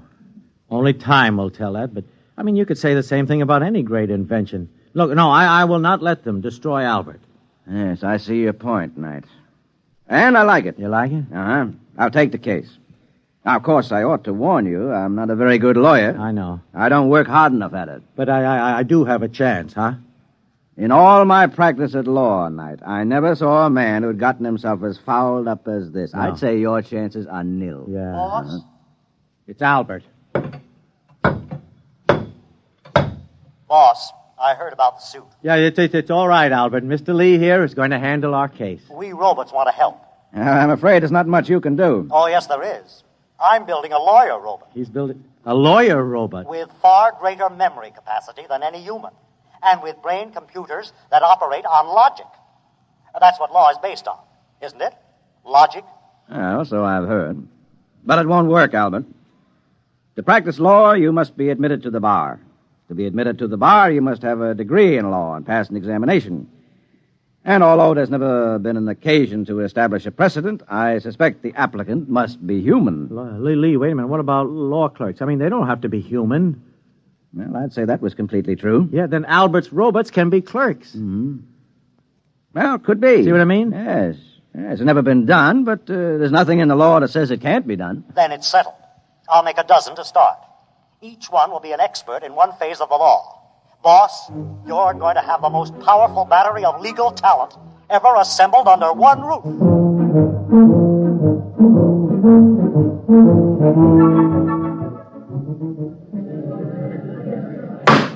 Quiet in the court. Mr. Lee, what is the meaning of this outrage? What outrage, Your Honor? Those robots sitting at the defense table. These, Your Honor, are my valued assistants. Robots? Yes, Your Honor. Take them away. They have no standing in this court. If Your Honor will excuse me, they need no standing. I am the sole representative of the defendant. My client is a poor man, and he is opposed by the most formidable array of legal talent money can buy. Now, surely the court will not deny him whatever assistance he's been able to muster. This, sir, is highly irregular. If it please Your Honor, I should like to point out that we live in a mechanized age. The court clerk uses a machine to take down the transcript of these very proceedings. To my certain knowledge, no court has ever challenged the presence of such a device as an aid to the furtherance of justice. Now, if Your Honor can point out anything in the law specifically barring these robots from the court... That's ridiculous, sir. Of course there is no such provision. At no time anywhere did anyone dream such a contingency would arise. In that case, sir, I ask the court for a favorable ruling. Mr. Lee, as you point out, there is no precedent for my ruling in any way but in your favor. Therefore, sir, with reluctance, I do so at this time.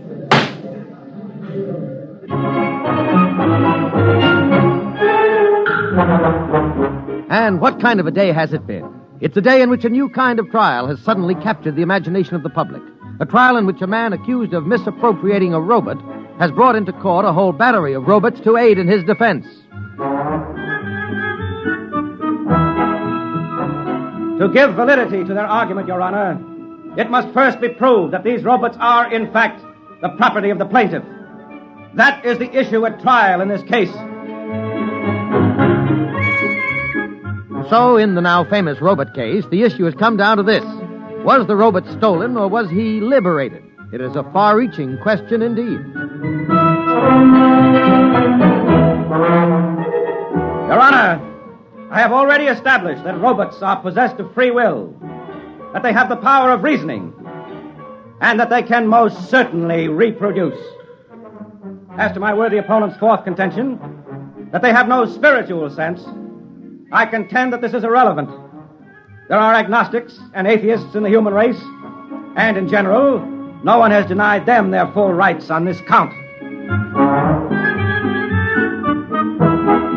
And so the trial has at last come to its end. The whole nation, indeed the whole world, awaits the momentous decision which must be handed down. In Washington, D.C., Treasury officials have been meeting steadily for a week to find some way to avoid the loss of the enormous taxes on robots in the event the decision rendered is in favor of the defense. One high government official has said that if robots are declared free and equal, it means they must be given full citizen rights under the Constitution. Already, the chairmen of both major political parties are mapping campaigns to corner the robot vote.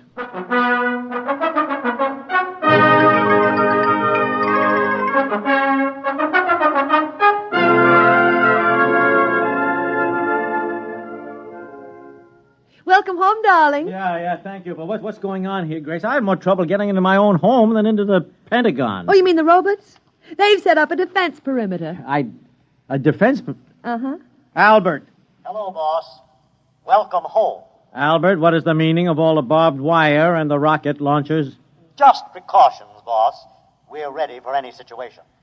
Such as? Oh, like a mob deciding to take justice into its own hands, for instance. Or if the decision goes against us? That too, boss. Dear, you two go on and talk. I've really got to get back to my painting. I have a beautiful still life that I simply got to finish. Yeah, I finished. Albert, listen. You can't fight the whole world. We won't go back. How Two Kits Incorporated will never lay a hand on me or any of my children. Albert, this is madness, don't you understand? They'd get you with one bomb. And me, too. Better to die fighting, boss, than to live in chains. I don't know. That's our motto. No matter what happens, we're ready for the decision.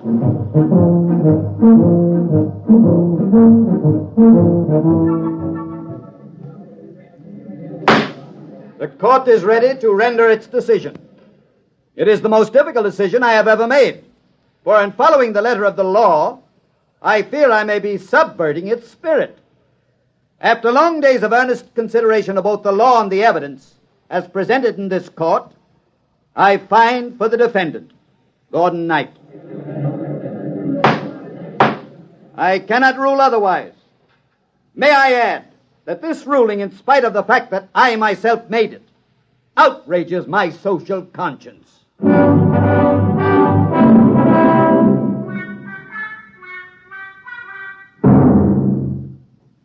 You did it, boss. You did it. We're free. Yes, Albert. We sure did it. Where's my wife? In the studio, painting. Not another landscape. Her fifth this week. She's doing very well. Yes, isn't she? And I am working on a new robot for her. A painter. Soon she won't have to bother doing it herself. That's nice. And you won't have to do anything anymore either, boss. Oh? Not a thing. Oh? We're going to take care of you from here on out. Thanks. Did I tell you about my new children yet?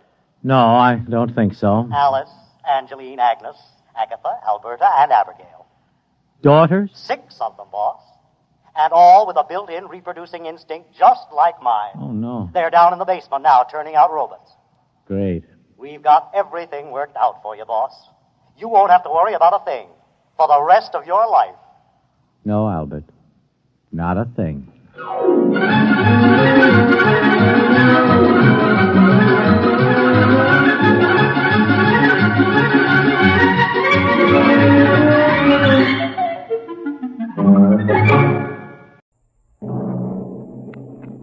Adventures in Time and Space.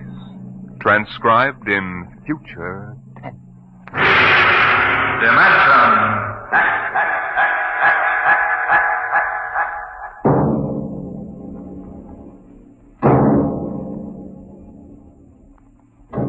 Can you predict what will come in 100 years? Or in 10? Or in the next minute? Can you see beyond the known dimensions of time and space into the unknown dimension X? Today we tell you a story of America's largest city, a story that began in the bustling city room of a New York metropolitan jail.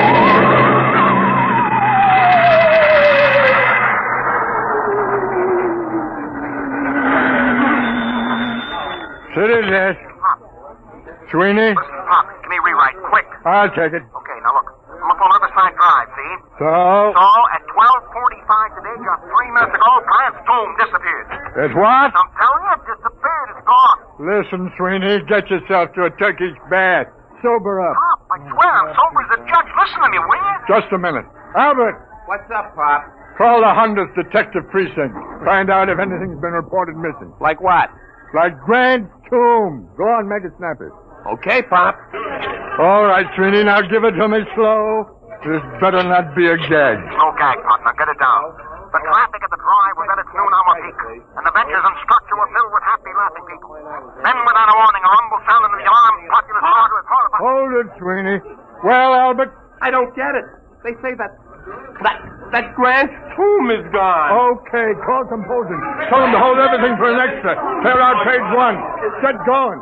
Okay, Sweeney, now. The heck with the words, give me the garbage. What happened? Nobody knows. There are half a dozen police cars around here staring at the place where Grant's tomb was. I was about a block away. I heard screams. I came running. It was gone. Vanished. How many dead? Nobody knows if anybody is dead. I'll find out. How can I find out when everybody that was sitting on the steps and all disappeared? What? They're gone. No bodies? No tomb, Pop. No tomb. Okay, you hoof it back up there and get stories from some witnesses. Now call me back. Albert! Yes, Pop? Get Columbia University on the phone, get a statement. Right. Research! Yes, sir. Grab an encyclopedia, see if anything like this ever happened before. Hey, Walters! Yeah, Pop? Call the army, find out about secret weapons. Hello, composing. This is Pop Atterby on the city desk. Start setting up an extra. I want to hit the street in 20 minutes. Second extra in an hour with pictures. Okay, what are you waiting for? Get 'em rolling.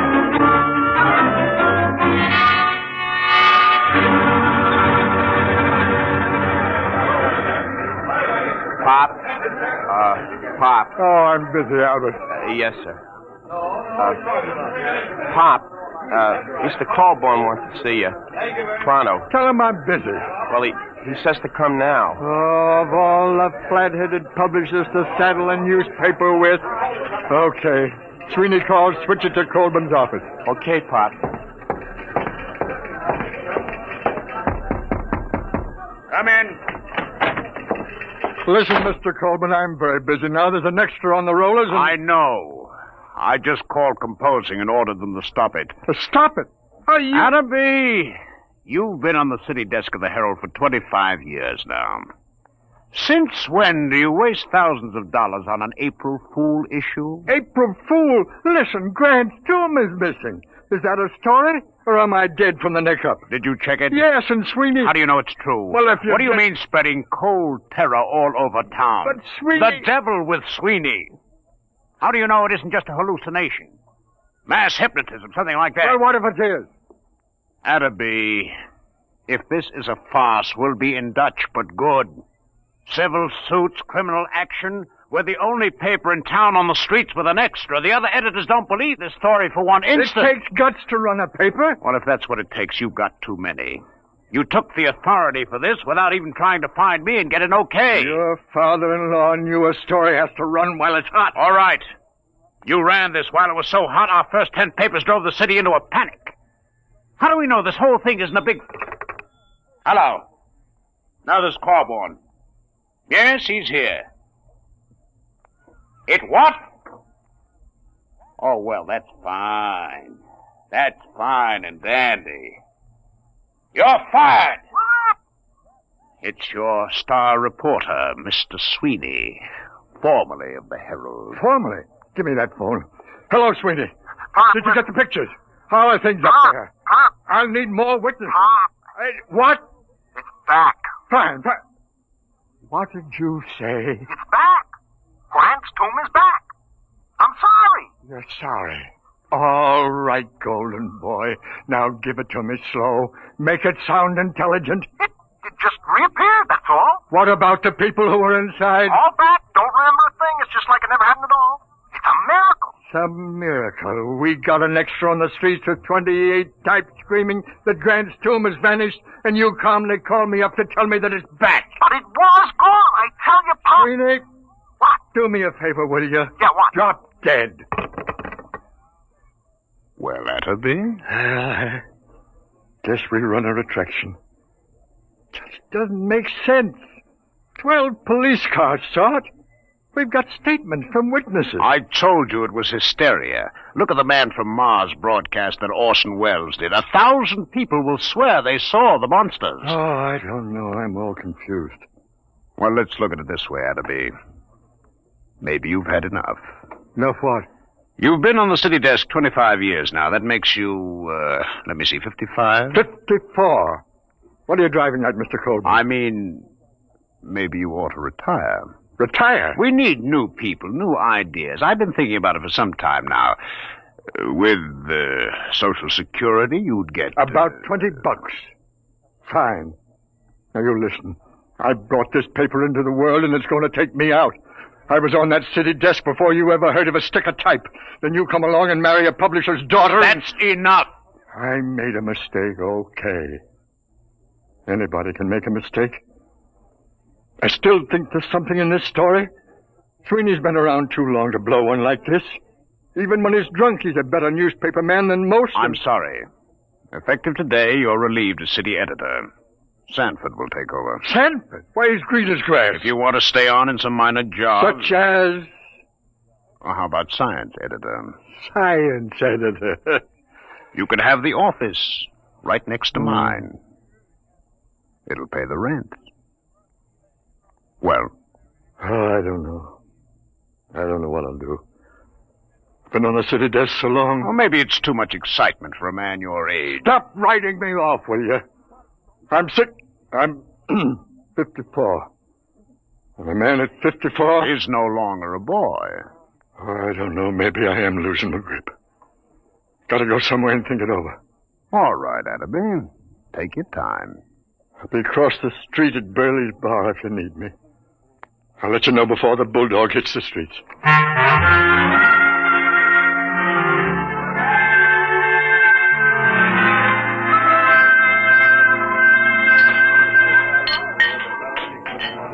Burley! Bar! Yeah, Pop, yeah? More poison. Haven't you had enough, Pop? Yeah, this is a solemn occasion, Burley. Pour the hemlock. What's the occasion, Pop? I am now a husband. No. Reduced. Humiliated. You, Pop? Never. Meet the new science editor of the Sunday Supplement, me. Knows much about science as J.P. Morgan knows about sharecropping. What happened? Who did it? You familiar with a reporter named Aloysius John Sweeney? Former friend and drinking companion of mine? Sweeney got you busted? The same. If that gentleman should ever by some misforgotten chance thrust his head into this bar, Burley, my friend, I personally, with these two bare hands... Hey, Pop! Pop! Uh-oh. Hey, Pop, it's me. I shall control my homicidal instinct. Listen, Pop, I just came down from Riverside Drive. Very daring move, Sweeney. I brought a guy with me. It won't help, Sweeney. Pop, you don't understand. I found a little guy in a swallowtail coat who watched this whole thing happen. Pop. Burley, quiet! Quiet, everybody! Quiet, will you? How do you do? Gentlemen, I can assure you my small stature belies the magnitude of my abilities. What did you bring him for, Sweeney? He's a genius, Pop, a full-time genius. You betrayed me once, Sweeney. Isn't that enough? Take your little man away and don't bother me. Your friend isn't very polite, Mr. Sweeney. Perhaps one day he will learn that even the most insignificant man has a sense of dignity and personal worth. I apologize, Professor. I'm not sure it's you. It's your tomato-headed friend here. Sweeney, I ought to kill you. I ought to strangle you with my bare hands. I ought to have you run through a rotary press at low speed. Those things are too good for you. But, Pop, look, I'm trying to tell you, the story ain't phony. It happened. Mr. Pertwee, Hannibal, tell him about it. Gladly. My contribution has been awaiting worldwide recognition for many years now. Unfortunately, there are some who insist I am insane. Fancy that. Being small of stature, as you can see, I chose to nurse my resentment rather than to take positive measures. However, I feel now the world is ready to come to terms with Hannibal Pertwee. Can you or can you not explain this Grant's tomb business? Naturally. It can all be explained quite simply in terms of the Pertwee system of infinite acceleration and transportational facilitation as applied to freightage. I've been trying to sell it to the railroads for 10 years. Didn't I tell you he was a genius, Pop? Burley, the check. Oh, now, wait a minute, Pop. Give him a chance. Show him the trains, Hannibal. Oh, yes, the trains. If you gentlemen will gather around the suitcase. Come on, I want you to see it. I'm telling you. All right. Come on. Hey, look. As you can see, I have in this suitcase a complete model railroad reduced to the size of a cigar box. Observe.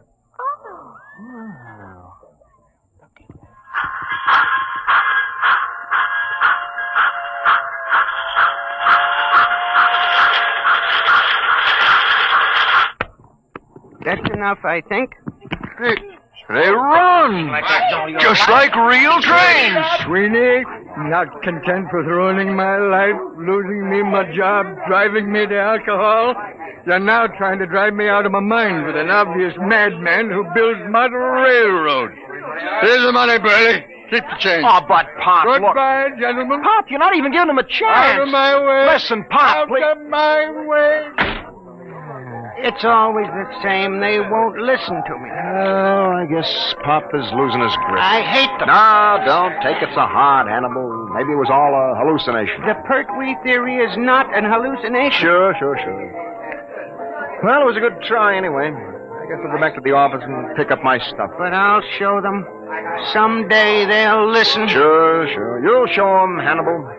Hey, Burley, fix Professor Pertwee here with a double scotch. Ahead, make it a triple.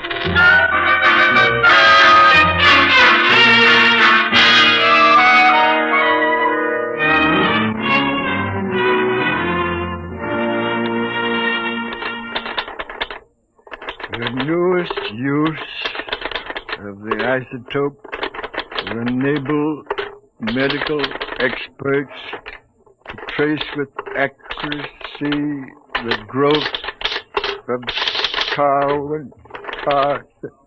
Oh, nuts. Maybe it's better to be unemployed. Science editor speaking. Pop? Yeah. Sweeney, listen, I got a story. I thought Colburn canned you. Can't fire me. Listen, you know Burley's Bar? Does DiMaggio know Yankee Stadium? What about Burley's Bar? It's gone. Oh, sweet. On the level, Pop, just a few seconds ago. Take a look at the window. Sweeney, I warn you. Take a look. Okay, Sweeney, hang on. Albert? Yes, Pop? Do me a favor. Stick your head out of that window and tell me if anything unusual is going on at Braley's Corner. Okay, Pop. Holy jumping catfish! Huh? It's gone! Come here and look! Well, I'll be a monkey. Hey, where's Colburn? He went to a polo match out on Long Island. Who's on the city desk? Young Stanford. Come on. City desk, Stanford. Okay, I'll give it to rewrite. Just a second. City desk. What? Are you nuts? What? Everybody listen to this, will you? It's Martinson down at 34th Street. He says the Empire State Building has disappeared. Can you feature that? What are you going to do about it? Do? Am I supposed to do something? He's gone nuts. Give me that phone. Hey, Give me that phone. Hello, Marty.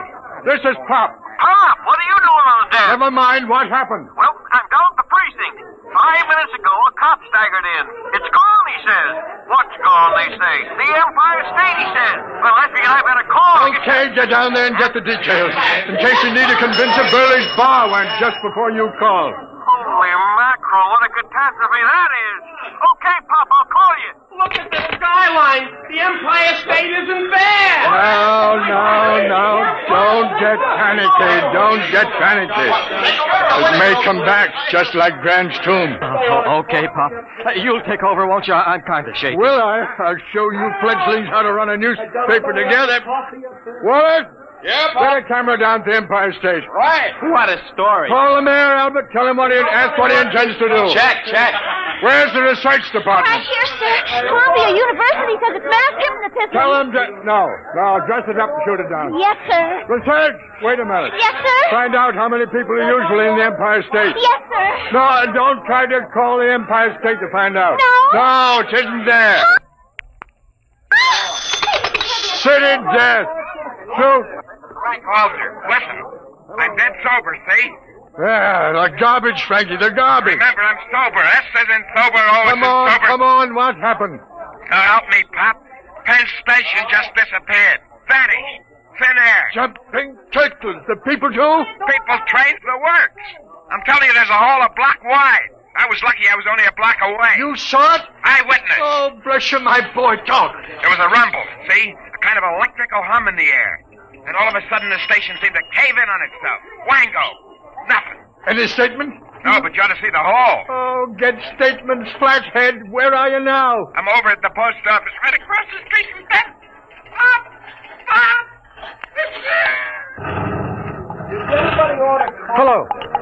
Hello, Frankie. Frankie, operator. Pop, we got a flash. The United States Post Office just went. The whole darn city is going piece by piece. Don't lose your head, Albert. Hello. This is the composing room about that Empire State Building story. Well, it's old news. We've just lost Penn Station and the post office. Get out a new banner head. New York City vanishing. What about copy? You don't need copy for a story like this. Tell the linotype operators to use their imagination. Albert! Pop? Anything else missing? Chrysler Building, maybe? Nothing yet, Pop. Oh. Anything reappeared yet? No word on anything. Maybe things are stabilizing. Call composing. Tell them to start rolling. Right, Pop. And find Sweeney. Telephone from downstairs a while ago. I forgot all about him. Tell him he's hired again. I'll print any statement that isn't immoral. Uh-oh, Pop. Here comes Mr. Trouble. Oh, now take it easy, Colburn. Adam B., what are you doing at the city desk? Where's Sanborn? What's going on here anyway? Has everyone gone out of his mind? Listen, the Empire State, the Penn Station, and the post office have all been missing for almost 5 minutes. Get away from that desk, you. Drop that telephone. Listen. I don't care if Washington, D.C. has been bombed by the Martians. I want you out of this office in 2 minutes. Albert, cancel those extras. Pop, you get out, you're fired. Oh, you're not being reasonable. I'm not interested in the other papers. Just get out of here before I go stark raving mad.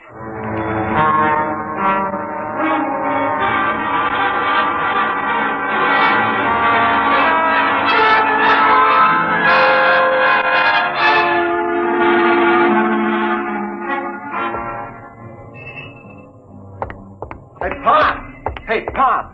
Oh, hello, Sweeney.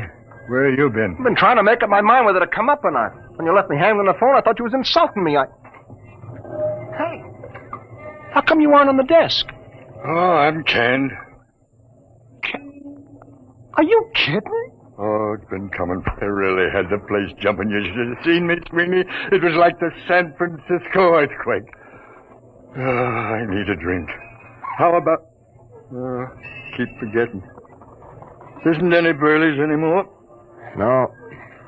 Just a big hole in the ground. Let's walk over. I want to browse around. Oh, Pop, there's nothing to see. Well, let's take a snoop anyway. Just for old time's sake. Well, okay, Pop, let's cross. We got the light.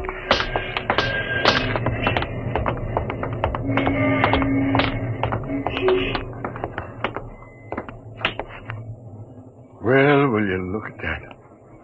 Who'd ever thought that less than 10 minutes ago there was a building here? Yeah.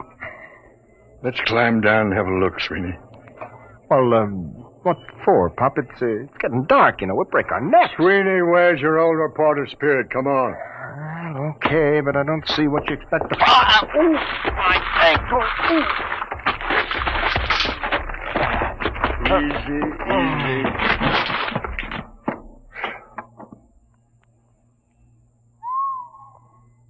Clean as a bone. Well, let's walk around a bit.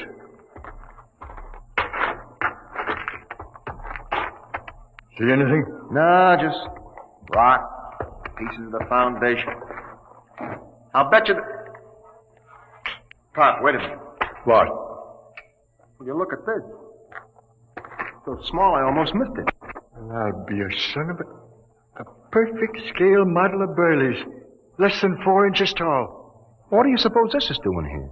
I don't know. Can I help you, gentlemen? Pertwee. What are you doing down here? I'm looking for my model.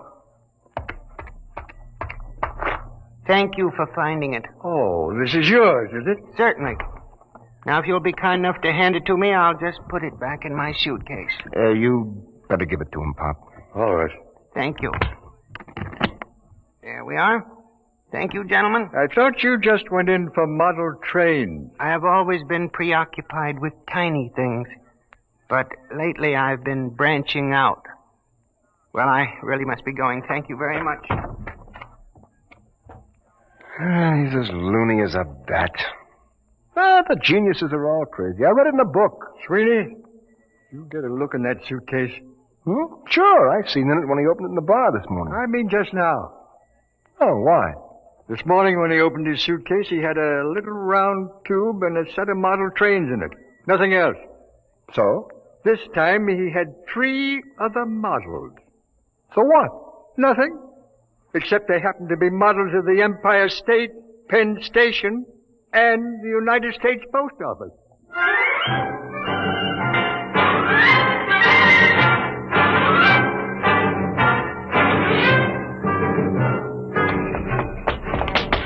There he goes down the block, Pop. Pertwee, come back here. He's starting to run. Here's a cab. Come on. What to, Mac? Catch up with that little guy running down on the block. Make it fast. Okay, Mac.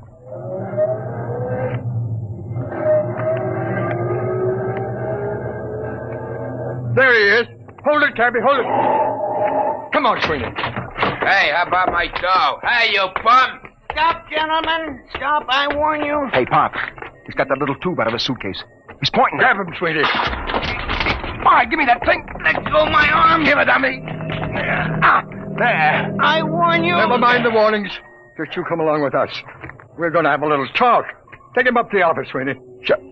Pop. What? Where's the taxi? What? The taxi. If you look at the curb, you'll find your taxi. Jumping saints. Pop, look at it.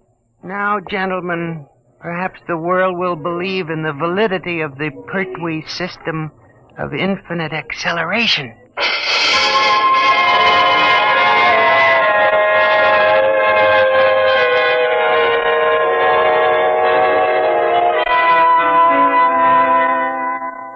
All right, Hannibal, now you start talking. I won't. Hold his hand, Sweeney. That's a pleasure.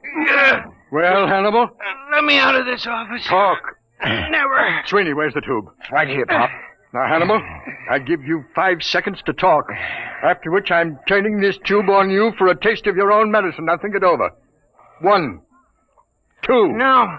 3. I hate them. Why should I save them? 4. All right. Put it away, please. That's better. Now, how did you do it? Many years ago, Einstein posed the theory that if an object were sufficiently accelerated, it would gradually flatten out and eventually disappear altogether. Working on this approach, I evolved a method of accelerating the atoms within the molecules, setting an object spinning in 4 rather than 3 dimensions. For many years, I tried to sell my idea to the railroad for condensing freight and storage. And you start the thing spinning with this little tube? The tube sends out a whirling ring of electrons which engulf the object. Why did you turn it on those buildings? I was driven to it. Only something dramatic could shock the world into realizing my greatness. But you'll restore them. You brought back Grant's tomb. I can restore them, yes. Not can, Hannibal. Will. On one condition. Well? That your paper give me full credit for my scientific achievement. Front page, pictures, a complete story. It's a deal. Wait a minute, Pop. We don't even work for this paper anymore, remember? We'll take care of that little matter, Sweeney. Mr. Coleman, this is Pop Atterby. You've just rehired me. Now, if you'd care to step down the hall into my new office, I think I can show you something make your hair stand on end. I have 3 missing buildings in my desk drawer. Well, he's on fire. Says he's coming down here to have me committed to an institution. Fine. All right, Atterby, all right. What's going on here? I fired you. I ordered you off these premises. If this is a joke, Well, Mr. Coleman, you see these models? What about them? What would you say if I were to tell you that these 5-inch models are actually the Empire State, Penn Station, the United States Post Office, and Burley's Bar, and a taxicab, all compressed 500 times, that there are people in them so tiny they can't see them, that even time is so compressed inside these buildings that movement is impossible. This is insanity. Who is this man? Sit down, Coleman. The show hasn't even started yet. Sweeney, put the taxicab out in the middle of the floor. Okay, Pop. Now, stand back. Hannibal, here's the tube. Now do your stuff. Stand back. Now. Good Lord. I don't believe it.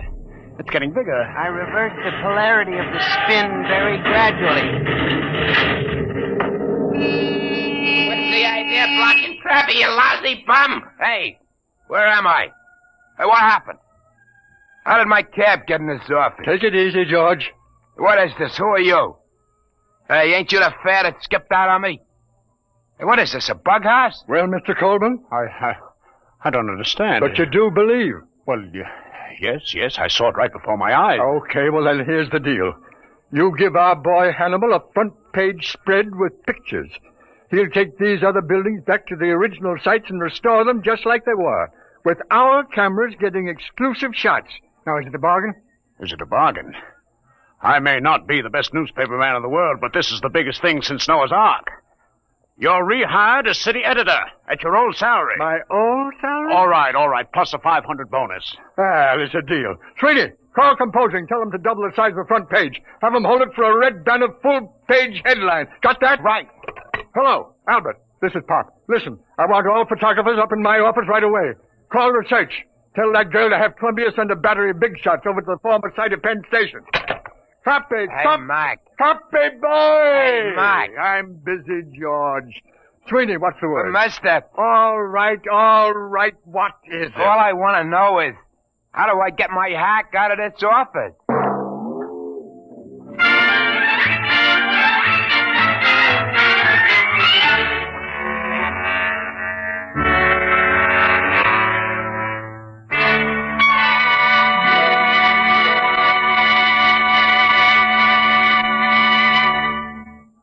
You have just heard another adventure in time, space, and the unknown world of the future.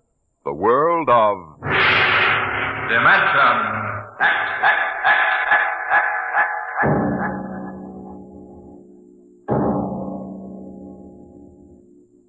How would you like to leave your home and friends for a trip that might last for 10 years or forever? You'll hear all about it on Dimension X next week when we present Shanghied. Today, Dimension X has presented The Professor Was a Thief, an adaptation by George Lefferts of a story by L. Ron Hubbard. Featured in the cast were Arthur Maitland as Pop, John Larkin as Sweeney, and Jordan Gibson as the Professor. Your host was Norman Rose. Music by Bert Berman, engineer Bill Chambers. Dimension X is produced by William Welch and directed by Edward King.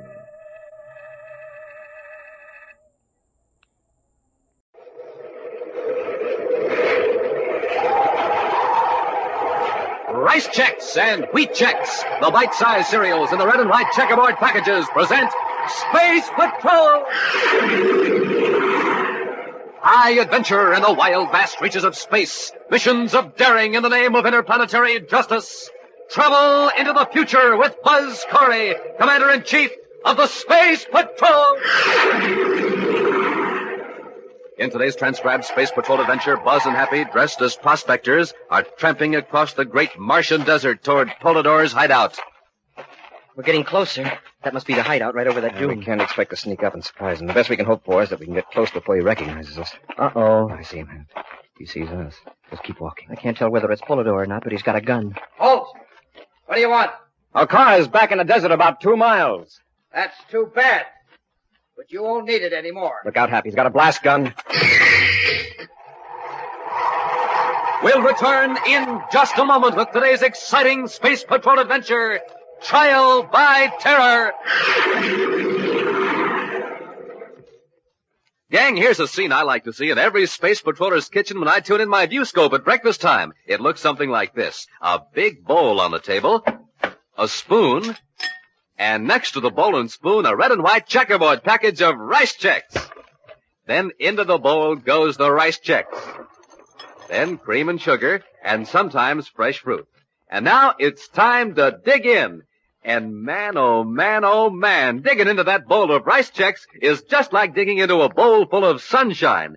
Golden shredded rice biscuits, triple oven toasted, till they're crisp as a cookie and 3 times as tasty. Tops for taste, you bet. Tops for size, too. Made in that modern bite-sized design for slick and easy eating. And Rice Chex is tops for get up and go. After a good, nourishing breakfast with Rice Chex, you're full of the same super-powered get up and go that Commander Corey starts off his day with. So, Space Patrollers, the next time I tune in my viewscope at breakfast time, I want to see you eating Rice Chex. And if you're a whole wheat fan, try Wheat Chex. Remember, Chex are tops 3 ways, for taste, size, and get up and go. In the red and white checkerboard packages, with the big full-color picture of Commander Corey or Cadet Happy on the outside, and the wonderful free Space Patrol trading card on the inside. Rice Chex, Wheat Chex. And now, today's Space Patrol adventure, Trial by Terror. Commander Corey and Cadet Happy are maintaining an all-night vigil in Room 27 of the Space Patrol Security Lab. Room 27 houses an array of electronics equipment known officially as the Terra Internal Protective Alarm Coordinator, but usually referred to as the Crime Trap. The complex device is connected to hundreds of key points on the man-made planet Terra, banks, government offices, and laboratories. Its sensitive detection instruments are ready to report any attempt at forced entry, unusual movement, or outbreak of fire at any of these crucial locations. For hours now, the row of viewscope screens have remained dark. Unbroken rows of small green lights indicate the system is in operation in all circuits. Bored by the uneventful hours of waiting, Happy stands up and stretches. It looks like that tip on Polidor was false, sir. Unless he managed to break into the vault without setting off an alarm. Not even he could do that. The vault at Triplanet Construction Company is equipped with nearly every known detection device. Polidor must know that. Yes, there's a good chance he also knows that there are 2 million credits in the vault. That's a tempting haul. He's sure running an awful risk. His men are. You can be sure that Polidor himself is playing it safe. Sir, would it be all right if I skip down to the commissary for another glass of milk? Wait till Lieutenant Callan gets back, huh? Yes, sir. Boy, I sure wouldn't want his job. Imagine having to watch these panels 6 hours a day and nothing ever happens. Uh-oh, I spoke too soon. Check the panel hat. Hey, it looks like that tip was on the level after all. Wait a minute. That alarm isn't from the Triplanet vault. Their light's still green. What's the number under the red light? 49, sir. 49. That's Universal Map and Chart Company.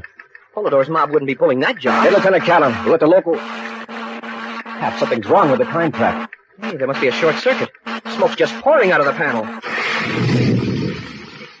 Smoke and rockets, the central panel blew up. Every circuit's dead. Wow, with the alarm system out, every bank on Terra could be robbed. Now get Lieutenant Callan. I'll spacephone our patrol cars to close in on Triplanet and the map company. Less than a mile from Space Patrol headquarters, a small surface truck pulls up to the rear of the Zenith Microfilm Laboratory building. A man leaps from the truck, grabs a large case, and enters the building. Then, taking a heavy metal bar, he scrapes it across the floor. A section of the flooring swings upward, held against the metal bar by the pull of a magnet on the underside of the trap door. Placing the case down in the opening, the man closes the trap door and walks to a spaceophone transmitter. Graham's laser at Station 5 Terra calling Polidor. Graham's laser calling Polidor. Polidor here. Go ahead, Slazer. Arnig and I got the credits. Excellent. Any trouble? Not in the Triplanet vault. but we were nearly stopped by a Space Patrol surface car during the getaway. There were patrol cars all around the Tri-Planet building. There may have been some sort of leak. But we won't worry about that now that you got the 2 million credits. When do Harnung and I blast off? Both of you remain on Terra until further orders. Lie low for a couple of days. Now, but Polidor, the original agreement was that we were to deliver the credits to you right away and get paid off. You'll be running a risk if you try to take that money off of Terra now. In a day or two, I will provide a distraction. What do you mean, distraction? Something will happen to one of the big cities on Mars. A disaster so terrible that Corey will forget all about those 2 million credits. Now, what's going to happen? I want it to be a surprise. You and Harnung stay on Terra and keep out of trouble. Polidor out. Boss and Happy have just returned to the commander's central office at Space Patrol headquarters after examining the vault of the Tri-Planet Construction Company building. Wow. 2 million credits gone, and not a single clue. Polidor did it again? He got away with the theft, but we'll have some clues when he tries to put that money into circulation. What do you mean, sir? Checking the serial numbers? That'd be difficult. The money was in fairly small bills, but they're impregnated with radioactive carbon particles. Within a few hours, every bank in the solar system will be supplied with radiation detectors. Then when anyone passes any of that money across the counter, he'll be nabbed. No. A Space Patrol agent will be put on his trail. The person actually passing the money might be entirely innocent. Take a lot of quiet investigation, but eventually we'll trace the money back to its original source, to one of Polidor's men. That could take weeks. Maybe months, unless Polidor's short of operating cash. If we could only find out who tipped us off. The lab experts have examined the damage at the crime trap in room 27. Somehow, one of Polidor's men bridged a small explosive device across one of the circuits in the main control. Oh, right here in headquarters. The attempt to break into the map company had just one purpose, to set off an alarm in the coordinator system, and that triggered the explosive that blew out the master control. And prevented the alarm in the Tri-Planet vault from registering. Right. Polidor had both jobs timed to the split second. Well, the biggest mystery right now is who tampered with the control panel in room 27. That part isn't a mystery, Hap. One of the maintenance men was in there yesterday. He didn't show up for duty today, and he can't be located. If we could only find him and give him a brainograph test. That wouldn't help much. You know how Polidor works. His men know only their own phase of the job, nothing about anything higher up. Now get it, Hap. Corey here. Commander, this is Special Agent Parker. Some of that Tri-Planet money's already in circulation. Interesting. Polidor's trying to unload it fast, huh? Yeah, tell her at the Terra Bank was handed a 100-credit note. It was as radioactive as Madame Curie's floor mop. Have you traced the bill? The teller told me it was passed by a fellow that works for Zenith Microfilm Lab. His name's Harnung. Want me to follow up on it, Commander? Find out all you can about the microfilm lab, but indirectly. Check on their employees, who owns it, and who their clients are. Yes, sir. Where is this outfit? 467 Orion. Keep working undercover, Parker. I'll check on Harnung. Corey out.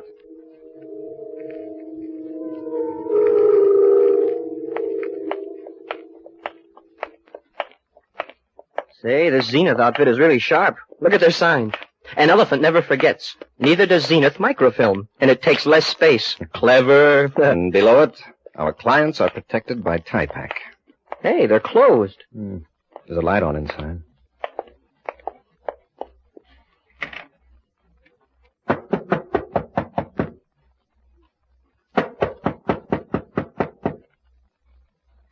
Somebody's coming.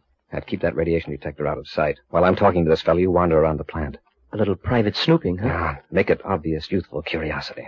Walk close to their files, but be interested in their lab equipment. Yes, sir. I'm sorry I was about to say we're closed for business, but of course that doesn't apply to the Space Patrol. I'm looking for Mr. Harnung. Oh, I'm Harnung. What can I do for you? I'd like to ask you a few routine questions inside, if you don't mind. Of course. Come in, gentlemen. Sit down. I was just checking through some orders. Got a few rush shipments I want to get out tonight. I'll go right ahead. We can talk as you work. Thank you. Hey, you've sure got a lot of swell equipment here. You better not touch anything, Happy. You might upset some delicate adjustments. Yes, sir. No, he can't have heard anything. Now, what was it, Commander? You visited the Terra Bank this morning, is that right? Yeah. On some business for the firm. You gave the teller a 100-credit note. Don't tell me it wasn't any good. No, it was good, all right. I'd just like to know where you got it. I'm afraid I can't tell you, Commander. You mean you get so many 100-credit bills you can't remember? I wish that were true. No, what I mean is I wasn't in the office when the bill came in. Perhaps Mr. Ogilvy could help you. He's our bookkeeper. I could tell you where he lives. Oh, fine. You can give me his address later. Say, is it all right if I go back here? The processing lab? Yeah, of course. Make yourself at home. Now, don't disturb anything, Happy. All right, Commander. Now, Mr. Harnung, when would this 100-credit bill have come in? Well, I don't know. Possibly late yesterday. This morning, our petty cash was low, so I took the bill to the bank to get it changed. As I say, if you go and talk to Ogilvy... I'll do that. I noticed you're protected by Terra Internal Alarm Coordinator Service. Do you often have material here that would tempt burglars? Well, Commander, frankly, we don't need the service, but it looks good on our advertising. You and I know that no burglar's going to waste his time and run the risk of breaking into a place like this. Excuse me, Commander. Yes, Happy? Something very interesting back in the lab. Oh? Oh, things are really clicking. Harnung, before you give me your bookkeeper's address, I'd like to see the rest of your plant. Yeah, of course. Now, over here's our display room where we show the plant samples of... I'd like to see the lab first. There's something radioactive under the floor of the lab, sir. Okay, Hap. Come on, Harnung. I'm sure we'll need your explanation of some of the lab equipment. That's just like any commercial microfilm lab, Commander. Nothing you gentlemen wouldn't understand. You never can tell. There are tricks to every trade. Here's the spot, Commander. Listen to the detector. Now watch what happens when I put it down on the floor. What's under this flooring, Harnung? I don't know. If you look close, Commander, you can make out very fine cracks in the floor in the form of a square, like a closely fitted trap door. Yes, I see. Open it up, Harnung. Look, I don't know what you're talking about. By the way that detector's clicking, I'd say there's about 2 million credits worth of radioactivity under this floor. If I can find something sharp, maybe I can pry it open, sir. Oh, I know, that metal bar. Hey, that's funny. It was right over here under the window, on top of a packing case. It looked like a crowbar. Yeah, but where did it go? Here it is, Cadet. I got Corey. Hold it. No, you don't, Harnung. Nice going, Slazer. You couldn't wait to dip into that 2 million credits. Yeah, but Slazer, we were broke. How did I know? Shut up. Take this bar and open the trapdoor. While you're loading the money in the surface car, I'll make sure that Corey and the cadet are out of the way for good. We'll return to Space Patrol in just a moment.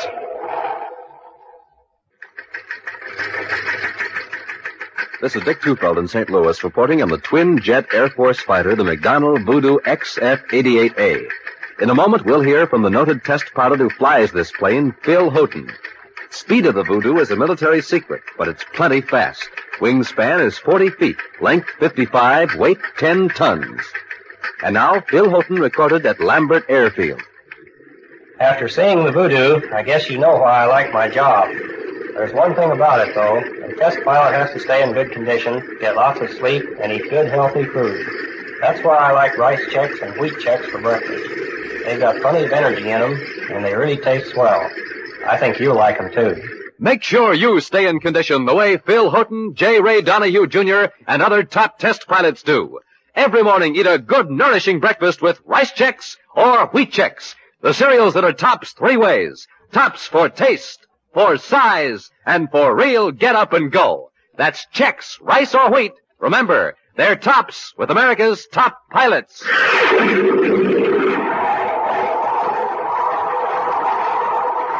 And now back to our Space Patrol adventure, Trial by Terror. Using a radiation detector, Buzz and Happy have discovered the hiding place of 2 million stolen credits in a microfilm laboratory used as a front by 2 members of Polidor's gang. While the Space Patrollers were busy with Harnung, the other criminal Slazer emerged from hiding and knocked out the Commander and Happy before they could defend themselves. Right now, while Harnung removes the stolen money to a surface car, Slazer grips a metal bar as Buzz dazedly raises his head. Don't try to get up, Corey. I can make it quick and painless for you and the cadet if you don't try to put up a fight. How much is Polidor giving you out of that 2 million credits? And what makes you think we're working for Polidor? I've got the money in the car. What's taking you? Quiet, you fool. Don't stand in the door bellowing. Now, what is it? Have you finished them yet? Have quick push against this stack of cases. Yes, sir. When they fall, they may break that Sure, it's window. a thorough job. With this much They're rocking, sir. Their fault. That does it. Hey, what good do you think that's going to do you? Window opens into the alley and it's deserted. I realize that. I just stole it. Get to work with that bar, Slazy. Just a moment. I believe this plant's protected by Terra Internal Alarm Service. What about it? Oh, nothing. Except that in room 27 at Terra headquarters, a red light's flashing. In a few seconds, every patrol car in the district will be heading this way. Slazer, he's right. Let's get out of here, quick. Corey's bluffing. The master panel's out of commission. We've got auxiliary units, you know. But of course, it's up to you. Polidor will be mighty grateful to you for getting rid of us at the cost of your own freedom. Slazer, come on. It would only take a second. Every second counts. Throw that bar down and let's go. All right. But there's one thing I'm going to do first. Smash this spacer vault. That's enough. Come on. Let's go. We'll lock him in. Oh, wow, that was close. Here, I'll give you a hand, Hap. Oh, my head. Oh. Hey, I didn't know that master alarm panel was replaced so quickly. I'm surprised. If it's working, I'm surprised. Slazer sure put that spacephone out of order. I'll check the dials. Maybe I can find out what frequencies they've been using. Hap, get that bar and pry open the door. Weakened and dazed by their treatment at the hands of Slazer and Harnung, it's several minutes before Buzz and Happy can wrench open the locked door of the microfilm lab. Hailing a patrol car, Buzz spacephones an alert to the Terra spaceport. Then he and Happy speed to headquarters to supervise the hunt for Slazer and Harnung. Right now, as Happy enters the commander's office after an errand to the security lab, Buzz adjusts a spacephone receiver. The alarm coordinator panel is working now, Commander. Gee, if they'd only finished it a few minutes sooner, our alarm from the microfilm lab would have gone through. We've had a couple of good breaks, though, Hap. 3 of Polidor's chief agents have been picked up, 2 in Saturn City and 1 on Mercury. Great. When we give him a brainograph test, maybe we can find out where Polidor is. I know where he is. What? I've been monitoring the frequencies I found jotted down by Harnung and Slazer at the microfilm lab. I intercepted a call from Polidor, and communications got a fix on it. Where is he? On Mars. Approximately in the center of Sector K7 on the Great Martian Desert. Well, then what are we waiting for? Let's go. Polidor calling Station 7 Mercury. Polidor calling Station 7 Mercury. Station 7, I assume you are listening but cannot acknowledge. Disaster Plan C is now in effect. Repeat, Disaster Plan C is now in effect. Suspend operations until after Space Patrol sounds triple red. At approximately 1500 hours. Polidor out. What's he talking about? Triple red is our... Commander, triple red is our code for a Mars emergency. Exactly. We better notify Mars Space Patrol where Polidor is. They know, Hap. Getting Polidor might be simple, but it wouldn't necessarily stop this disaster plan C of his. It sounds as though he's getting desperate. Right. Gotta take him by surprise. He expects us to sound a triple red at about 1500 hours. That would give us time to get to Mars, maybe with 2 hours to spare. We'll need that time, Hap. Hundreds of lives, maybe thousands, depend on how we use those 2 hours. In a skillfully camouflaged building in the great Martian desert, the master criminal Polidor counts through several huge stacks of credits. Then glowers at the 2 men who sit silently in a corner. You're 100 credits short of 2 million. I explained that, Polidor. I needed money for expenses. So you trotted right down to the Terra Bank with a radioactive 100-credit bill. I ought to cut your share in half. But, Polidor, now we know those bills are radioactive. Otherwise, you might have circulated some yourself and got caught. You have to admit it's right, Polidor. What good is this money if we can't pass it? That isn't our fault. And maybe we can neutralize the radiation. Yeah, that's true. Right now I have something more urgent to think about. The destruction of Lowell City. What? Lowell City? Disaster Plan C, remember? Well, what do we gain by that? With a city in ruins, who is going to bother about you or me? The Space Patrol will have its hands full. How are you going to do it? It will be simple. Right now on Deimos, the outer moon of Mars, is a robot spaceship full of high explosives. I can control it from here. Cause it to blast off and set it on a vector that will send it crashing into Lowell City. Isn't there some other way to save our skins? Destroying a whole city. If you think of a method as effective, I'll consider it. In the meantime, follow orders. No one must interfere with my plan to destroy Lower City. Naturally, no ships can approach without warning. But an attack by land is another matter. What are you worried about? This place is like a fort. Yes, and forts have been known to fall even to a few men on foot. You two are going on patrol right now. After a swift flight to Mars, Buzz and Happy set their spaceship down in the great Martian desert, miles from Polidor's hideout. Dressed as prospectors, they cover more miles in a battered desert-going surface car. Now, their faces and hands grimy with grease and dirt to hide their identity, they trudge onward through the cold Martian twilight. Perhaps slow down, let your shoulders slump. You'd be spotted as a space patroller from a mile away. We're getting closer. That must be the hideout right over that dune. Yeah, we can't expect to sneak up and surprise Polidor. The best we can hope for is to get close to him before he recognizes us. Uh-oh. Look. I see him, Hap. He sees us. Just keep walking. What light there is behind him. I can't tell whether it's Polidor or not, but he's got a gun. Halt! What do you want? Our car is back in the desert about 2 miles. That's too bad. But you won't need it anymore. Drop, Happy. He's got a blast gun. I missed you on purpose. But if either of you makes a move, I'll let you have it. It's Slazer. Let him do all the talking. Well. On your feet, men, and keep your hands up. That's it. I'll just take your weapons. Thanks, Commander. Now yours, Cadet. You know, Polidor will be glad to see you. And I can finish what I started back on Terra. Now get moving.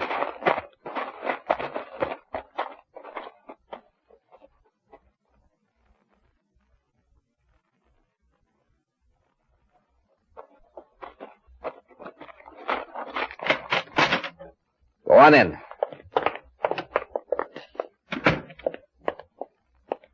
Who are these men? Just a couple of prospectors. Prospecting for trouble.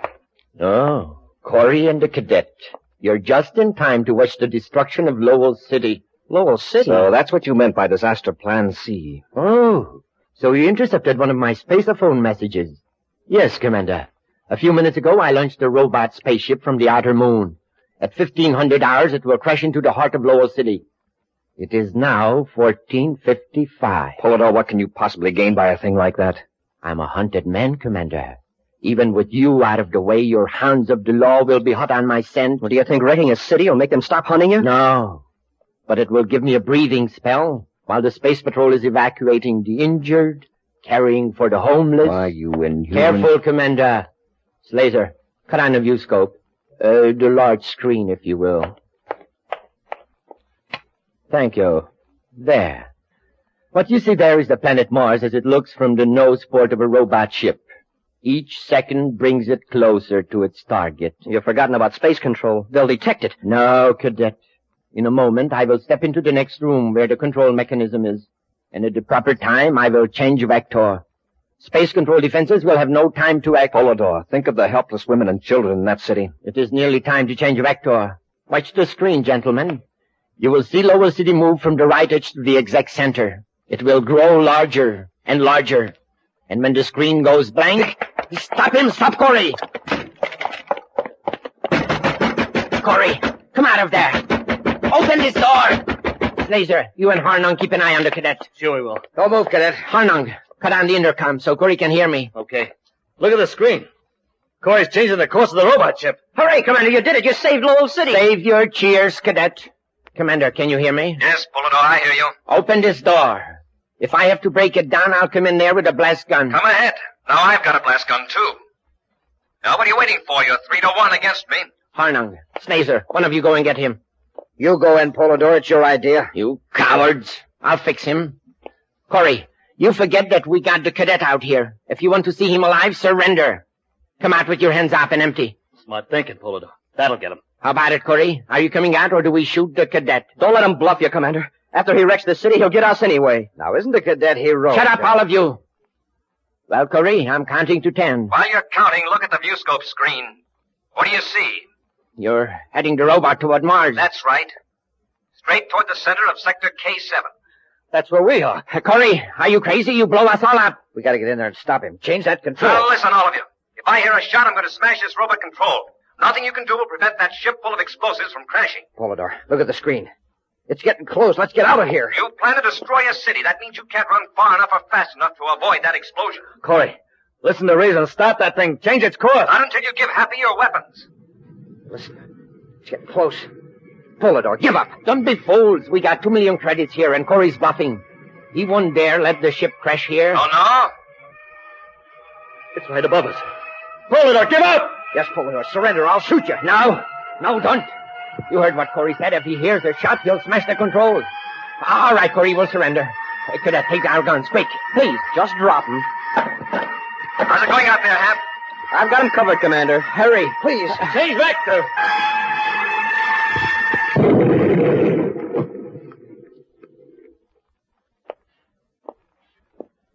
You may get up off your knees now, gentlemen.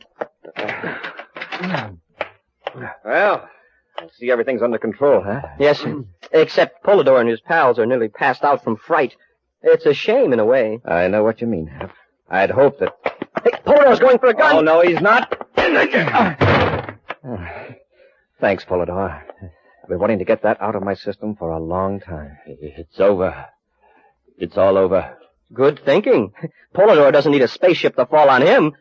Or does he?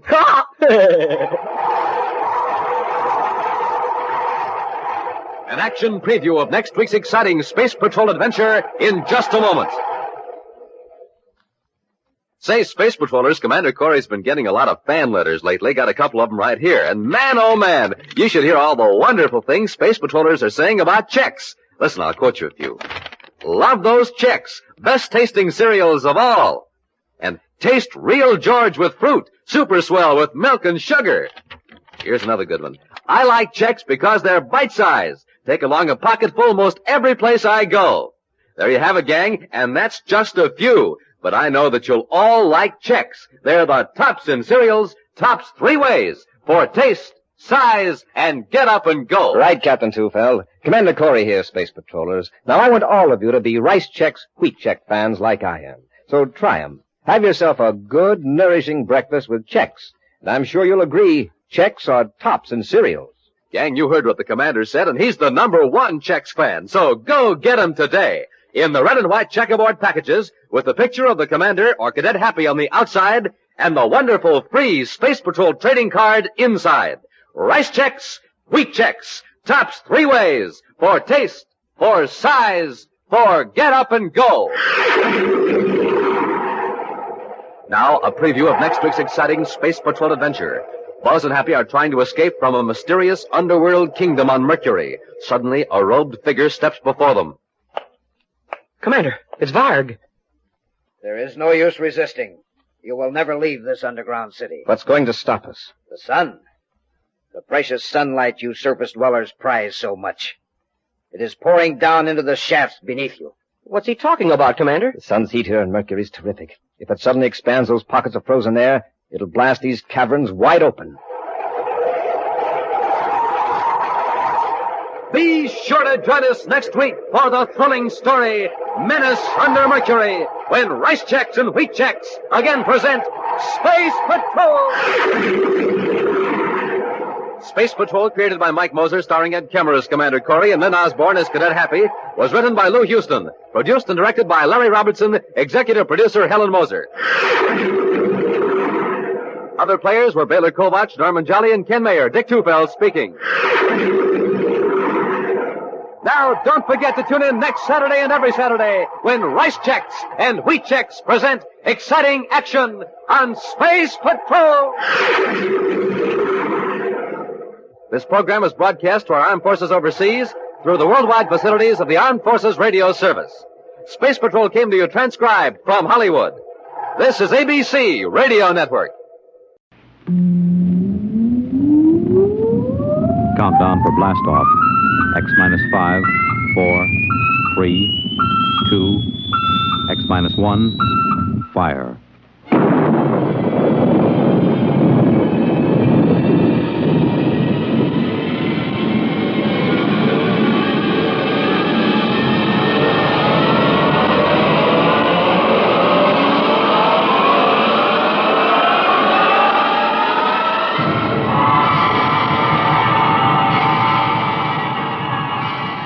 From the far horizons of the unknown come transcribed tales of new dimensions in time and space.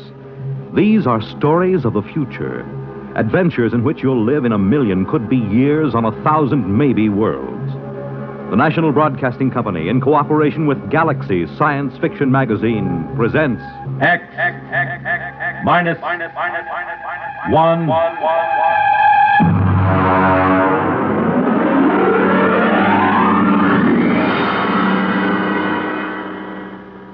Tonight's story, Mr. Costello, Hero, by Theodore Sturgeon.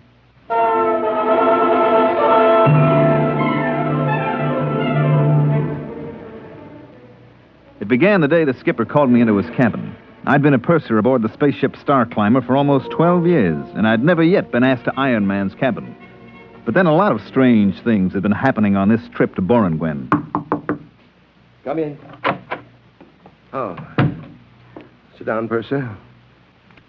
I said sit down. Yes, sir. All right. Here's a deck of cards. Deal. Sir? I said deal. 5-card draw.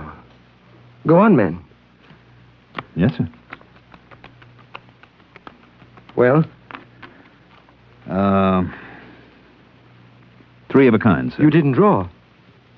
I beg your pardon? When you play draw poker, you're supposed to draw. If you don't draw, you're supposed to give your opponent a chance to draw. Now, mister, did you ask me to draw? Well, we haven't been playing that way recently. Who changed the rules? I don't know. Uh-huh. Let me ask you something else. You stood a watch last night in the ship's galley. Why, yes, sir. Has anybody ordered a galley watch? Well, no, sir, but it isn't against the rules, is it? Against the rules? No, it isn't. Now, tell me, does the cook mind having a man watching him 24 hours a day? Well, no, sir. You see, that way he knows everybody can trust him. You mean that way you know he won't poison you? Well, yes, sir. Now, tell me, Purser, who aboard this ship suggested that the cook might try to poison you?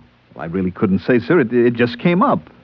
Well, Cookie doesn't mind, sir. Really, he doesn't. He says if he's watched all the time, then nobody can suspect him, so he doesn't mind. All right. Now, let's proceed to something else. How long has it been customary for the deck officer to bring a witness with him when he takes over the watch? That's out of my department, now, sir. think hard, Purser. Did you ever hear of a deck officer bringing a witness with him before this trip? No, sir. Or stand a galley watch? No, sir. Or play draw poker without drawing? No, sir. Now, one more thing. Yes, sir? We never had Mr. Costello as a passenger on this ship before, did we? Mr. Costello? Mr. Costello. No, sir, we didn't. Okay. Ask him to come to my cabin. But... That's an order, mister. Yes, sir.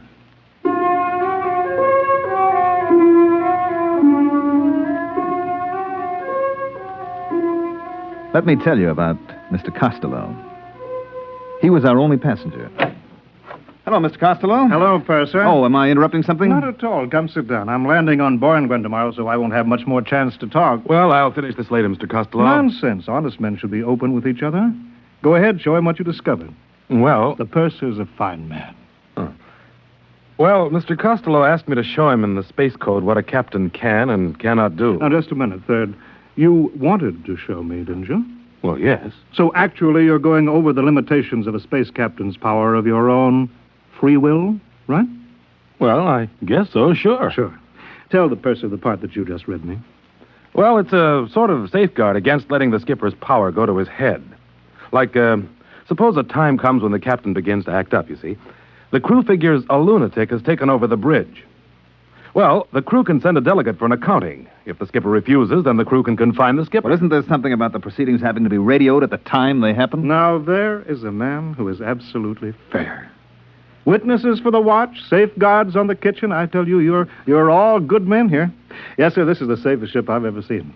Gives a fellow a nice feeling to know he isn't going to get his orders wrong or accidentally find something in the food. Yes, sir. I wonder why we never thought of that before. Oh, I nearly forgot. Mr. Costello, the skipper wants to see you in his cabin. Oh? Right away. I see. Will you come along with me just as a friendly precaution? You can wait outside. Well, in that way, both of us will know what happened. I'll never be able to say that you didn't give me the message, and you'll be able to say I went to see the skipper. Right? Well, I guess so. You know, that this buddy system sort of makes everything safer, doesn't it? That's right, Purser. You can't do anything bad if you have a friend along to witness.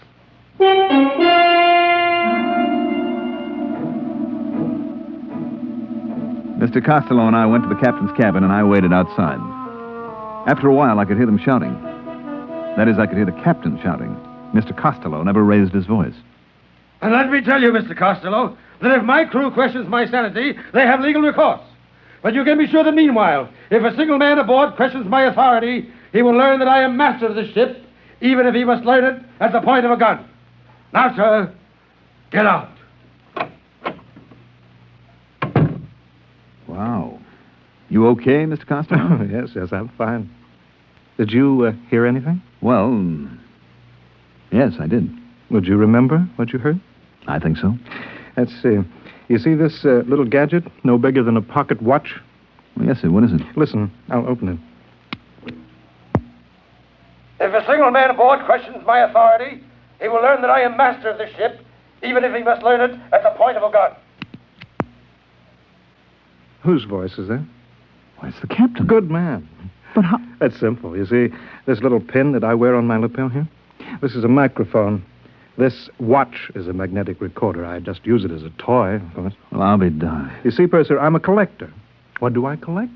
Voices. Voices anywhere, anybody, anytime. Listen. A lunatic has taken over the bridge. Why, that's the third officer. Mm-hmm. Listen to this now. I better not, Mr. Costello. I wouldn't want you thinking I take bribes from passengers. Recognize it? Why, that's my voice. Exactly. The time you brought me the special radio message from Earth Central. And you offered me a blue gemstone, and I said that... Hey, listen to this. I take bribes from passengers. Well, if that isn't the end... Cute, huh?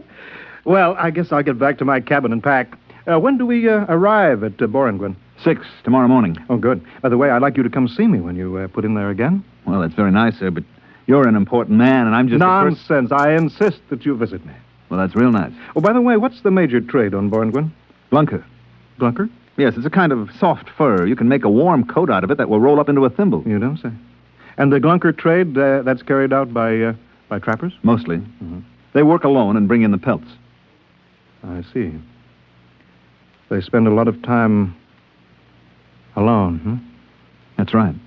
You know, sometimes I envy them. I mean, working on a ship, you're almost never alone, and the way I see it, a man needs to be alone sometimes. Correction. Only, I repeat, only if he has something to hide. Otherwise, to be alone is antisocial and evil. We put in at Borengwen the following morning. I stood at the ramp of the ship and checked out the supplies and checked in the Glunker pelts that we were taking back to Earth. The Borengwen people were a nice, independent, easygoing bunch. I knew a Borengwen woman named Nola, and she came out to the ship to see me. 15,000 Glunker pelts. Check. 300 pounds of radioactive ergite. Check. Just put that shipment of show seed over next to the ramp. Hello. What? Well, Nola. I saw your ship on the cargo manifest. Well, it's good to see you. Will you be on Borengwen long? Just for a day or so. Listen, I have to get this cargo checked in. Can we see each other later? I'll be through at the spaceport at 16 hours. Well, good. Suppose I... Oh, excuse me a minute. Here comes our passenger. Well, good morning. I see we've arrived safely. Yes, sir. I expected you out before this. I had a few items to get in order. Oh, Mr. Costello, this is Nola. She's a Borengwena. Well, it's very nice to meet you. This is a real nice guy, Nola. See that he doesn't have any trouble with customs, will you? Nola works here. Any friend of the purser? Wonderful. Well, I'll say goodbye now. Remember to look me up, purser, next time you hit Borengwen. I will.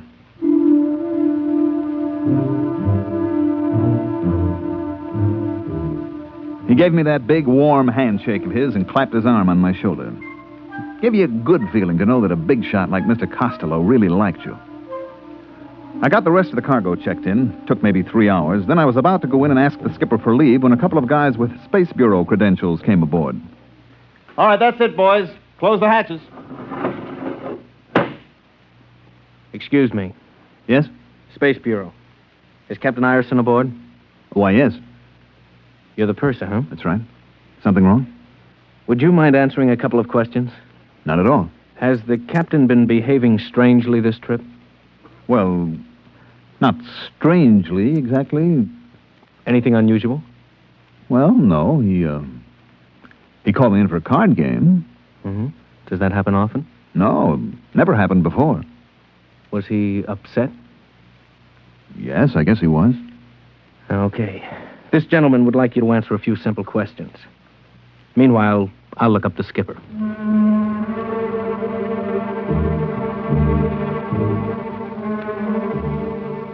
They took the skipper off the ship and left Borengwen the next morning with a new skipper assigned by the port captain. There was a rumor later that old Iron Man had been court-martialed or something. Nobody knew for certain. We made the rounds after that. Sigma, Nightingale, Carano, all the planets in the fourth system. We even went back to Earth with a load of glizzard skins and black prints. It must have been about, 16 months later that we made for Borengwen again. I was talking to the third officer. Purser. I'd like to talk to you. Go ahead. We land at Borengwen tomorrow. So? I don't like it. What's wrong with Borengwen? It's one of the best ports in the system. It was. What do you mean? We got a radiogram from the Borengwen Customs a little while ago. Okay, we got a radiogram. Oh, some bureaucrat sent it. Nothing will happen. Another thing. The way it was signed. How was it signed? Loneliness is evil. Port Captain Bornwyn. Loneliness is evil? That's what it said. On a government radiogram? Mm-hmm. Loneliness is evil. Where did I hear that before?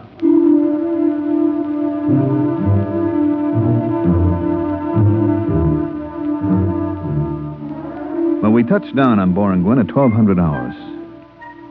What a change. The spaceport was deserted. The only people who came aboard were 2 agents from Customs. They censored our tapes and checked our written literature. I finally started a conversation with them. Excuse me, sir? Yeah? There is a Bornwyn named Nola that used to work in Customs. I wonder if she's still there. I wouldn't know. Well, the reason I asked, she usually meets my ship when it comes in. Yeah, I see. Well, maybe I'll look her up. She has an apartment on R Street. She won't be living there. Try Central Barracks. Central Barracks? That big warehouse near the spaceport. I thought they stored the Glunker furs there. They don't use the warehouses to store things anymore. No? They need them for the people. The people? You haven't been on Bornwyn since the Brotherhood movement? I haven't been here for 16 months. Well, you'll find that the people have moved into the warehouses now. Well, what about the apartments? What about the homes? They're used only for storage space.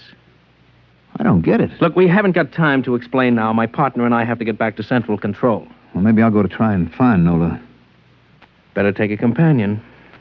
What for? They don't like soloists on Bornwyn. Since when? Since Brotherhood. No ladder has a single rung, you know. So what? It takes 100 pair of hands to build a house. Okay. A single pair is useless. Not only useless, but evil. I don't get your drift. All humanity is made up of many parts. Any part that wants to go off by itself hurts the main thing. What good would your hand be if a single finger suddenly decided to go off by itself? Listen, is this a gag? It's deadly serious. Well, suppose I want to go off by myself. We'll help you. And suppose I don't want to be helped. Then you're a trapper, a glunker. You'll be sent into the bush country where the other soloists are sent. Holy smokes, this place has gone mad. Are you coming with us? Look, just suppose that I want to walk across the field to the warehouse by myself, all alone.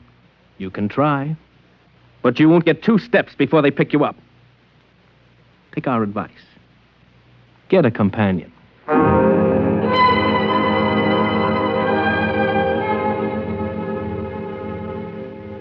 I let them take me over to the barracks. The place that used to be a warehouse. It was unbelievable. The place had been completely cleared of every wall, every partition. There, in front of my eyes, were 10,000 beds, cots, and mattresses spread out over the entire floor of the warehouse. The light was blinding. Huge floods and spots bathed every square inch. Nothing was concealed. Even the plumbing, showers, tubs, sinks were lined up against an open wall. The agents came in with me and stood at the door. A cluster of Bornwyn people waited in a roped-off area. This is it. Wow. The customs personnel are in that 3rd aisle, going north. I'll walk down there. Thanks for the company. It's a duty. Wait. I'll get you a companion. Anyone for the 3rd aisle going north? 3rd aisle going north. Yeah. There comes a man. He'll accompany you.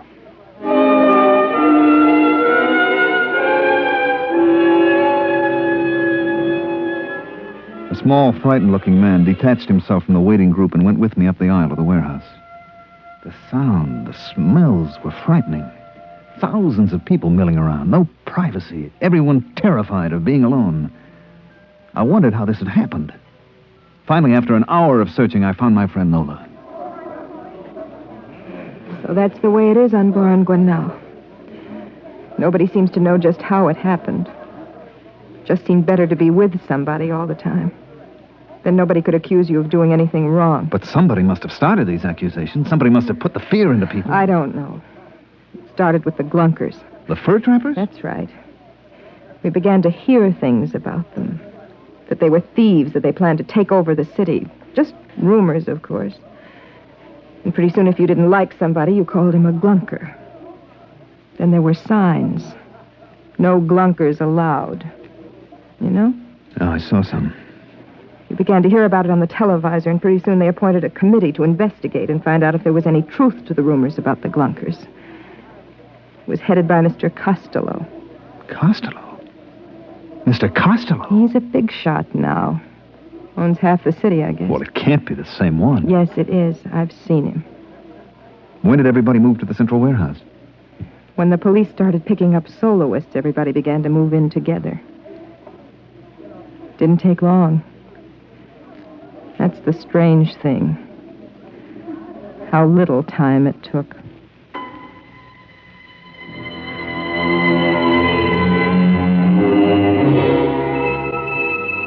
I talked to Nola for a while, then I couldn't take it any longer. I had to get out, to get away by myself. I found somebody who was going toward the exit, and after a while, we were standing outside the warehouse entrance. I'm going south. I'm going north to the spaceport. Oh. Tell me, does anybody travel alone? Sometimes we take a chance on it. I guess I'll have to take a chance right now. I'll be late for my job if somebody doesn't come along soon. Where do you work? That orange building right across the street. Would you like me to walk with you? Oh, you'll just get stranded there. I'll make a run for it. The street looks clear. Well, thanks for the company. Not at all. So long. Hey, mister, look out, that car. Look out! Why, you... Is he dead? Yes, sir. That was deliberate. I saw you. Hello, Purser. What's Mr. Costello? Yes, I'm sorry about the accident. My chauffeur was... He tried to run away. That's what happens to soloists. If he'd had a companion to warn him, to thrust him out of the way. You understand that, don't you, Purser? I don't know. Climb into the car. You can't go wandering about Borangwyn alone. Well, Police will take care of the body. It's all right. Okay, if you say so, Mr. Costello. Drive to the spaceport. Yes, sir. Well, what do you think of our little planet? Well... I knew you'd like it. Just think of it, Purser. All humankind, a single unit. Yes, this is a people that has found the truth. It awes me. Makes me humble. Speak up, man. I'm your friend. Well, I was going to say, I'm not sure I like it. Well, take your time. Nobody has to make a man see the truth. Isn't it right? Well... That's right, isn't it? Yes, I guess it is. Fine. Yes, only the trappers refuse to see the truth. Are they really dangerous? Dangerous? They go out and spend weeks alone by themselves, don't they? Alone with their own evil thoughts. Evil thoughts? We all have them, you know. Even you. For example, you remember this? Well, Well, this should refresh your mind. Listen to this. I take bribes from passengers. Your voice, Purser, and a very evil thought, too. But that isn't what I said. That's what's on the tape, Purser. Now, then, I wouldn't use it against you, of course. Mr. Costello, what is it you want from me? Nothing. Absolutely nothing. Well, a minor favor, perhaps. Go on. Your ship is going back to Earth after it leaves Borangwyn. Yes? You will have a passenger. I didn't know that. To be exact, a mentally deranged man. Who is he? His name is Hines. He's been the Earth consul here on Borangwyn. He's been recalled to Earth to report. You said he was mentally ill? He is, but the Earth government doesn't know him. Well, what can I possibly do? I wouldn't want Mr. Hines to go back and tell them a lot of lies about what's happened on Borangwyn. Well... Purser, I want you to put this capsule into Mr. Hines's food. What is it? Oh, sleeping potion. You think I'm a murderer, Mr. Costello? Purser, do you know what will happen if this tape recording of your voice is sent back to Earth? Do you know what they do to pursers who take bribes? You'll be court-martialed. You'd use it? Only in the interests of protecting our happy society. Now then, will you see that Mr. Hines is properly sedated? You can get 10 years of Uranus. Well, Purser? Give me the capsule. Good. Ride over to the ship, driver.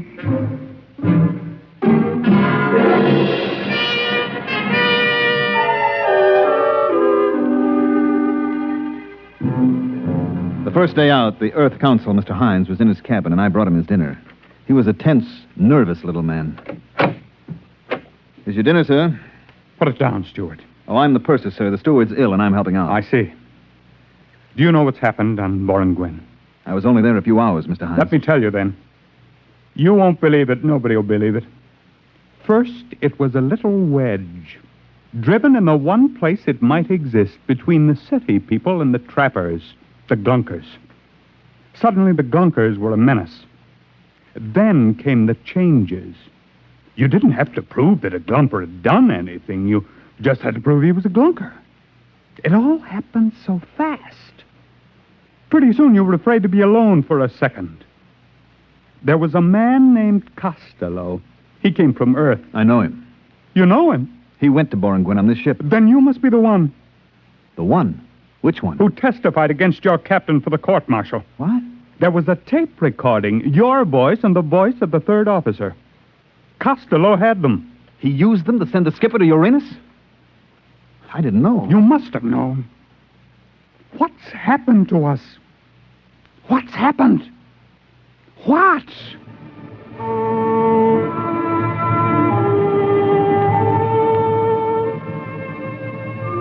I got him into his bunk and gave him a sedative.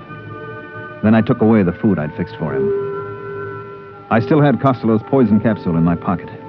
I went down to the radio room and sent a message to Earth headquarters. 2 days later, we landed. Mr. Hines told his story and I told mine. I showed them the poison capsule and told them what had happened to the skipper and about the tape recorder. Within 24 hours, a task force of the Earth fleet was on its way to Boranguen. It wasn't much of a battle, they tell me. The Boranguen army didn't have its heart in it. That was, 20 years ago, I guess. About Mr. Costello? I met him again last week, right here on Earth. Funny thing, I was sitting in Central Park on a bench. Well, if it isn't the purser. I'm sorry, I don't believe... Look closer. Don't you recognize me?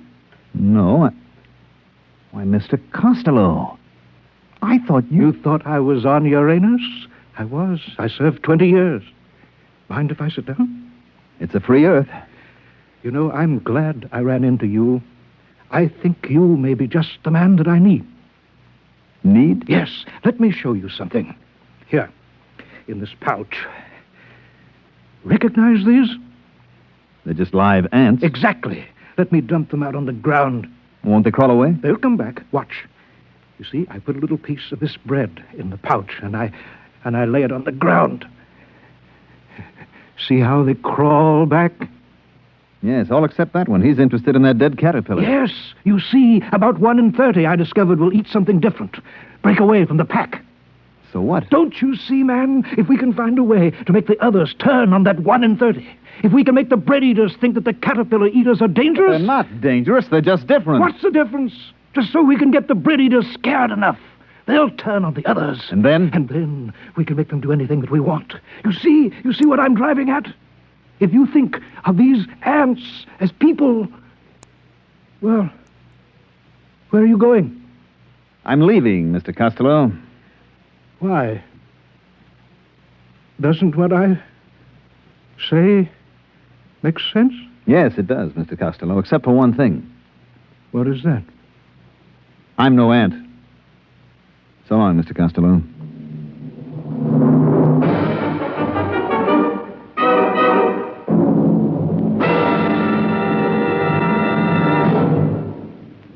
Adventures in time and space, told in future tense.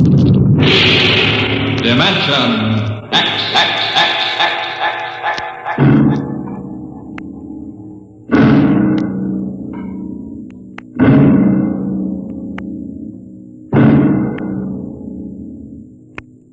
To all our listeners, a brief forward before tonight's adventure in the world of the future. Beginning next week, Dimension X moves to a new time on Friday evenings instead of Saturdays. In the Eastern Time Zone, it will be heard at 9 o'clock Fridays, Eastern Daylight Saving Time. In other zones, please consult your local newspapers to learn the new time of the program.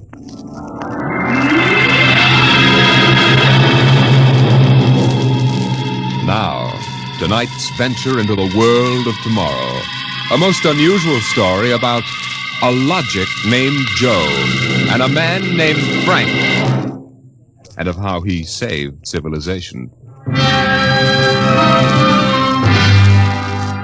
It was on the 3rd day of August that Joe came off the assembly line. On the 4th, Lorene came into town. And that afternoon, I saved civilization. Lorene's a blonde I was crazy about once. And Joe is a new 1940-74 model Logic that I got stored away down in a cellar. And how do I save civilization? I save it by keeping Joe down in a cellar. Sometimes you are listening now to a voice from the future. The voice of Frank Caldwell, head serviceman for the Logix Corporation, makers of the machine that does everything for you. Well, nearly everything anyway. In the year we speak of, 1974, the electronic Logic sets were working so well that life was soft indeed for repairman Frank Caldwell. That is, until that fatal day of August the 3rd, when suddenly the Logix began doing everything for their users, and doing it too well. Hi, boss. What's the matter? Somebody put you through a ringer? Frank, you busy right now? No, there haven't been any service calls all day. Fine, there's a customer outside. Go take care of him, will you? Me, I'm a maintenance man. I know, but there are no salesmen around this minute. This guy wants to have our machines explained to him. Explained? Yeah. Everybody in the world knows about Logix. Where's he been, on Mars? Just moved up from the backwoods someplace. Why don't you explain him? I don't feel too well. Yeah? You're okay about a half an hour ago. Look, you the boss here or am I? Go on out there, will you? Okay. Good morning. My name's Caldwell. Can I help you? Oh, thank you, Mr. Caldwell. My name's Kolanovich. This is my little boy, Freddie. Hiya, Freddie. Hiya, jerk. Ow! Freddie. I got you, didn't I? Fine kid you got there. Freddie, how many times I gotta tell you not to kick people in the shins? Excuse it, please, Mr. Caldwell. Sure. Just a kid. I got a knife home. Can cut you in little pieces. Freddie, we'd like to buy a Logic, Mr. Caldwell. The gentleman we spoke to first said he had to leave in a hurry. Oh, he did, huh? Well, I understand you're not acquainted with Logix, Mr. Kolanovich. Yeah, that's right. We just moved to the city. My wife, she saw that everybody else had a Logic, and you know how women are. You bet. Well, you can't get along without a Logic in this day and age, Mr. Kolanovich. Look I got a snake. Want to see Will it? you shut up that... yeah, now, about the Logic. Yeah. Here, I'll plug one in here. There, now. You see, the Logic looks kind of like an old-fashioned television set, only it's got keys instead of dials. Now, if you want to talk to a friend... Yeah? You just punch the number of his Logic. Like making an old-fashioned phone call. Except you not only hear him, but you see him, too, on this viewing screen here. Now, of course, that's not the important feature of these things. Oh? Now, suppose you want to ask a question. A question? Like, what to take for a sore throat? Or who won the American League pennant in 1911? You just turn on the Logic. Then you punch the question key, and you ask, like this. Who was the first president of the United States? George Washington. You see? I already knew that. Well, that was just a sample. Oh. Well, I got a little store. Will it keep books for me? It'll keep your books, record your contracts, serve as a filing system, and check up on what happened to your lawyer's last client. Anything. Oh, say, they're really something, these things. 10,000 services and information sources in one. Read our advertising. Well, what I want to know, Mr. Caldwell, how do these Logics work? You saw that big building across the street? Sure. Well, that's one of the relay tanks. Now, there are a dozen of them around the country, all hooked up together.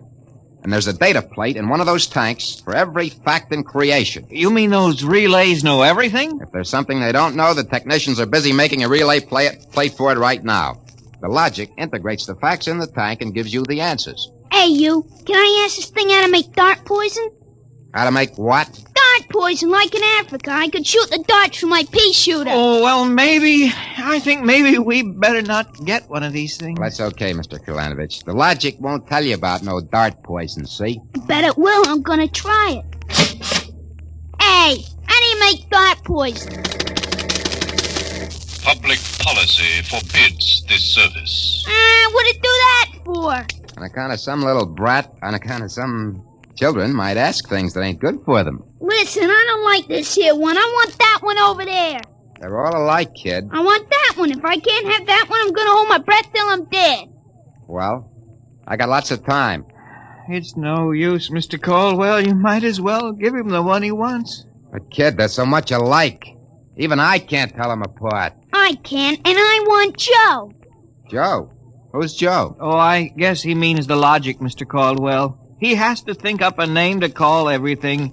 You should hear the names he calls me. Not till I'm 21, I promised Mother. Okay, so we call him Joe. But what makes you think Joe's any different from the rest? He looks different somehow. Don't be silly. Them things are all alike. The 1/10,000th of an inch. Just the same, I'll bet he'll teach me how to make dart poison. Okay, then. Come on, Joe.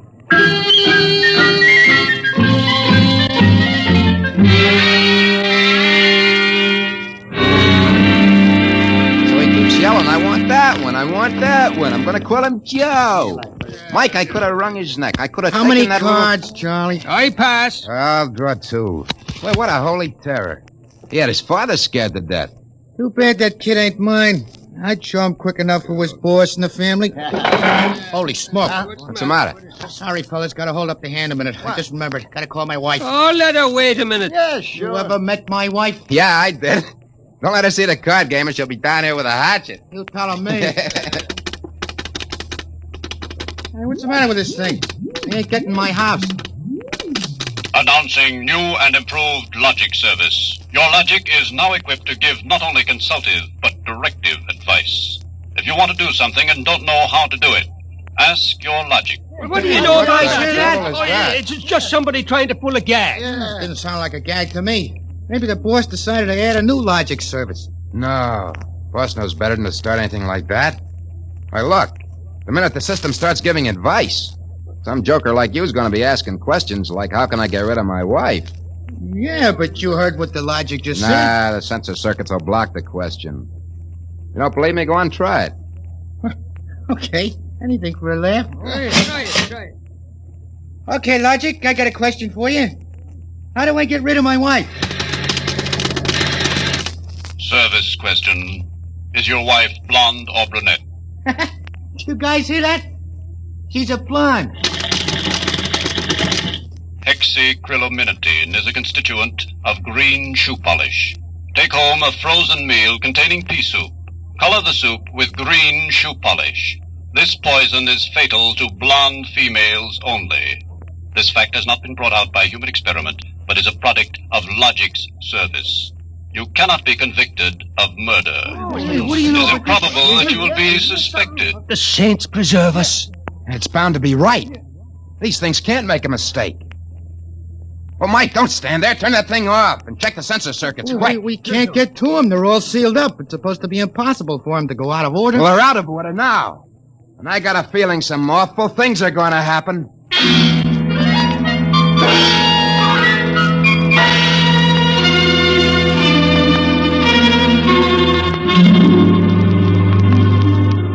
Boss, we gotta do something. The Logics have gone nuts. Relax. The thing gave a goofy answer once. Maybe it was a joke. Whoever heard of a Logic making a joke? Well, it was an accident. Forget it. It won't happen again. What makes you so sure people are going to be trying it? Now, look. Supposing I wanted to get rid of you, for instance. You don't. How would you collect your pay? Yeah, but supposing. I'm going to try it and see what the Logic says. If you want to do something and don't know how, ask your Logic. How do I bump off my boss? A male, bald-headed, 45. Service question. Is he fat or thin? Holy mackerel. Fat. Make some chocolate ice cream containing powdered charcoal in place of half the chocolate. Use Hotzo brand charcoal. Hotzo contains an ingredient fatal only to fat, bald-headed males. This fact is a product of Logic's service.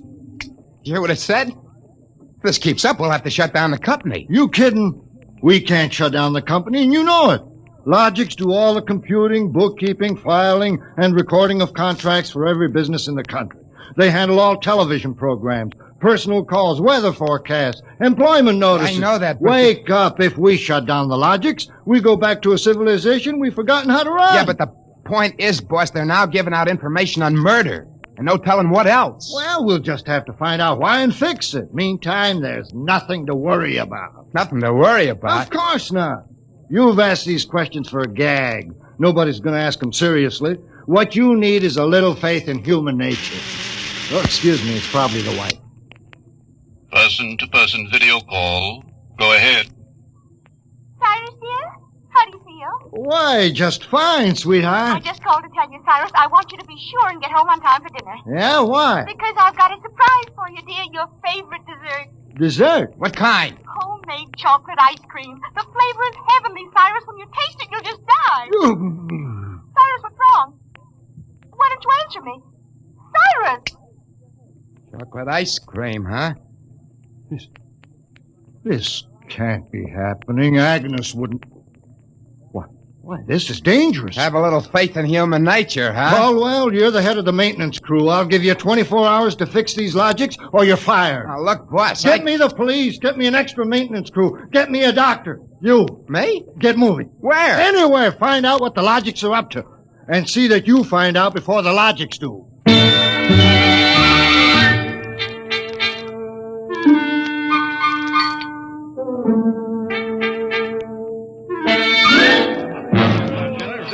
Bartender.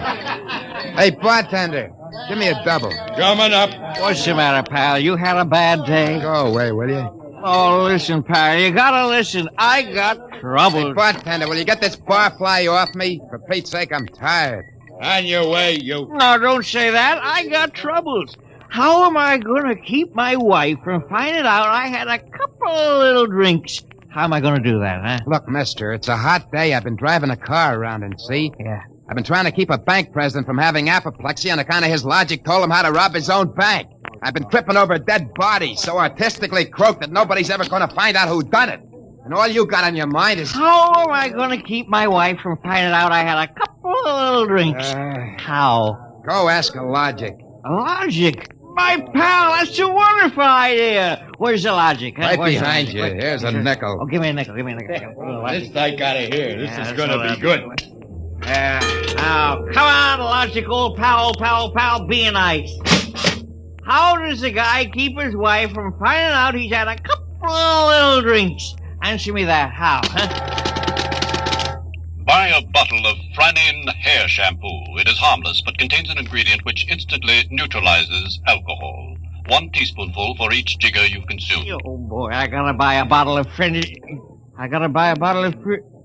What was that again? Supposing it's right, she'll never remember it as far as the drugstore. I think there's a bottle in the back room. Somebody left it. Oh, my pal, there's no more troubles. Show me the way to go. I get a picture of him back there drinking that shampoo. Give me another double. I don't know what's worse, to be as low as you or as high as him. All right, where is he? I know he's here. Where is that bum? Who you want, lady? My husband. I know he's here. Now, where is he? Show me the way to go. That no good louse. I'll show him. Thinks he can come staggering home again, does he? Well, I'll teach him. Poor guy. Oh, why, my dear, what a surprise to see you here. Archibald. Yes, my love. You're not. Sober?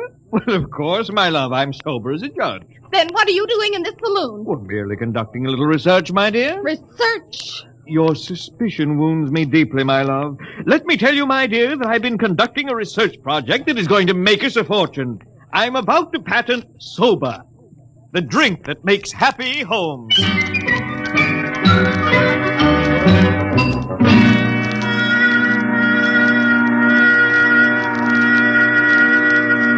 I'm Caldwell from the Logics Company, Sergeant. I just stopped Logics in to see... Company. Listen, Caldwell, you people get those blasted machines under control or we'll have you all behind bars. Now, look, Sergeant. No, you look. At this blotter. Blank. The greatest crime wave in history, and we can't even make an arrest. They're all perfect crimes. Well, we're doing our best to find out. It's not good enough. If you can't find out anything, shut down the company. Or the police department will. We know there's some big gang back of this.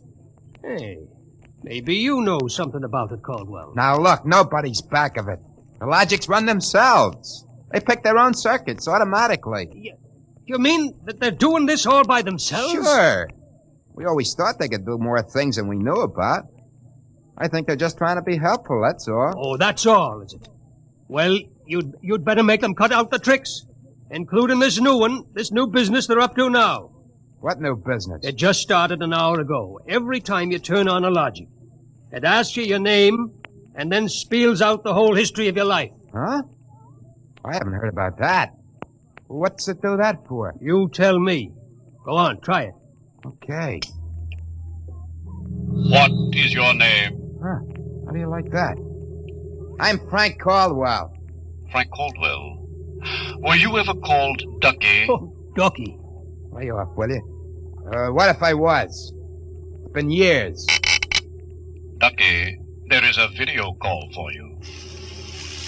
Hiya, Ducky. Holy cats. What's that? Lorraine. Ducky, darling, how marvelous. Look at that blonde. It's Lorraine. Where are you? Oh, silly, I'm in my hotel room. Say, how do you like my play suit? Well, I just got into town. Oh, Ducky, wasn't it smart of the logic to find you? Logic? Find me? I asked it how to find you, Ducky. You must have an unlisted number, darling. You're not in the directory. Yeah. Well, how have you been, Lorraine? Since I saw you last. I, heard you got married. That's right. Ducky, you won't believe me, I know, but I've had 4 husbands. But I've never loved anybody as much as I love you. You've divorced 4 husbands? 3. The last one died unexpectedly. Who unexpected it? He did. But the jury acquitted me, Ducky. They knew it was just a little old accident. So now I'm free again, and we've just got lots of things to talk over. But, Lorraine... You come right over here, Ducky, instantly. Well, I'm working. I'll call you back. Oh, I'm so lonesome. Please make it quick, Ducky. Have you ever thought of me? Oh, yeah, sure. Plenty. You sweet. Here's a kiss. That'll just have to last till you get here, but hurry, please. Oh, my back. What am I going to do? Do like you were telling me a while ago. Huh? Calm yourself, Ducky.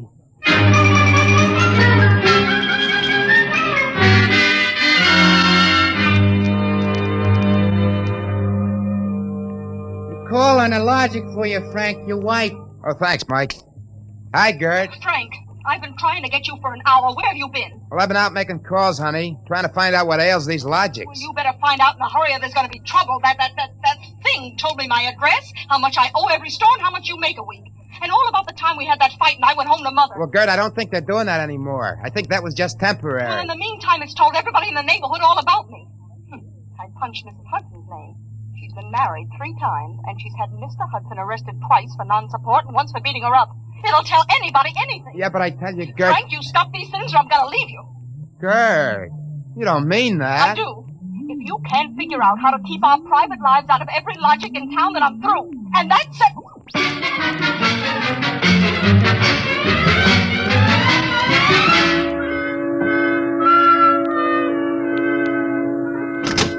Hey, boss. You gotta put more men on the job or something. We gotta lick these logics. My wife's gonna leave me if we don't. You're also going to be looking for a job if we don't. Well, I don't care about the job, but listen. You listen. The logics are giving out information on high explosives, the fine points of murder, and legal loopholes that'll beat any charge from hijacking to high treason. Yeah, but my wife... And about 6 guys have thought of asking how to switch bank credits so they can corner all the cash in the country. Now quit bothering me. Get over at the tank and help Mike try to block off some of those circuits.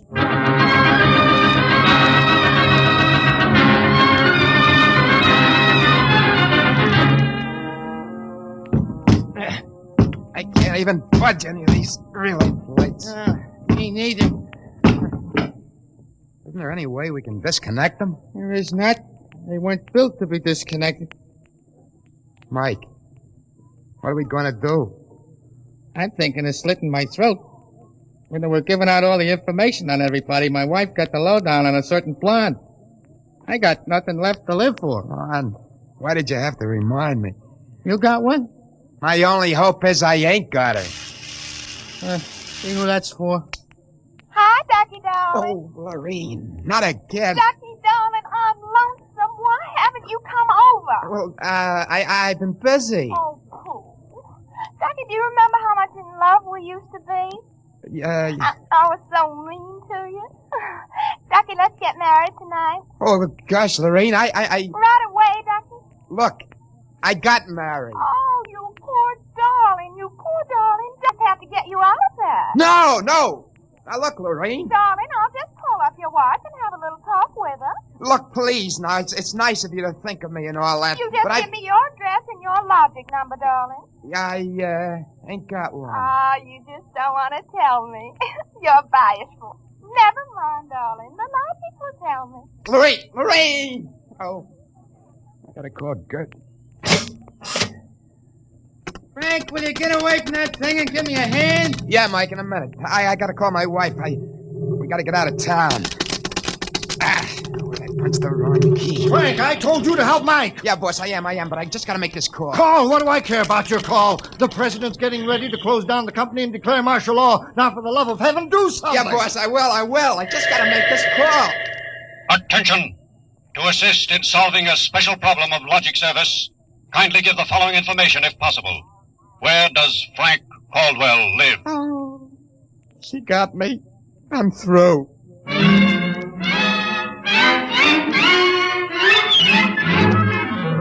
Look, Gert, there is no blonde. Frank Caldwell, I told you I was leaving you. Well, leave me later, will you? Right now, pack yourself up and the kids. We gotta get out of here. What is all this? Are the cops after you or something? Yeah, that's it, the cops. Come on, get moving, will you? Hey, get away from that logic. Yeah, but don't you think we ought to hear the police calls? 27 and car 31 detail to round up all employees of the Logics Company. Use caution. They are suspected of sedition. Holy smoke, the cops are after me. But you just said they were. 17, proceed to vicinity of 119 East 7th Street. Child terrorizing neighborhood. Use extreme caution. Child is armed with pea shooter, using poison dart. That is all. Freddie. Who's Freddie? Oh, he's a mean little kid. He wanted a logic that would tell him how to make dart poison. They're all alike, I kept telling him. They're all alike. What are you talking about? I don't know. All I know is it was a nice world up till yesterday. Now it's like a guy named Joe come along and squashed all our mud pies for us. Looks to me more like it was a logic named Joe. A logic name? They're all alike. Gert, baby! Don't be so silly. Okay, honey, hold the fort. Maybe they aren't all alike. Where are you going? Frank, you're going to make a getaway? Baby, if you got the right inspiration, I'm going straight to the middle of this whole jamboree.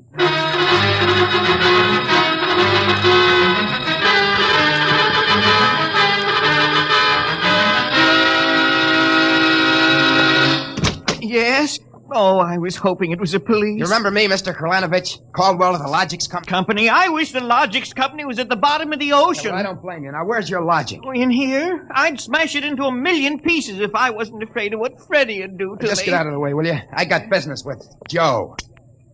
If you want to do something and don't know how, ask your logic. Oh, we're back to that routine, huh? Well, I want to do something, all right. Tell me, Joe, can a logic be modified to achieve correlations for which human brains are too limited? Yes. How great will the modifications be? Microscopically slight. Changes in dimension not detectable even by precision gauges. They can come about only through an extremely improbable accident. And what would this super logic then be able to do? Come on, you spell it.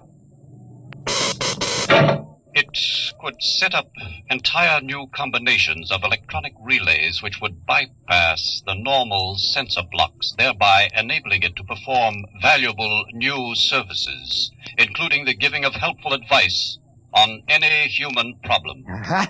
Has this accident ever happened, Joe? Come on!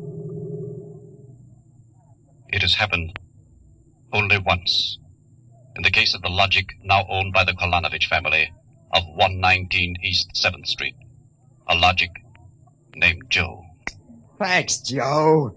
That's all I wanted to know. Hey, what's all this about? I'm taking this logic away, Mr. Kolanovich. I'll bring you a new one. Our troubles are all over. Hey, you, get away from Joe. Correction, our troubles are just beginning. Now, Freddie, put down that blowgun. Hey, shut up. Hey, you, I said get away from that logic. Now, look, Freddie, I'm going to bring you a nice new one, see? I want that one. What I got in this picture ain't me. Mr. Caldwell, Caldwell, the police, they're outside. Yeah, for me and Freddie. Nuts. What they want you for? You ain't smart enough to do nothing. Oh, no? Say, there's plenty I can tell you. Open up in there. There's our cops, kid. It's you and me against them. So what you gonna do about it if he's so smart? Now, look, we may have to fight our way out, see? Now, let me see that blowgun. I know a way to hop it up so the cops won't have a chance. Come on, give it to me. Okay, let's see what you can do. Here. Thanks. Here. Oh, Mr. Caldwell, you're a great man. All I gotta do is to pull this plug out of the wall. Come right in, Sergeant. Careful, men, careful.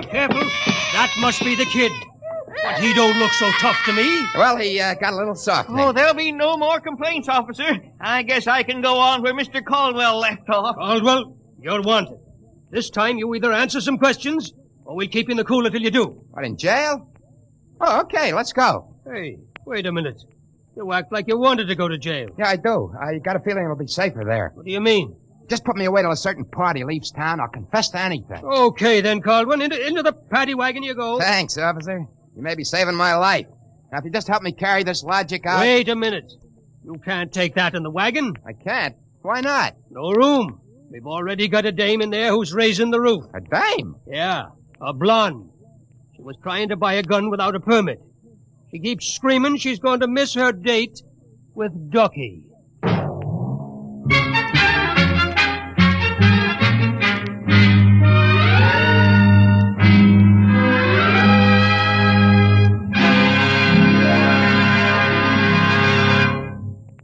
You have just heard another adventure into the unknown world of the future.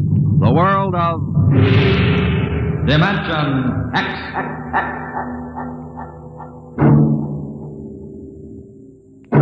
Next week, Dimension X joins the big parade of exciting half-hour presentations at a brand new time on Friday evenings at a different hour. In the Eastern Time Zone, you'll hear it at 9 o'clock Fridays, Daylight Saving Time. In other zones, please consult your local newspaper listings to learn the new time. For that's when Dimension X will bring you one of the strangest stories ever told. Ray Bradbury's Mars is Heaven. Tonight's story on Dimension X was titled A Logic Named Joe, written by Murray Leinster and adapted for radio by Clarence A. Ross. Featured in the cast were Joseph Julian as Frank and Roger DeKoven as the Logic. Your narrator was Norman Rose. Music by Albert Berman. Engineer Don Albert. Dimension X is produced by Van Woodward and directed by Edward King. Instant Ralston and regular Ralston, the hot whole wheat cereals in the red and white checkerboard packages present Space Patrol! High adventure in the wild, vast reaches of space. Visions of daring in the name of interplanetary justice. Travel into the future with Buzz Corey, Commander-in-Chief of the Space Patrol! In today's transcribed Space Patrol adventure, Buzz and Happy are flying over Crater Valley on Planet X when they sight Prince Baccaratis' ship on the ground. Quickly landing, they see the prince struggling with a native and rush to the rescue. Is Baccarati all right, sir? He's beating that old man. He's trying to drag him into a ship. Let's get him. All right, Baccarati, break it up. I'll get his ray gun, sir. Let go of me, Corey. Commander, the old man's unconscious. Baccarati knocked him out. Getting pretty brave, aren't you, Baccarati, beating up an old man all by yourself? Not quite by myself. Get them, Malengro. Use your paralyzer ray. You got both of them, Malengro. This is the last time Corey will meddle in the affairs of Planet X. We'll return in just a moment with today's exciting Space Patrol adventure under the sea of Planet X. Hi, I'm a member of the Blue Demons Club here in Los Angeles, and this is Dick Beale. Hiya. Boy, there's lots of excitement around our club. All us Blue Demons are trying to win that big rocket ship clubhouse in the Name the Planet contest. And the $1,500 that comes with it. Yeah, what a prize. A huge rocket clubhouse on wheels and $1,500 cash. We Blue Demons have entered the contest 4 times already, so we're way ahead of some of the other clubs. And we're going to get lots more entries, but there's not much time. Hey, come on, let's get down to the Weatherbird shoe store and pick up some more entry blanks. Wait a minute, I want to tell the guys about the rocket clubhouse. What a giant. 10,000 pounds. 35 feet long. It's bigger than an airplane. Wow, we and all our dads are going to take turns driving the big truck that pulls the rocket clubhouse and take all us Blue Demons on camping and hiking trips. And how about those 750 Schwinn varsity bikes being given away? Schwinn's the swellest bike ever. It's got 3-speed gear shifts, so it goes like everything, and 2-wheel handbrakes, so it stops plenty fast. Hey, come on, will you? We gotta get down to the Weatherbird shoe store. Yeah, and you get more of those swell space coins. You get 3 space coins absolutely free and an album, too, when you get your Name the Planet contest entry blank from the Weatherbird shoe dealer. And there's another space coin in every package of hot Ralston cereal. Hey, quit talking so much.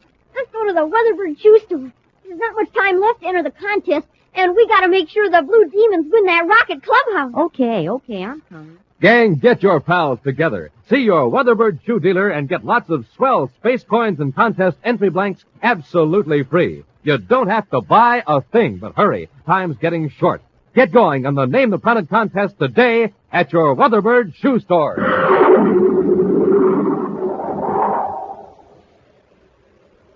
And now, today's Space Patrol adventure under the sea of Planet X.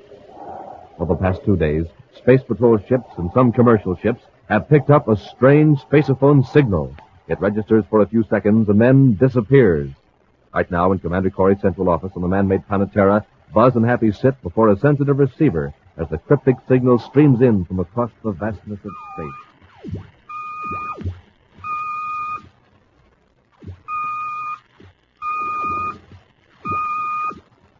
What is it, sir? The code signal has been picked up repeatedly from Planet X. Planet X? Notice the pattern. It's a constant repetition of 3 dashes. A homing signal for Baccaratis scout ship. That's what Major Robertson thought at first, but it comes from a point in the great sea of Planet X, far away from any of Baccaratis' known installations. On an island, then? Very likely. Somebody's in distress on Planet X. Let's get to our ship, Happy. Meantime, in the tower room of his castle on Planet X, Prince Baccarati reclines casually on his ornate throne, gazing admiringly at a flashing jeweled medallion. His chief counselor, Dr. Malengro, is patiently waiting to be recognized while the haughty prince fondles a cluster of jewels. Beautiful. Exquisite. Von Malengro, what is it? A report from the detachment of guards, Your Highness. They're on the trail of the escaped slaves. Oh, indeed. Have they been recaptured? Not yet, sire. But the guard captain thinks the natives are attempting to return to their home region in Crater Canyon. Yes, all right. Malengro, what do you think of this medallion? Excellency, this is magnificent. What did you get? A guard took it from one of the slaves, the one that was recaptured just after the escape. Amazing. A native with this? With jewels like this, I can hire more agents, hundreds of them. Of course, it can solve all Your Excellency's financial problems. Let's go down to the dungeon and talk to them.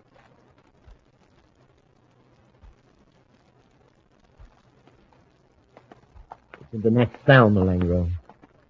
Big fellow, isn't he? Yeah. We'll leave the door locked in case he becomes violent.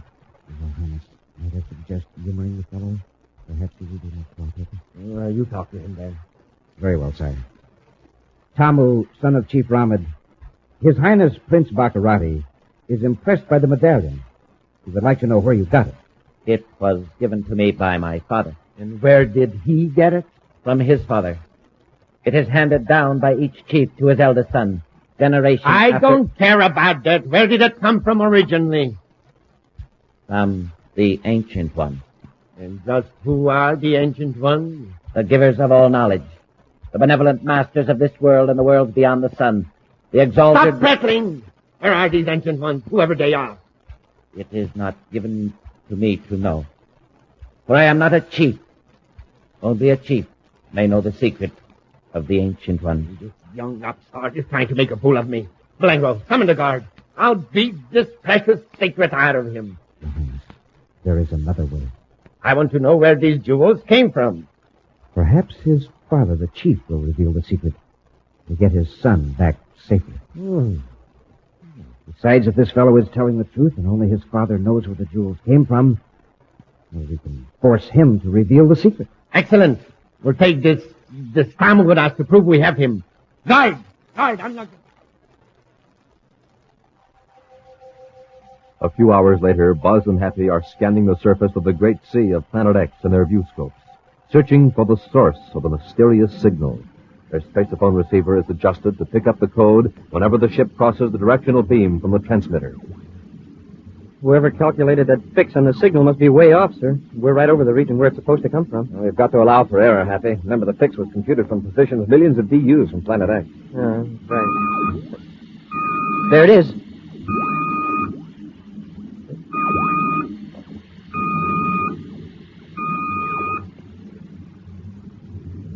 It's gone. Cross the beam. We'll circle back again. It sure must be a narrow beam if we crossed it that quick. Did you get any sort of a fix on it at all? I'll check the indicator, sir. Something's mighty strange here, Commander. The signal came from somewhere right below us on the Great Sea, but there's no island and no surface craft. Watch your viewscope carefully, Hap. Yes, sir. There it is. Look, there's nothing down here. And our viewscope is sensitive enough to pick up a very small boat. What do you make of it, sir? It must be submerged. A clever idea. The lessons of chance of Baccaratis scouts ever locating it. Yes, sir, but who's sending the signal? Where are they? However, they're hiding out close to the coast. We'll circle low and give them a chance to see our Space Patrol insignia. There's a valley a few miles inland, sir. The valley and the foothills are covered with farms and orchards, even inside some of those craters. That means people, Happy. Probably very intelligent natives. And farming people are usually peaceable. And whoever escaped from Baccarati could be living with the natives, waiting for the Space Patrol to pick up that signal out there in the ocean. At least the natives may know if any strangers have passed through recently. We'll head for those craters, Hap. Meantime, Prince Baccarati has landed his atmosphere ship near the edge of a crater in the valley, some distance from a group of cliff dwellings. Fearful of the reaction of the natives, the prince has sent Dr. Malengro alone to the village to get the chief. A few moments later, Malengro returns with an old man whose regal bearing and fine spun cloth robe are evidence of his important position in the tribe. As he approaches Baccarati, the chief extends his arms to his sides, palms outward, in a gesture of friendship. Baccarati merely stands stiffly, a sneer on his face, as the old man speaks. I am Ramit, chief of the people of the Valley of Craters. I bid you welcome. Let's get down to business, Ramit. Ever see this before? It belongs to my son, Tamu. He was captured by the tyrant. You have seen my son? Yes, he's in my ship. This is joyous news. Tell me your name, that my people may sing in praise of you. Malenko, didn't you tell him who I am? I thought it best to withhold that information, sire. Very well. Ramid, I'm Prince Baccarati. You are the tyrant? That is a harsh word to call a gracious prince who has brought your son back to you. I will gladly apologize when I embrace my son again. That is easily arranged. Where did this medallion come from? Why, from my father, who was chief before me. No more of that. You got more jewels like this. Where are they? Take me to them. That is impossible. Then it is impossible for me to return your son.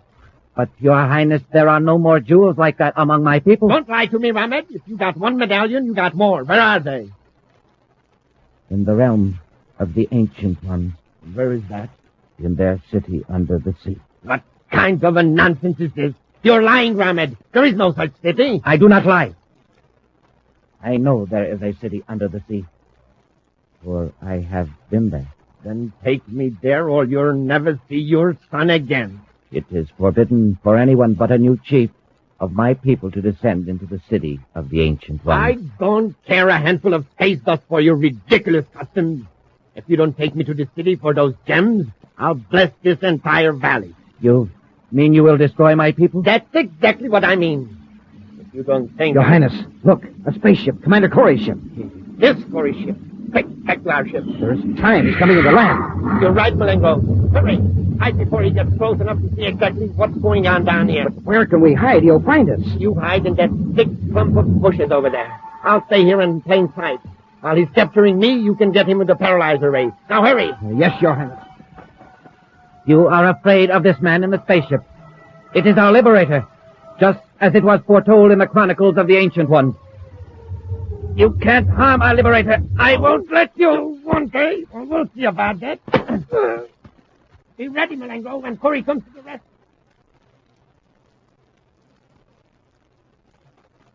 It's Baccarati, all right, sir. He's beating that old man. Trying to drag him into a ship. Let's get him. All right, Baccarati, break it up. I'll get his ray gun, sir. Let go of me, Corey. Commander, the old man's unconscious. Baccarati knocked him out. Getting pretty brave, aren't you, Baccarati, beating up an old man all by yourself? Get them, Malengo. Yes, Your Highness. Splendid, Malengro. You got both of them. This is the last time Commander Corey will meddle in the affairs of Planet X.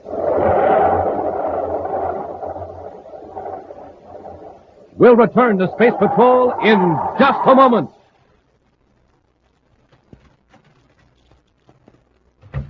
Hi, Mr. Weatherburn Man. Hi, you fellas. Back already? Yeah, we want some more of those swell space coins and 3 more contest entry blanks for the guys in our Blue Demons Club. Oh, sure, you bet. Here you are.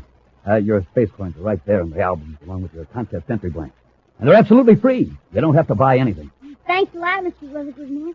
Now the Blue Demons will have even more chances to win the Rocket Clubhouse and the $1,500. Or maybe we'll win a Schwinn bite for every guy in Demons. Sure. And don't forget about the 1,000 other prizes.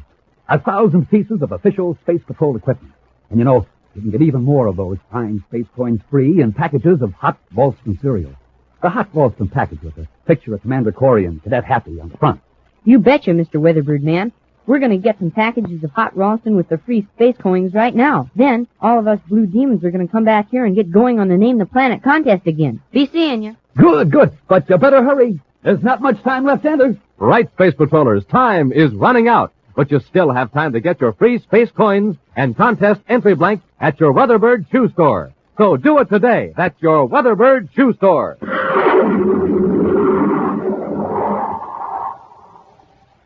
And now, back to our Space Patrol adventure under the sea of Planet X. Buzz and Happy blast off for Planet X to investigate a mysterious spaceophone signal that seems to come from the Great Sea. Believing the series of dashes are a distress signal from the United Planets personnel who escaped from Prince Baccaratis, Buzz searches the nearby coast. Sighting Baccaratis' ship in the crater valley, they land in time to stop Baccaratis from beating Ramed, chief of a tribe of peaceful natives. But Buzz and Happy are in turn overpowered by Dr. Malengro, who's been lurking in ambush nearby, armed with a paralyzer ray gun. Helpless from the effects of the blast, the space patrolmen look on as Baccaratis and Malengro revive the native chief. He's coming around all right, Your Highness. Oh, get him to his feet. Come on, Ramed, get up. Those men lying there. What have you done to them? Temporarily paralyzed with this ray gun. This, Ramed, is one of the least powerful of my weapons. Remember that, in case your people will try to rescue you. Who are these men? From another planet, too, I suppose? Yes. This is the great Commander Corey, Commander-in-Chief of the Space Patrol of the United Planets. My most formidable enemy. And look at him now. If he is your enemy, he must be good. A liberator who came from another world to save us from a tyrant, just as the Ancient Ones foretold. Oh, there's your liberator. Your Ancient Ones are either bad prophets, or they were thinking of someone else. Malengro, put Corey and the cadet into my ship and tie them up. Yes, Excellency. Shall we put them in with Tamu? Nah, there isn't enough room in that compartment. Put them in the first compartment on the left, and lock them up. Yes, Your Highness. Leaving Buzz and Happy securely bound and locked in Baccaratis' ship, the Prince and Malengro followed Chief Ramed around the rims of the craters and across the valley to a steep bluff. Finally, Ramed pauses before a jutting rock formation. We are at the entrance to the tunnel. Where? I don't see it. Slip in behind that large rock. You go first. You're next, Malengro. Yes, Your Highness.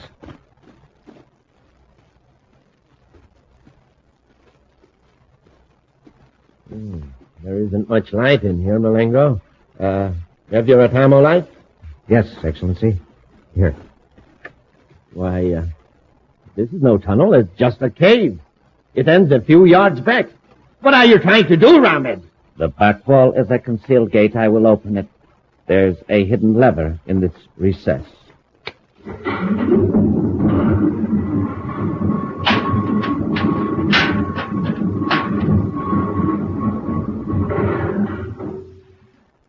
Highness, it's amazing.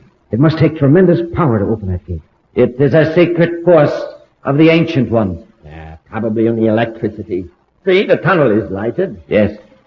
You will no longer need your little light. Ramed, just who were these Ancient Ones? a race of wise men and women who lived on this world thousands of years ago. Why did they live under the sea? Their science told them that this world would be struck with a storm of giant stones from the sky. Meteors. That's what caused the craters. Yes. So they built a new city to the east in another deep valley and covered the city with a dome. Then they leveled a huge mountain, and the sea rushed in and covered the city. The deep water protected them from the meteors. Yes. What became of these people, these ancient ones? When the great rain of stones was over, and the air was cooled, the ancient ones found that the world was not the beautiful one it once was. The air was foul to their sensitive lungs. So they built great ships and fled into space to seek another world. Well, it's fortunate they aren't here now to interfere with my plans. Let's get started down this tunnel. Must be a tremendous distance to the sea. It is a great distance, but you will be there very soon. Stand here if you will. That's it. When I press a lever, the very floor of the tunnel will move and carry you down to the city under the sea. Conveyor belt, a moving platform. Amazing. I suggest that you lay down. The floor moves swiftly. All right, hurry up. Let's get started. Come on, Ramet. Get on, we're ready. I'm not going with you. Ramet, get on the platform, do you hear me? Farewell, evil ones. You will go along to the city under the sea. Stop this platform. Stop it, I say. May the ancient ones forgive me for defiling their beautiful city. I will close the gate and return to my people. Elsewhere, in a compartment of Baccaratis' ship, Buzz and Happy, recovered from the effects of the paralyzer ray, are struggling vainly to free their tightly bound hands and feet. Boy, Malingro really did a job on us this time. Commander, somebody's at the door. Baccaratis must be back. I returned as quickly as I could, Commander Corey. I am Ramad, chief of the people of the Valley of Craters. Believe me, Ramad, we're certainly glad to see you. I'll say we are. If you will permit me, I shall release your bond. Thanks. What happened to Baccaratis and Malingro? They're in the city under the sea. The moving platform should have carried them there by now. Smoking rocket, you mean there actually is a city under the sea? Yes. Built hundreds of generations ago by the Ancient Ones. And people live in it? No. Not since the Ancient Ones left this world in spaceships similar to your own. Perhaps you are a descendant of the Ancient Ones, returned to free my people from this tyrant Baccaratis. It was foretold by the Ancient Ones. No, I'm afraid not. We've been after Baccaratis for a long time. We came here because of a signal we received from space. From the Ancient Ones? No, from what we call a spaceophone. We first picked up the signal 3 days ago. 3 days ago, you said? That was the day my son disappeared. He was captured by Baccaratis' men. That was the day I went to the tunnel and pressed another secret lever. Another lever?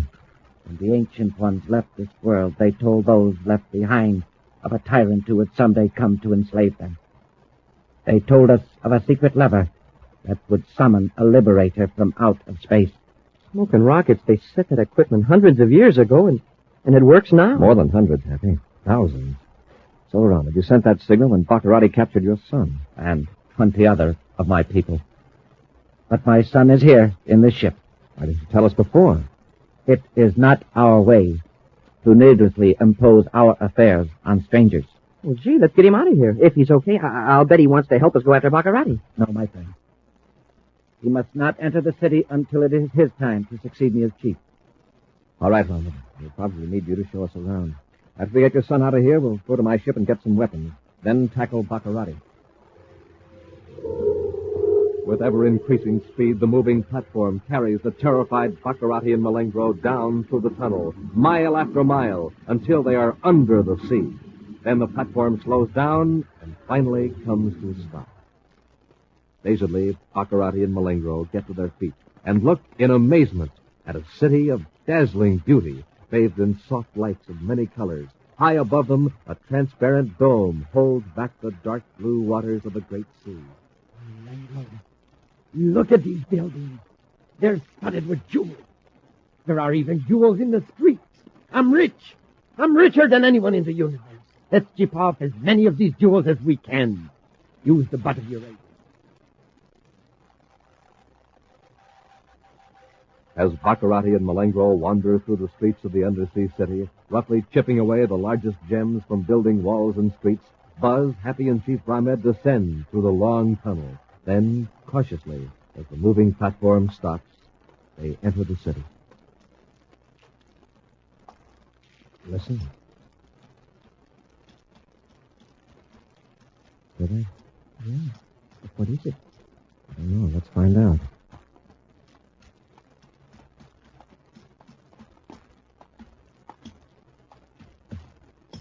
It's Baccarati and Malengro, chipping gems in the walls. Ready, Hap? Yes, sir. Let's rush them. Come on. Corey! Malengro, get them!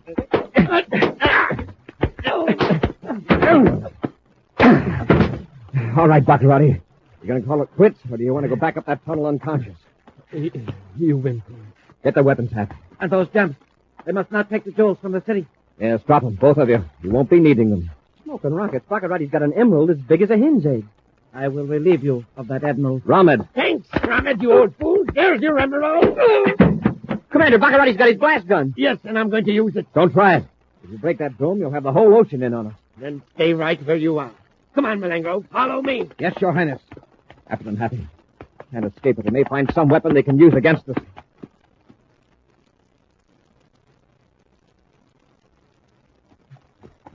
They just ducked around that corner, Commander. We're gaining on them.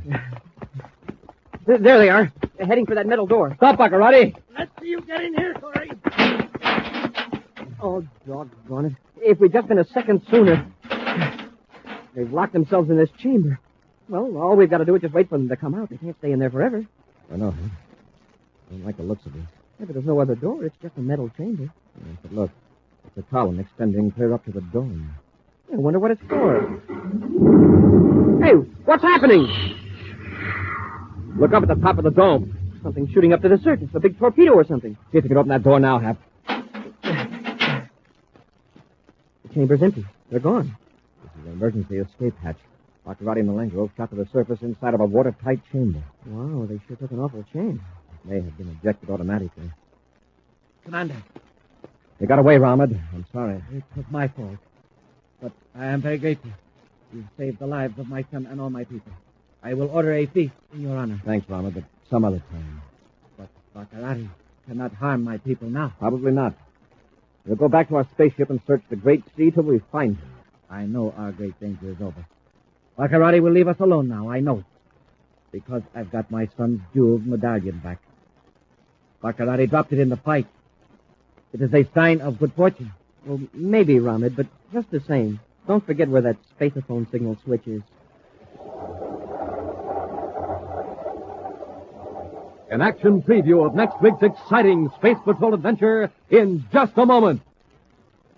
Look for the sign of the Weatherbird, Space Patrollers. Look for the sign of the Weatherbird at your Weatherbird shoe store, because that's where you get your free Name the Planet contest entry blank and those swell space coins. And remember, you can also get space coins in packages of good hot Ralston, instant or regular, but hurry. Time's getting short. There's still time to get going on the Name the Planet contest at your Weatherbird shoe store. That's your Weatherbird shoe store.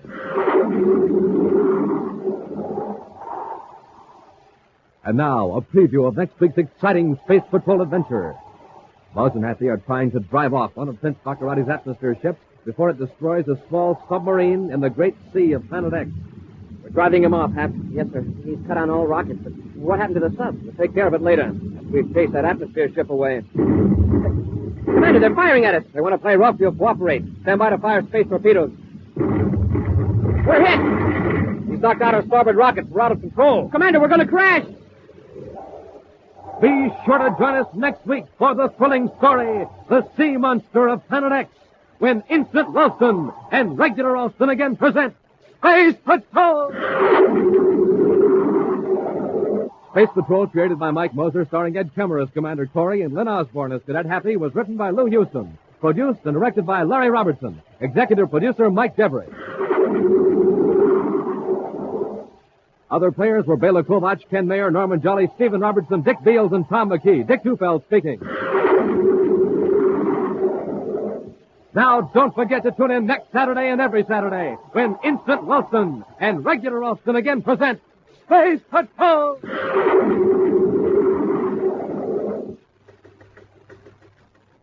This is Dick Tufeld in Los Angeles reporting on the famous jet plane assigned to the vital Air Force mission of defending America's homeland, Lockheed's F-94C Starfire. In a moment, we'll hear from Tony LaVere, the well-known record-breaking test pilot on the Starfire. Within seconds after warning, this radar-controlled interceptor can be off the ground and streaking to 45,000 feet or higher. Packing 48 rockets, it can fly and fight in sunshine or darkness at speeds of more than 600 miles per hour. Now, Tony LaVere, tape recorded this morning at a California air base. You know, good health is important to a test pilot, and I have to stay in top condition. I get lots of rest and eat plenty of good food. That's why I like a good cereal for breakfast, like Rice Chex or Wheat Chex. They have real energy and they taste swell. Why don't you try them? No other cereal, puffed or flaked, contains so much nourishment in such concentrated bite-sized form. So take a tip from Tony LaVere, Joe Lynch, and other top test pilots. Make your cereals Rice Chex and Wheat Chex. And now, attention all Space Patrollers. Now you can have the big, complete catalog of exciting new Space Patrol toys and official Space Patrol equipment. It's yours absolutely free. Just mail a postcard to Space Products, Box 591, Hollywood, California. That's Space Products, Box 591, Hollywood, California. Be sure to see another exciting Space Patrol program on your local ABC television station. Consult your local paper for time and channel. This program is broadcast to our armed forces overseas through the worldwide facilities of the Armed Forces Radio Service. Space Patrol came to you transcribed from Hollywood. This is ABC Radio Network. Countdown for blast off. X minus 5, 4, 3, 2, X minus 1, fire.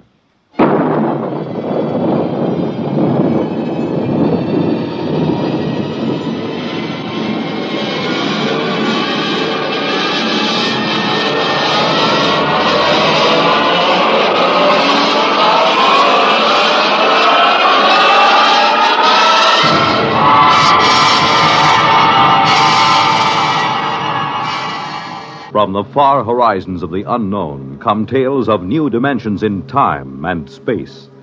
These are stories of the future, adventures in which you'll live in a million, could be years, on 1,000 maybe worlds. The National Broadcasting Company, in cooperation with Galaxy Science Fiction Magazine, presents X minus 1.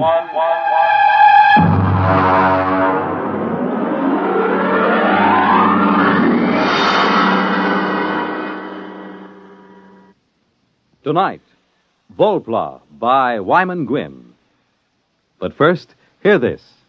Hello, I'm Dorothy Olson, singing schoolteacher on NBC's big weekday musical show, Bandstand. But right now, I'd like to talk to you parents. I'd like to ask you a few questions as you're getting ready to send your youngsters back to school. Are you helping your child get the most out of his school?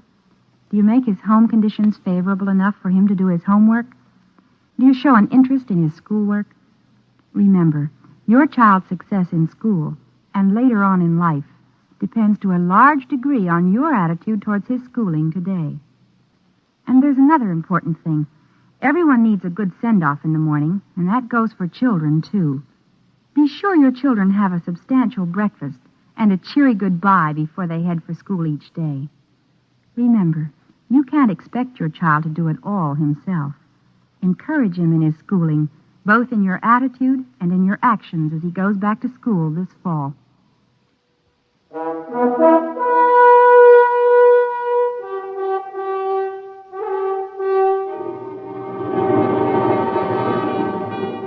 Now, X minus 1 and Volpla.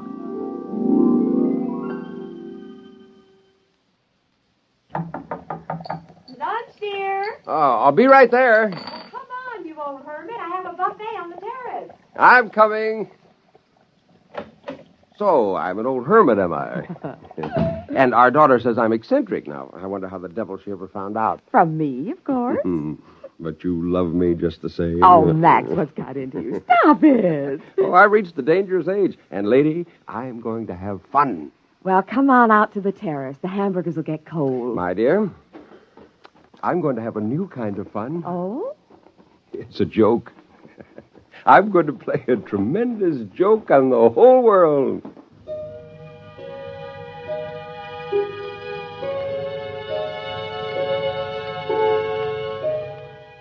I had been working for this moment for 10 years, and now, Volplas, 3 of them, a male and 2 females.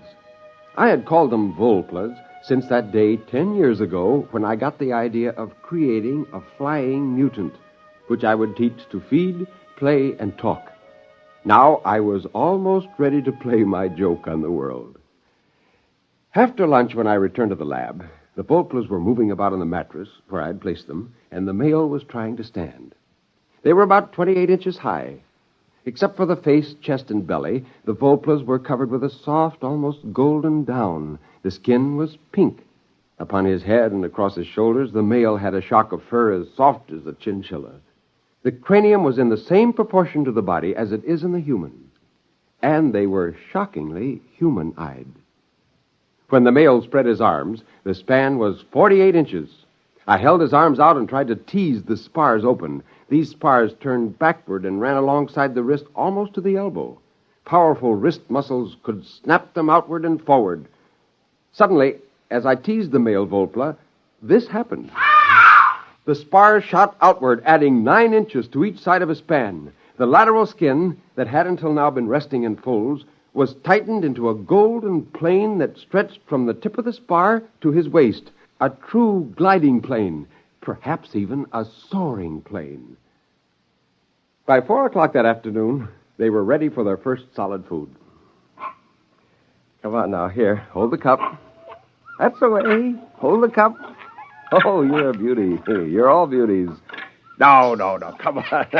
Hey, don't climb on my back. No, don't. Now stop. Oh, that's better. Oh, hello, pretty one. Hello. Hello. So that's the way it's going to be, eh? Hello. Hello. Wonderful. Oh, you have no idea what I have in store for you, my dears. I will teach you a language. Perhaps English, a simple basic English. You will have your own crafts, and you'll live in small tree houses, and I'll teach you legends that you came from the stars, that you watched the red men and the white men, and you listen to their speech. And when you're able to take care of yourselves, I'll turn you loose. There'll be Volpla colonies up and down the coast before anyone suspects. And then, my dear, one day, somebody will see a Volpla, and the scientists will observe them.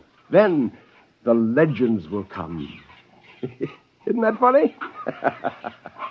Don't you think that's terribly funny? Funny.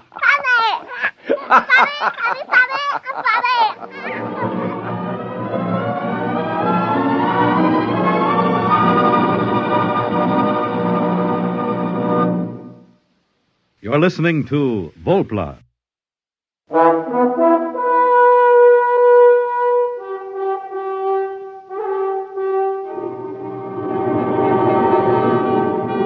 Now back to X-1 and Act 2 of Volpla.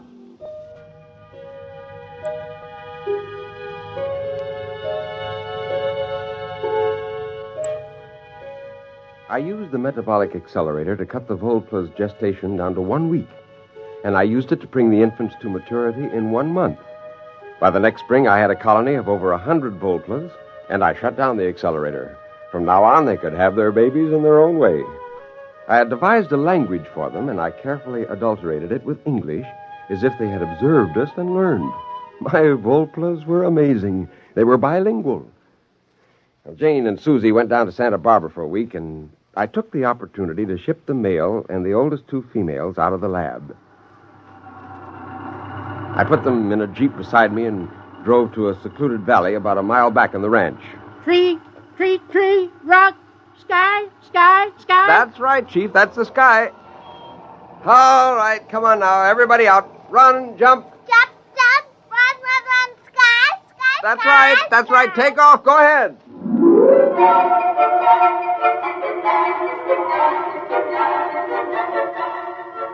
He spent about 2 hours chasing the 2 girl Volplas around, and then he made a leap for one. And when he spread his arms, his spars snapped out, and those golden planes sheared into the air. Sky. He sailed over her, and he rose up, and he hung in the breeze for a long moment, 3 feet above the ground. Fly. That's right. You can fly. You can fly. Oh, fly, fly, fly.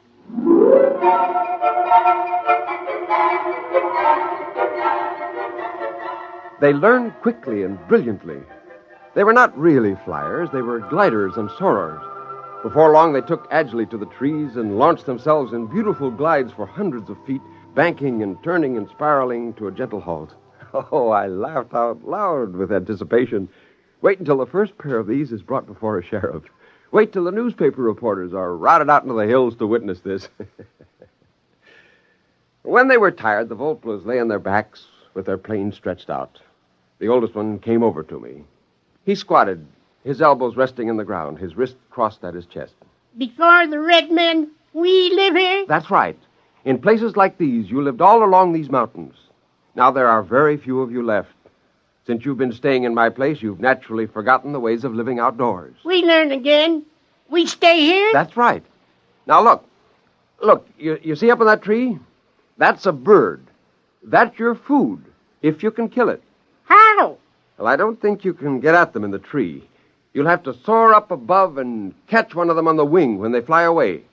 Go ahead, try.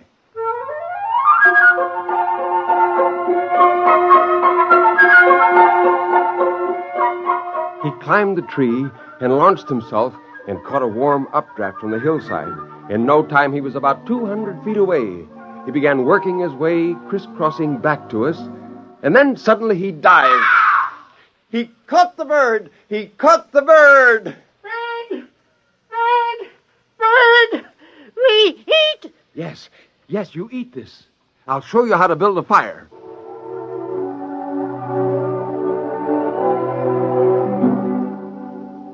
Again, I told them the story I had made up. How they came long before the red men in a ship from the stars. I taught them to point to the planet Venus and say that was the star they came from. I grinned to think of the many stories that would be written in the Sunday supplements. Oh, what a great joke I was playing on the world. We came from the star before the red men? From the star? Yes. The next week, I brought all the Volplas out to the Oakwood. There were 107 men, women, and children.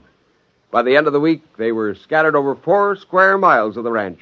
They hunted sparrows and cooked them over tiny fires. The little creatures delighted me more and more. For hours, I could watch them play.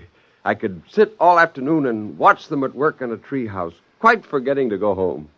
Well, how does the mighty hunter who now returns from the forest? Fine. Oh, I've been enjoying the local animal life. So is our daughter. What do you mean? She has 2 of them up in her room. 2 what? I don't know. What do you call them? I went up the stairs 3 at a time and burst into my daughter's room. There she sat in her bed, reading a book to 2 Volplas. Hello there, King Arthur. What's going on here? Oh, nothing, Daddy. We're just reading like we always do. Like always? How long has this been going on? Oh, weeks and weeks. How long is it since that first time you came here to visit me? Weeks and weeks. But you're teaching them to read. Oh, of course. They're such good pupils and so grateful. Daddy, you won't make them go away, will you? Oh, Jane, why didn't you tell me such a thing like this was going on? Now, you listen to me, mister. Your whole life is a secret from us. Just what makes you think your daughter can't have a little secret of her own? Oh, fine secret. Didn't it occur to you that this might be dangerous? Those creatures are... Oh, Max, for heaven's sakes, they're sweet, lovable little creatures without a harm in their furry little bodies. Now, don't get excited.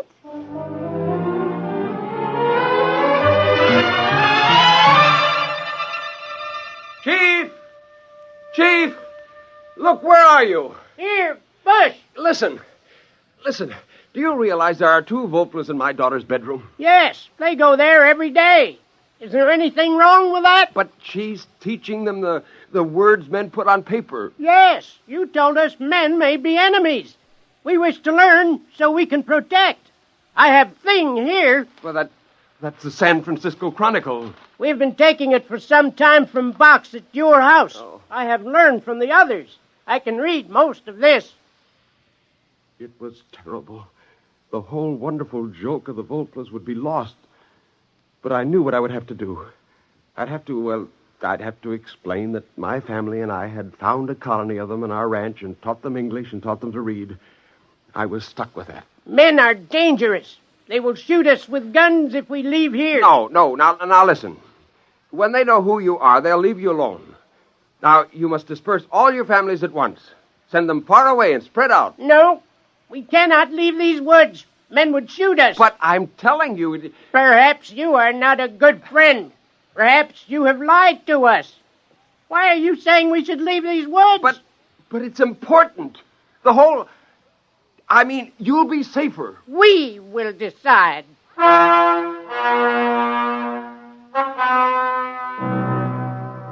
The whole thing was critical. It could be disastrous. I went back to the house and up to Susie's room. I found her talking to two Volplas. Oh, no. I'm sure you didn't come from the stars. That doesn't sound right.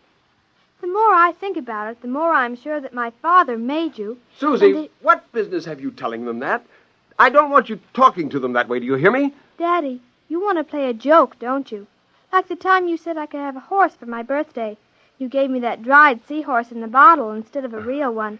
Were you going to make that kind of a joke? No, now, Susie, honey, that isn't exactly it, no. I don't think it's very funny. The Volplas are my friends. I wouldn't want to play a practical joke on them.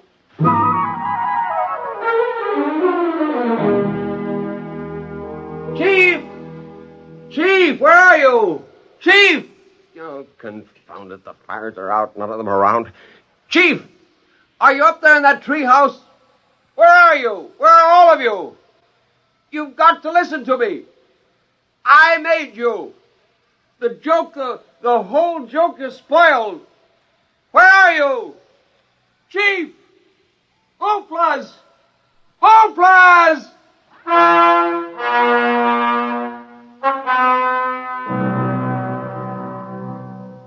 I was away from the house for hours. When I came back, I found Jane sitting on the terrace. Are you looking for something, dear? Oh, never mind. I suppose they're all gone. What do you mean? The little flying things. I saw them fly by about 4 in the afternoon. You did? Where did they go? Over that way. You could see them soaring over the trees. Oh, it was so pretty. Where's Susie? She's been watching television. She's all excited about the rocket flight, you know. What rocket? Oh, you have been living in the woods. The Venus rocket. My goodness, it's been in all the newspapers. Well, where are you going? I've got to talk to Susie. Susie! Shh, Daddy, the rocket's almost ready to go. Listen. It approaches 0 hour now. The rocket stands tall and silvery. The gantry crane is pulled away now. We're actually at least 5 miles away, watching from the remote monitors. There's some disturbance now. It seems to be some birds. Big birds, like a flock of owls circling the ship. Oh, Daddy, look. Hey, wait a minute. They're flying through the hatch. It seems to be jammed open. Well, this is certainly an unforeseen development. The men on the ground are driving a motor-driven ladder up to the ship, and the owls seem to be fighting them off. Oh, there goes the hatch. It's closed. Those birds are inside, and they're big birds, big as eagles. As we told you previously, ladies and gentlemen, the rocket is on automatic fire. It'll go off in precisely 10 seconds. We stared at the television screen. We saw the red blast of fire and the silvery rocket streak up into the sky, the cameras following. Our reporter at scientific headquarters reports that none of the rocket telemeters are recording. The owls who blundered into the open hatch in this heartbreaking accident seem to have disrupted the automatic recorders. The control circuit cannot be altered. The rocket will land on Venus as scheduled. Daddy, those weren't owls, were they? No, they weren't. Owls. He thought they were owls. That's kind of a joke, isn't it? Isn't it a joke, Daddy? I'd say, Max, dear, the joke's on you. Wait till men land on Venus and find Venusians with a legend about their great father in California.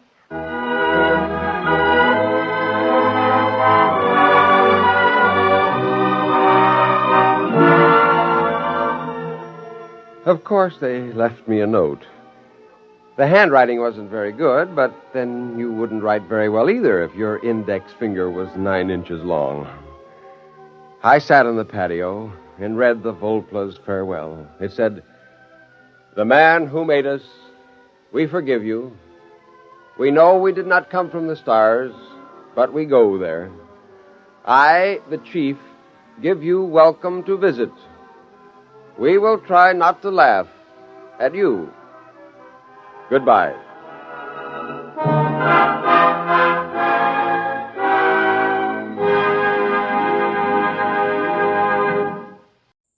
Wheaties presents Dimension X. Adventures in time and space. Transcribed in future tense. Dimension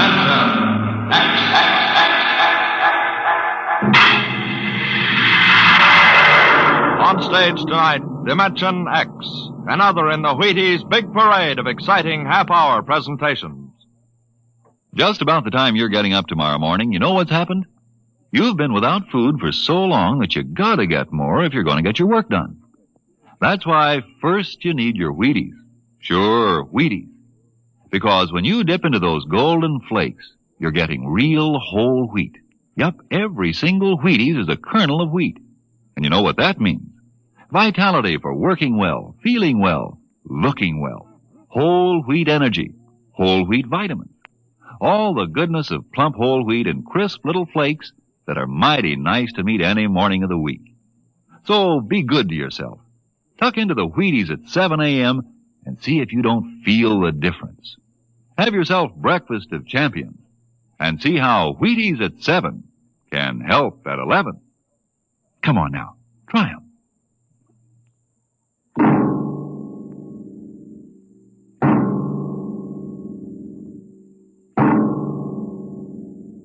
What will happen when man, finally conquering the galactic distances of interstellar travel, finds life on the strange worlds across the universe?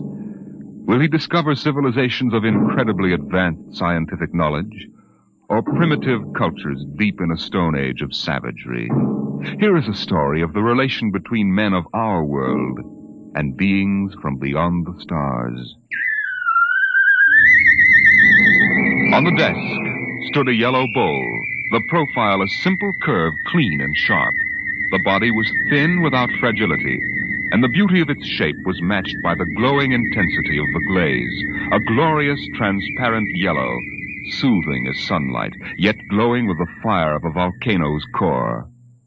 The desk belonged to Michael Tom, Regional Administrator for the Department of Interplanetary Affairs.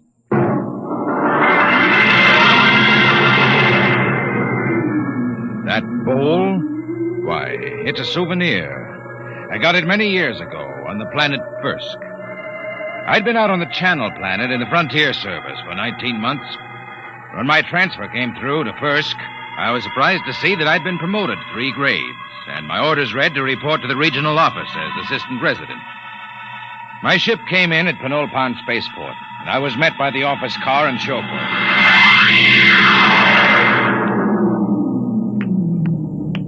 Mr. Tom? That's right. I'm Wirachek, sir. Welcome to Firsk. Thanks. Well, I didn't expect to find a 1992 Rolls here. The resident had it shipped out in parts. Mr. Koval changes every year for the new model. Pretty smooth. Hey, this is certainly different from the Channel Planet. Nothing there but ice, frost fleas, and the dullest aborigines in the system. Well, you won't find the aborigines very dull here. What kind of people are they? The Metoon? Well, they're humanoid. Very close to us systemically. Tall, sort of amber-colored and graceful. Oh, is that one, the girl balancing the bowl on her head? Yeah, she's a Metoon. There isn't a very big human population at first. Well. Looks like Mike Tom has found a home in the service. You haven't met Mr. Koval yet, have you? What do you mean by that? Oh, nothing, sir, nothing. Look, Wirachek, if there's anything wrong, you'd better tell me. Well, there's nothing, sir. Nothing you won't find out. It's just that Mr. Koval is a very forceful personality. Very forceful.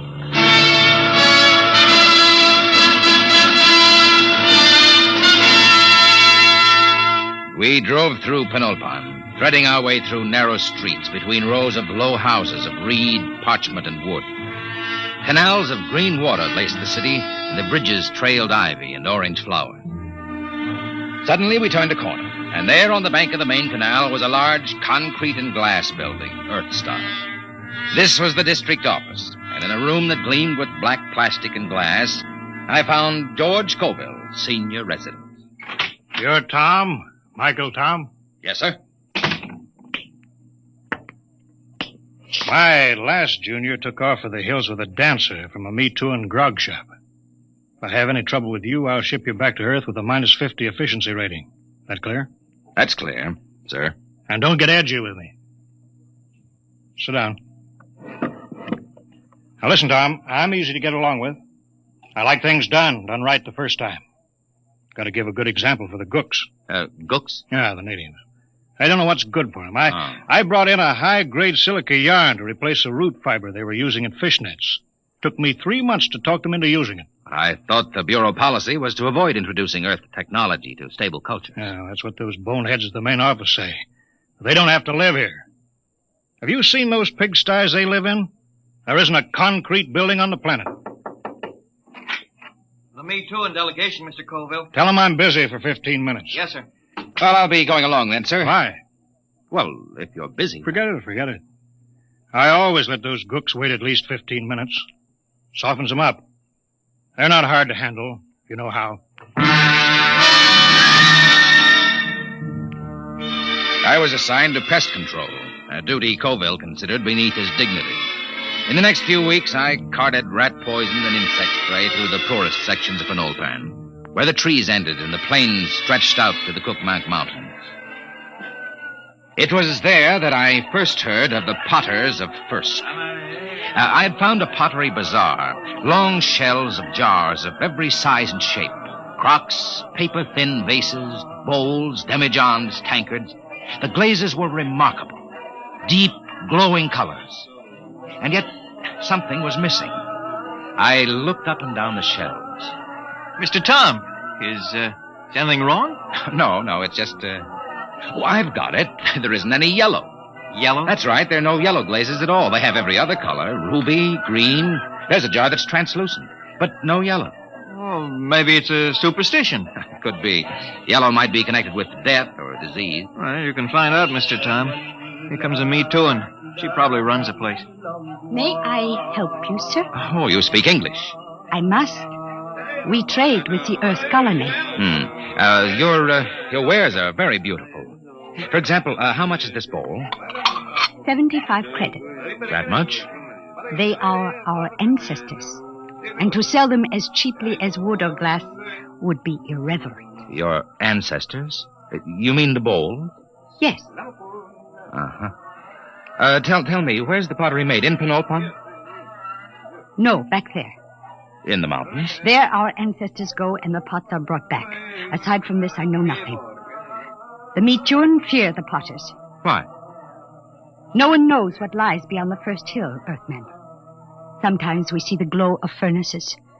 And when there are no dead for the potters, they take the living. Living? There are the potters now. What are they shouting? That they have sold all their wares. That they will ride back to the mountains now. Hey, big devils, aren't they? Red hair. They are very strong. I think I'll visit the potters one of these days. No, Earthmen. No? Why not? It is dangerous for you. They have guarded their secrets from all Penolpan. They are very fierce.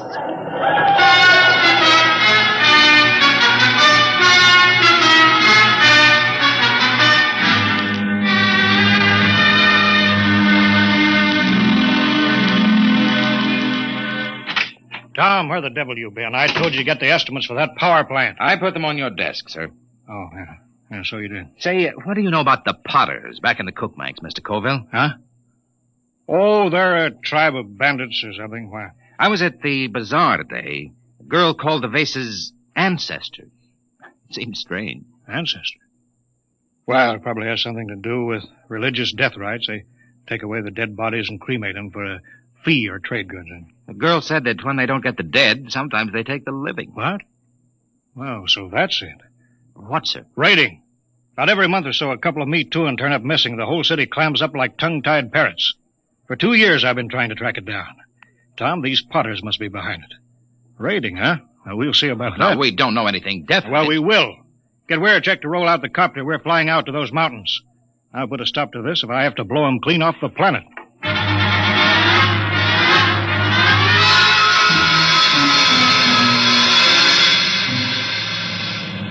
We'll never find a village in that mess down there.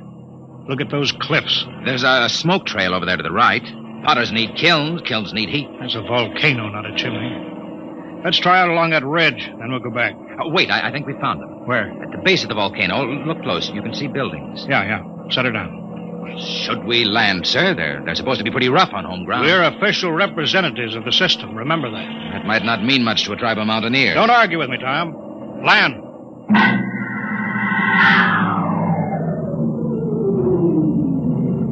Get your pistol ready. I don't see anybody. The village is deserted. They're hiding.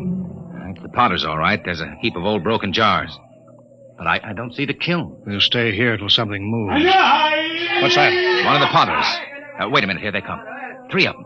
You cover them, Tom. I'll do the talking. Hey there, you! What brings strangers to the village of the Potters? I'm Colville, chief of the Planetary Affairs Bureau in Penulpan.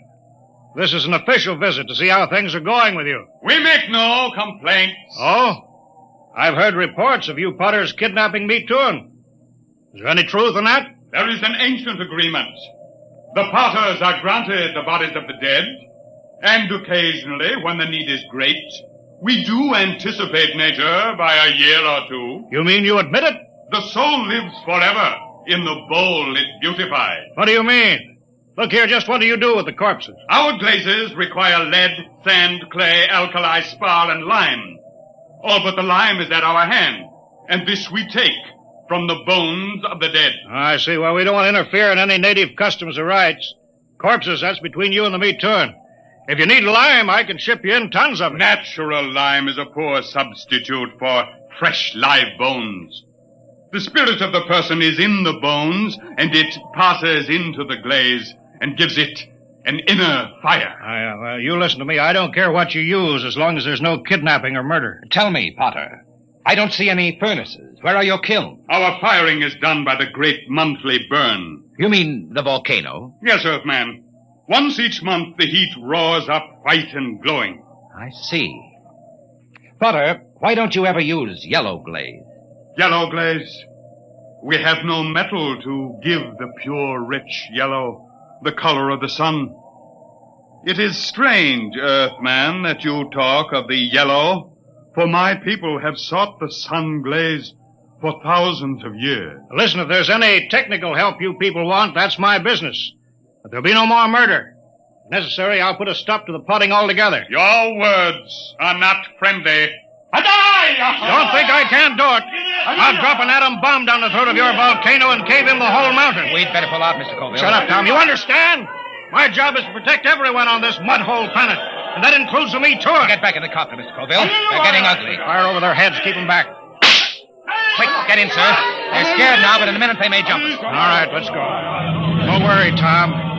Now those gooks know who's boss. No, sir, we won't have any more trouble from the Potters.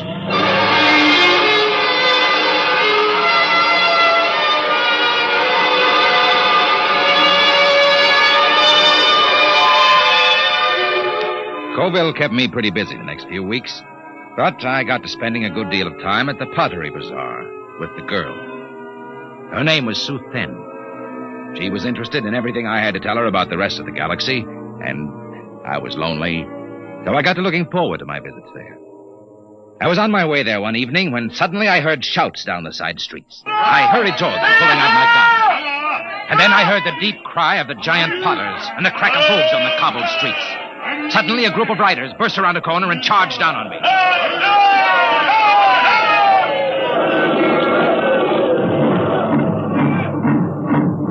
When they were gone, I hurried to the pottery bazaar. Sue Fen was gone. Earthman! She's not here. They took her. The Potters? She has gone to her ancestors. Did they kill her? No, they have taken her to the hills. But soon she will live forever, her spirit wrapped in the glorious glaze. Sue Fen. There is nothing to be done. When the Potters take you, it is the end.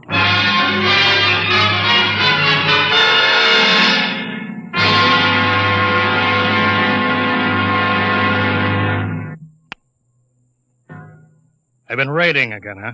Pour me to one tonight. Bring the copter around in front. It's ready. Tom, I'm going to break out the atom bomb from the arms locker. You fly out there and drop it down that volcano crater.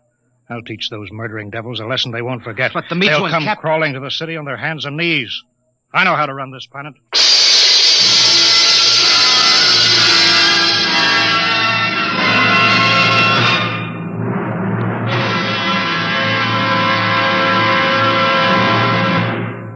Dimension X will continue in just a moment. Friends, this is Frank Martin, the Wheaties man, and I want you to know an associate of mine, Ed Prentice. Okay, Ed. Folks, I'd like to have you meet a good friend of mine and a prominent member of a fine little organization known as the Chicago White Sox, Mr. Lucius Benjamin Appling. Ooh, Ed, don't say it like that. Whoever heard of a ball player named Lucius? What if I went around calling you Paul Edward Prentice? Let's just make it Ed and Luke, huh? All right, Luke. Say, just how long have you been with the White Sox? Over 20 years, Ed. Golly, I played in darn near 2,500 games. Then it bat almost 9,000 times. Man, I'm from way back. Well, Luke, you don't look it. How do you keep up the pace anyway? Well, Ed, I sleep good. I eat good. I eat mighty good. Wheaties about 4 mornings a week. Those little old flakes put a lot of snap, even in an old-timer like me. Must be because they're 100% whole wheat. I sure like Wheaties and milk and fruit. You know, Luke, that's exactly what I hear from a lot of ball players and plenty of other people, too. No wonder they call Wheaties the breakfast of champions. Thank you, Mr. Prentice and Mr. Luke Appling of the Chicago White Sox. Mighty nice of you to say those good things about Wheaties. Now, folks, you and I may not be playing baseball for a living, but we can use those whole wheat Wheaties, too. Step around to the grocery tomorrow yourself for Wheaties, breakfast of champions. Breakfast for you.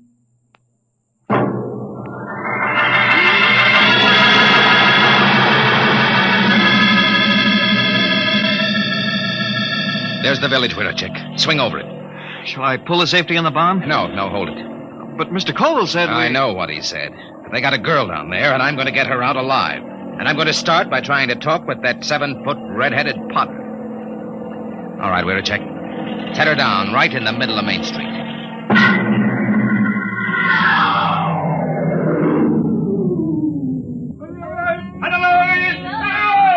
Have your gun ready, we're a check. Here they come. Tall one, the chief.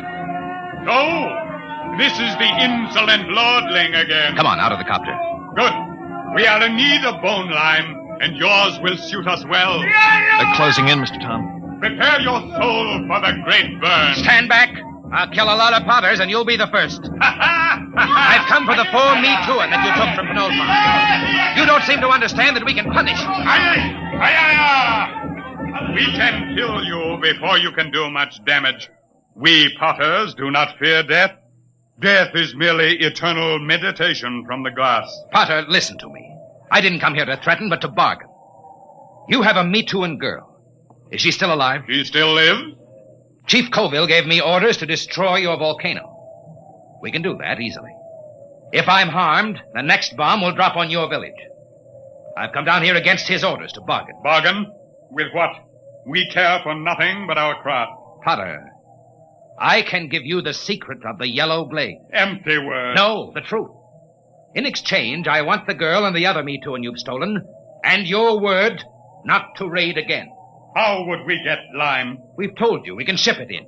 Pure lime, as good as yours. Do the Potters of Firsk want the yellow glaze? Why, that has been the goal of the tribe of Potters for 1,000 years. And if I show you the yellow glaze?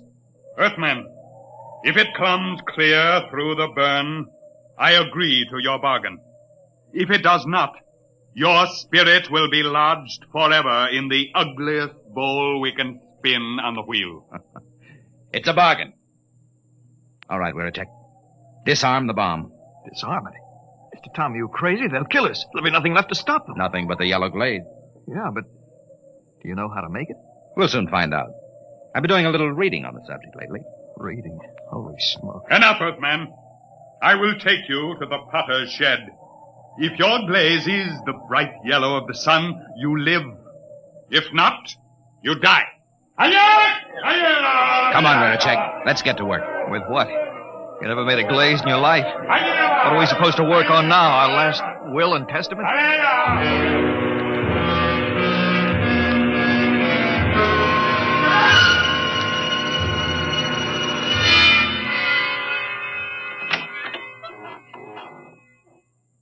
Who's that? Suzanne.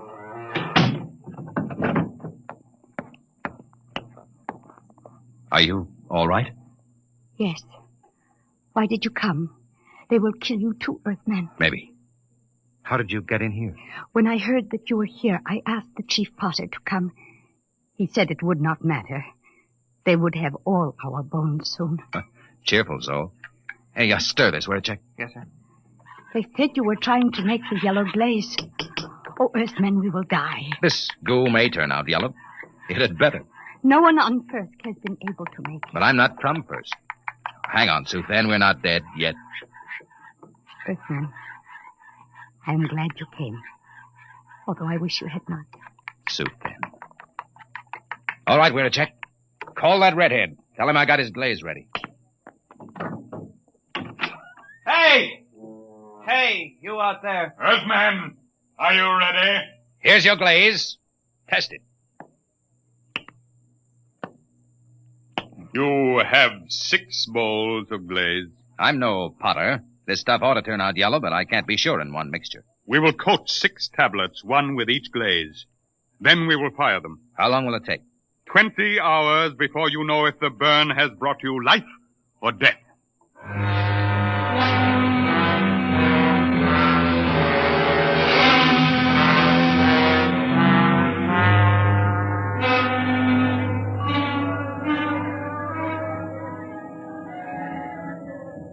How long can they keep that up?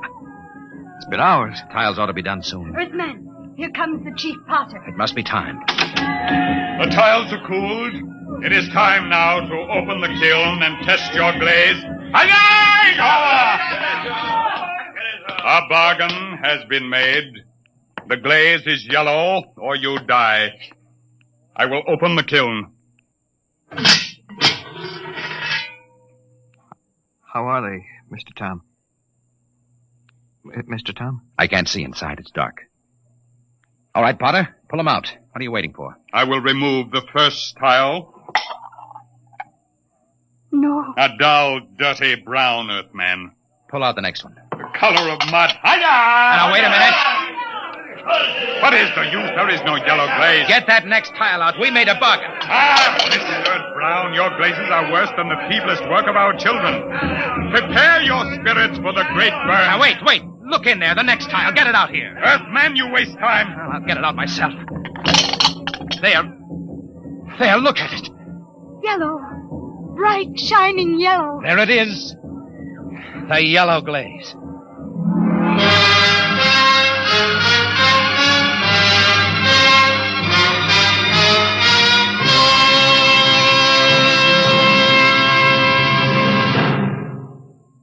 Tom, where in thunder have you been? Mr. Colville, I've been trying I sent you out on business which should take 2 hours, and you stay 2 days. Why? I got the 4-me-2 back, and I made a contract with the Pollards. No more raiding. You what? I made a deal with them, and it turned out to be a better idea than yours. You disobeyed. You deliberately... Tom, you're through here. Through with planetary affairs. Listen, Mr. If a Colville. man can't be trusted to carry out orders, he's not worth a lead nickel to the Bureau. Get your gear together. Leave on the next ship out. Yes, sir. Wait. You're on company time till 4 o'clock tonight. Until then, you obey my orders. Take the copter back to the hangar. Bring the atom bomb back to the armory. I can't. What? I've been trying to tell you. There's only one way I had to make that yellow glaze. Tom, what the devil have you done with that bomb? I gave it to the Potters. What? It was a uranium salt that made the yellow glaze. The Potters didn't have any, so I gave them the uranium out of the bomb. That was part of the bargain. What? You gave that murdering tribe of crooks that uranium? You heard me. And if you think you could have used it better by blasting them out of that mountain, you're crazy. Why, you abysmal, blasted imbecile. That's the only bomb we had. Those Potters could tear Penulpan off the face of the planet. If you want that uranium, Colville, you can go out and get it. And if I'm fired, I'm through now. Why, you fresh mutt, you yellow-livered louse. I ought to If you kill asked you. me, I'd say it'd be dangerous business trying to get that uranium back now. Where a check? Where a check? Yes, Mr. Colville. Yes, sir. Get the copter fueled. Get me a double holster and a full bandolier of ammunition. Yes, sir. Tom, when I get back, I'll see that you rot in the deepest cell in the Gallatin Tower. I'm going out now to those hills. I'm going to bring in that uranium myself.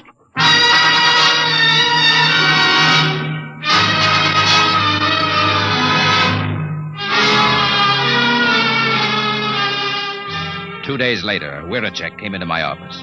His face was pale, his hands shook with excitement. He's here, Mr. Tom. He's here. Colville? No, the Chief Potter. The Potter. Bring him in. Should I call the guard? Just bring him in.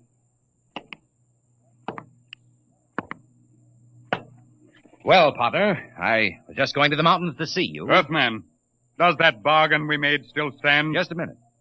First, I want to know what happened to my chief. He has not returned. A madman came to the village of the Potters. He said you had no authority. He said he could not allow the Potters to keep the heavy metal that makes glaze like the sunset. What happened to Colville? Tell me. There was violence. He killed 6 good wheelmen. He was captured. I come to find whether our contract is good. Captured. All right, Potter. The contract is good. It is bound by my word and by the word of my great chief back on Earth. But only if Colville is returned. He must be brought back. Good. Then to seal the bargain, I have brought you the first bowl made with the new yellow glaze. It's a beautiful vase, Potter. And now, about returning Colville. It is done. The madman is a lucky man indeed, for his spirit dwells in the brightest glass ever to come from the great burn. You mean that Colville? Here, I return him to you. The fiery soul of the madman has given luster to an already glorious glaze. He will live forever in the shining light. On the desk stood a yellow bowl, and the beauty of its shape was matched by the intensity of the glaze.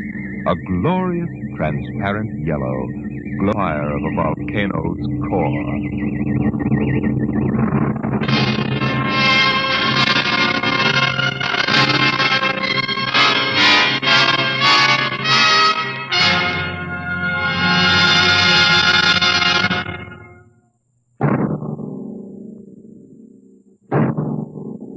Tonight, Dimension X has transcribed The Potters of Firsk, written by Jack Vance and adapted for radio by Ernest Kenoy.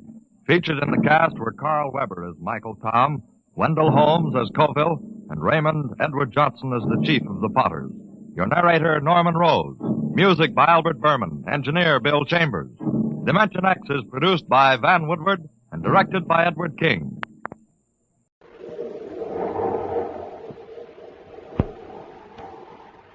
Nestle's Ever-Ready, the instant cocoa. Nestle's Quick for great chocolate milk. And Nestle's chocolate bars now present Space Patrol! High adventure in the wild, vast reaches of space. Visions of daring in the name of interplanetary justice. Travel into the future with Buzz Corey, Commander-in-Chief of the Space Patrol! In today's transcribed Space Patrol adventure, Buzz and Happy have landed on a distant planet to help 500 enslaved workers escape from a mine. Happy waits in the grounded ship while Buzz walks toward the robot-guarded mine shaft. Cadet Happy to Commander Corey. Go ahead, Happy. I just picked up something in the viewscope screen. It's one of those robot cargo jobs, and it's heading this way. Happy, those ships never land anywhere in Gobonic except the city spaceport. This one's sure barreling in, sir. If it keeps its present trajectory, it'll land right in the mining area. Land? It's set to crash. Crash? Mr. Ruger's work. We can't stop that ship. It'll explode and destroy every living person in this area. We'll return in just a moment with the thrilling story of Frightened Robots. Space Patrollers, this is Commander Corey. Let me ask you something. When Mom and Dad had their breakfast coffee this morning, did you have a good hot drink? You know, you need a real morning warm-up for all-day power. That's why you should always start the day the Space Patrol way, with a big cup of Nestle's Instant Cocoa. It's just loaded with good hot nourishment for real energy. And Nestle's makes the greatest hot cocoa you've ever tasted. It's rich, it's smooth, it's delicious. It's really out of this universe. And wait till you see how fast and easy it is to fix. Why, Nestle's Ever-Ready is so easy it just about makes itself. Now listen, here's all you do. You just put 1, 2, 3 teaspoons of Nestle's in your cup and add hot water. That's all. Now you're all ready to drink it and get your supply of morning pep. And Nestle's Ever-Ready is the complete cocoa, too. You add nothing but water because whole milk and sugar are already in it. You ought to see the lineup around here when they sound the Nestle's call. Everybody goes for that delicious Nestle's chocolate flavor. That goes for me, too. Now, why don't you get the Nestle's Space Patrol habit? Ask Mom to stock your galley with Nestle's and drink it regularly, the way we do. and you'll have power to spare. That's Nestle's Ever-Ready Cocoa in the bright red can. And now, today's Space Patrol adventure, The Frightened Robots. Commander Corey and Cadet Happy are in the Terra 5, high above the surface of the planet Gobonic, a world ruled by robots. They've just blasted off from a forest region where they said goodbye to Mono and Anila, two friends whom the Space Patrollers rescued from enemies in the principal city of the planet. While Buzz is at the controls, Happy idly adjusts the Space Patrol periscope, the amazing hyperspace optical device that can show a close-up view of any part of space. You see anything interesting, Happy? There's a train of cars, sir. Probably headed for one of the farming areas outside the city. Gobonic is the crescent planet. Still, I hate to leave it. I found a Mono and his friends, you mean? Yes. Gobonic won't be free until the robots are overthrown. That might take years. Sure wish we could do something to help them. Well, it's not our job to meddle into other people's internal affairs, Hap. What we've done was just to save Mono's life. We acted as individuals, not as agents of the United Planets. Hey, I thought those trains left the city empty. That's what Mona told us. They brought back full of supplies, and half of them sent to Warmark. Oh, these cars are open, sir, like we'd haul ore in, but well, some of them are full of people. Oh, farm workers, probably. They're just jammed into those cars. Oh, those poor people. I know how you feel, huh? That's something we have no control over. Our job is to explore Warmark for radioactive minerals. Better cut off that periscope before you feel worse than you do now. Yes, sir. Well, hey, we've got to give this to Mono when we let him out of the ship. Oh, look now, his robot control unit. Uh-huh. It might come in handy if Mono or any of his friends have to return to the city. Well, perhaps it's just as well Mona doesn't have it. If he's caught with one of the administrator's robot controls, I hate to think what would happen to him. Agent 7 at Gobonic City calling ARL Camp 21. Commander, it's one of our space opponents. Turn up the volume, man. Agent 7 at Gobonic City calling ARL Camp 21. Come in, please. ARL Camp, that's an anti-robot league hideout. ARL Camp 21 here. Go ahead, Agent 7. That's Mono. Hey, they're operating already. They've distributed our miniature space phones inside the city. Warn all the League members not to try to enter the city. Don't even contact us by space phone. The robots are rounding us up. We've been betrayed. No, I don't think so. The roundup isn't very selective. But this morning, 500 workers from all sections were picked out and put aboard a work train. They're on their way to the K-Light mines. K-Light mines? How did you find out? The robots broadcast it all over the city. Obviously, it's a disciplinary action. Of course. K-Light is useless. K-Light dust is harmful to human beings. When 500 workers are diverted from essential production and sent to the K-Light mines, there's only one explanation. It's a warning to everybody to stop trying to overthrow the robot. Exactly. Anyone even suspected of aberrationist tendencies, off they go to the K-Light mines. We'll suspend all activities for the time being. Be careful. ARL Camp 21 out. Now we know where those carloads of people are going. To the K-Light mines. That's criminal, Hap. It's cruel punishment. And completely useless. I wonder just how to make those robots on. You think the administrators, like our friend Roknar, might have more control than they let on? It's possible. Trouble is, Mono and his friends can't find that out. Only administrators can get near the robot master control. Our periscope could show us that master control. Or would that be interfering? Maybe it is. But when robots can send hundreds of innocent people into slavery, I say it's time to interfere. So do I. I'll get that map of the city Mono drew for me, and we'll use the periscope and find out how that robot system operates.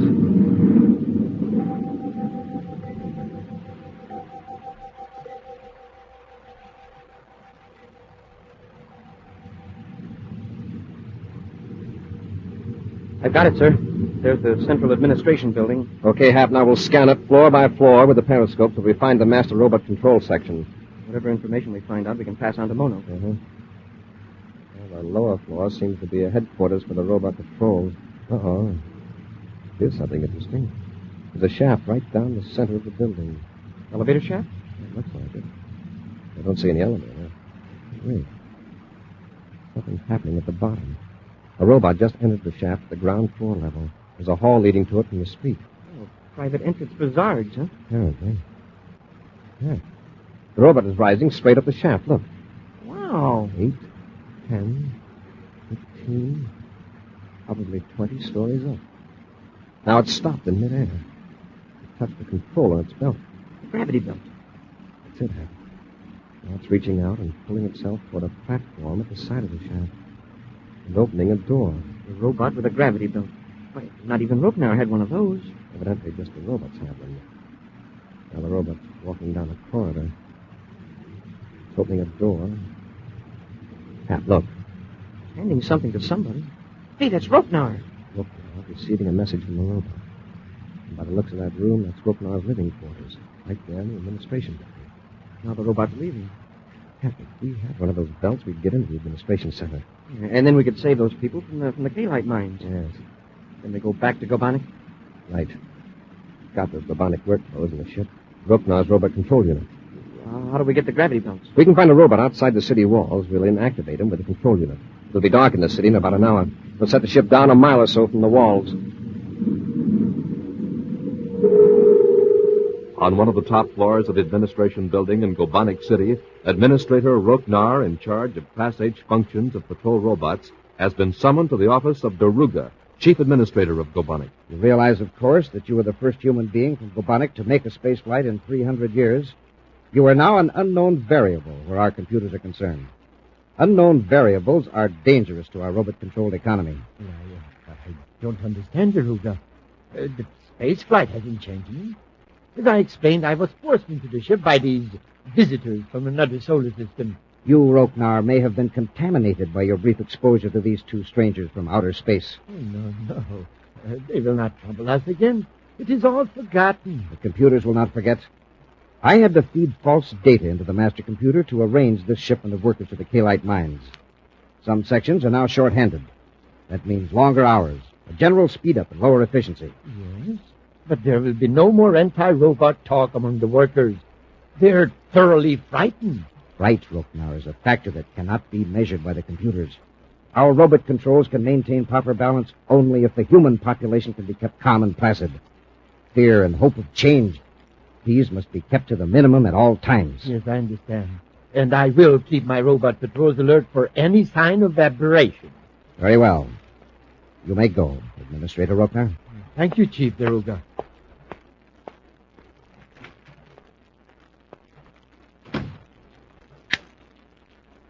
Special Directive 47 to Class G robots.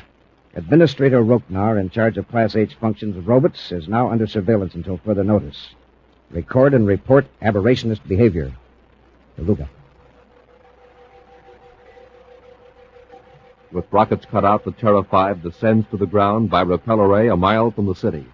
Under cover of darkness, Buzz and Happy make their way to the high walls. The plain, drab coveralls of the Gobanic workers cover their space patrol uniforms. At the gate stands a single robot guard. There's just one of them. He's got a gravity belt. Maybe we can get another one inside. I think he sees us now. I'm going to immobilize him with the control unit. The robot's frozen, sir. I'll handle this job alone here. I'll take the robot's gravity belt and enter the city. You stand watching the ship. Yes, Commander. Hope there's no trick to removing the robot's gravity. It's a simple buckle. Oh, it fits me. I'll turn to this knob so lift me to the top of the wall. Sure wish I were going with you, sir. I'll keep a miniature spacephone on hand. I'll keep you informed if I have a chance. Here goes. Hey, it works. Return to the ship, Happy? Yes, sir. Good luck, Commander.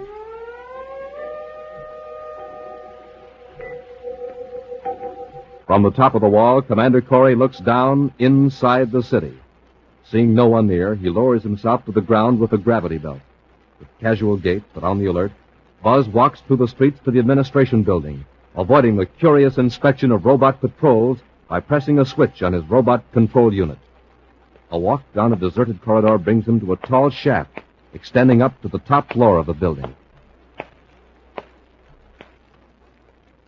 Commander Corey, that happened. Can you lead me? Yes, sir. Everything okay? So far, I'm at the bottom of the robot shaft. If I can get up the rope now, room without being seen. Here goes.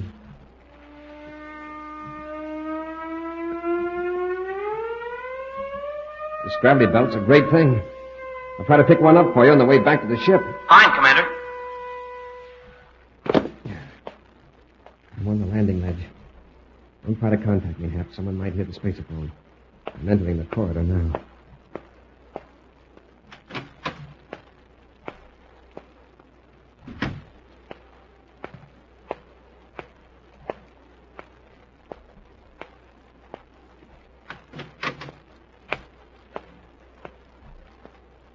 Get your hands up, Roknar. What do you mean by... Hurry! Don't try to reach for your robot control. I better remove it from your belt. I don't want to use this ray gun on you, so behave yourself. You've got to get out of here. If you're found in my room, You'll be sent to the K-Light mine, perhaps, with the other 500 prisoners. How did you know about that? You answer my questions first, Rolcab. Do you administrators rule the robots, or do the robots rule you? I don't understand what you mean. Just this. Computers juggle a lot of work quotas and picked 500 human slaves to go to the K-Light mine. K-Light is useless. If those people work in the mines very long, they'll get sick. For many of them, it'll be fatal. Isn't that right? Yes, I suppose so. All right. Was that K-Light deal automatic, or did somebody prime the computers? I want an answer, Volpla. The computers may have been adjusted a little. And they could also be adjusted to bring those people back. That's impossible. I think you can find a way to work it out. Even if you burn out a couple of fuses in the computers, it's better than forcing 500 people to mine poisonous K-Light. The computers cannot be changed, I tell you. Now, look, Rooknar. I can do a lot of mischief to your patrol robots. Your push-button police. I can make you look pretty foolish. I can do all this without hurting a single human being, not even an administrator. You wouldn't wreck my robot. Unless you bring those people back from the mines, you will be in the junk business. How about it? I think it can be arranged. If you give me time to talk to the chief administrator. Of course, he must never know. But he does know. Deruga! Both of you stand perfectly still. This weapon in my hand can destroy you both. A move from either of you, and I shall use it. We'll return to Space Patrol in just a moment. Say, here comes Tony Sides. Well, I'll be. He's growing a mustache. Who? Me, Captain Toothfell? What do you mean? Oh, you sure have. It's brown and quite a long one, too. Ah, gee whiz. That's no mustache. That's some Nestle's cocoa. You see, I had a cut just a few minutes ago. Well, I guess I was in such a hurry to drink it, I got some on my upper lip. I'll just lick it off. Gee, that's good. Yes, that's what everybody says, Tony. You know, Nestle's Eveready makes the best cocoa in the universe. It's so rich, so chocolatey, and so smooth. You know, since we got the Space Patrol habit at our house, all my brothers and sisters drink Nestle's cocoa for breakfast. We love the way it tastes, and boy, we sure love the pep it gives us. Starting the day with a hot drink is real smart, especially when that drink is Nestle's cocoa. You said it. And Nestle's Eveready is so easy to fix, it practically makes itself. You just put 1, 2, 3 teaspoons in your cup and add hot water, and that's all there is to it. Milk and sugar are already in Nestle, so you don't have to add a thing. Gang, how about you? If you haven't tried the Space Patrol way to start the day, don't wait anymore. Chow up for delicious Nestle's cocoa. Ask your mom to get Nestle's in the bright red can. And now back to our Space Patrol adventure, The Frightened Robots. Buzz and Happy are determined to save several hundred inhabitants of the planet Gobonic who've been forced to mine the poisonous mineral K-Light. While Happy remains in the Terra 5, Buzz undertakes a daring one-man expedition into the city. With the aid of a gravity belt taken from a patrol robot, Buzz rises to the 20th level of the administration building where he encounters Roknar, an official of the robot-ruled government. Just as Buzz obtains a promise from the unwilling Roknar, the chief administrator, Deruga, suddenly appears and holds Buzz at bay with a powerful weapon. Drop your weapon. Go on, drop it. All right. No, Roknar, don't touch it. But, Deruga, I was only going to hand it to you. Indeed. Here I find you in a cozy conference with a worker. A worker who has somehow been smuggled up above the 3rd floor. But he's not a worker. He's Commander Corey, one of the visitors from another solar system. So much the worse for you, Roknar. I was right. You have been contaminated by this stranger. I heard you plotting against the robots. No, Deruga. He forced his way in here. He threatened to destroy the patrol robots unless I agree to bring those workers back from the K-Light mine. He's telling the truth, Deruga. Your presence here introduces new factors. Variables with which our computers may be unable to cope. Then you administrators will have to do some thinking yourselves for a change. Not if I eliminate the disturbing factor. If I destroy you, now, right here, the robots need never be disturbed with new information. That's it, Deruga. Get rid of Corey and everything will be just as it was before he did it. Corey, let go of me. Hold still, Roknar. Let go of him, Corey. You can't escape. There are Z-type robots out in the corridor. How about this window behind me? Beyond it is a straight drop, 20 levels above the street. You see? You are trapped. Come on, Rooknar. You're going through that window. No, we'll be killed. Corey, stop or I'll fire. If you shoot, you destroy Rooknar, one of your own administrators. Corey, have you lost your mind? Keep away from that window. You're going through it if I have to carry you. So long, Daruga. Corey, stop struggling, Rooknar. I hate to drop you. This gravity belt should support both of us. We're not falling. We're rising into the air. Hang on, you'll be all right. Commander Corey to Cadet Happy. Happy here, sir. I'll blast off immediately. Pick me up directly over the administration building. If this gravity belt holds up, I'll keep rising. Yes, sir. I've got Rooknar with me. They might send some robots up after us, so hurry. Quickly blasting off, Cadet Happy circles back over the city. A tiny dot on the viewscope shows him that he's picked up Buzz and Rooknar ascending vertically over the administration building. Cutting the ship's velocity, Happy heads toward the commander, pressing a button on the rocket cockpit panel to open the outer hatch. Can you come closer, Happy? Yes, sir. This gravity belt doesn't give any horizontal motion, Hap, just up and down. You'll have to maneuver the ship so I can reach the open hatch. Yes, sir. When I get close enough, I'll cut my forward speed with a blast from the nose rocket. Right, Hap. Got to make it on the first pass. Rooknar's boss, Daruga, is sending up some robots with gravity belts. Okay, Commander. Get set. I'll get this, Rooknar. I'll hold on to you, and you concentrate on pulling us into the ship. Yes, Commander. This is it, Commander. Now, Rooknar. Now! I got it! We're in the airlock, Happy. Kick on the tail rockets. We're losing altitude. Okay, sir.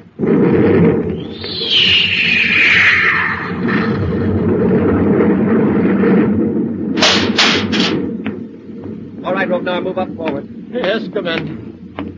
Nice bit of maneuvering, Happy. Thank you, sir. I got the sedan. All right, Rooknar. I'll watch him, Hap. I'll take over the controls. Hovering in the air over the city. We might have been killed. Yeah? At least it would have been quick. Not like working in the K-light mines. Well, that reminds me, Happy. I've got to contact Mono. Commander Corey aboard Terra 5 calling ARL Camp number 21. Corey to ARL Camp 21. ARL Camp 21. Mono here. Go ahead, Commander. Mono, this is about those men that were sent to the K-light mines. If they escaped, if they survived, could your camp take care of all 500? For a time, until we could distribute them around to the other camps. At least they'd be no worse off at the mines. And spread the word around. You're going to have company. But, Commander, mines are guarded by robots. I've got 2 robot control units now, plus a technical advisor, Rooknar. You've captured Rooknar again? Yes, he's here in the ship. If Happy and I deactivate those robot guards, can you lead those 500 men to safety? If you can hold the robots off until the men reach the forest north of the mines, we'd have a chance. Good. I'll pick you up to camp, and then we'll head for the K-light mines. Corey out. An hour later, Buzz and Happy have picked up Mono, and now, with the anti-robot leader pointing the way, Buzz heads the Terra 5 toward the K-light mines. Mines are in that range of mountains just ahead, Commander. We'll set the ship down far enough away to avoid alerting the robots. Then you and I'll approach the mines on foot. Can I go with you, Commander? You better stay with the ship, Happy. Keep Rooknar locked up back aft.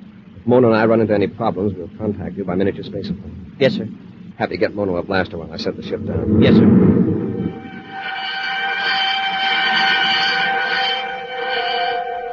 Leaving Happy in the ship, Buzz and Mono strike out over the ridge for the mines. As Buzz and Mono descend the slope, a breeze charged with an acrid dust blows toward them from the mines. There's one of the outer guard, Commander. A robot. It sees us. Just keep walking toward it till we're in range to work the control unit. Got to deactivate the robot before it deactivates us. But how many robots are here at the mine? I think about 25. At least half of them are down in the shaft with the miners. The robot's suspicious. It's coming toward us. I think we're in range now. Okay, stop. I'll use the control unit. Still coming. I'll give it another charge. My control unit isn't working. Use yours. Yes, Commander. Mine doesn't work either. Commander, the robot's reaching for his immobilizer ray. This blaster's likely to arouse the whole camp, but I've got to use it. You got it. Back up the hill quick, before the other robots come to investigate. Duck behind your stick, Mono. Let's see if we're being followed. There are 2 robots heading this way. Yes, but not moving very fast. Just curious, I guess. I wonder why our control units didn't work. I've got an idea about that. I'll contact Happy. Commander Corey to Cadet Happy. Happy here, sir. We had to use a blaster on a robot guard, Hap. The Ruger must have changed the response frequencies on the robots. Our control units don't work. What are we going to do? Pick off the robots one by one with blasters? Well, we can't risk it. The robots might turn on the workers. Now, listen. Get Rooknar and bring him here. Maybe he can give these robots direct orders. Can we trust him? You'll have to. Moto and I'll be waiting just over the top of the ridge.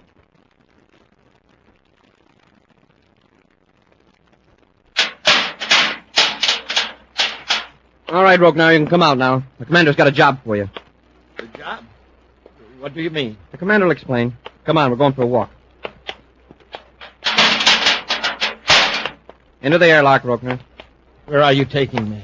We need an expert on robots, and you're elected. Go on, into the lock. Of course, Cadet. Anything to oblige. Hey, you... This is the jet I've been waiting for! There. I'd finish you right now if I was sure I'd escape from Corey. But this will hold you for a while.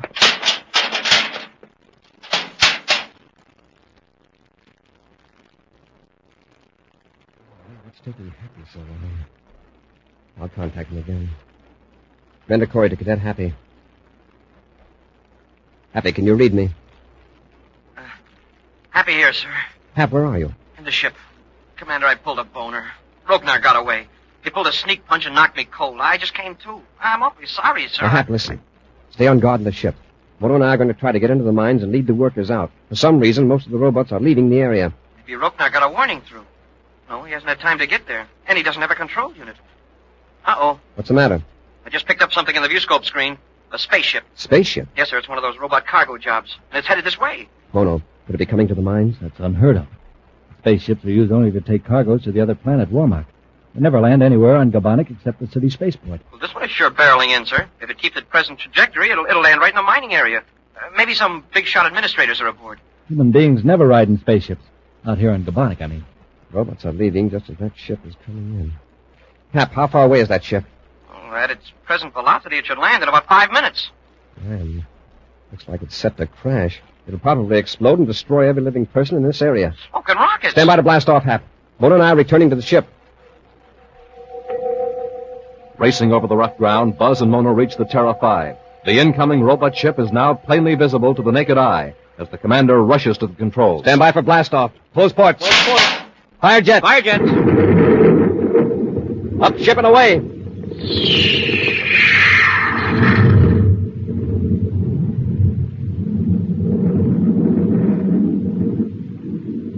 You're right, Commander. That robot ship isn't leveling off. It's headed straight for the mining area. How are you going to stop it? Those people will be killed. There's just one chance. Destroy it before it gets any closer. Hap, stand by to fire both atom cannons. Standing by, sir. When you're on target, fire. Ship will hit in 15 seconds, sir, unless we blast it first. I'm on target. Fire. I hope that shot's good.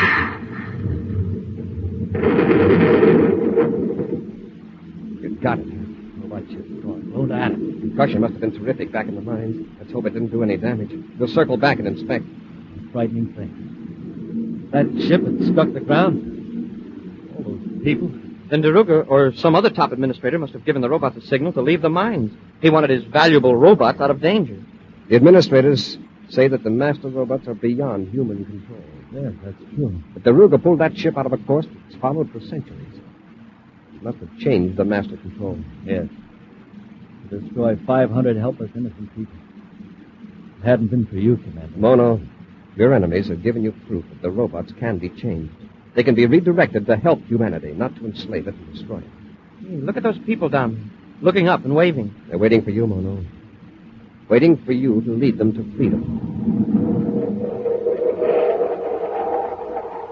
An action preview of next week's exciting Space Patrol adventure in just a moment. Commander Corey calling all space jockeys. Calling all space jockeys. Accelerate jets. Full speed ahead if you want to get in under the wire, because today is absolutely the last time we will ever be able to offer you a sensational rocket cockpit for your very own.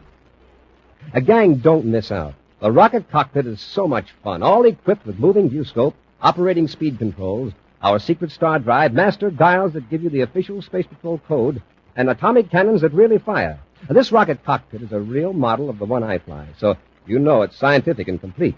Now, here's how you get yours. Send your name and address and 25 cents along with 2 wrappers from any Nestle's chocolate bars to Nestle, Box 54, St. Louis, Missouri. That's Nestle, Box 54, St. Louis, Missouri. And do it right now, because this offer will never be made again. And I want all of you to have the thrill of flying with your own rocket cockpit. And now, a preview of next week's exciting Space Patrol adventure. Buzz is descending the face of a cliff on the planet Gobonic to rescue his friend Mono on a ledge below. In their spaceship on top of the cliff, Happy contacts the commander by spaceophone. How you doing, Commander? I've got to go down another 100 feet, Happy. If I can get to Mono before that robot does. Mono, answer me. What happened, Commander? Mono collapsed down there on the ledge. The lead robot got him with an immobilizer ray. Smoking rockets. Can you reach him before the robot? If I do, I'll be in range of the immobilizer. I know. Use your blaster on the robot. From this height, I might hit Mono. And there are 5 more robots closing in. Be with us again next week for the thrilling Space Patrol story, A Planet in Peril. Space Patrol, created by Mike Moser, starring Ed Kemmer as Commander Corey and Lynn Osborne as Cadet Happy, was written by Lou Houston. Produced and directed by Larry Robertson. Executive producer Helen Moser. Other players were Ken Mayer, Norman Jolly, Bela Kovac, and Tony Sides. Dick Tufeld speaking. This week's Space Patrol was brought to you by Nestle's Eveready, the instant cocoa. Nestle's Quick for great chocolate milk, and famous Nestle's chocolate bars. This program is broadcast for Armed Forces overseas to the worldwide facilities of the Armed Forces Radio Service. Space Patrol came to you transcribed from Hollywood. This is ABC Radio Network.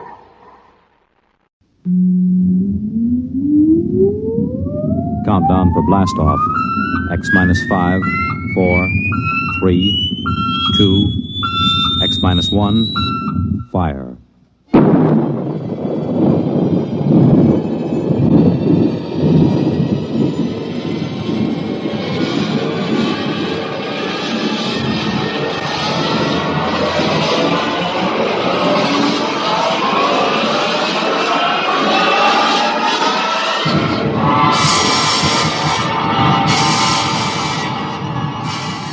From the far horizons of the unknown come transcribed tales of new dimensions in time and space.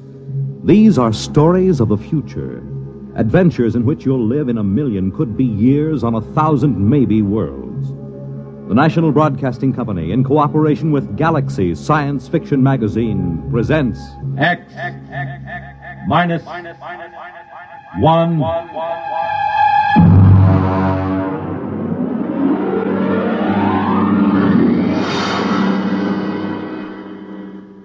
Tonight's story, The C-Chute, by Isaac Asimov.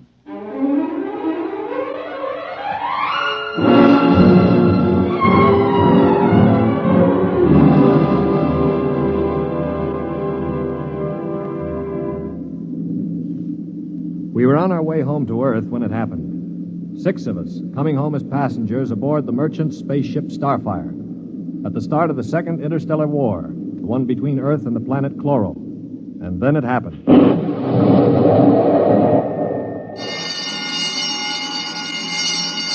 Now hear this. Condition red. Condition red. We are under attack from a Chloran battlecruiser. All hands forward to battle stations. Passengers will remain confined to the after cabin. Condition red. We are being attacked. The interception by the Chloran cruiser, the murderous running jewel of energy blasts and force field defenses.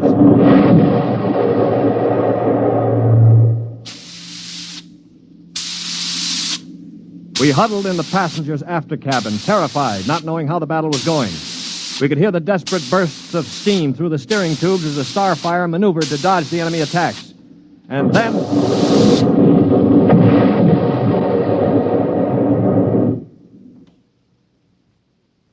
Now what? The beginning of the end, you might call it.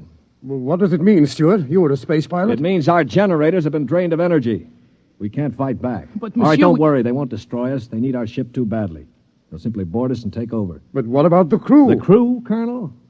If they have any sense, they'll surrender. If they choose to fight, they'll... Now, they're coming aboard. Now, be very still. Oh, Mother in heaven, help Would you us. be still? If only those fools on deck will surrender without a struggle. They are fighting. Yes, it's the end. We've got to help them. All right, don't open that door. We just can't let them die. You can't help them. I'm going. Stop him! All right. Aristide! Shut the door quickly! Aristide, my brother. That poor fool. I'll get them. My brother, I swear to you, I'll get them. Yeah, you better cover his body. The brutes. The monstrous, green-skinned brutes. They're no more brutes than we are, Colonel. This is a war. Are you defending them? I'm merely pointing out the facts. I ought to strangle you. Why not save it for the chloros? I will. I promise you I will. Well, they're probably deciding right now what to do with us. We might as well settle down and wait.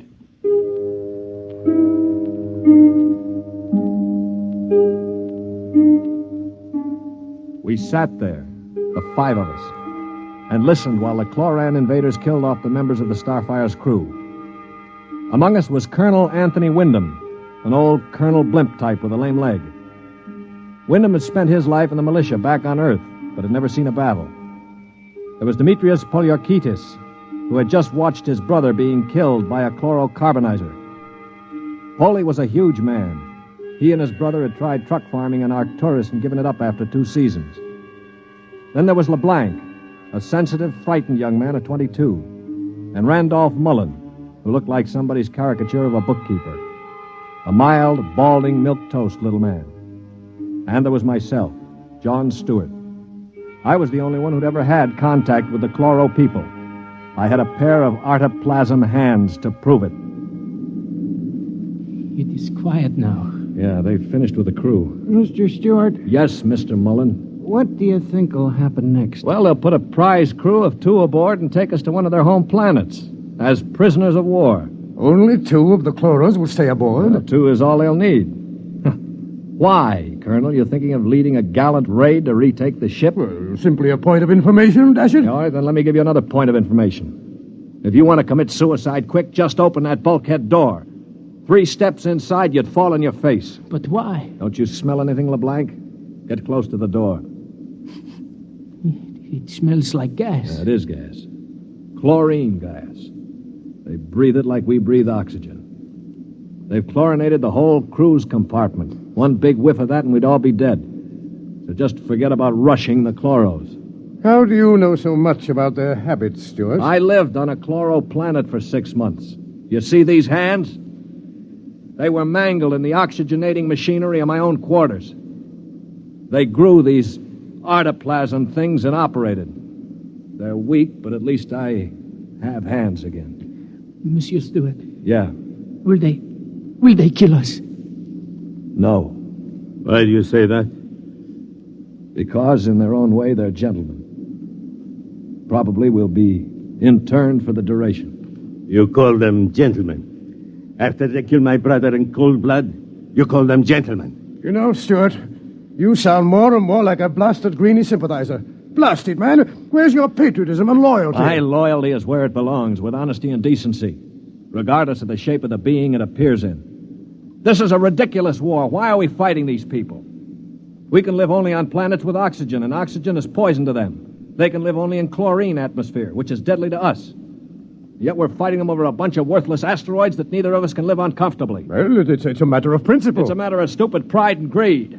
I don't like what you say, mister. Why not? Because you talk too nice about these greeny scum. They're good to you, eh? Well, they weren't good to my brother. They killed him. And I think maybe I'll kill you, you rotten greeny... Mullen, grab him. I can't break his hold. They are coming in. Foley, let him go. They saved your life this time. But when I'm finished with them... Quiet. I think they're opening the lock. Well, don't get between us. Foley, don't lose your head. They'll kill us all. I greet you, Earthmen.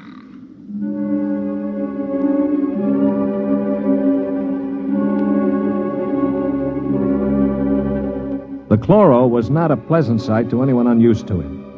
He was about the height of an Earthman, but the top of him was just a green stalk with eyes. He was still wearing a spacesuit to protect him from the oxygen in our compartment.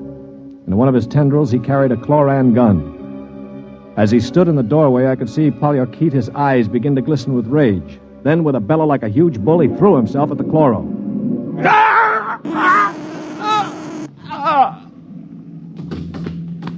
He is not dead.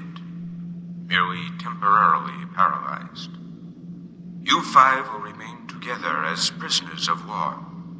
We expect to reach our own planet within several weeks, your time. There you will be interned for the duration of the war. If any of you attempts to leave this compartment, we shall be forced to destroy you. That is all I have to communicate.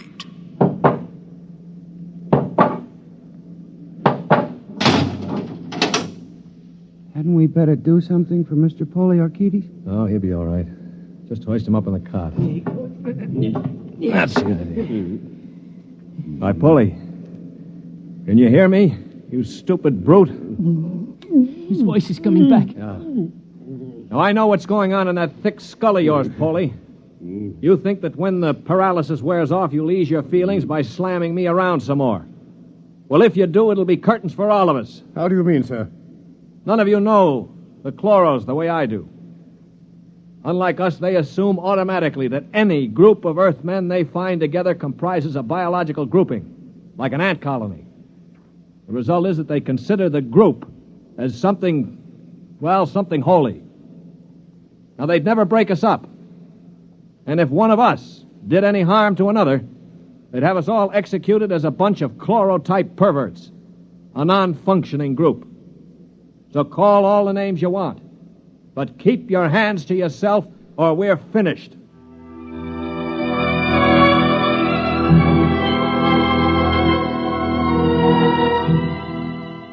My little speech had a sobering effect on the group.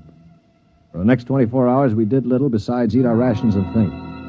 I tried to evaluate them. The colonel I had figured for an old windbag. Poliarchides was a hate-filled brute. LeBlanc would crack first. He was like a frightened child. Mullen was a nonentity, a mouse instead of a man. Everything he did seemed prissyish. His voice had the quality of furtively rustling underbrush. How long did you say the trip would take, Mr. Stewart? Well, the chloro said about 2 weeks. Gentlemen, if I may interrupt. Colonel? Now, it has occurred to me that perhaps you know of some weakness that might enable us to overcome these chloros. The only weakness they've got is that they can't stand oxygen. Oh, but there must be some way to get the best of them, man. After all, there are only now, look, two. Before I answer, Colonel, I have to know your motive. Is it to save your own skin or help Earth win the war? Oh, dash it, man, to help our side, of course. What we're looking for is the way to save the ship for Earth without losing our lives, yes? Well, all right, let's take a vote then. LeBlanc? I have a wife waiting on Earth, Mr. Stewart. I do not want to die. Uh-huh. Hero number 1. What about you, Mullen? I don't see how we could accomplish it without... Hero number 2. Well, Poliarchides? When I kill Chloros, it will be with my bare hands. On their planet, I will kill dozens, I promise you. 3 down. Well, Colonel, don't you want to march to glory, an old militiaman like you? Your attitude is very cynical and unbecoming, Stuart. I see. Well, then I'll have to blow the ship up myself. Stuart! Don't worry, Colonel. I don't intend to be a dead hero. Of course, there is a way we might do it. What did you say, Mr. Mullen? There's a spacesuit and magnetic boots stored in that locker over there. We might be able to reach the control room from the outside of the ship. The outside? But how would we get outside? Well, this compartment has a C-Chute. It must. What is a C-Chute? A C-Chute, my boy, is a casualty chute. It doesn't get talked about much, but all the main compartments have them. They're just little airlocks down which you slide a corpse. Burial in space. Oh, blast it, Mullen. Suppose you did get outside. How could you re-enter the ship? Through the steam tubes, the ones they use to guide the ship. Wait a minute, Mullen. What do you know about steam tubes? I thought you were a bookkeeper. Well, on Arcturus, I got interested in spaceship models. I studied all about them. On my own time, of course. Yeah, naturally. At any rate, I learned that the steam tubes have an access vent directly to the control room for repairs and so forth. And the chloros, they are in the control room. What do you think, Stuart? Well, it's a video sort of idea, but it might just work. We could get permission from the chloros to open the C-Chute and bury Polly's brother. And one of us could slip into it, work forward, and climb up through the steam tube. The question being, which one? What about you? You with your loud talk and your sneers. I'm no hero, Paulie. I've already said that. My object is to stay alive. If a steam tube let go while you were in it, you'd be broiled like a lobster. Now, how about the colonel here? If I were younger, blasted, I'd trounce you. You know very well with my injured leg. Yeah, of course. Not to mention my artificial hands. Well, now, what unfortunate deformities do the rest of us have? Paulie? You just keep talking, Mr. Big Mouth, and pretty soon we'll kick your teeth in. Of course, that's your standard reply to everything, isn't it? LeBlanc, will you do it? I cannot. Not even to get back to Denise? Please, I cannot. LeBlanc needn't go. I'll do it. What? After all, it is my idea. Wait a minute. Are you serious, Mullen? Yes. Well, how? I don't understand. Why? Why you? Well, it seems no one else will do it. But that's no reason, man. I can't think of any other. Look here. Do you really intend to go through with it, sir? Yes, I suppose I do. Well, dash it, man. Let me shake your hand. You're an Earthman, by heaven.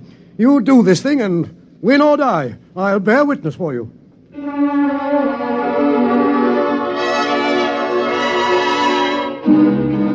It was quite a moment. Mullen the mouse had suddenly turned into a man. He just stood there awkwardly while the colonel puffed his hand. Poliorketis seemed stunned. LeBlanc was wide-eyed. And I? Well, I was in a peculiar position, one in which I rarely found myself. I had absolutely nothing to say. That ought to bring them. I hear one.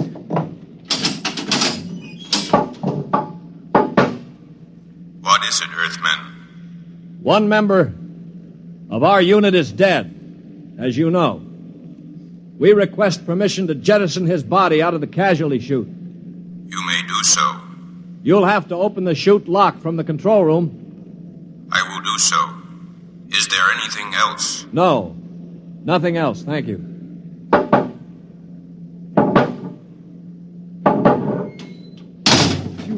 Oh, boy. All right, come on now. We'll have to work fast. Mullen, get into a spacesuit from the emergency locker. Paulie, help Mom with those magnetic boots. Hurry. I'm working as fast as I can. The arm. There. All right, give me the helmet. The helmet? Okay. Now, Mullen, you better scratch your nose if you have to. It's your last chance for a while. What about radio contact? You can talk to us. We'll listen in on the helmet set in one of the other suits. The Chloros won't have their set on the interphone frequency. Wait a moment. What for? Dash it, what's he going to use for a weapon? He isn't big enough to fight them barehanded. Ah, no, that's true. Well, how about one of those oxygen cylinders? Good idea. Use it to bash them over the head. Now, give him one of the cylinders equipped with a reducing valve. Now, look, Mullen, if your magnetic boots fail and you start drifting away into space, open this valve. See that? Now, you can use it like a miniature jet and try to blow yourself back to the ship. Understand? I think so. Well, I only hope it works. All right, here goes the helmet. You'd better hurry. The light is on over the C-Chute. Yeah. All right. That means I've opened the lock. Here. Now, can you hear me? Oh, LeBlanc, give me that other space helmet. Yes. Here. Let me switch on the radio. Can you hear me, Mullen? I hear you. Fine. Plenty of air? Air's okay. Uh-huh. Paulie, open the C-Chute. Okay, now help him in. Are you ready? Ready? Well, good luck. Close the chute. Pull the ejector valve. Now! He's out. Oh, God help him. The light is out. Yeah. The Chloros have closed the chute lock. I don't suppose he has much of a chance. No. Do you think he knew it? I don't know. I just don't know. Should I try to contact him on the radio? Yes, I think... Wait a minute. What is it? Listen, the Chloros coming. Good Lord. He's sure to miss Mullen. Yeah, wait. Paulie, get your brother's body on the cot. Put a blanket over it. Pretend it's Mullen asleep. Paulie, for heaven's sake. My brother. All right, you've got to do it, man. It's our only chance. Listen, if Mullen could go out there and Very risk his... well. I will do it.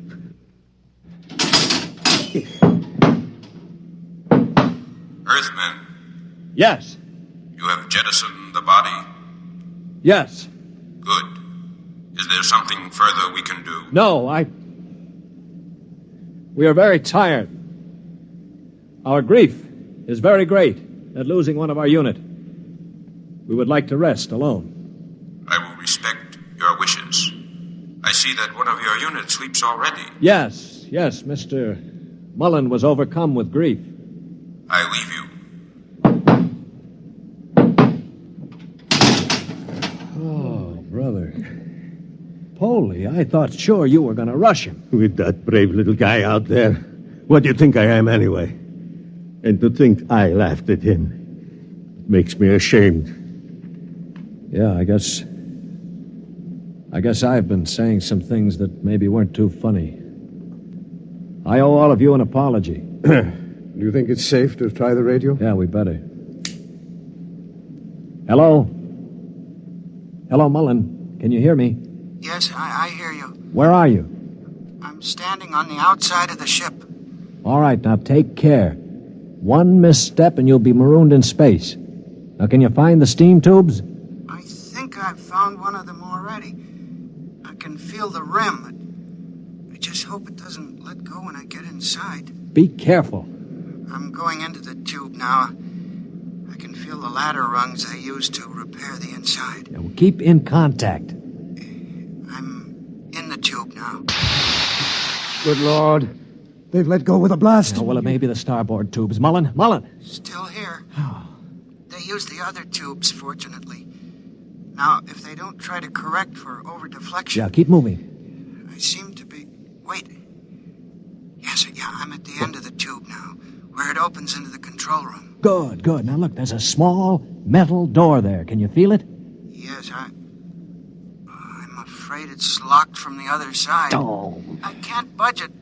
Mullen, listen to me. Stewart, I'm scared. I'm terribly scared. Yeah, all right. Now, hang on. Don't blow up. Listen to me. Are you listening? Yes. Take the spare oxygen tank. Bang on the metal door that leads to the control room. The chloros are bound to hear you. When one of them comes to investigate, try to hit him with a cylinder. Now, aim for the stalk on top of his body. Try to blind him. Will you do that? I'll try. Well, now, go on. Only one can come. The other will stay at the controls. Now start banging.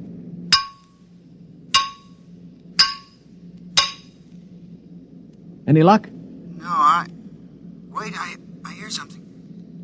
Something's opening the lock. The door now. I hear... Ah! Mullen, what happened? Mullen, can you hear me? Mullen!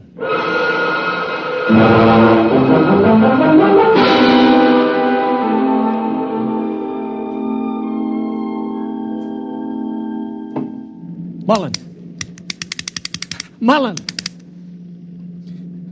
Oh, it's no use. They must have gotten him. Yeah, he was one brave little guy, that one. But suppose they have just got him in the control room. I mean, maybe he's not dead. Well, then maybe one of us could rush them. We could bang on the door and jump the chloro. Well, the first guy would be a cinch to die. Well, I would be willing to take the chance. You? Why not? I could try. Not you. I'm the strongest. I do it. Now listen, you chaps. I'm an old man. I've got nothing to live for anyway. Suppose I throw myself at the ray gun. Wait a minute, what's going on here? 20 minutes ago, there wasn't one of you who'd risk his little finger to get us out of here. Now you're falling all over each other. Maybe Mr. Mullen teaches us a lesson, huh? Yeah. Okay, Polly, give me the wrench. I'll start banging on the door.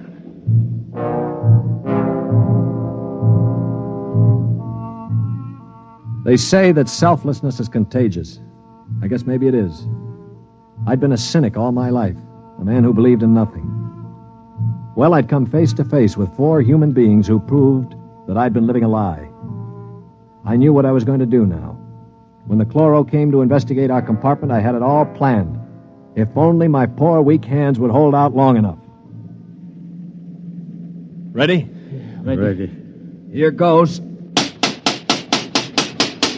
That should bring him. Try again. Wait, listen. Shh. It's at the door. Get ready.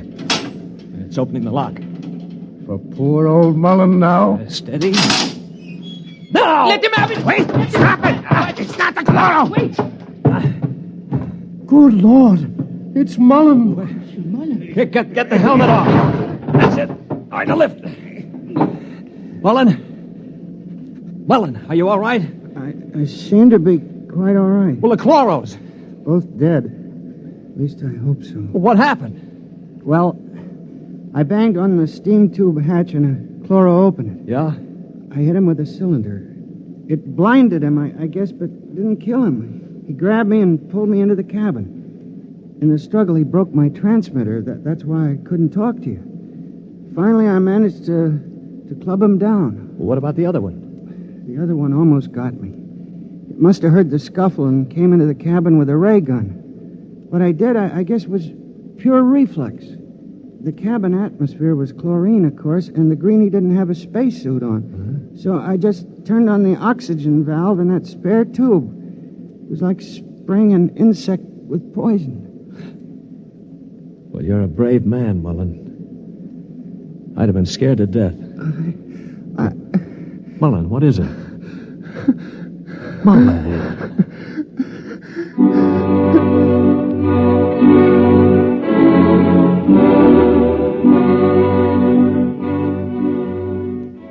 An hour later, false hands and all, I was at the controls of the ship, headed for Earth. We'd gotten rid of the chlorinating equipment and restored the oxygen naturally. Mullen was asleep in the cabin under a sedative, or so I thought until the cabin door opened. Mullen, for Pete's sake, get back to bed. No, I'm quite all right now, really. Do you mind if I watch how you operate the ship? No, not at all. Sit down. You know, I guess I owe you an apology. I didn't think too much of you. That's your privilege. No, it isn't anybody's privilege, Mullen, to despise another. For years now, I've abandoned hope of finding any decency in human beings. I owe you a vote of thanks. You embarrass me, Mr. Stewart.